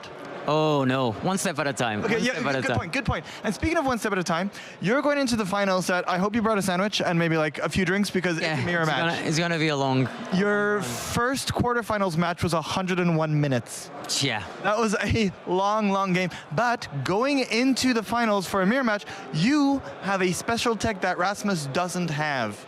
Yes, and I hope it carries me. I hope that Vendetta gets me through to the finals. Ancient Vendetta, for you at home that don't know this random card that is not in most people's decks, allows you to pick a card. It's 4 mana. You pick a card in your opponent's deck, and you exile all the copies that this player has in their hand, in their graveyard. I'm going to name Revelation with that one. And Rasmus, I believe outside of Revelation is a few creature lands, maybe some creatures out of the sideboard, but no consistent way to win outside of that. Yeah, that's the point. If you take away the Revelations, they can only win with Bibelplex.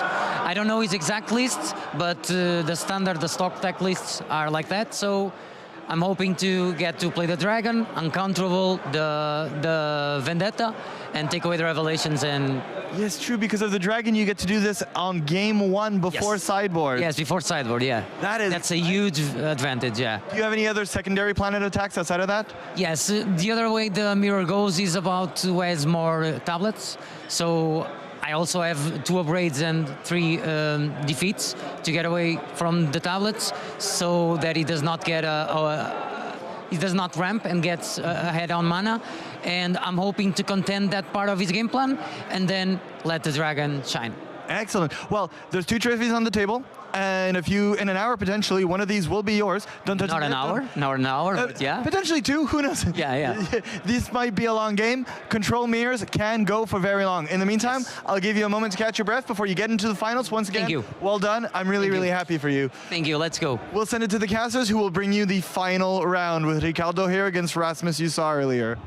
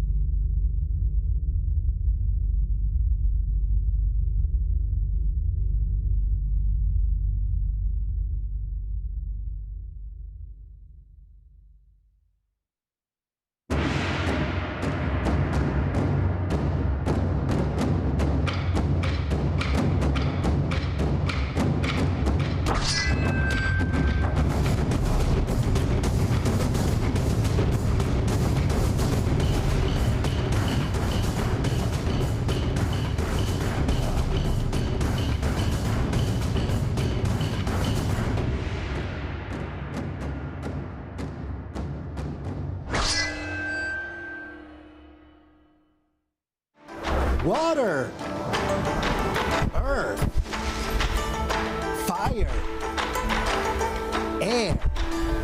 Not long ago, we made it our mission to protect cards, shielding them from the elements. Only our Avatar The Last Airbender Squirrels could protect them. And when you needed them the most, we released them. As you can see, the new Avatar The Last Airbender collection by Squirrels will protect your cards on your next adventure from all of the elements. If you want to know some more, check out the link down below.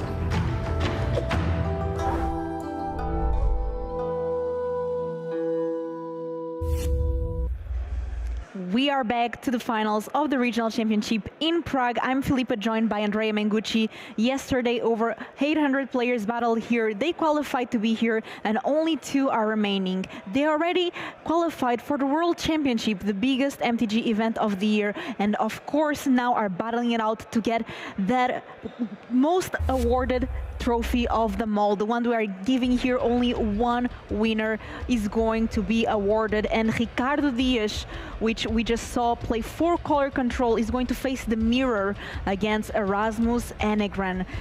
4-color control versus 4-color control. Did you expect these finals coming here yesterday, Mango? I did not, and especially looking at this top 8 where only 4-color control is the only deck in 2 copies. There were 7 different archetypes with 2 control, and they ended up playing against each other. And actually at the beginning of today, Frank Karsten showed us the win rates of the deck of yesterday, and 4-color control was the only one deck on the left side that had a below 50% win rate. So I'm sure that Ricardo and Rasmus just played phenomenally the field with their control deck to, you know, outplay the opposition and get to the final. As you said, they're already qualified to the Worlds, which will happen at the MagicCon Atlanta in November, I believe. And they also qualified to the Pro Tour in Amsterdam, and now they will go home with a trophy. One of them can fit the trophy in the backpack, in the luggage. The other one, the winner, will probably need to check an additional luggage on the way home. We have the players playing the mirror match, but the deck lists are slightly different. There is, you know, we're talking about this, but there is a slight advantage that Ricardo Dias has in the main deck, because he is playing 1 creature, Northwind Avatar, and 1 copy of Ancient Vendetta in the sideboard. That is the Cranial Extraction that can take away all of the Jeskai Revelation, because this deck completely relies around Jeskai Revelation, and this is the name of the game. Whoever can resolve that spell, thanks to Mistrise Village, you will be able to dodge the Normalize, the 3 steps ahead, and just try to just start that chain going, that card advantage going. Ricardo also playing 3 copy of Quarry Steel, Quarry Mountain Monastery, which on the other hand, Rasmus doesn't have any copies of. So I believe Ricardo's deck is a little bit geared towards beating the mirror match, which he identified to be the best deck, because that's the deck he played.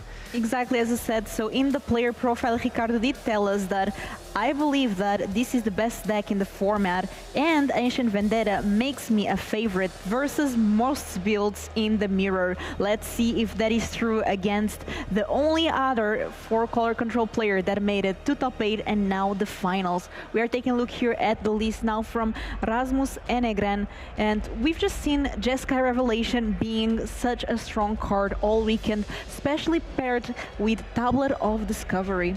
Yes, indeed, and this build is playing some slightly different card, like together as one, but almost the same thing. And this is the if you have never seen Standard action, this is the deck to beat. This deck won the RC in America last week. It won the RC in Japan 2 weeks ago. Actually, that was the first time they added the Black Splash, and it also did well at the Pro Tour in the hands of Alex Rohan, which, you know, started this whole Tablet of Discovery, Jeskai Revelation thing.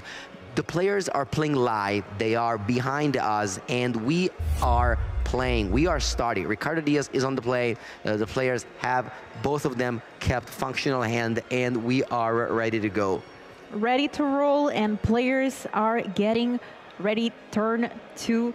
None of the players does anything, but here Ricardo with Consult the Star Shards, 2 mana, instant speed, looking at the top 2 cards because there's 2 lands in play, and going to choose 1 into hand. Let's see what's the choice. 1 goes to the bottom.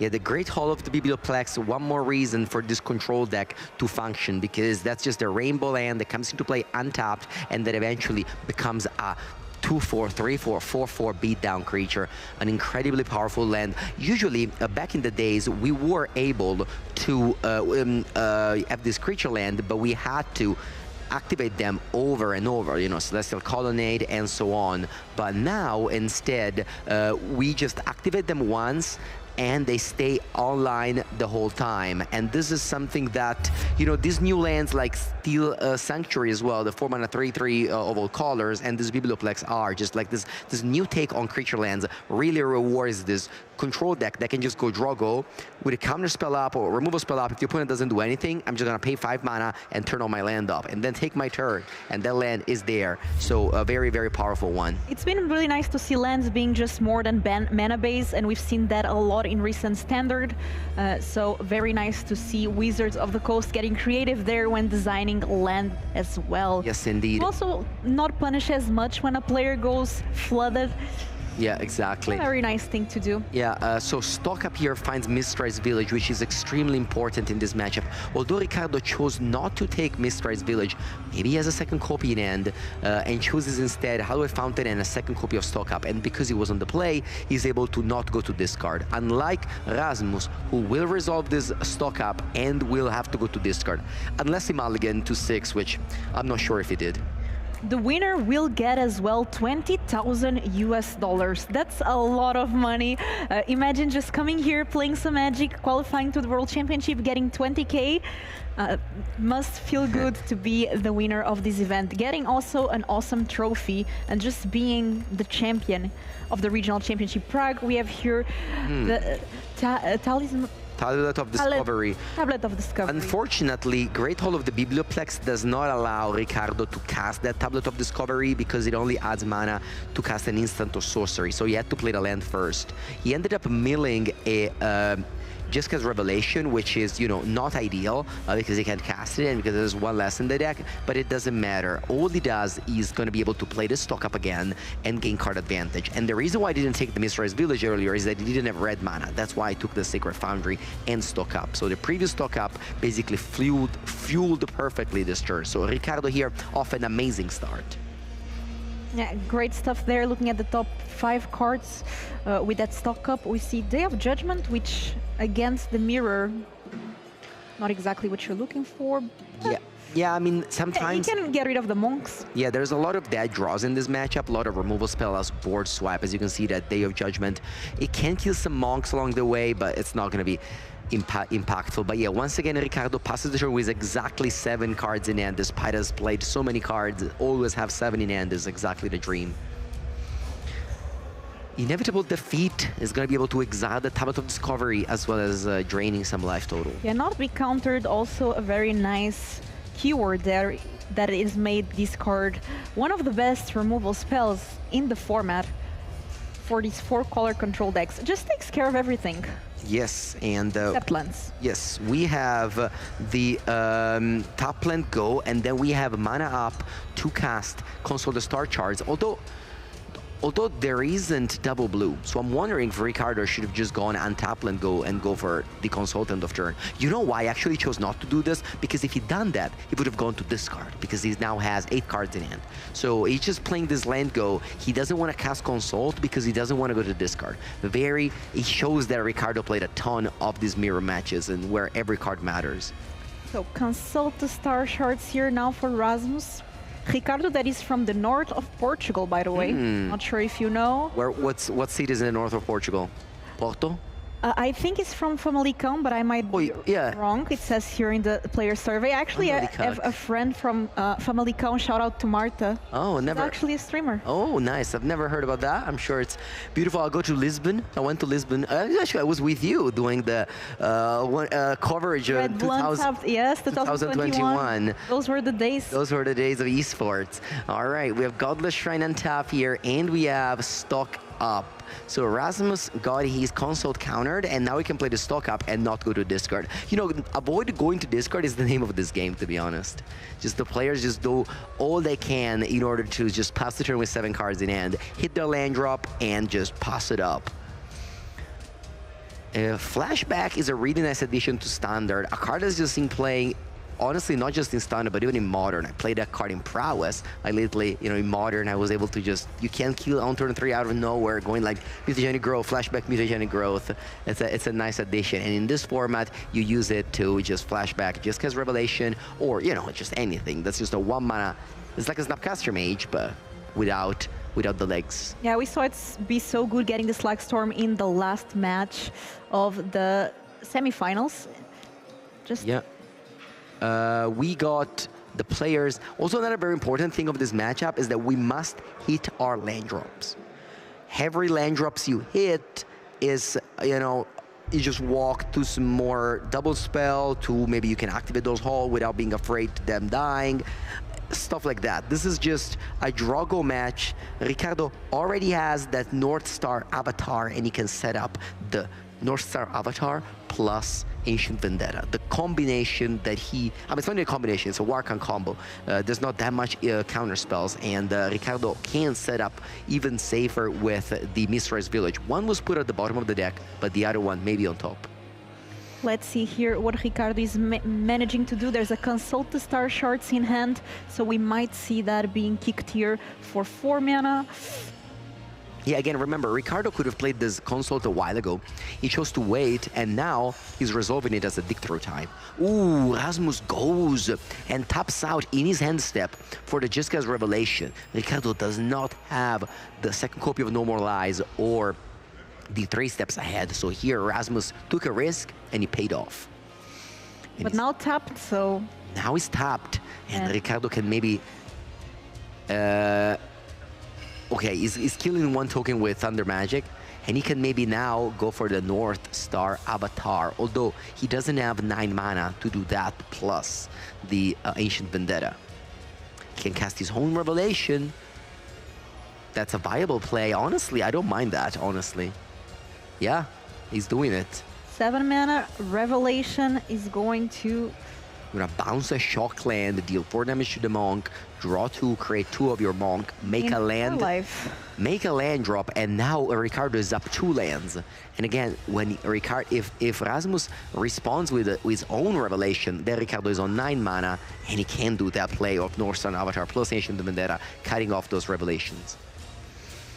And I really admire the patience of control players, because I just want to cast the cards as soon as I can, but they are always ready to wait for the perfect moment, and they just showcased such experience and skill with the deck throughout the whole weekend. Yeah, and control players, sometimes it's kind of a nightmare if you play against a control player maybe at the lower level where they play so slow and you're at risk of taking a draws. But whenever you play against a high-level control player, they will play very fast because they're always afraid of the draws. And even if this matchup is untimed, the players are playing at a very, very good speed, which definitely makes watching and commentating a lot more enjoyable. So Revelation into Revelation into Revelation. Yes, but now Ricardo, if he has the 9th land, this is the time to show you his technology. Time to shine. New technology. Can we unlock special sauce? Yeah, I think that was a Watery Grave, so Ricardo has that play available. Let's see if he goes for it. Again, we're talking about a player, Ricardo Diaz, who has been in the RC circuit for a very long time, ever since Magic came back post-COVID with the RCQ system. I've seen him battling. I've seen him at the top table. I've seen him in a future match, and he finally broke through with this final here at the Regional Championship Prague. The game is so shaking that even the table is shaking right now. The game might really take a huge, so the player is now pausing because this turn can actually dictate how the game goes. And Mango, for the people that didn't join in the beginning of the game, what is this secret technology that Ricardo is playing here?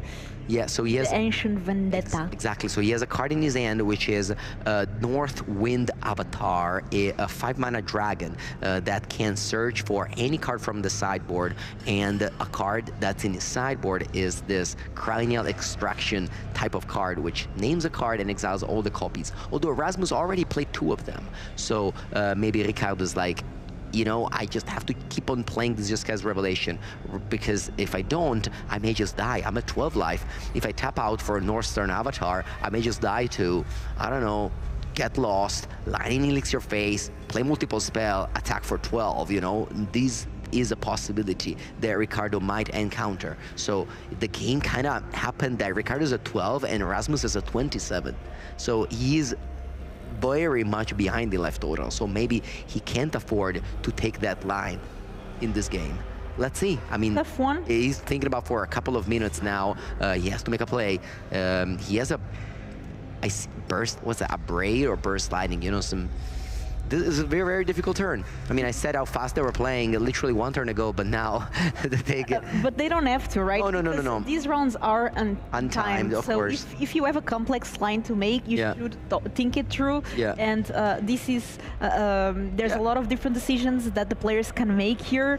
So why not take the time? There's no risk of drawing. Yeah, I mean... And it's the last match of the day. Yeah, Ricardo can also go North Wind Star and then Fire Magic. So for 1 red, sweep your monks, but that will cut off this Ancient Vendetta play for the rest of the game, because, well, I guess he can bounce his own Northwind Avatar, but it's not likely to happen. All right, looks like Ricardo has made up his mind. He was a very difficult turn, and he's now playing the Avatar. He needs to tap, I believe, blue, red, and he does that. Blue, red, and 2 colorless are tapped, and Northwind Avatar. That's a 5/5 flyer that you can go get a card from outside the game, in this case from your sideboard. He does get Ancient Vendetta, but then passes the turn with a sorcery spell in hand. He doesn't have to say what it is, because of course any card can be taken. Both players are aware of each other's sideboards and lists, because it's an open deck list tournament. Very difficult turn, and in the end, let's see what Rasmus does here. Tablet here. Tablet of Discovery, so that does it resolve? Does. Let's see, let's mill a card at random, and we can cast that card this turn. It's a land. Tap land, which I don't know if Ricardo plays any tap. Let me take a look at the mana base, because these 2 mana bases are a lot different. Yes, Ricardo doesn't play any Survey land, whereas Rasmus has a couple of them. Inevitable defeat here, taking care of that dragon, so that is going to be 3 more damage to Ricardo. That will go down to 9 life, and these monks are already getting pretty large. Yeah, it's not lethal yet, but if Rasmus has 1 more spell, that would be 3. This is 6 damage, so that would send Ricardo down to 3. Let's see if he plays an inevitable betrayal, inevitable defeat on one of these monk.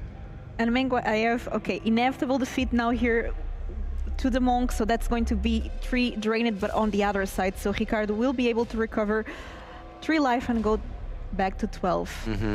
So we can play that that land here. Yeah, I think Ricardo made a good play in non-playing the Vendetta there.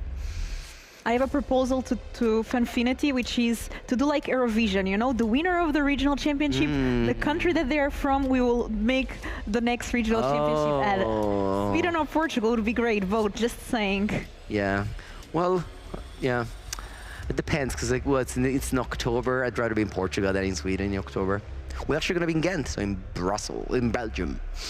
Okay, looks like Stormcarved Coast is the land drop of choice, and now we are playing that sideboard technology here. Ricardo carefully tapping. It's a 4-color deck.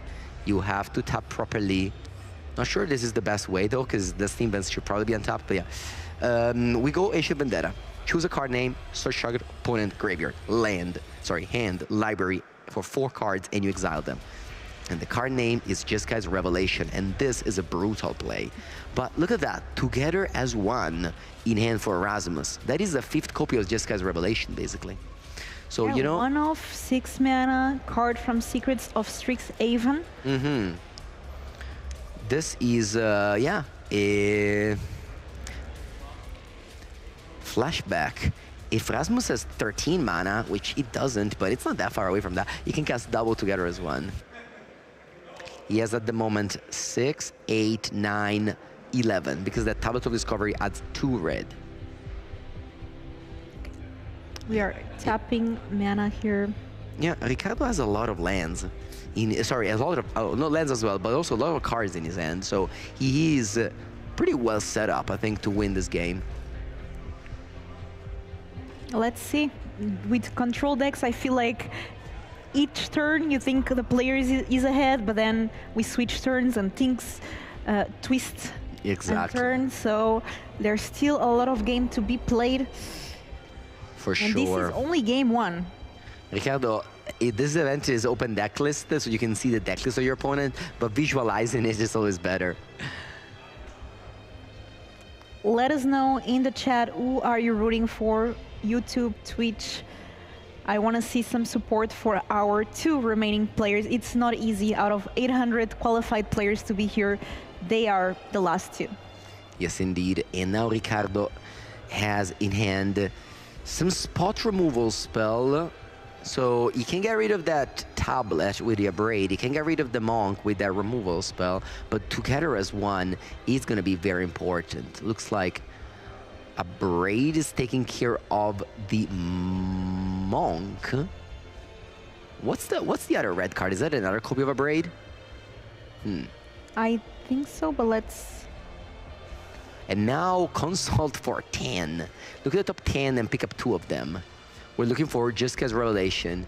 Wow, none of them. Crazy. Consult the Star Shards just gets better in the late game, you know? When you have a lot of lands, you can really dig into your deck. Yeah, so... find what you need. Yeah, Ricardo picked up a counter... steps ahead. Yeah, a counter spell and a consult. The judges are stopping him. Not sure what happened. Yeah, that card is a braid. Let's see.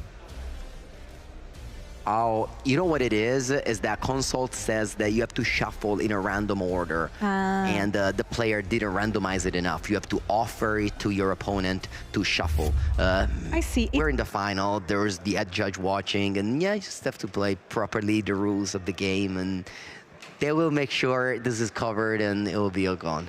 Mengu, again, what do you think of my idea? Whoever wins will make a regional there.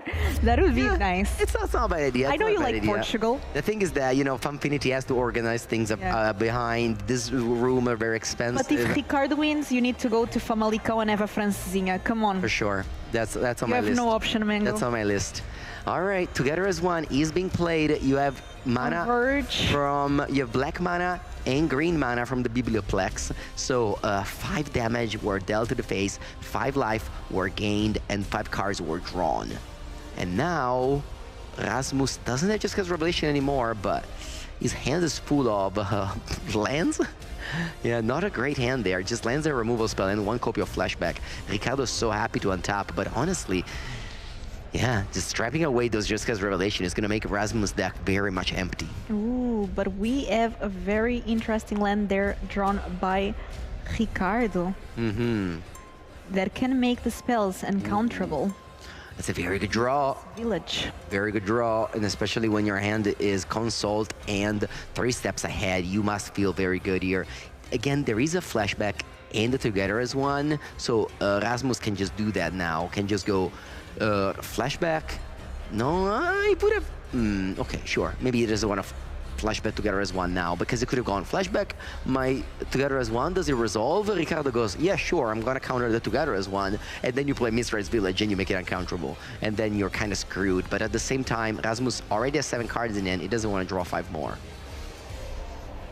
I love Mistress Village. Such a nice land. We were talking about how lands now have like different abilities. And this is one of my favorite ones. So we do have now Consult the Star Shards being picked. Again, with so many lands, we are going to look at a lot of cards from the top of the library and choose the best 2. Yeah, it's interesting that Ricardo chose not to make it uncounterable. He's basically saying, I know you only have 1 counterspell in your deck, 1 3 steps ahead. If you counter this, I don't mind. Like, I'm happy about it. That means you can't counter my next Jessica's Revelation. Your deck is just now crippled and mine is completely full. I have 3 Jessica's Revelation against your none. I'm gonna win the late game. So speaking of which, we see one of the Jessica Revelations in hand now for Ricardo. Not in hand, but being revealed with this Consult the Star Shards as one of the options to collect. Yeah, I mean, the only way Rasmus has to win at this point is the burn spells. He has a couple of Inevitable Betrayal, and he can deal those 3 damage to, you know, any target. I think that's why Ricardo also has ways to gain of life. There's that inevitable defeat, so that can be a drain for 3. Of course, Jeskai Revelation, you can win 4 life. There's also Flashback in the deck, so you can get your Revelations back. So we have inevitable defeat here, targeting the Tablet of Discovery. That is going to be destroyed, cannot be countered, and drain for 3, putting Ricardo back at 7. And Rasmus still at a very comfortable life total, but going 3 points down. Yeah, life total does not matter in this matchup. I mean, it might matter, but very little. And yes, you know, I think that the Rasmus unlikely, of course, to win, but he had a window to win the game. With Ricardo at 4, last turn he could have just gone flashback the together as 1. And if Ricardo let that resolve, you make that uncounterable, then yes, you have identical betrayal, so Ricardo would have survived, but it also could have died out of the burn spell for together as 1. So that was a line available, but that did not work out. Yeah, and great of all of the Bebel packs here being animated by Rasmus, conveniently having 4 toughness, dodging the braid that Ricardo Diaz is holding in hand. Great all of the Bible packs, another one of those great cards, and right now Rasmus has access to 3 of them. Very, very strong land. Ricardo also has 2 on his side, so... Looks like we are... well, Inevitable Betrayal says no land, so we cannot exile this with our Inevitable Betrayal. You can bounce it with Jeskai Revelation. Looks like he's making it uncounterable. Damage. Looks like he's activating the Mistress Village and making Jeskai Revelation uncounterable. That makes sense. So now the spell that actually matters cannot get countered. Holding up mana for... no more lies. No more lies. Okay, so Mistress Village, a card that's seeing a lot of play in Modern as well. I use that card in my Cascade decks. You can do a very cool play in Modern where you play your Cascade spell, and then before your Cascade card resolve, you activate the Mistress Village. So you make the card uncounterable. The future Cascade card that you're gonna do. That's very cool. Very nice technology, Mango. 4 damage here to the Great All of the Bibleplex and returning a land into hand, creating 2 monks, gaining 4 life, and drawing cards as well. Let's see what Rasmus has to say about this. There are, of course, ways we can interact with this, but there's not that many actually because Counterspell doesn't work. Just because Revelation are all exiled, so Rasmus can't have it. And he just gets his monk, he gains life, draws cards, and the game is gonna slip away from Rasmus very soon here.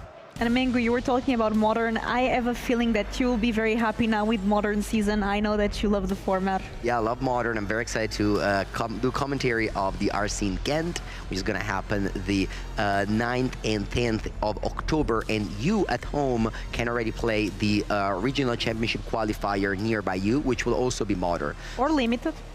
Or limited, yeah. But then you have to play Modern in the regional. Because stores love to host Modern events. Actually, stores are so happy that now they can host Modern event. So for sure. Ooh, flashback trying to get together as one back from the graveyard. It will be countered by No More Lies, I think. No more together as one. Let's see. But Erasmus has his own No More Lies, I guess. Let's see what's gonna happen here. Honestly, it's funny to say, but like Erasmus can draw as many cards as he wants, but the fact that he doesn't have just because Revelation in his deck means that his deck is just empty right now. I guess you want to No More Lies this so that the opponent can't go Mistress Village. Because if you pay No More Lies, you can't cast the Together as One. So it's a very well played by our finalist from Portugal, of course.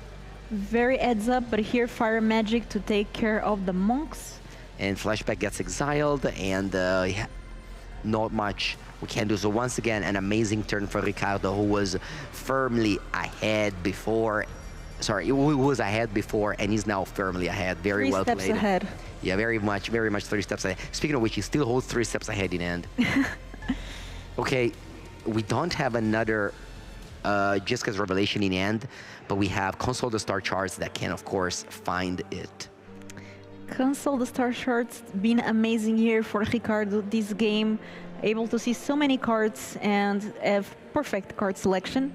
Now 3 mana, we are going to try to stock up and get card selection on Rasmus' side. Let's see if Ricardo will let that happen or not.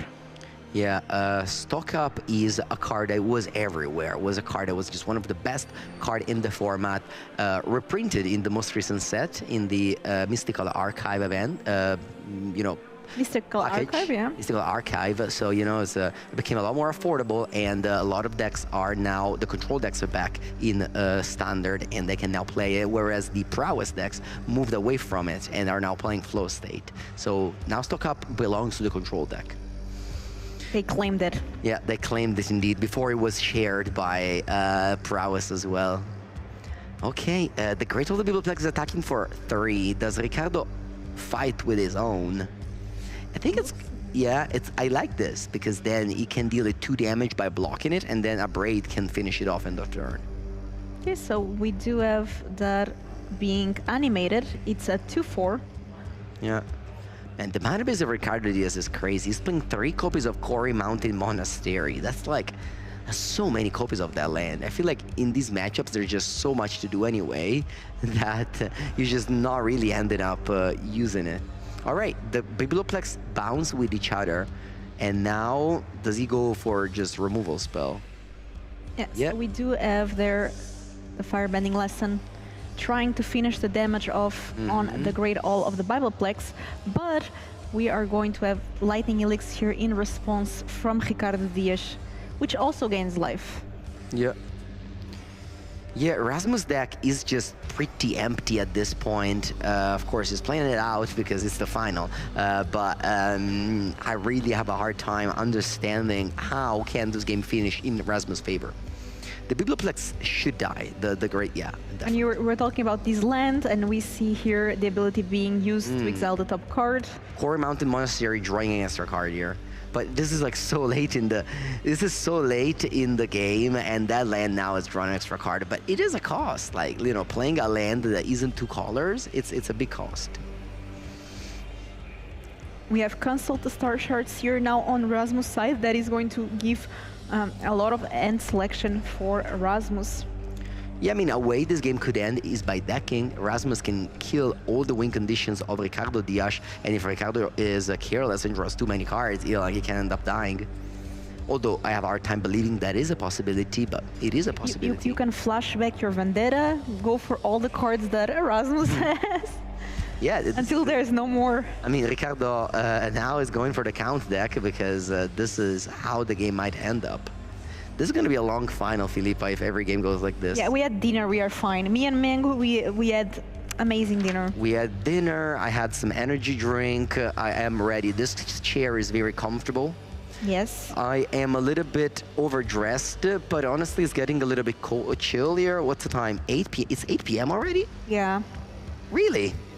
Wow, time fly today. Yeah, it's because we are having fun, Mango. It's 8. Wow, it's 8:20 p.m. That's true. They might just kick us out. Maybe not us, but most of us. Maybe the people that are watching, because of course there is a watching area over there where, you know, they might just pull out all the chairs from them. I have a flight at 8 a.m. Maybe I just go straight from here, you know? That's good. That's good. Is this best of 3? Yes, it is. Thankfully, it's not best of 5. Thankfully, it's not the Pro Tour, man. But as always, Watts, if you're listening, I'd love to cast the Pro Tour. So, you know, You heard it here first. Mango is available. I'm available. All right, looks like Mistress Village is about to be activated. Do you know, Filipa, how long did Ricardo Diaz top 8 match last? 108 minutes. 108 minutes. We're not even making it up. Ricardo Diaz, with 4-color control, played against Matteo Buschi, I believe, who was playing Jeskai Lessons. Matteo Bruschi on Jeskai Lessons, and their match lasted more than twice the amount of time you have in a regular match. That's true. We are working hard this weekend, Mango. We are working hard, but you know who's also working hard? Ricardo Diaz, who's been locked in for the past... hard, but he's working harder. I mean, Ricardo Diaz played round 1 today at 9 a.m. Yeah, and when we were sleeping at that time, so...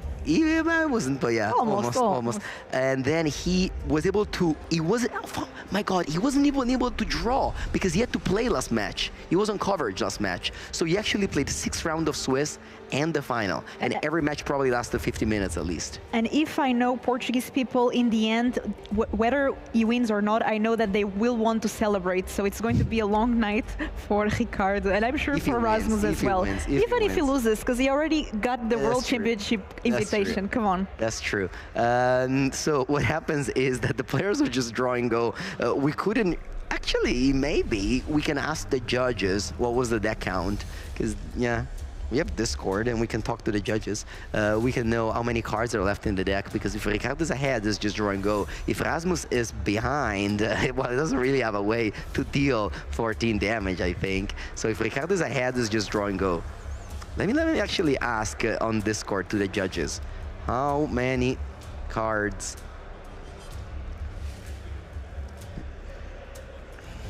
Yeah, and players are getting ready here to continue the game. Look at 1, 2, 3, 4, Oh, wow. 5, 6, 7, The 8. judges might have heard this. Yeah, we are live at this point, I think, Mango. So Yeah. 1, 2, 3, 4, 5, 6, 7, 8. Did you count? Did you count? I think the black sleeves have more. There's more cards in the black I sleeves think than in the blue so. sleeves. I think okay. so. That's okay. my 1, 2, 3. Might not be. Yeah. Well, Rasmus casted the Converge card. Rasmus cast the Converge card, so he drew 5 cards extra at some point. But also, yeah, maybe that is. Yeah, the but we also had the reason why. Vendetta that took some cards from Yeah, Cosmos. exactly. It's going to be a close one, and this is Exactly. Well, so in America there is an RC. They start 6 hours after us because of time zone. Maybe we will finish at a similar time today. You know what, Mango? I was thinking this would be a good time to have Emeritus, because then you could ancestor recall your opponent That's and true. make sure that they would... There are Emeritus in the sideboard, so post-sideboard the games may actually come down to that. Or a Reversion Monument. That would be a nice one to have right now. Riverture Monument, of course, mills Just for the these opponent. grindy matchups, but looks like our players are Okay. finished counting. Let's Yeah. see if we have... Okay, it looks like the judges answer me. Rasmus has 14 cards, Ricardo has 18 cards. So what Ricardo's doing is literally just struggle.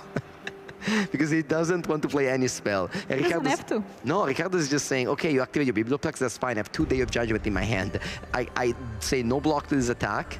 Or maybe actually fire off my Biblioplex and block. Because I don't care. I mean, I can also fire off an Uncounterable Revelation. Okay, let's see here. So Ricardo's just saying, okay. I mean, he doesn't have to do anything. Yeah. Multiversal Passage here tapped. Yeah, we have the... yeah, someone pointed out in the chat, there was a deck at the time, 2015, that Ivan Flock won Pro Tour Magic Origins with. There was a blue-eye control with Elixir of Immortality as his win condition. And that was just a control deck that was just passing the turn and letting the opponent deck out by just shuffling your deck. Thankfully, once they stopped printing Elixir of Immortality, they had the choice of putting it in Foundations. They chose not to. More recently, we had in 2019 or 18, Teferi Era of Dominaria as the win con. I don't know if you remember, I remember that one. So we have I remember that very well. here taking care of grade all of the Bible packs. And yeah. So yes, this is riveting gameplay, but actually, I as a content creator, I discovered that Magic players just love gameplay like this. Well, every time I put out a Lantern Control video, so one of them made with my great YouTuber friend Carl, the video always does so well. People actually love to see do-nothing decks face against each other, you know? A lot more than Ouroboros attacking on turn 3, I think. So yes, this is actually great gameplay. Very no exciting. win con deck. Yeah. You know, us that, you know, are have to cover the final, we would maybe prefer an aggro matchup so that we're done and we can go home and sleep. Some mono red burn. Yeah. But instead, you know, this is the final. That's why... It's fun though, Mango. I mean, that's why we started at 11 a.m. this morning. Exactly. So we And not at 9 prepared a.m. for this final. 4-color control versus 4-color control.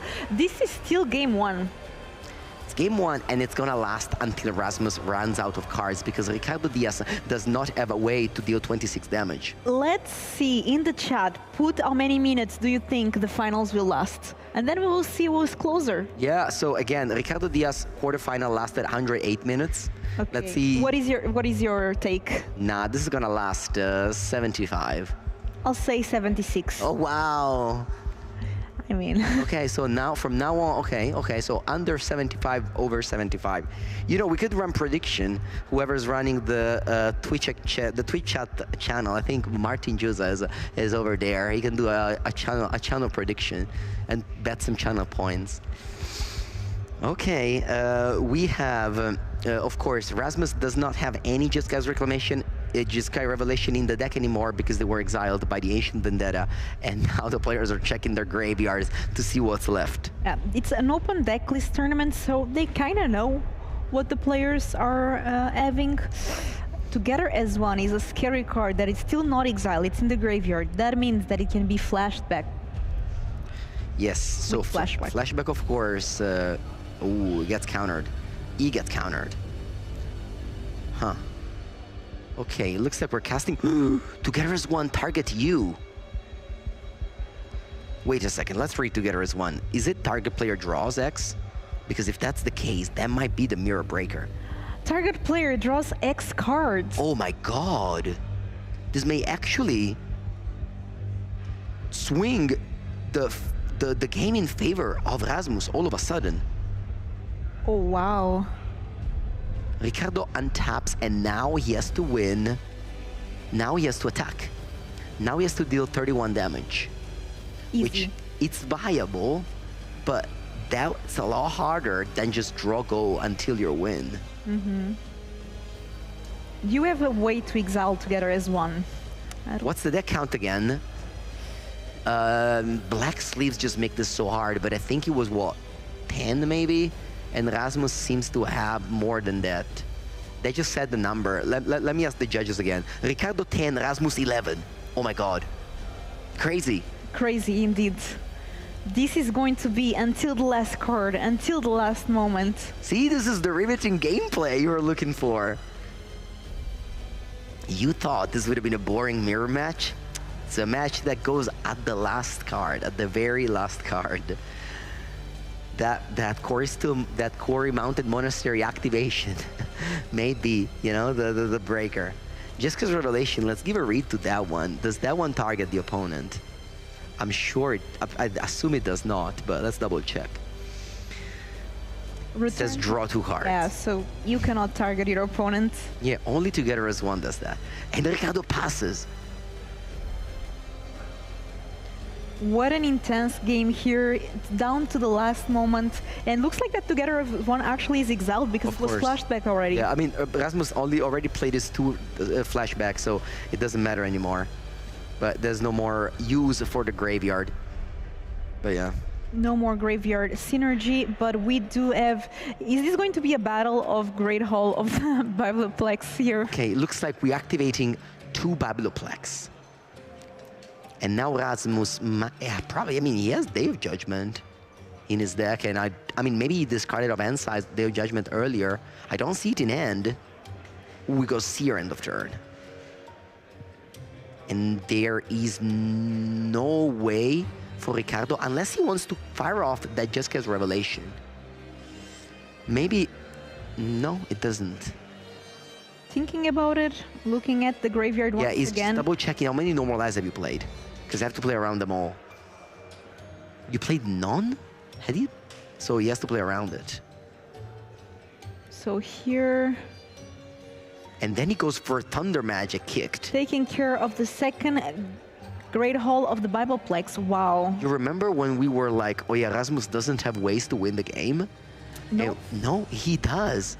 Together as one, target the opponent. Ricardo had the technology to exile all the Jessica's Revelation from the opponent deck. Rasmus has the technology of making the opponent draw 5. Which one is the best technology in 2026 We'll see Mango? after this game. But Jessica's Revelation, 2 copies in Ricardo's hand. He has to cast those, but he also doesn't want to draw extra cards. But he has to cast those. But then those monks will die. I think, honestly, Rasmus might have this. This is unbelievable. Tough cookie. Tough cookie, not. I mean, yeah. I mean, winning the regional championship look at that. easy. Sweating Look until at the that, end. look at that. We have a deck, a dice that tells us how many cards Oh, I are left love this. in the deck. Okay, so we see that Ricardo has 9 cards left. This Jeskai Revelation here that, if resolves, will make Ricardo draw 2 more. Okay. Oh my god. So there's no counterspell left in Rasmus' deck because he cast the hard counter already. F1. Crazy. I mean, drawing 2 cards is really something you're always happy to do, but not in this case when you only have 9 cards left in your deck. Okay, so choosing here the targets, bouncing back the village. top But 7. in response, Rasmus is going to tap it. Yeah, so draws 2 cards and makes 2 monks, which are going to be very important if Ricardo needs to deal those 31 damage. 31 Well, 27 damage. now. Okay. I mean, it's doable. It's doable. Let's see, what's this? This is another Jessica's Revelation, I think. And another one means that Ricardo would go down to 5 cards. Yeah, the dice has been taken away. No more, gone. No more deck information. Jessica's Revelation, once again, bouncing whatever land and make you deal you 4 damage. You go to 23. Another village here, tapping it and using the ability. Ooh. Gotta consult the star shards. Yeah, let's see. I mean, I look Double at the Demonic whole Tutor. deck. Double Demonic Tutor. I think Rasmus has this. He's gonna just go Day of Judgment and just win the game.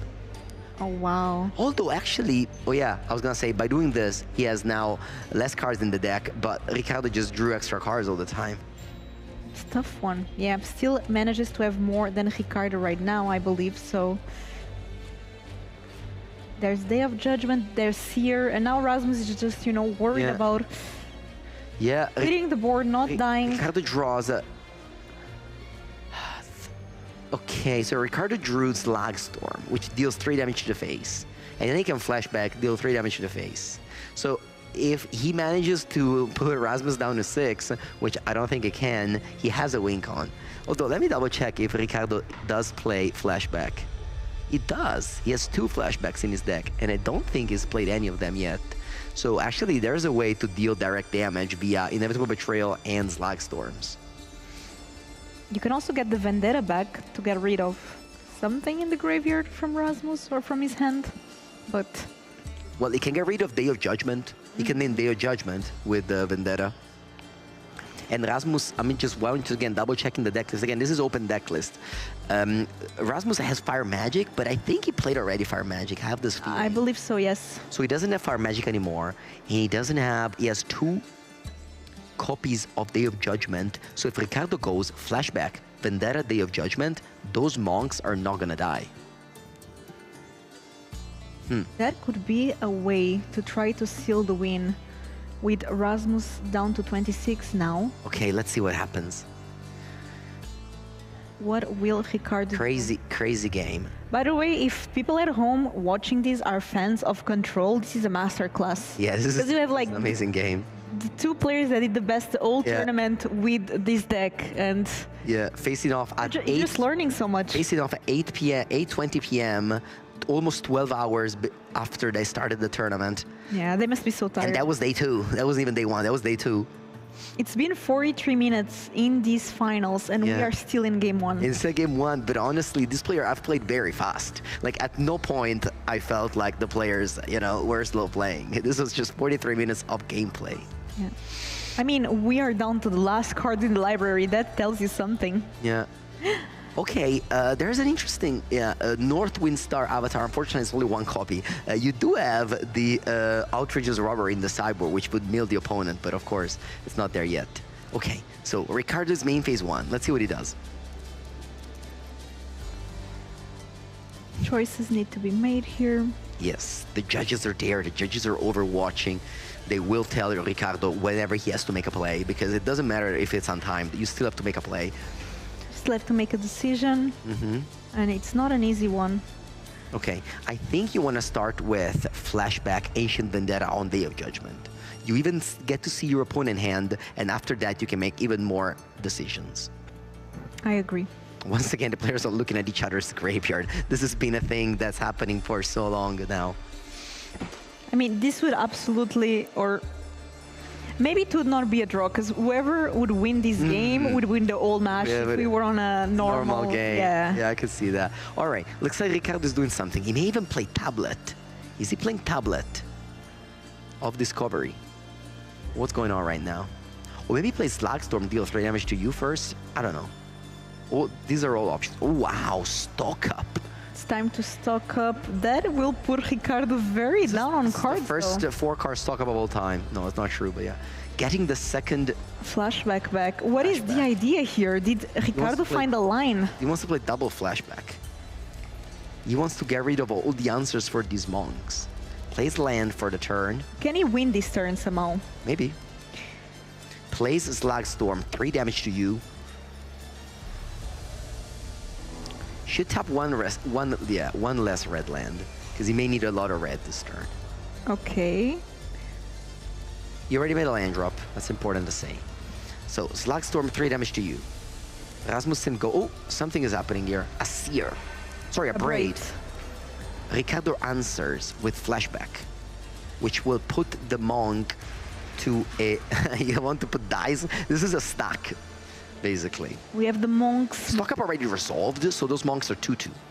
Lightning Helix in response to save the Abrade, because that would make the Abrade. Lightning Helix would make the monk a 4/4. Yes, a 4/4. And that's 3 more damage that Ricardo is able to give. Can Ricardo win this turn? Maybe. I mean, that he's been thinking for a while. Okay, okay. Lightning Helix goes face. This is 1 copy Lightning Helix only, which Rasmus does not play. 3 monks and a dream. So Abrade resolves. Those monks are 4/4, and one of them is 3 damage on it. And then Slagstorm resolves, sending Rasmus to 20. Right now, there are 12 damage into play.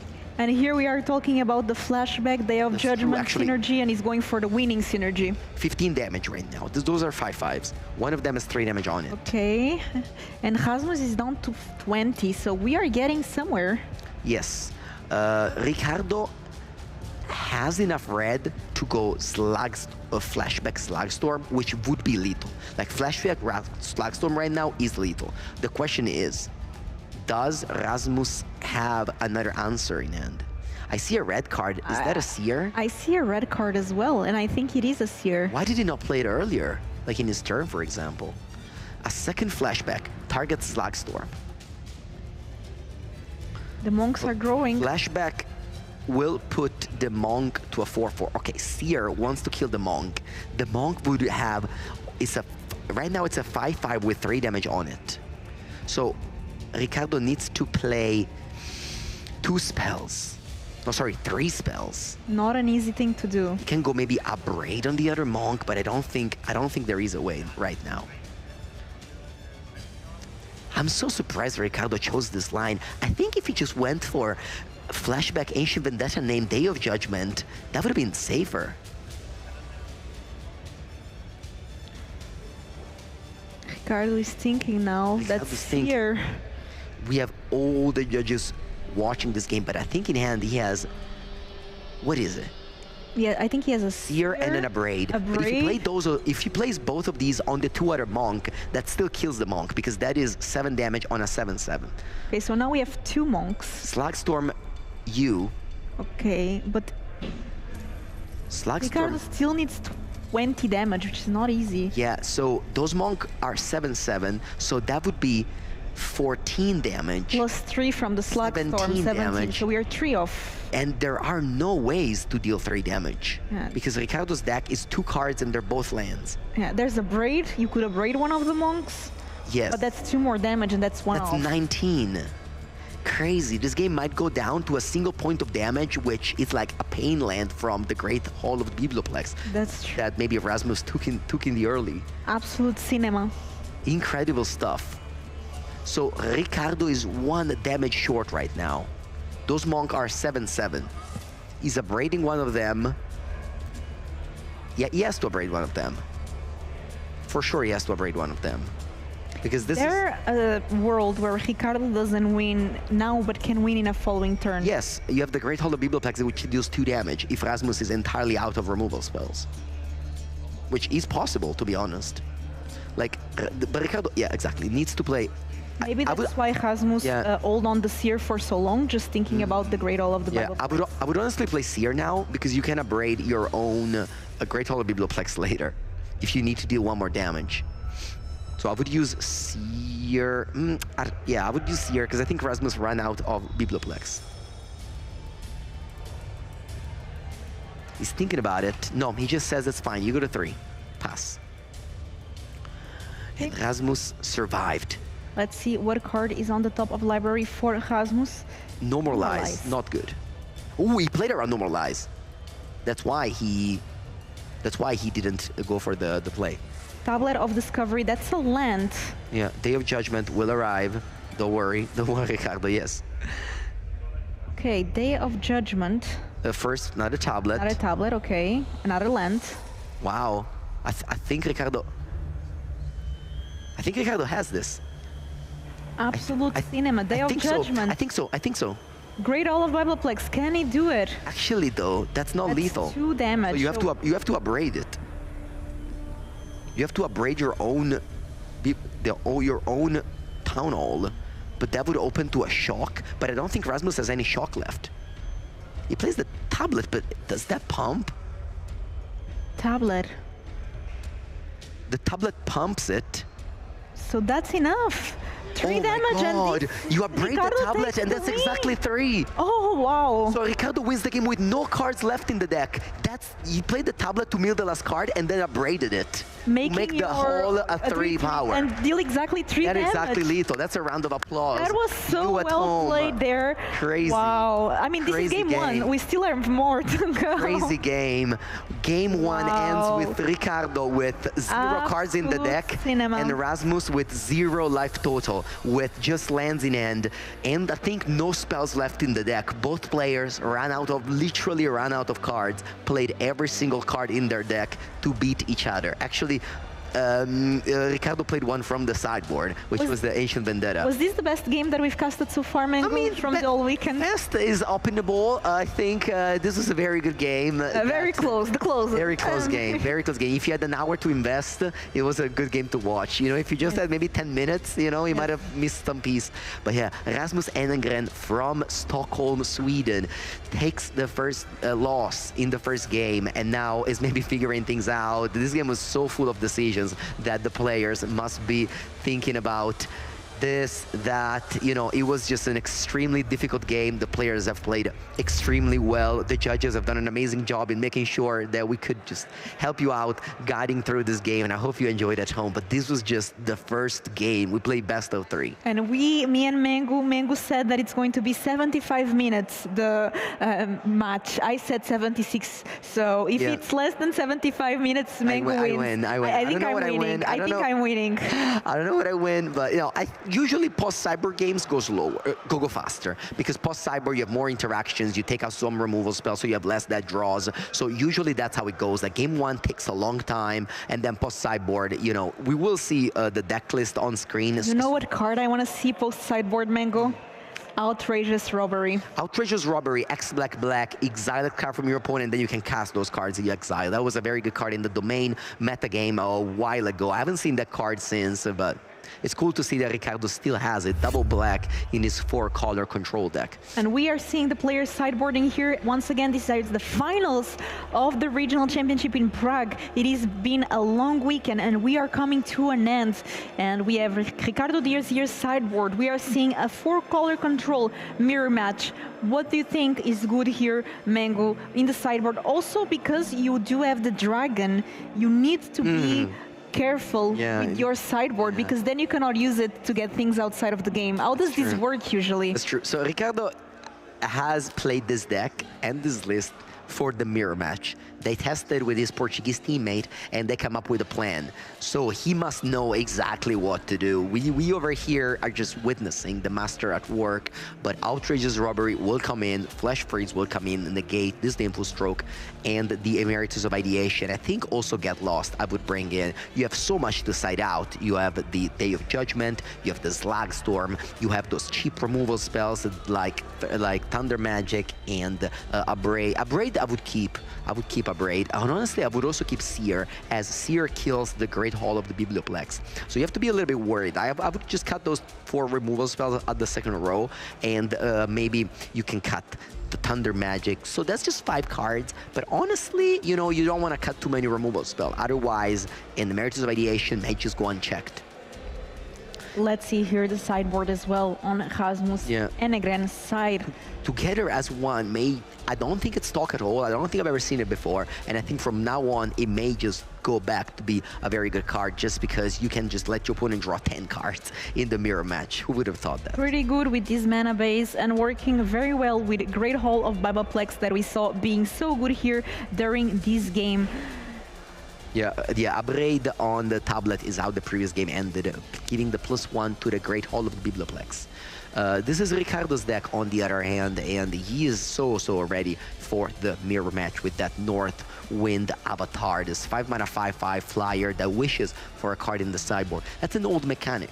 There was a cycle in, I don't know, an old set, I can't remember right now what it was, where you have Cunning Wish that takes an instant, Burning Wish that takes a sorcery, you have the Living Wish that takes a creature or a land, and now you simply have North Wind avatar that takes any card and puts it in your hand. In Standard 2019, we used to have Wilds of Eldraine, and it was this creature that you have an adventure side that wishes. What was the name of that creature?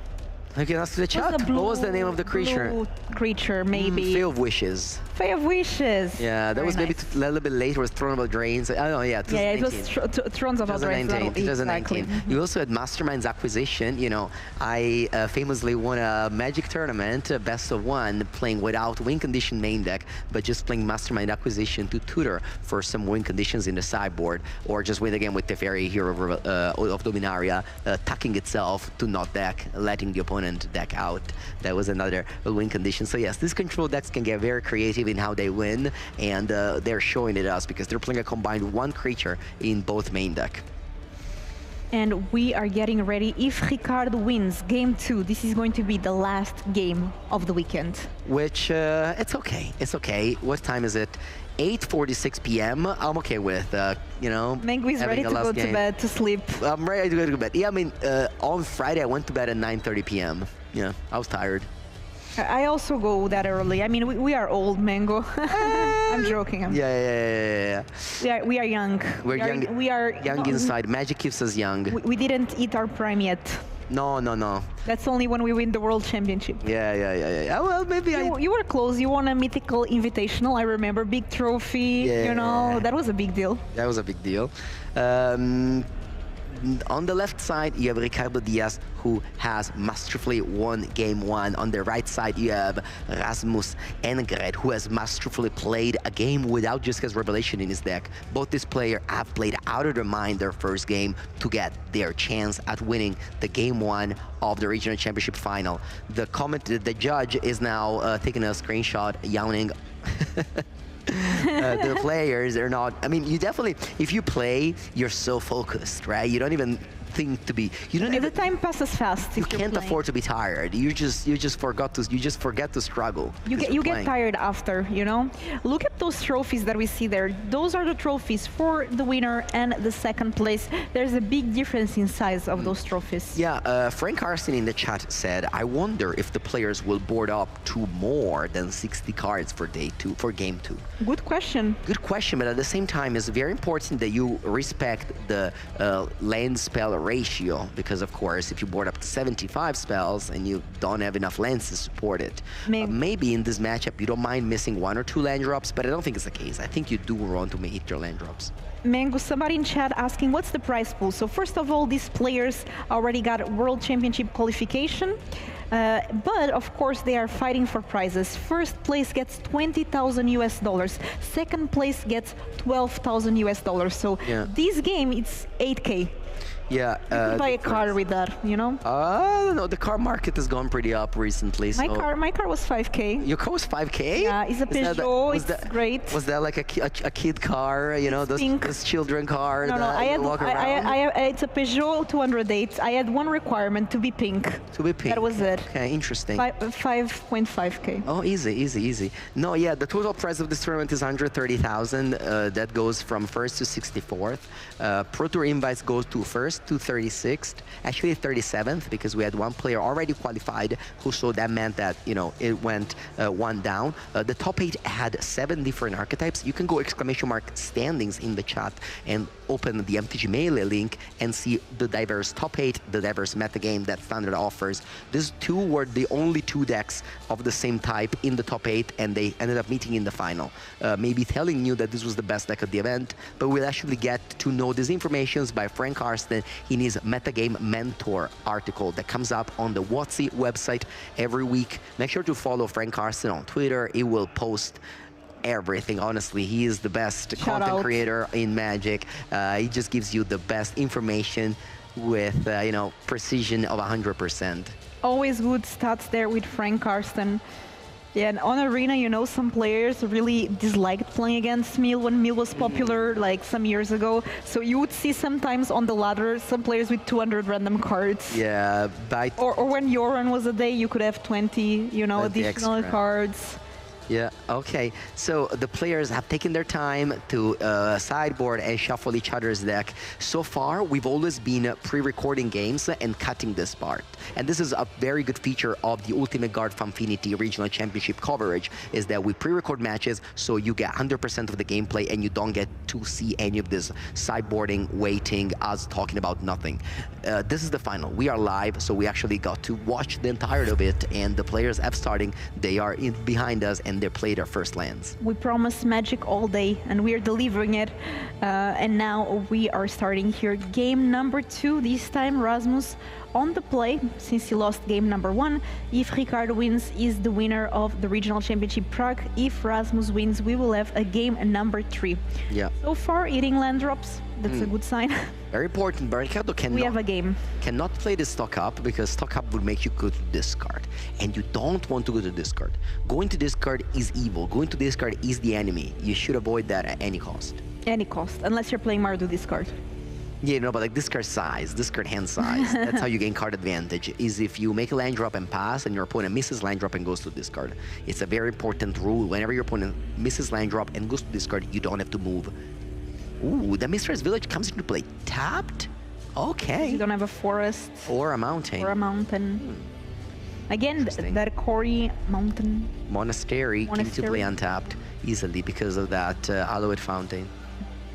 Philippe, I have a bad news. I ran out of my energy drink. So Really? Now I really need this game to be 2-0. So now you don't have wings anymore. I don't have wings anymore. Oh no, Oh, Mango speaking of, look who has wings though. Why is she he strong? he heard, he was jealous. He's like, Mango doesn't have wings, no problem, I do have. So we have one Shintong librarian here. That is going to be a good one. Also, as the ability that your opponent cannot search, right? Yes, but well, they can, but they draw a card and put a counter. Yeah, you draw a card. Ricardo here can, uses one of his very precious counter spell to counter the one sheet Hong, which would have been a 3/3 flash, flying, vigilance, draw a card. Okay, that is gone. 3 steps ahead was used, and now we are on Ricardo's turn. Yeah, Ricardo's so happy now that he played his card, so you can play stock up and not go to discard. See, it was all the plan. It was all part of the plan. He's thinking about it. It's not Does this easy. Ricardo have the 5th land, though? He does. He does. Great Hall of the Bibleplex is there. Ooh, making the stock up uncounterable. Yeah. 1, 2, 3, 4, 5. Okay, so 3 lands, tablet, and negate. What do you get here? Your opponent doesn't have village yet, so the gate can be pretty good. Yes, exactly. I was gonna say counter spells are good until your opponent hits that Mistress Village. So they're actually not very good because this game is gonna go long, and because both players will have ton of lands and will be able to activate the Mistress Village on every spell, basically. Yeah, stock up is you two have to shuffle. Ooh, Great Hall of the Bibleplex.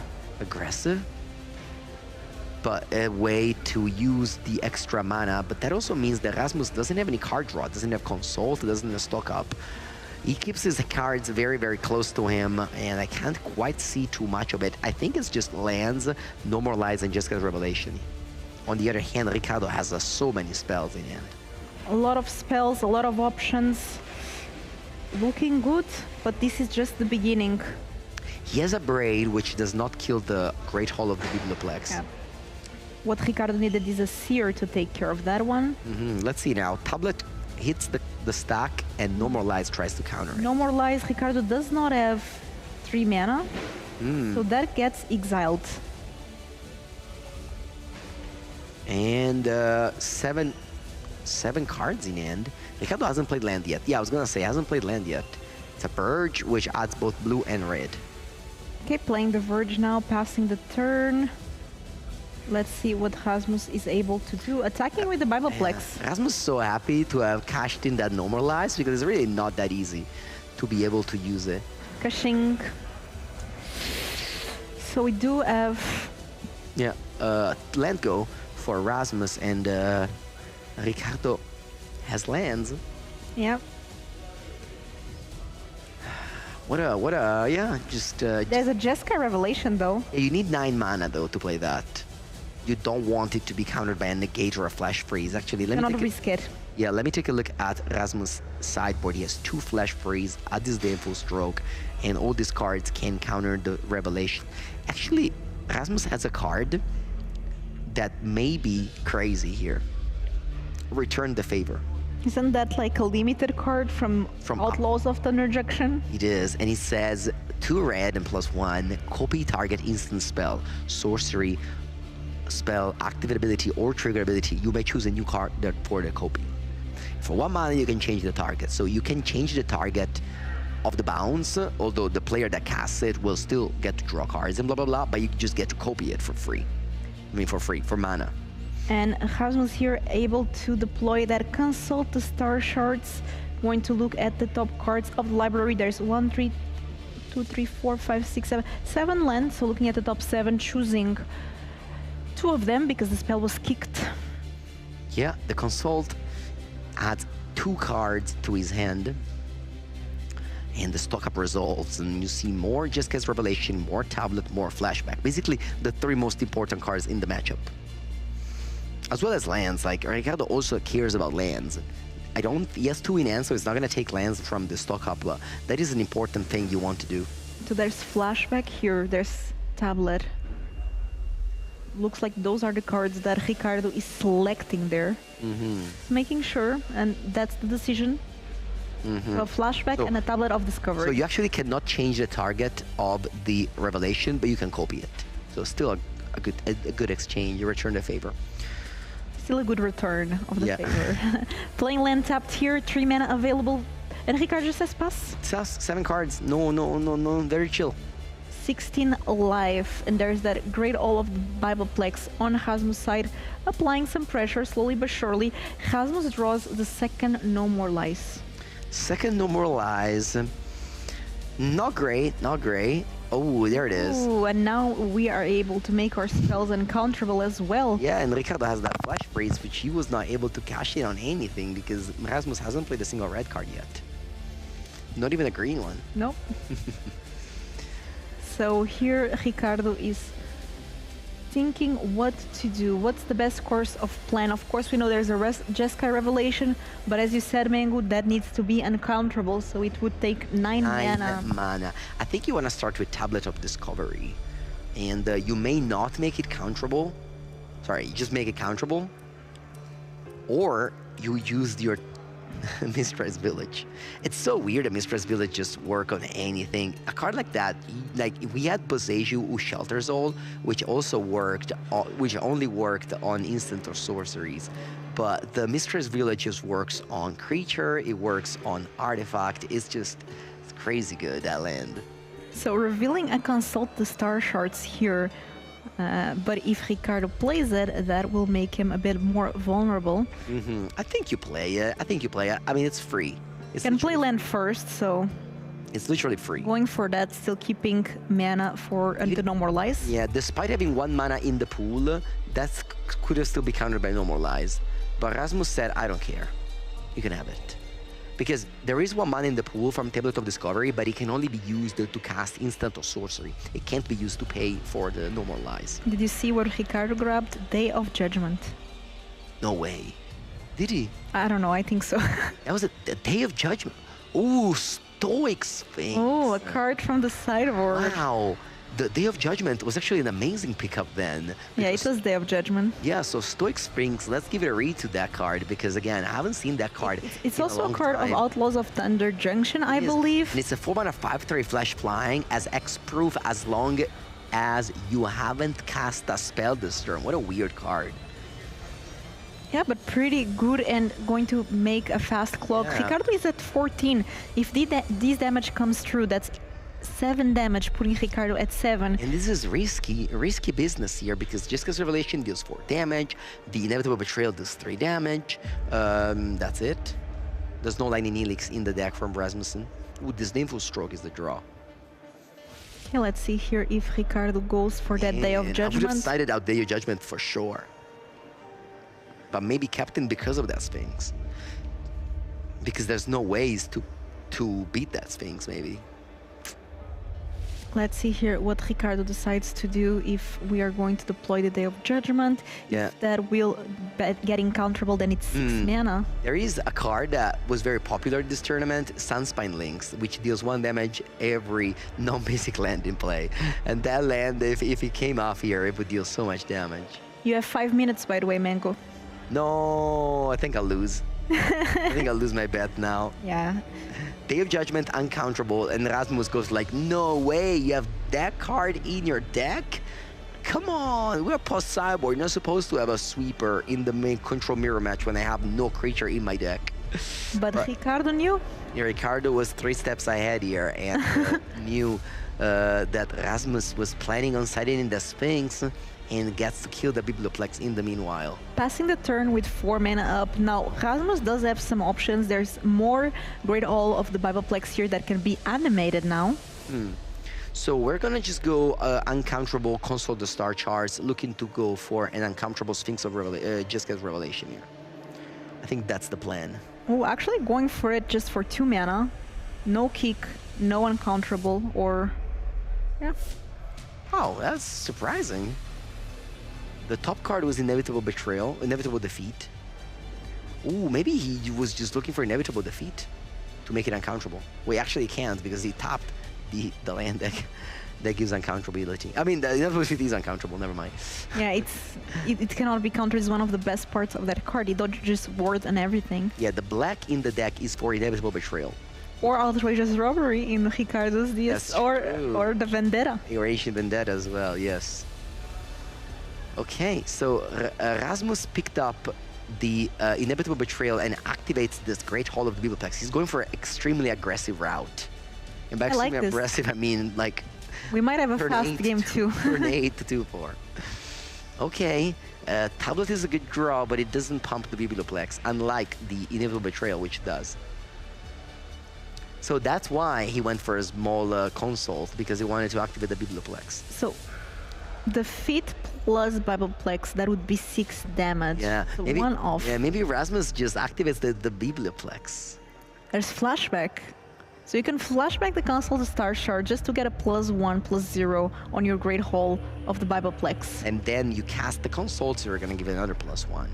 And then you have the Inevitable Betrayal to deal the final damage. So actually now Rasmus has lethal. Like he has 7 damage.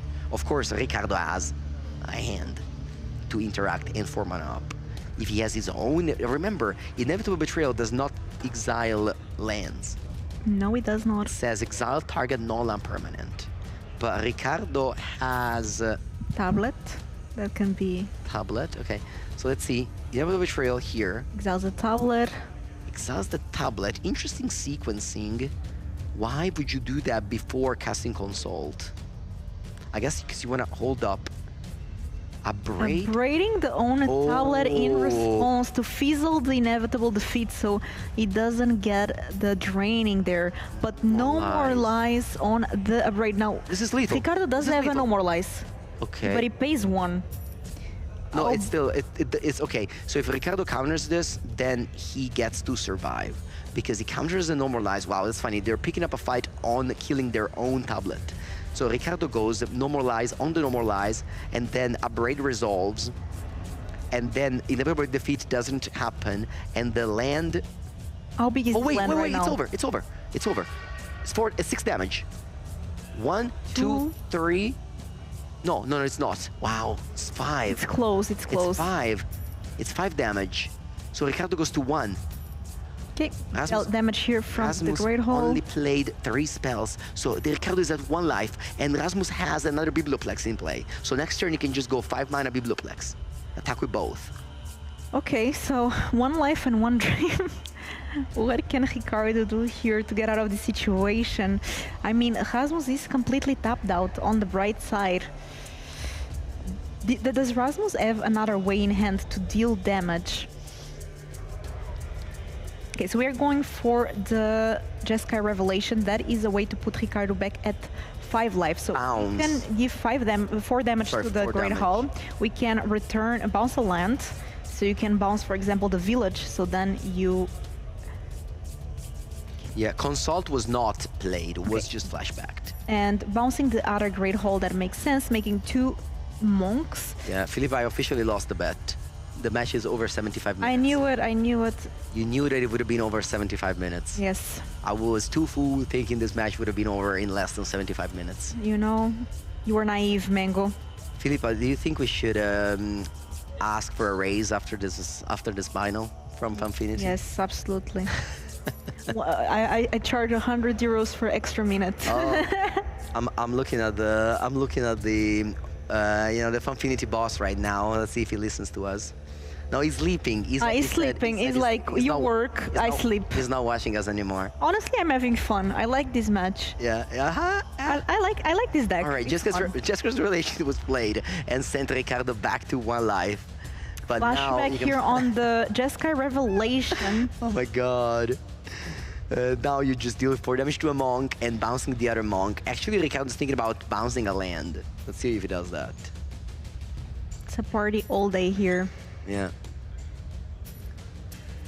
76 minutes. Yeah, bouncing a land, actually. Okay. Can Ricardo beat the record of the longest game, which was 108 minutes by himself on this tournament? Yeah, definitely rooting for him this game. He has 8. Doesn't he have 8 cards? No, I don't know. At this point, I trust whatever he does. He's been playing so well the whole every single time we've seen it. Okay. Let's see now. Rasmus is so ahead in life total, but is definitely behind on board. He has less lands and less monks, but he will get to untap with Ricardo being tapped out. Yes, Ricardo had to go to discard. That was 8 cards. The discard pile is a little bit off stream though. Does Rasmus have a way to deal the 5 remaining damage? Okay, that's a Jeskai Revelation. 4 damage to you, bounce a monk, and then do you want to attack? Yes, totally. Because the monk is a 2/2. You have a 2/2. So Ricardo has to block or double block even. Let's see. I wonder if they're kicking us, the viewers, in the hall, because it's like over 9 p.m. I think there's still viewers in the hall. I have no idea. I don't know. I remember there was a tournament back in the days where I was actually, we closed the hall and we had to play the top 4 in a hotel lobby with the judges. Oh wow! Yeah, that was the thing that happened at the MagicCon Barcelona. Oh, you actually qualified for the Pro Tour on that one, didn't you? Or you were very close. I lost. But I did go to the hotel and play with the judges. All right, looks like we're going for flashback. Wait, actually, Ricardo's untapping because there's no more Jeskai Revelation. You just assumed there was one, but Jeskai Revelation was flashbacked. So Ricardo drew 2 flashback and only 1 Jeskai Revelation. So Ricardo does have Outrageous Robbery, but that is quite expensive. Yeah. Outrageous Robbery. That's not the game Rasmus is playing. It's just been beating down, sending Ricardo to 1 life. There's the Emeritus. Yeah, I don't know, man. It's just, you know what it is? These counterspells just not good. Mistress Village just makes counterspells not very good. I mean... Yeah, let's see. 78 minutes have passed. We might have a game 3. We might go over 100, Mango. Please, no, Ricardo. Mango is rooting for Ricardo. Please pull the miracle. Ricardo, pull the miracle. Win from 1 life. Okay. And he's thinking about it. He honestly looks so fresh. He doesn't look like tired at all. Frankie's saying there's still a crowd watching the finals in the live stream viewing area next to the feature match. Okay. They are seeing us, they're hearing us. Yeah, we have all the Portuguese and the Swedish followers. Yeah, if you hear us make some noise. Yeah, no, we Woo! Oh, see? We do, they do, yeah, we just heard some noise, so... Yeah, we're not alone. No, we're not alone. We're not alone. All right, consult for 2 mana only. What does Ricardo have in mind? He wants to find a revelation, I guess. That's not hard to see what's in mind. Pick up 9 cards. Is there just a revelation in those pile? Ooh, there is. There is one. Crazy. Okay. The last card of the pile is revelation. We have a game. Oh my God. The Rasmus was shaking his hands, hoping that would be one of them, but it's not the this case. doesn't make it over yet. I mean, it's just... No, it doesn't. Just returning a bit. Yeah. Leaving a monk... no, but we have 2 blockers back. Yeah, that's true. We do have the 2 blockers. Draw 2 cards and go back to 5 life. Does Rasmus have another just because revelation? Left. Did he draw two? Did he draw two? I don't think he drew two. Okay, yeah. There's a judge there. Yeah. They're in the finals. Yeah, the judges. And they probably the judge heard you as well, by the way. It's so funny just to say, oh yeah, you forgot to draw. And now he's asking the judges, did I make a land drop? Yeah, classic. I mean, it's been 80 minutes. They must be very tired. No idea if you made a land drop. Okay, together as one. Who wins the game? Wins the game. Together as one wins the game. 5 damage to the face. Wow, we're having a game 3, Mango. No way. Way. No way. What a game. I mean, I'm happy having a third game is always All nice. right, I think we're beating the previous record. I think this match is going to go above. Now we have to, now we have to. We stayed until this time, now we have to. I wonder if the American RC finishes before us. You know, they start 6 hours ahead of us. I have a flight at 8 a.m. Will I miss my flight? Let's see, my flight is in the afternoon, so that's not my problem. But, wow. you know, yeah. We have a game. Everyone's celebrating game 3 here at the backstage. Yeah, and the Portuguese guys are probably like, no, we want to go for dinner. And of course, again, this is live, so we can't cut the shuffling. But if you go back on YouTube and you want to rewatch day 1 and day 2, those matches are there. Me, Filipa, Toffo, Carl, and Yamin commentated all of those 14 plus 3, 17 rounds, so you can watch all of them, and it is highly edited. You're not gonna view any shuffling, any of that, just straight to gameplay. Very good event so far, and this was actually one of the last standard event for a while, because the next time we're playing standard is going to be during RCQ season. I believe it starts in August, maybe September. The first RCQs, they're going to be standard. Next year. So no, this year. This year, okay. Yeah, okay. yeah, not that long. Not that long. Yeah, just few months of standard break. It's summer break anyway. Yeah, and you get to modern, modern. You get to play modern. You get to play with Violent Outburst and Umezawa's Jit. What's the modern set this summer? On summer, there's always some modern set, no? Like the Modern Horizon. The Marvel. Isn't it the Hobbit one? There's Marvel. But Marvel is standard, right? I mean, every set is standard now. They don't do special sets anymore. Oh, okay. Every set gets straight into standard. We're gonna have a Marvel. That's gonna be the Pro Tour in Amsterdam. The limited event that we're gonna play is gonna be Marvel. Yeah, this is what's gonna happen. You know, a lot of Magic sets coming up. The lineup is going. All right. Martin just wrote me personally. Says, if you got this message, we can do an Ultimate Guard giveaway now before Game 3. Type !UG, that's 2-letter, so !UG in the chat to enter to win some Ultimate Guard goodies. Of course, Ultimate Guard and eBay Live are the sponsor of the stream, and if you go !UG right now, you are added to the to win some prizes. I'm gonna log on my Twitch on my phone and go !UG because I can't miss the value. No, what if you actually win? They'll think it's rigged. Come on, Mango. It is rigged. It is rigged. Okay, I will also do that then. Yeah, let's go. Let's all of us take our phone. Let's go. We're going to do that. Yes. !UG. UG. You can also write !Simic. Honestly, they have so many cute That was a good things, joke. I don't know so. who came up first, but if Mango wins, we go again. No. I'm taking it. I'm taking it, Martin. I'm sorry. I'm taking whatever Ultimate Guard goodies you are giving out, and I bring it to home. No, I'm joking. I have plenty. All right. The players are shuffling their deck. They have sideboarded. The judges have just really, everyone was rooting. Honestly, 90% of the room was rooting for Ricardo Diaz.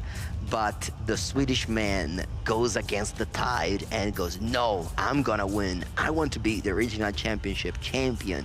Honestly, both players deserve this so much. They've played truly. so well all weekend. Truly. It's been a long weekend, and they've been very nice in the interview area. Good fair play. Definitely. I would be happy. They played so clean, so fast. And I'm happy that both of them are in the World Championship. Definitely. The money is always great, but the World Championship invite, I'm sure, is something that both of them dreamed of, and they already accomplished that, and they should be super proud. But not only the money difference, which is $8,000 difference between first and second prize, look at the difference and the trophy size. Yeah, the trophy size, as I said, the loser can fit that trophy in their backpack or whatever in their case, but the winner will have to probably find a new suitcase. I remember when I was with Marco Del Pivo, who won the RC Ghent a few years ago. He just came with the backpack, you know. So I had to like figure out how to get that trophy. A friend of his with the luggage, you know, checked it in, and then eventually got it. So that was funny. I mean, imagine the Exactly. Ryanair wouldn't accept that. That's Ryanair, exactly you'd be done. Yeah. Back in the days at the Magic Pro Tours, you would win a big check as an award.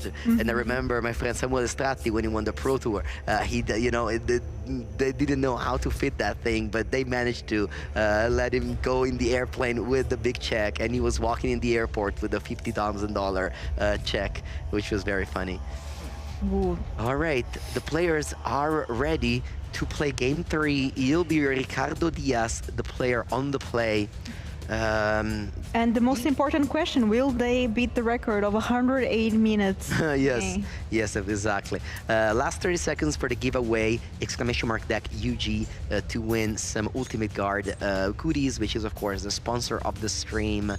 They are, a very important part of this coverage alongside eBay Live, Funfinity, and of course Wizards of the Coast. Maybe today is your lucky day after all, as players are getting wow, ready Ricardo here. chose to draw. Ricardo chose to draw. Ricardo chose to draw.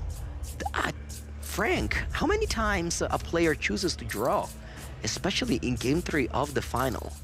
This is not a thing. This is really not a thing.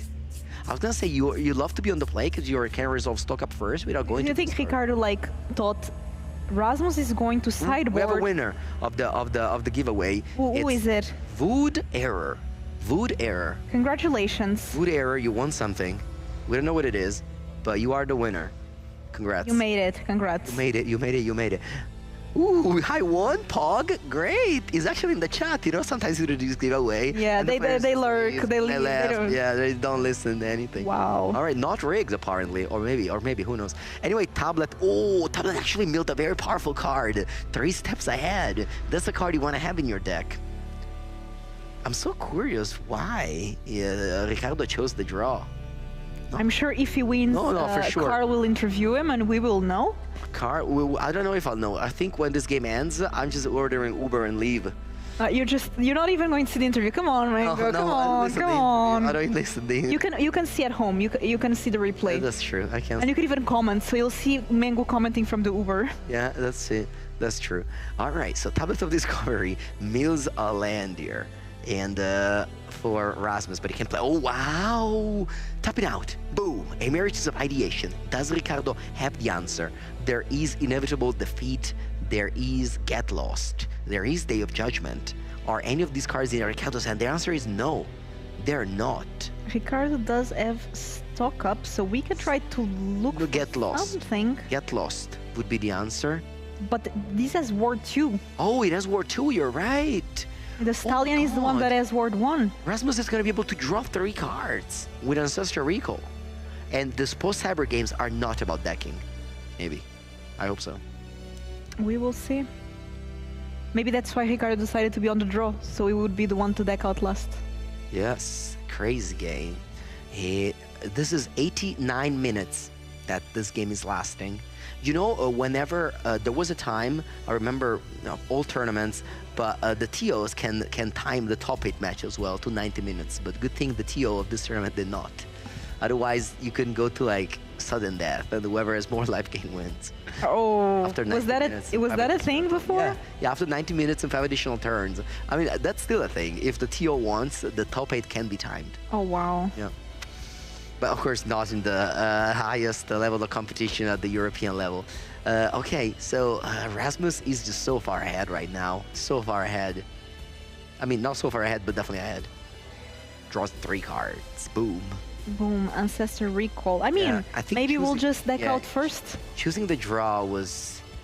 I can't think that it's right. Especially because Ricardo had the stock up. So it could have gone turn 3 stock up and not go to discard. Could have gone turn 4 tablet. And then, you know... just like that's exactly what you want. Yeah, sudden death rules in the fight. Well, not in this tournament, but in other tournaments, that could be a thing. Anyway, Emeritus deals 5 damage. It cannot get prepared again, at least for a while, because yeah. that needs 8 cards in the graveyard. So Yeah. far, Rasmus has 8. Yeah. Has 2. Let's see now. Rasmus has that tablet untapped. He's playing blue untapped land because he wants to have double blue without losing a life to play Consult, maybe. It looks like he has exactly 7 cards in hand, too. It's so nice to draw 3 cards and then not go to discard. And he has Jessica's Revelation. Ooh, he's tapping out. What's happening? No. Deciding not to. He can go Inevitable Betrayal on the tablet. That's what he wanted to do. That would put Ricardo even further down the line. Yeah, and honestly, I think it's a good play. No. Not going for it. Yeah. So passing. More card draws, but in the meanwhile, that 5/5 is attacking. We've seen Rasmus always taking these aggressive strategies rather than the, more card draw line. And here paying off so far, with Ricardo also choosing to be on the draw. Yeah. Let's see here what Ricardo can do. We've seen Ricardo masterfully get out of tricky situations. That's true. So we might have a repeat there. That's true. If the bar advantage bar is towards Rasmus, that doesn't mean that Ricardo is not going to be able to pull out this match. Because he has managed to, both players have played exceptionally. Mistress Village comes into play untapped because of the Sacred Foundry. Rasmus doesn't do anything on the turn. I would have expected him to cast the Inevitable Betrayal, but he chooses not to. Attacking again for 5. That is a fast clock against Ricardo here. Yes, 5 damage sends Ricardo Diaz to 10 life. But he's thinking about it.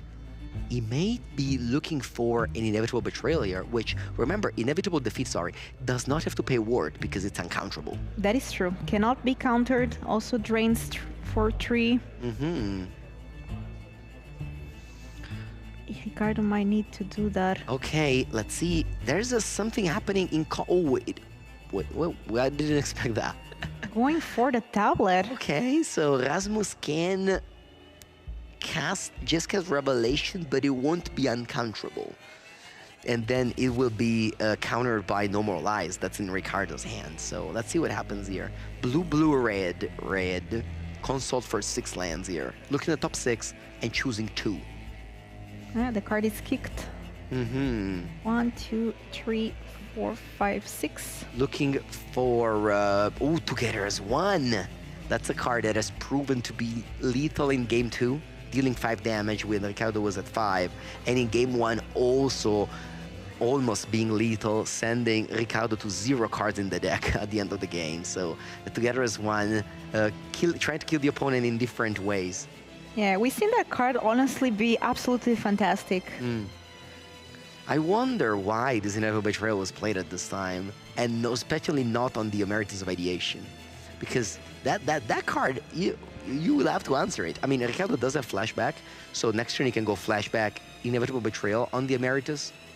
But, that's taking, tapping out again in the opponent's turn.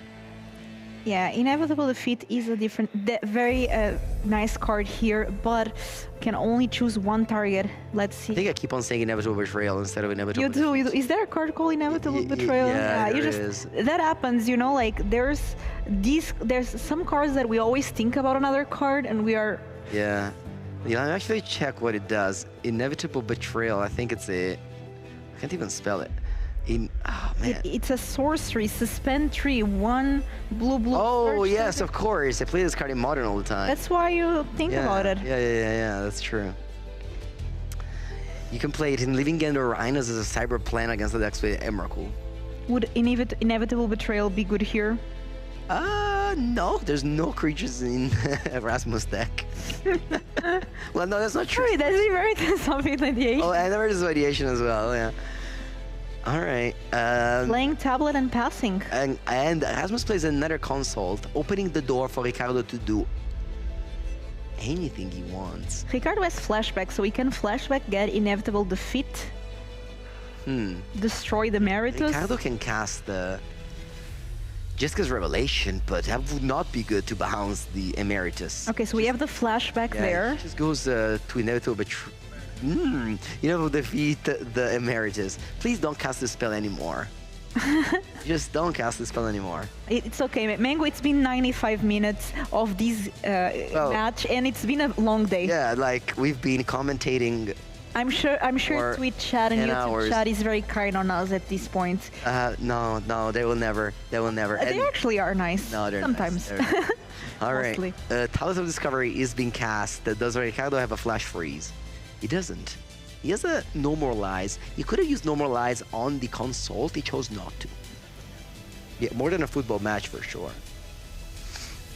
Let's see. And he milled stock up. That's more card draw. There's so much card draw in these All right, decks. Philippa, we are 13 minutes away from history. Because Ricardo broke history in top 8, playing a match of 108 minutes. Not 800, 108 minutes. And he may pass that in this final. This could have been a football match. Yeah. And then you could never... defeat! Come on! Why is my brain so... Okay. The inevitable defeat. Defeat.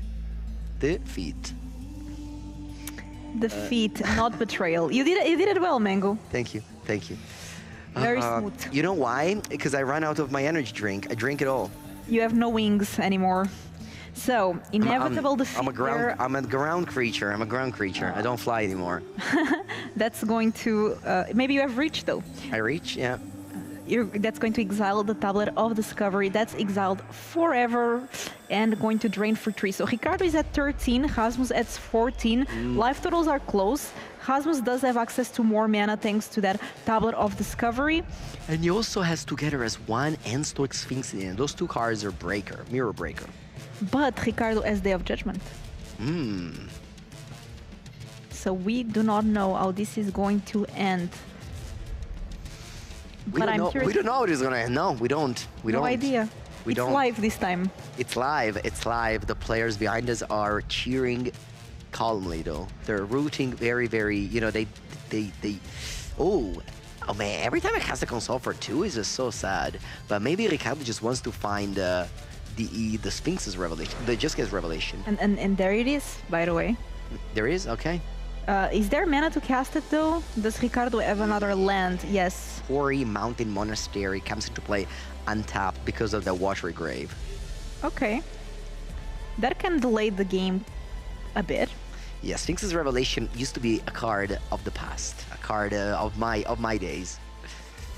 Okay, well, my days are always, we play Magic forever, so never stopped. Sometimes people go like, oh yeah, I took a break from Magic, not me. Never. I started and never took a break. What was the biggest break you ever took? Never. Come on. Never. Not a week of your life. No. If I don't play Magic, I die. Oh, wow. Yeah, the doctor actually, diagnosed me that.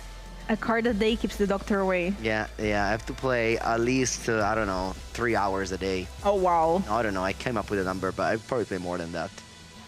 These past days that I was home, I was playing around 12 hours a day, yes. Oh, wow, Mango. We have to do the stream, do the YouTube video, do the afternoon cubes, Oh, Petrified Hamlet, that's a fun one. You can name Great Hall of Biblioflex, and then none of the 2 players can activate it. Okay. Make sure you cut off 8 win conditions from both decks. Okay. I mean, I will say if that's the case, and Rasmus doesn't have win conditions, he's been drawing the most, Yeah. On the draw, on the play, drawing cards with Ancestor Recall. Yeah.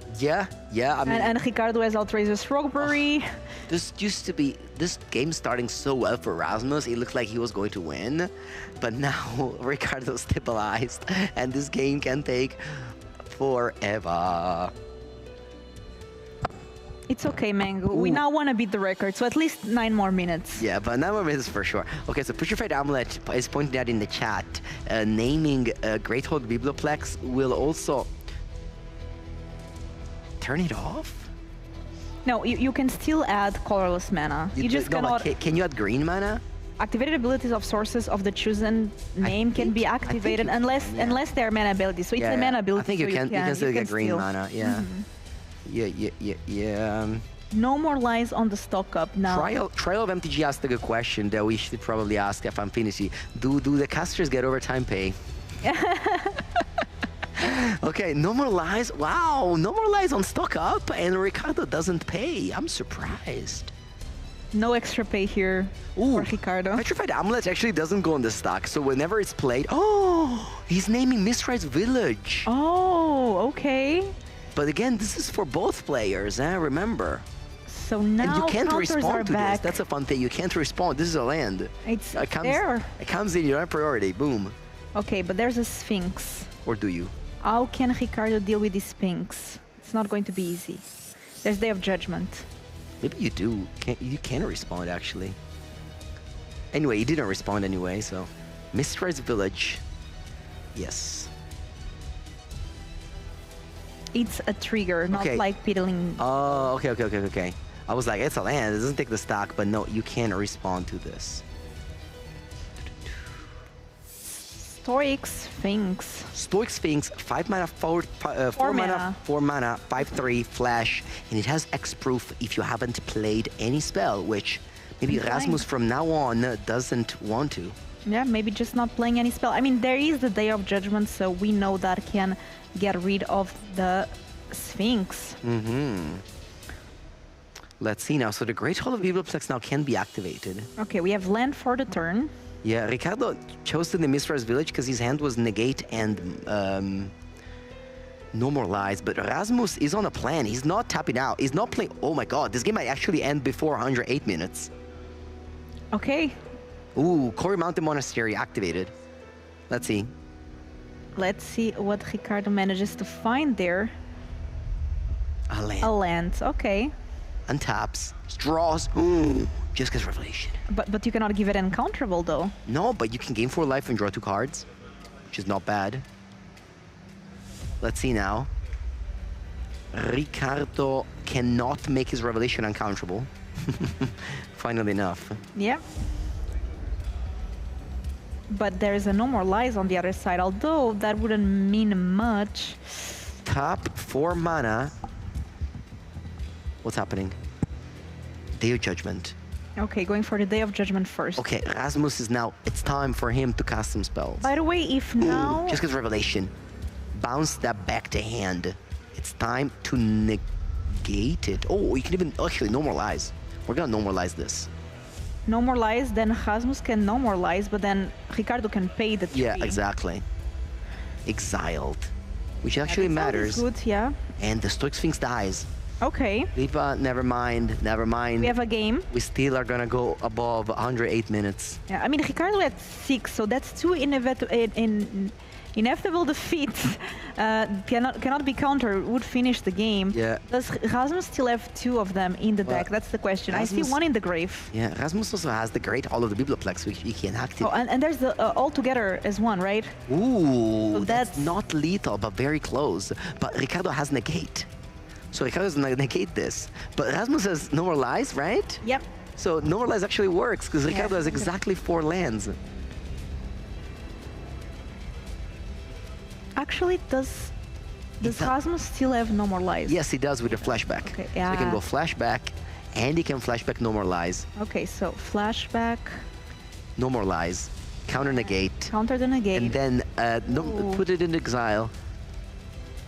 The Together as 1 draws 5 cards and gains 5 life and deals 5 damage to Ricardo. So 20 life to 1. Oh, wow. Together as 1. This game might be finishing soon. Yeah, No More Lies is exiled. Taking a look at the graveyard there. I think Rasmus hasn't played a land yet. Oh, wow. Honestly, Together as 1 has been absolutely fantastic. Okay, Ricardo draws a land, but now can play Jessica's Revelation. Is he going to? Okay, so you play Jeskai Revelation. You put Rasmus... you return a land to Rasmus' hand. You go back to 5. You make 2 monks. You draw 2 cards. Is that enough to put you back in the game? Yes, so. Although Rasmus has a full end now. Yes. Insane stuff. Yeah, I'm writing in the Discord chat to exile the No More Lies, just so that we keep the board clean and the Jessica's Revelation is resolving. 2 monks. Two Draw cards. 2. Ooh. Ooh. Okay, that might be a way if Ricardo Wait, survives. but Rasmus wins the game if he has flashback. Because he can go flashback together as one, burn you for 5. Does Rasmus Rasmus have a flashback? I don't know, there's 2 copies of flashback in the deck. Okay, land for the turn and pass. 4 mana available. What are the cards in Ricardo's hand? There's a... He keeps them so close, Revelation? Rasmus. Yes. 3 mana. Tablet. Tablet, okay. Resolves. I love that. You gotta count the mana. Yeah, Yep, that resolves. yeah. It is a flashback, Mango. It is? He just milled the flashback? Yeah. Oh my god. But there's no mana. No, there is with the tablet, yeah. No, there's no green mana. Wait, where's the Great Hollow Biblioplex? Where is that gone? Oh, it was bounced, right? Yeah, I guess so. Yeah, he has lethal, but he's just playing around counter spells now. Mm-hmm. Because of course, we don't, like, Rasmus doesn't know Because Ricardo's Rasmus is hand. also at 11 at this point. Yeah. Okay. Oh my god, this meal was insane. This mill, yeah. Okay. Rasmus is thinking. Can't quite grip of his hand, but like his hand must be stacked, so maybe he doesn't need to take this aggressive line to win the game. But obviously, Ricardo's sitting there. He knows that if Rasmus plays his cards, Okay, because that the would game might be over. That would be 7 mana. He does have that. He has a Great Hollow Biblioplex in hand, which is the green mana that he needs. 2, 3, 4, 5, 6, 7, 8. There's even one more mana. Okay, he goes He's for it. going for it, you know, it's been a long game, let's Goes go for for it. it. He goes for it. It's just so that the game ends before 108 minutes. Biblioplex. You have a red Okay. floating, so you just need to tap 5 now. Green, black, white, blue, colorless. Tough as 1. You lose 5. And Ricardo looks at his hands. There's nothing. He's talking, he's saying, maybe I should have done this, maybe I should have done And that. that's And the game. handshake happens. Congratulations to Rasmus Enegren Rasmus. from Sweden, taking the game here and a victory. He is our champion of the regional championship. Prague with 4 color control in an insane over 100 minutes final. Mango. Yes, unbelievable stuff. He lost game 1 after 50 minutes. He was calm. He played incredible Magic throughout the whole match, but let alone the whole weekend. He was 8-0 after day 1. He picked up a couple of losses in day 2, but then went back, locked in, and won this amazing match against a very tough opponent, Ricardo Diaz from Portugal. who Which, put up- by the way, is in the World Championship, so I'm Yes. sure he's happy as well. put up an amazing fight, and we're gonna let the player chill. But you know who's not chilling? Carl. Yeah, Carl has to interview He's the gonna winner. scream so much to hype it up.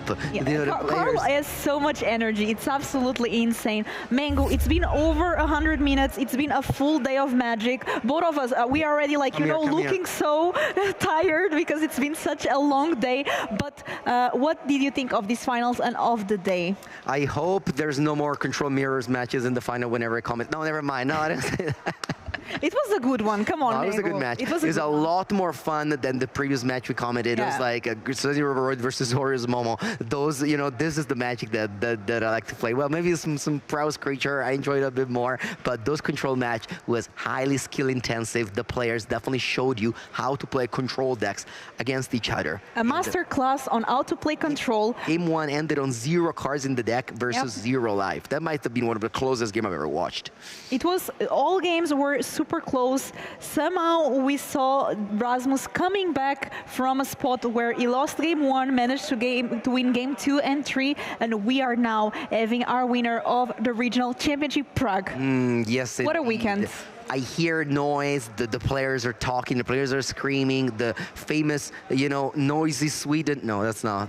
Maybe the Portuguese. The Portuguese would have made a lot more noise if they would have won. My new favorite technology, Mango, is is to it? be together as one. Together as one. Together as one has been incredible. Again, a technology, a card, like the best performing card out of the Secrets of Strixhaven Limited. It didn't fit in any deck until today, where Rasmus Engren showed you how to play it. It showed you how to win the game with that card. Great display of magic, very well played. Congratulations to the 800 players that came here. Congratulations to the top 8. Congratulations to Ricardo and Rasmus for making it to the final and World Championship. And special congratulations to Rasmus on to making it into the Regional Championship. Yeah. Thank you. Getting that giant trophy. I hope he's not flying with Ryanair. Yes, thank you to all the viewers, but don't go yet. No. Because Carl, of course, is going to be able to pick up the winner to a nice and beautiful speech that he's been preparing and writing down for 108 minutes. You know, every minute that passed, yes. it was fixed. Oh, interview's ready. We are Let's going to have the final interview of the day. Thank you so much for watching. Stay tuned with Carl and Rasmus for the interview. Bye-bye. Bye. We are here with the champion of the Regional Championship Prague. Rasmus, congratulations. I have something for you. Thank you. You earned it, the giant mana drop. You have spent an entire 2 days of playing control matches. You played a game that lasted over an hour, almost 2. And you still stayed so calm and collected. Congratulations. Thank you. I saw you yesterday. You were just happy to make day 2. Then you were just happy to qualify for the next Pro Tour. Then you were just pleased to make top 8, taking it one game at a time. And look at you, you're making it to Worlds, and you're now the champion. Did you, when you walked into the hall yesterday, did you know you would be here?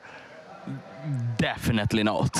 Well, maybe it's just humble. You played beautifully in the last games. Game 1 was so close. That moment where you turned the corner after counting all the cards in the library, that was beautiful. Game 2, well done. I assume you're very pleased with yourself. You're here with your friends. How are you celebrating tonight? It will be nice with dinner. Dinner? It will be very nice to have dinner with my friends. And then maybe relaxing. Your brain must be exhausted by now. Do you have anyone you want to thank? Team, friends? Yeah, I want to thank the people I tested with locally. One of them is Nayab Karim. I'm going to be teammates with him at the Spotlight in Brussels in the week after Amsterdam. And I'm going to thank Clement too.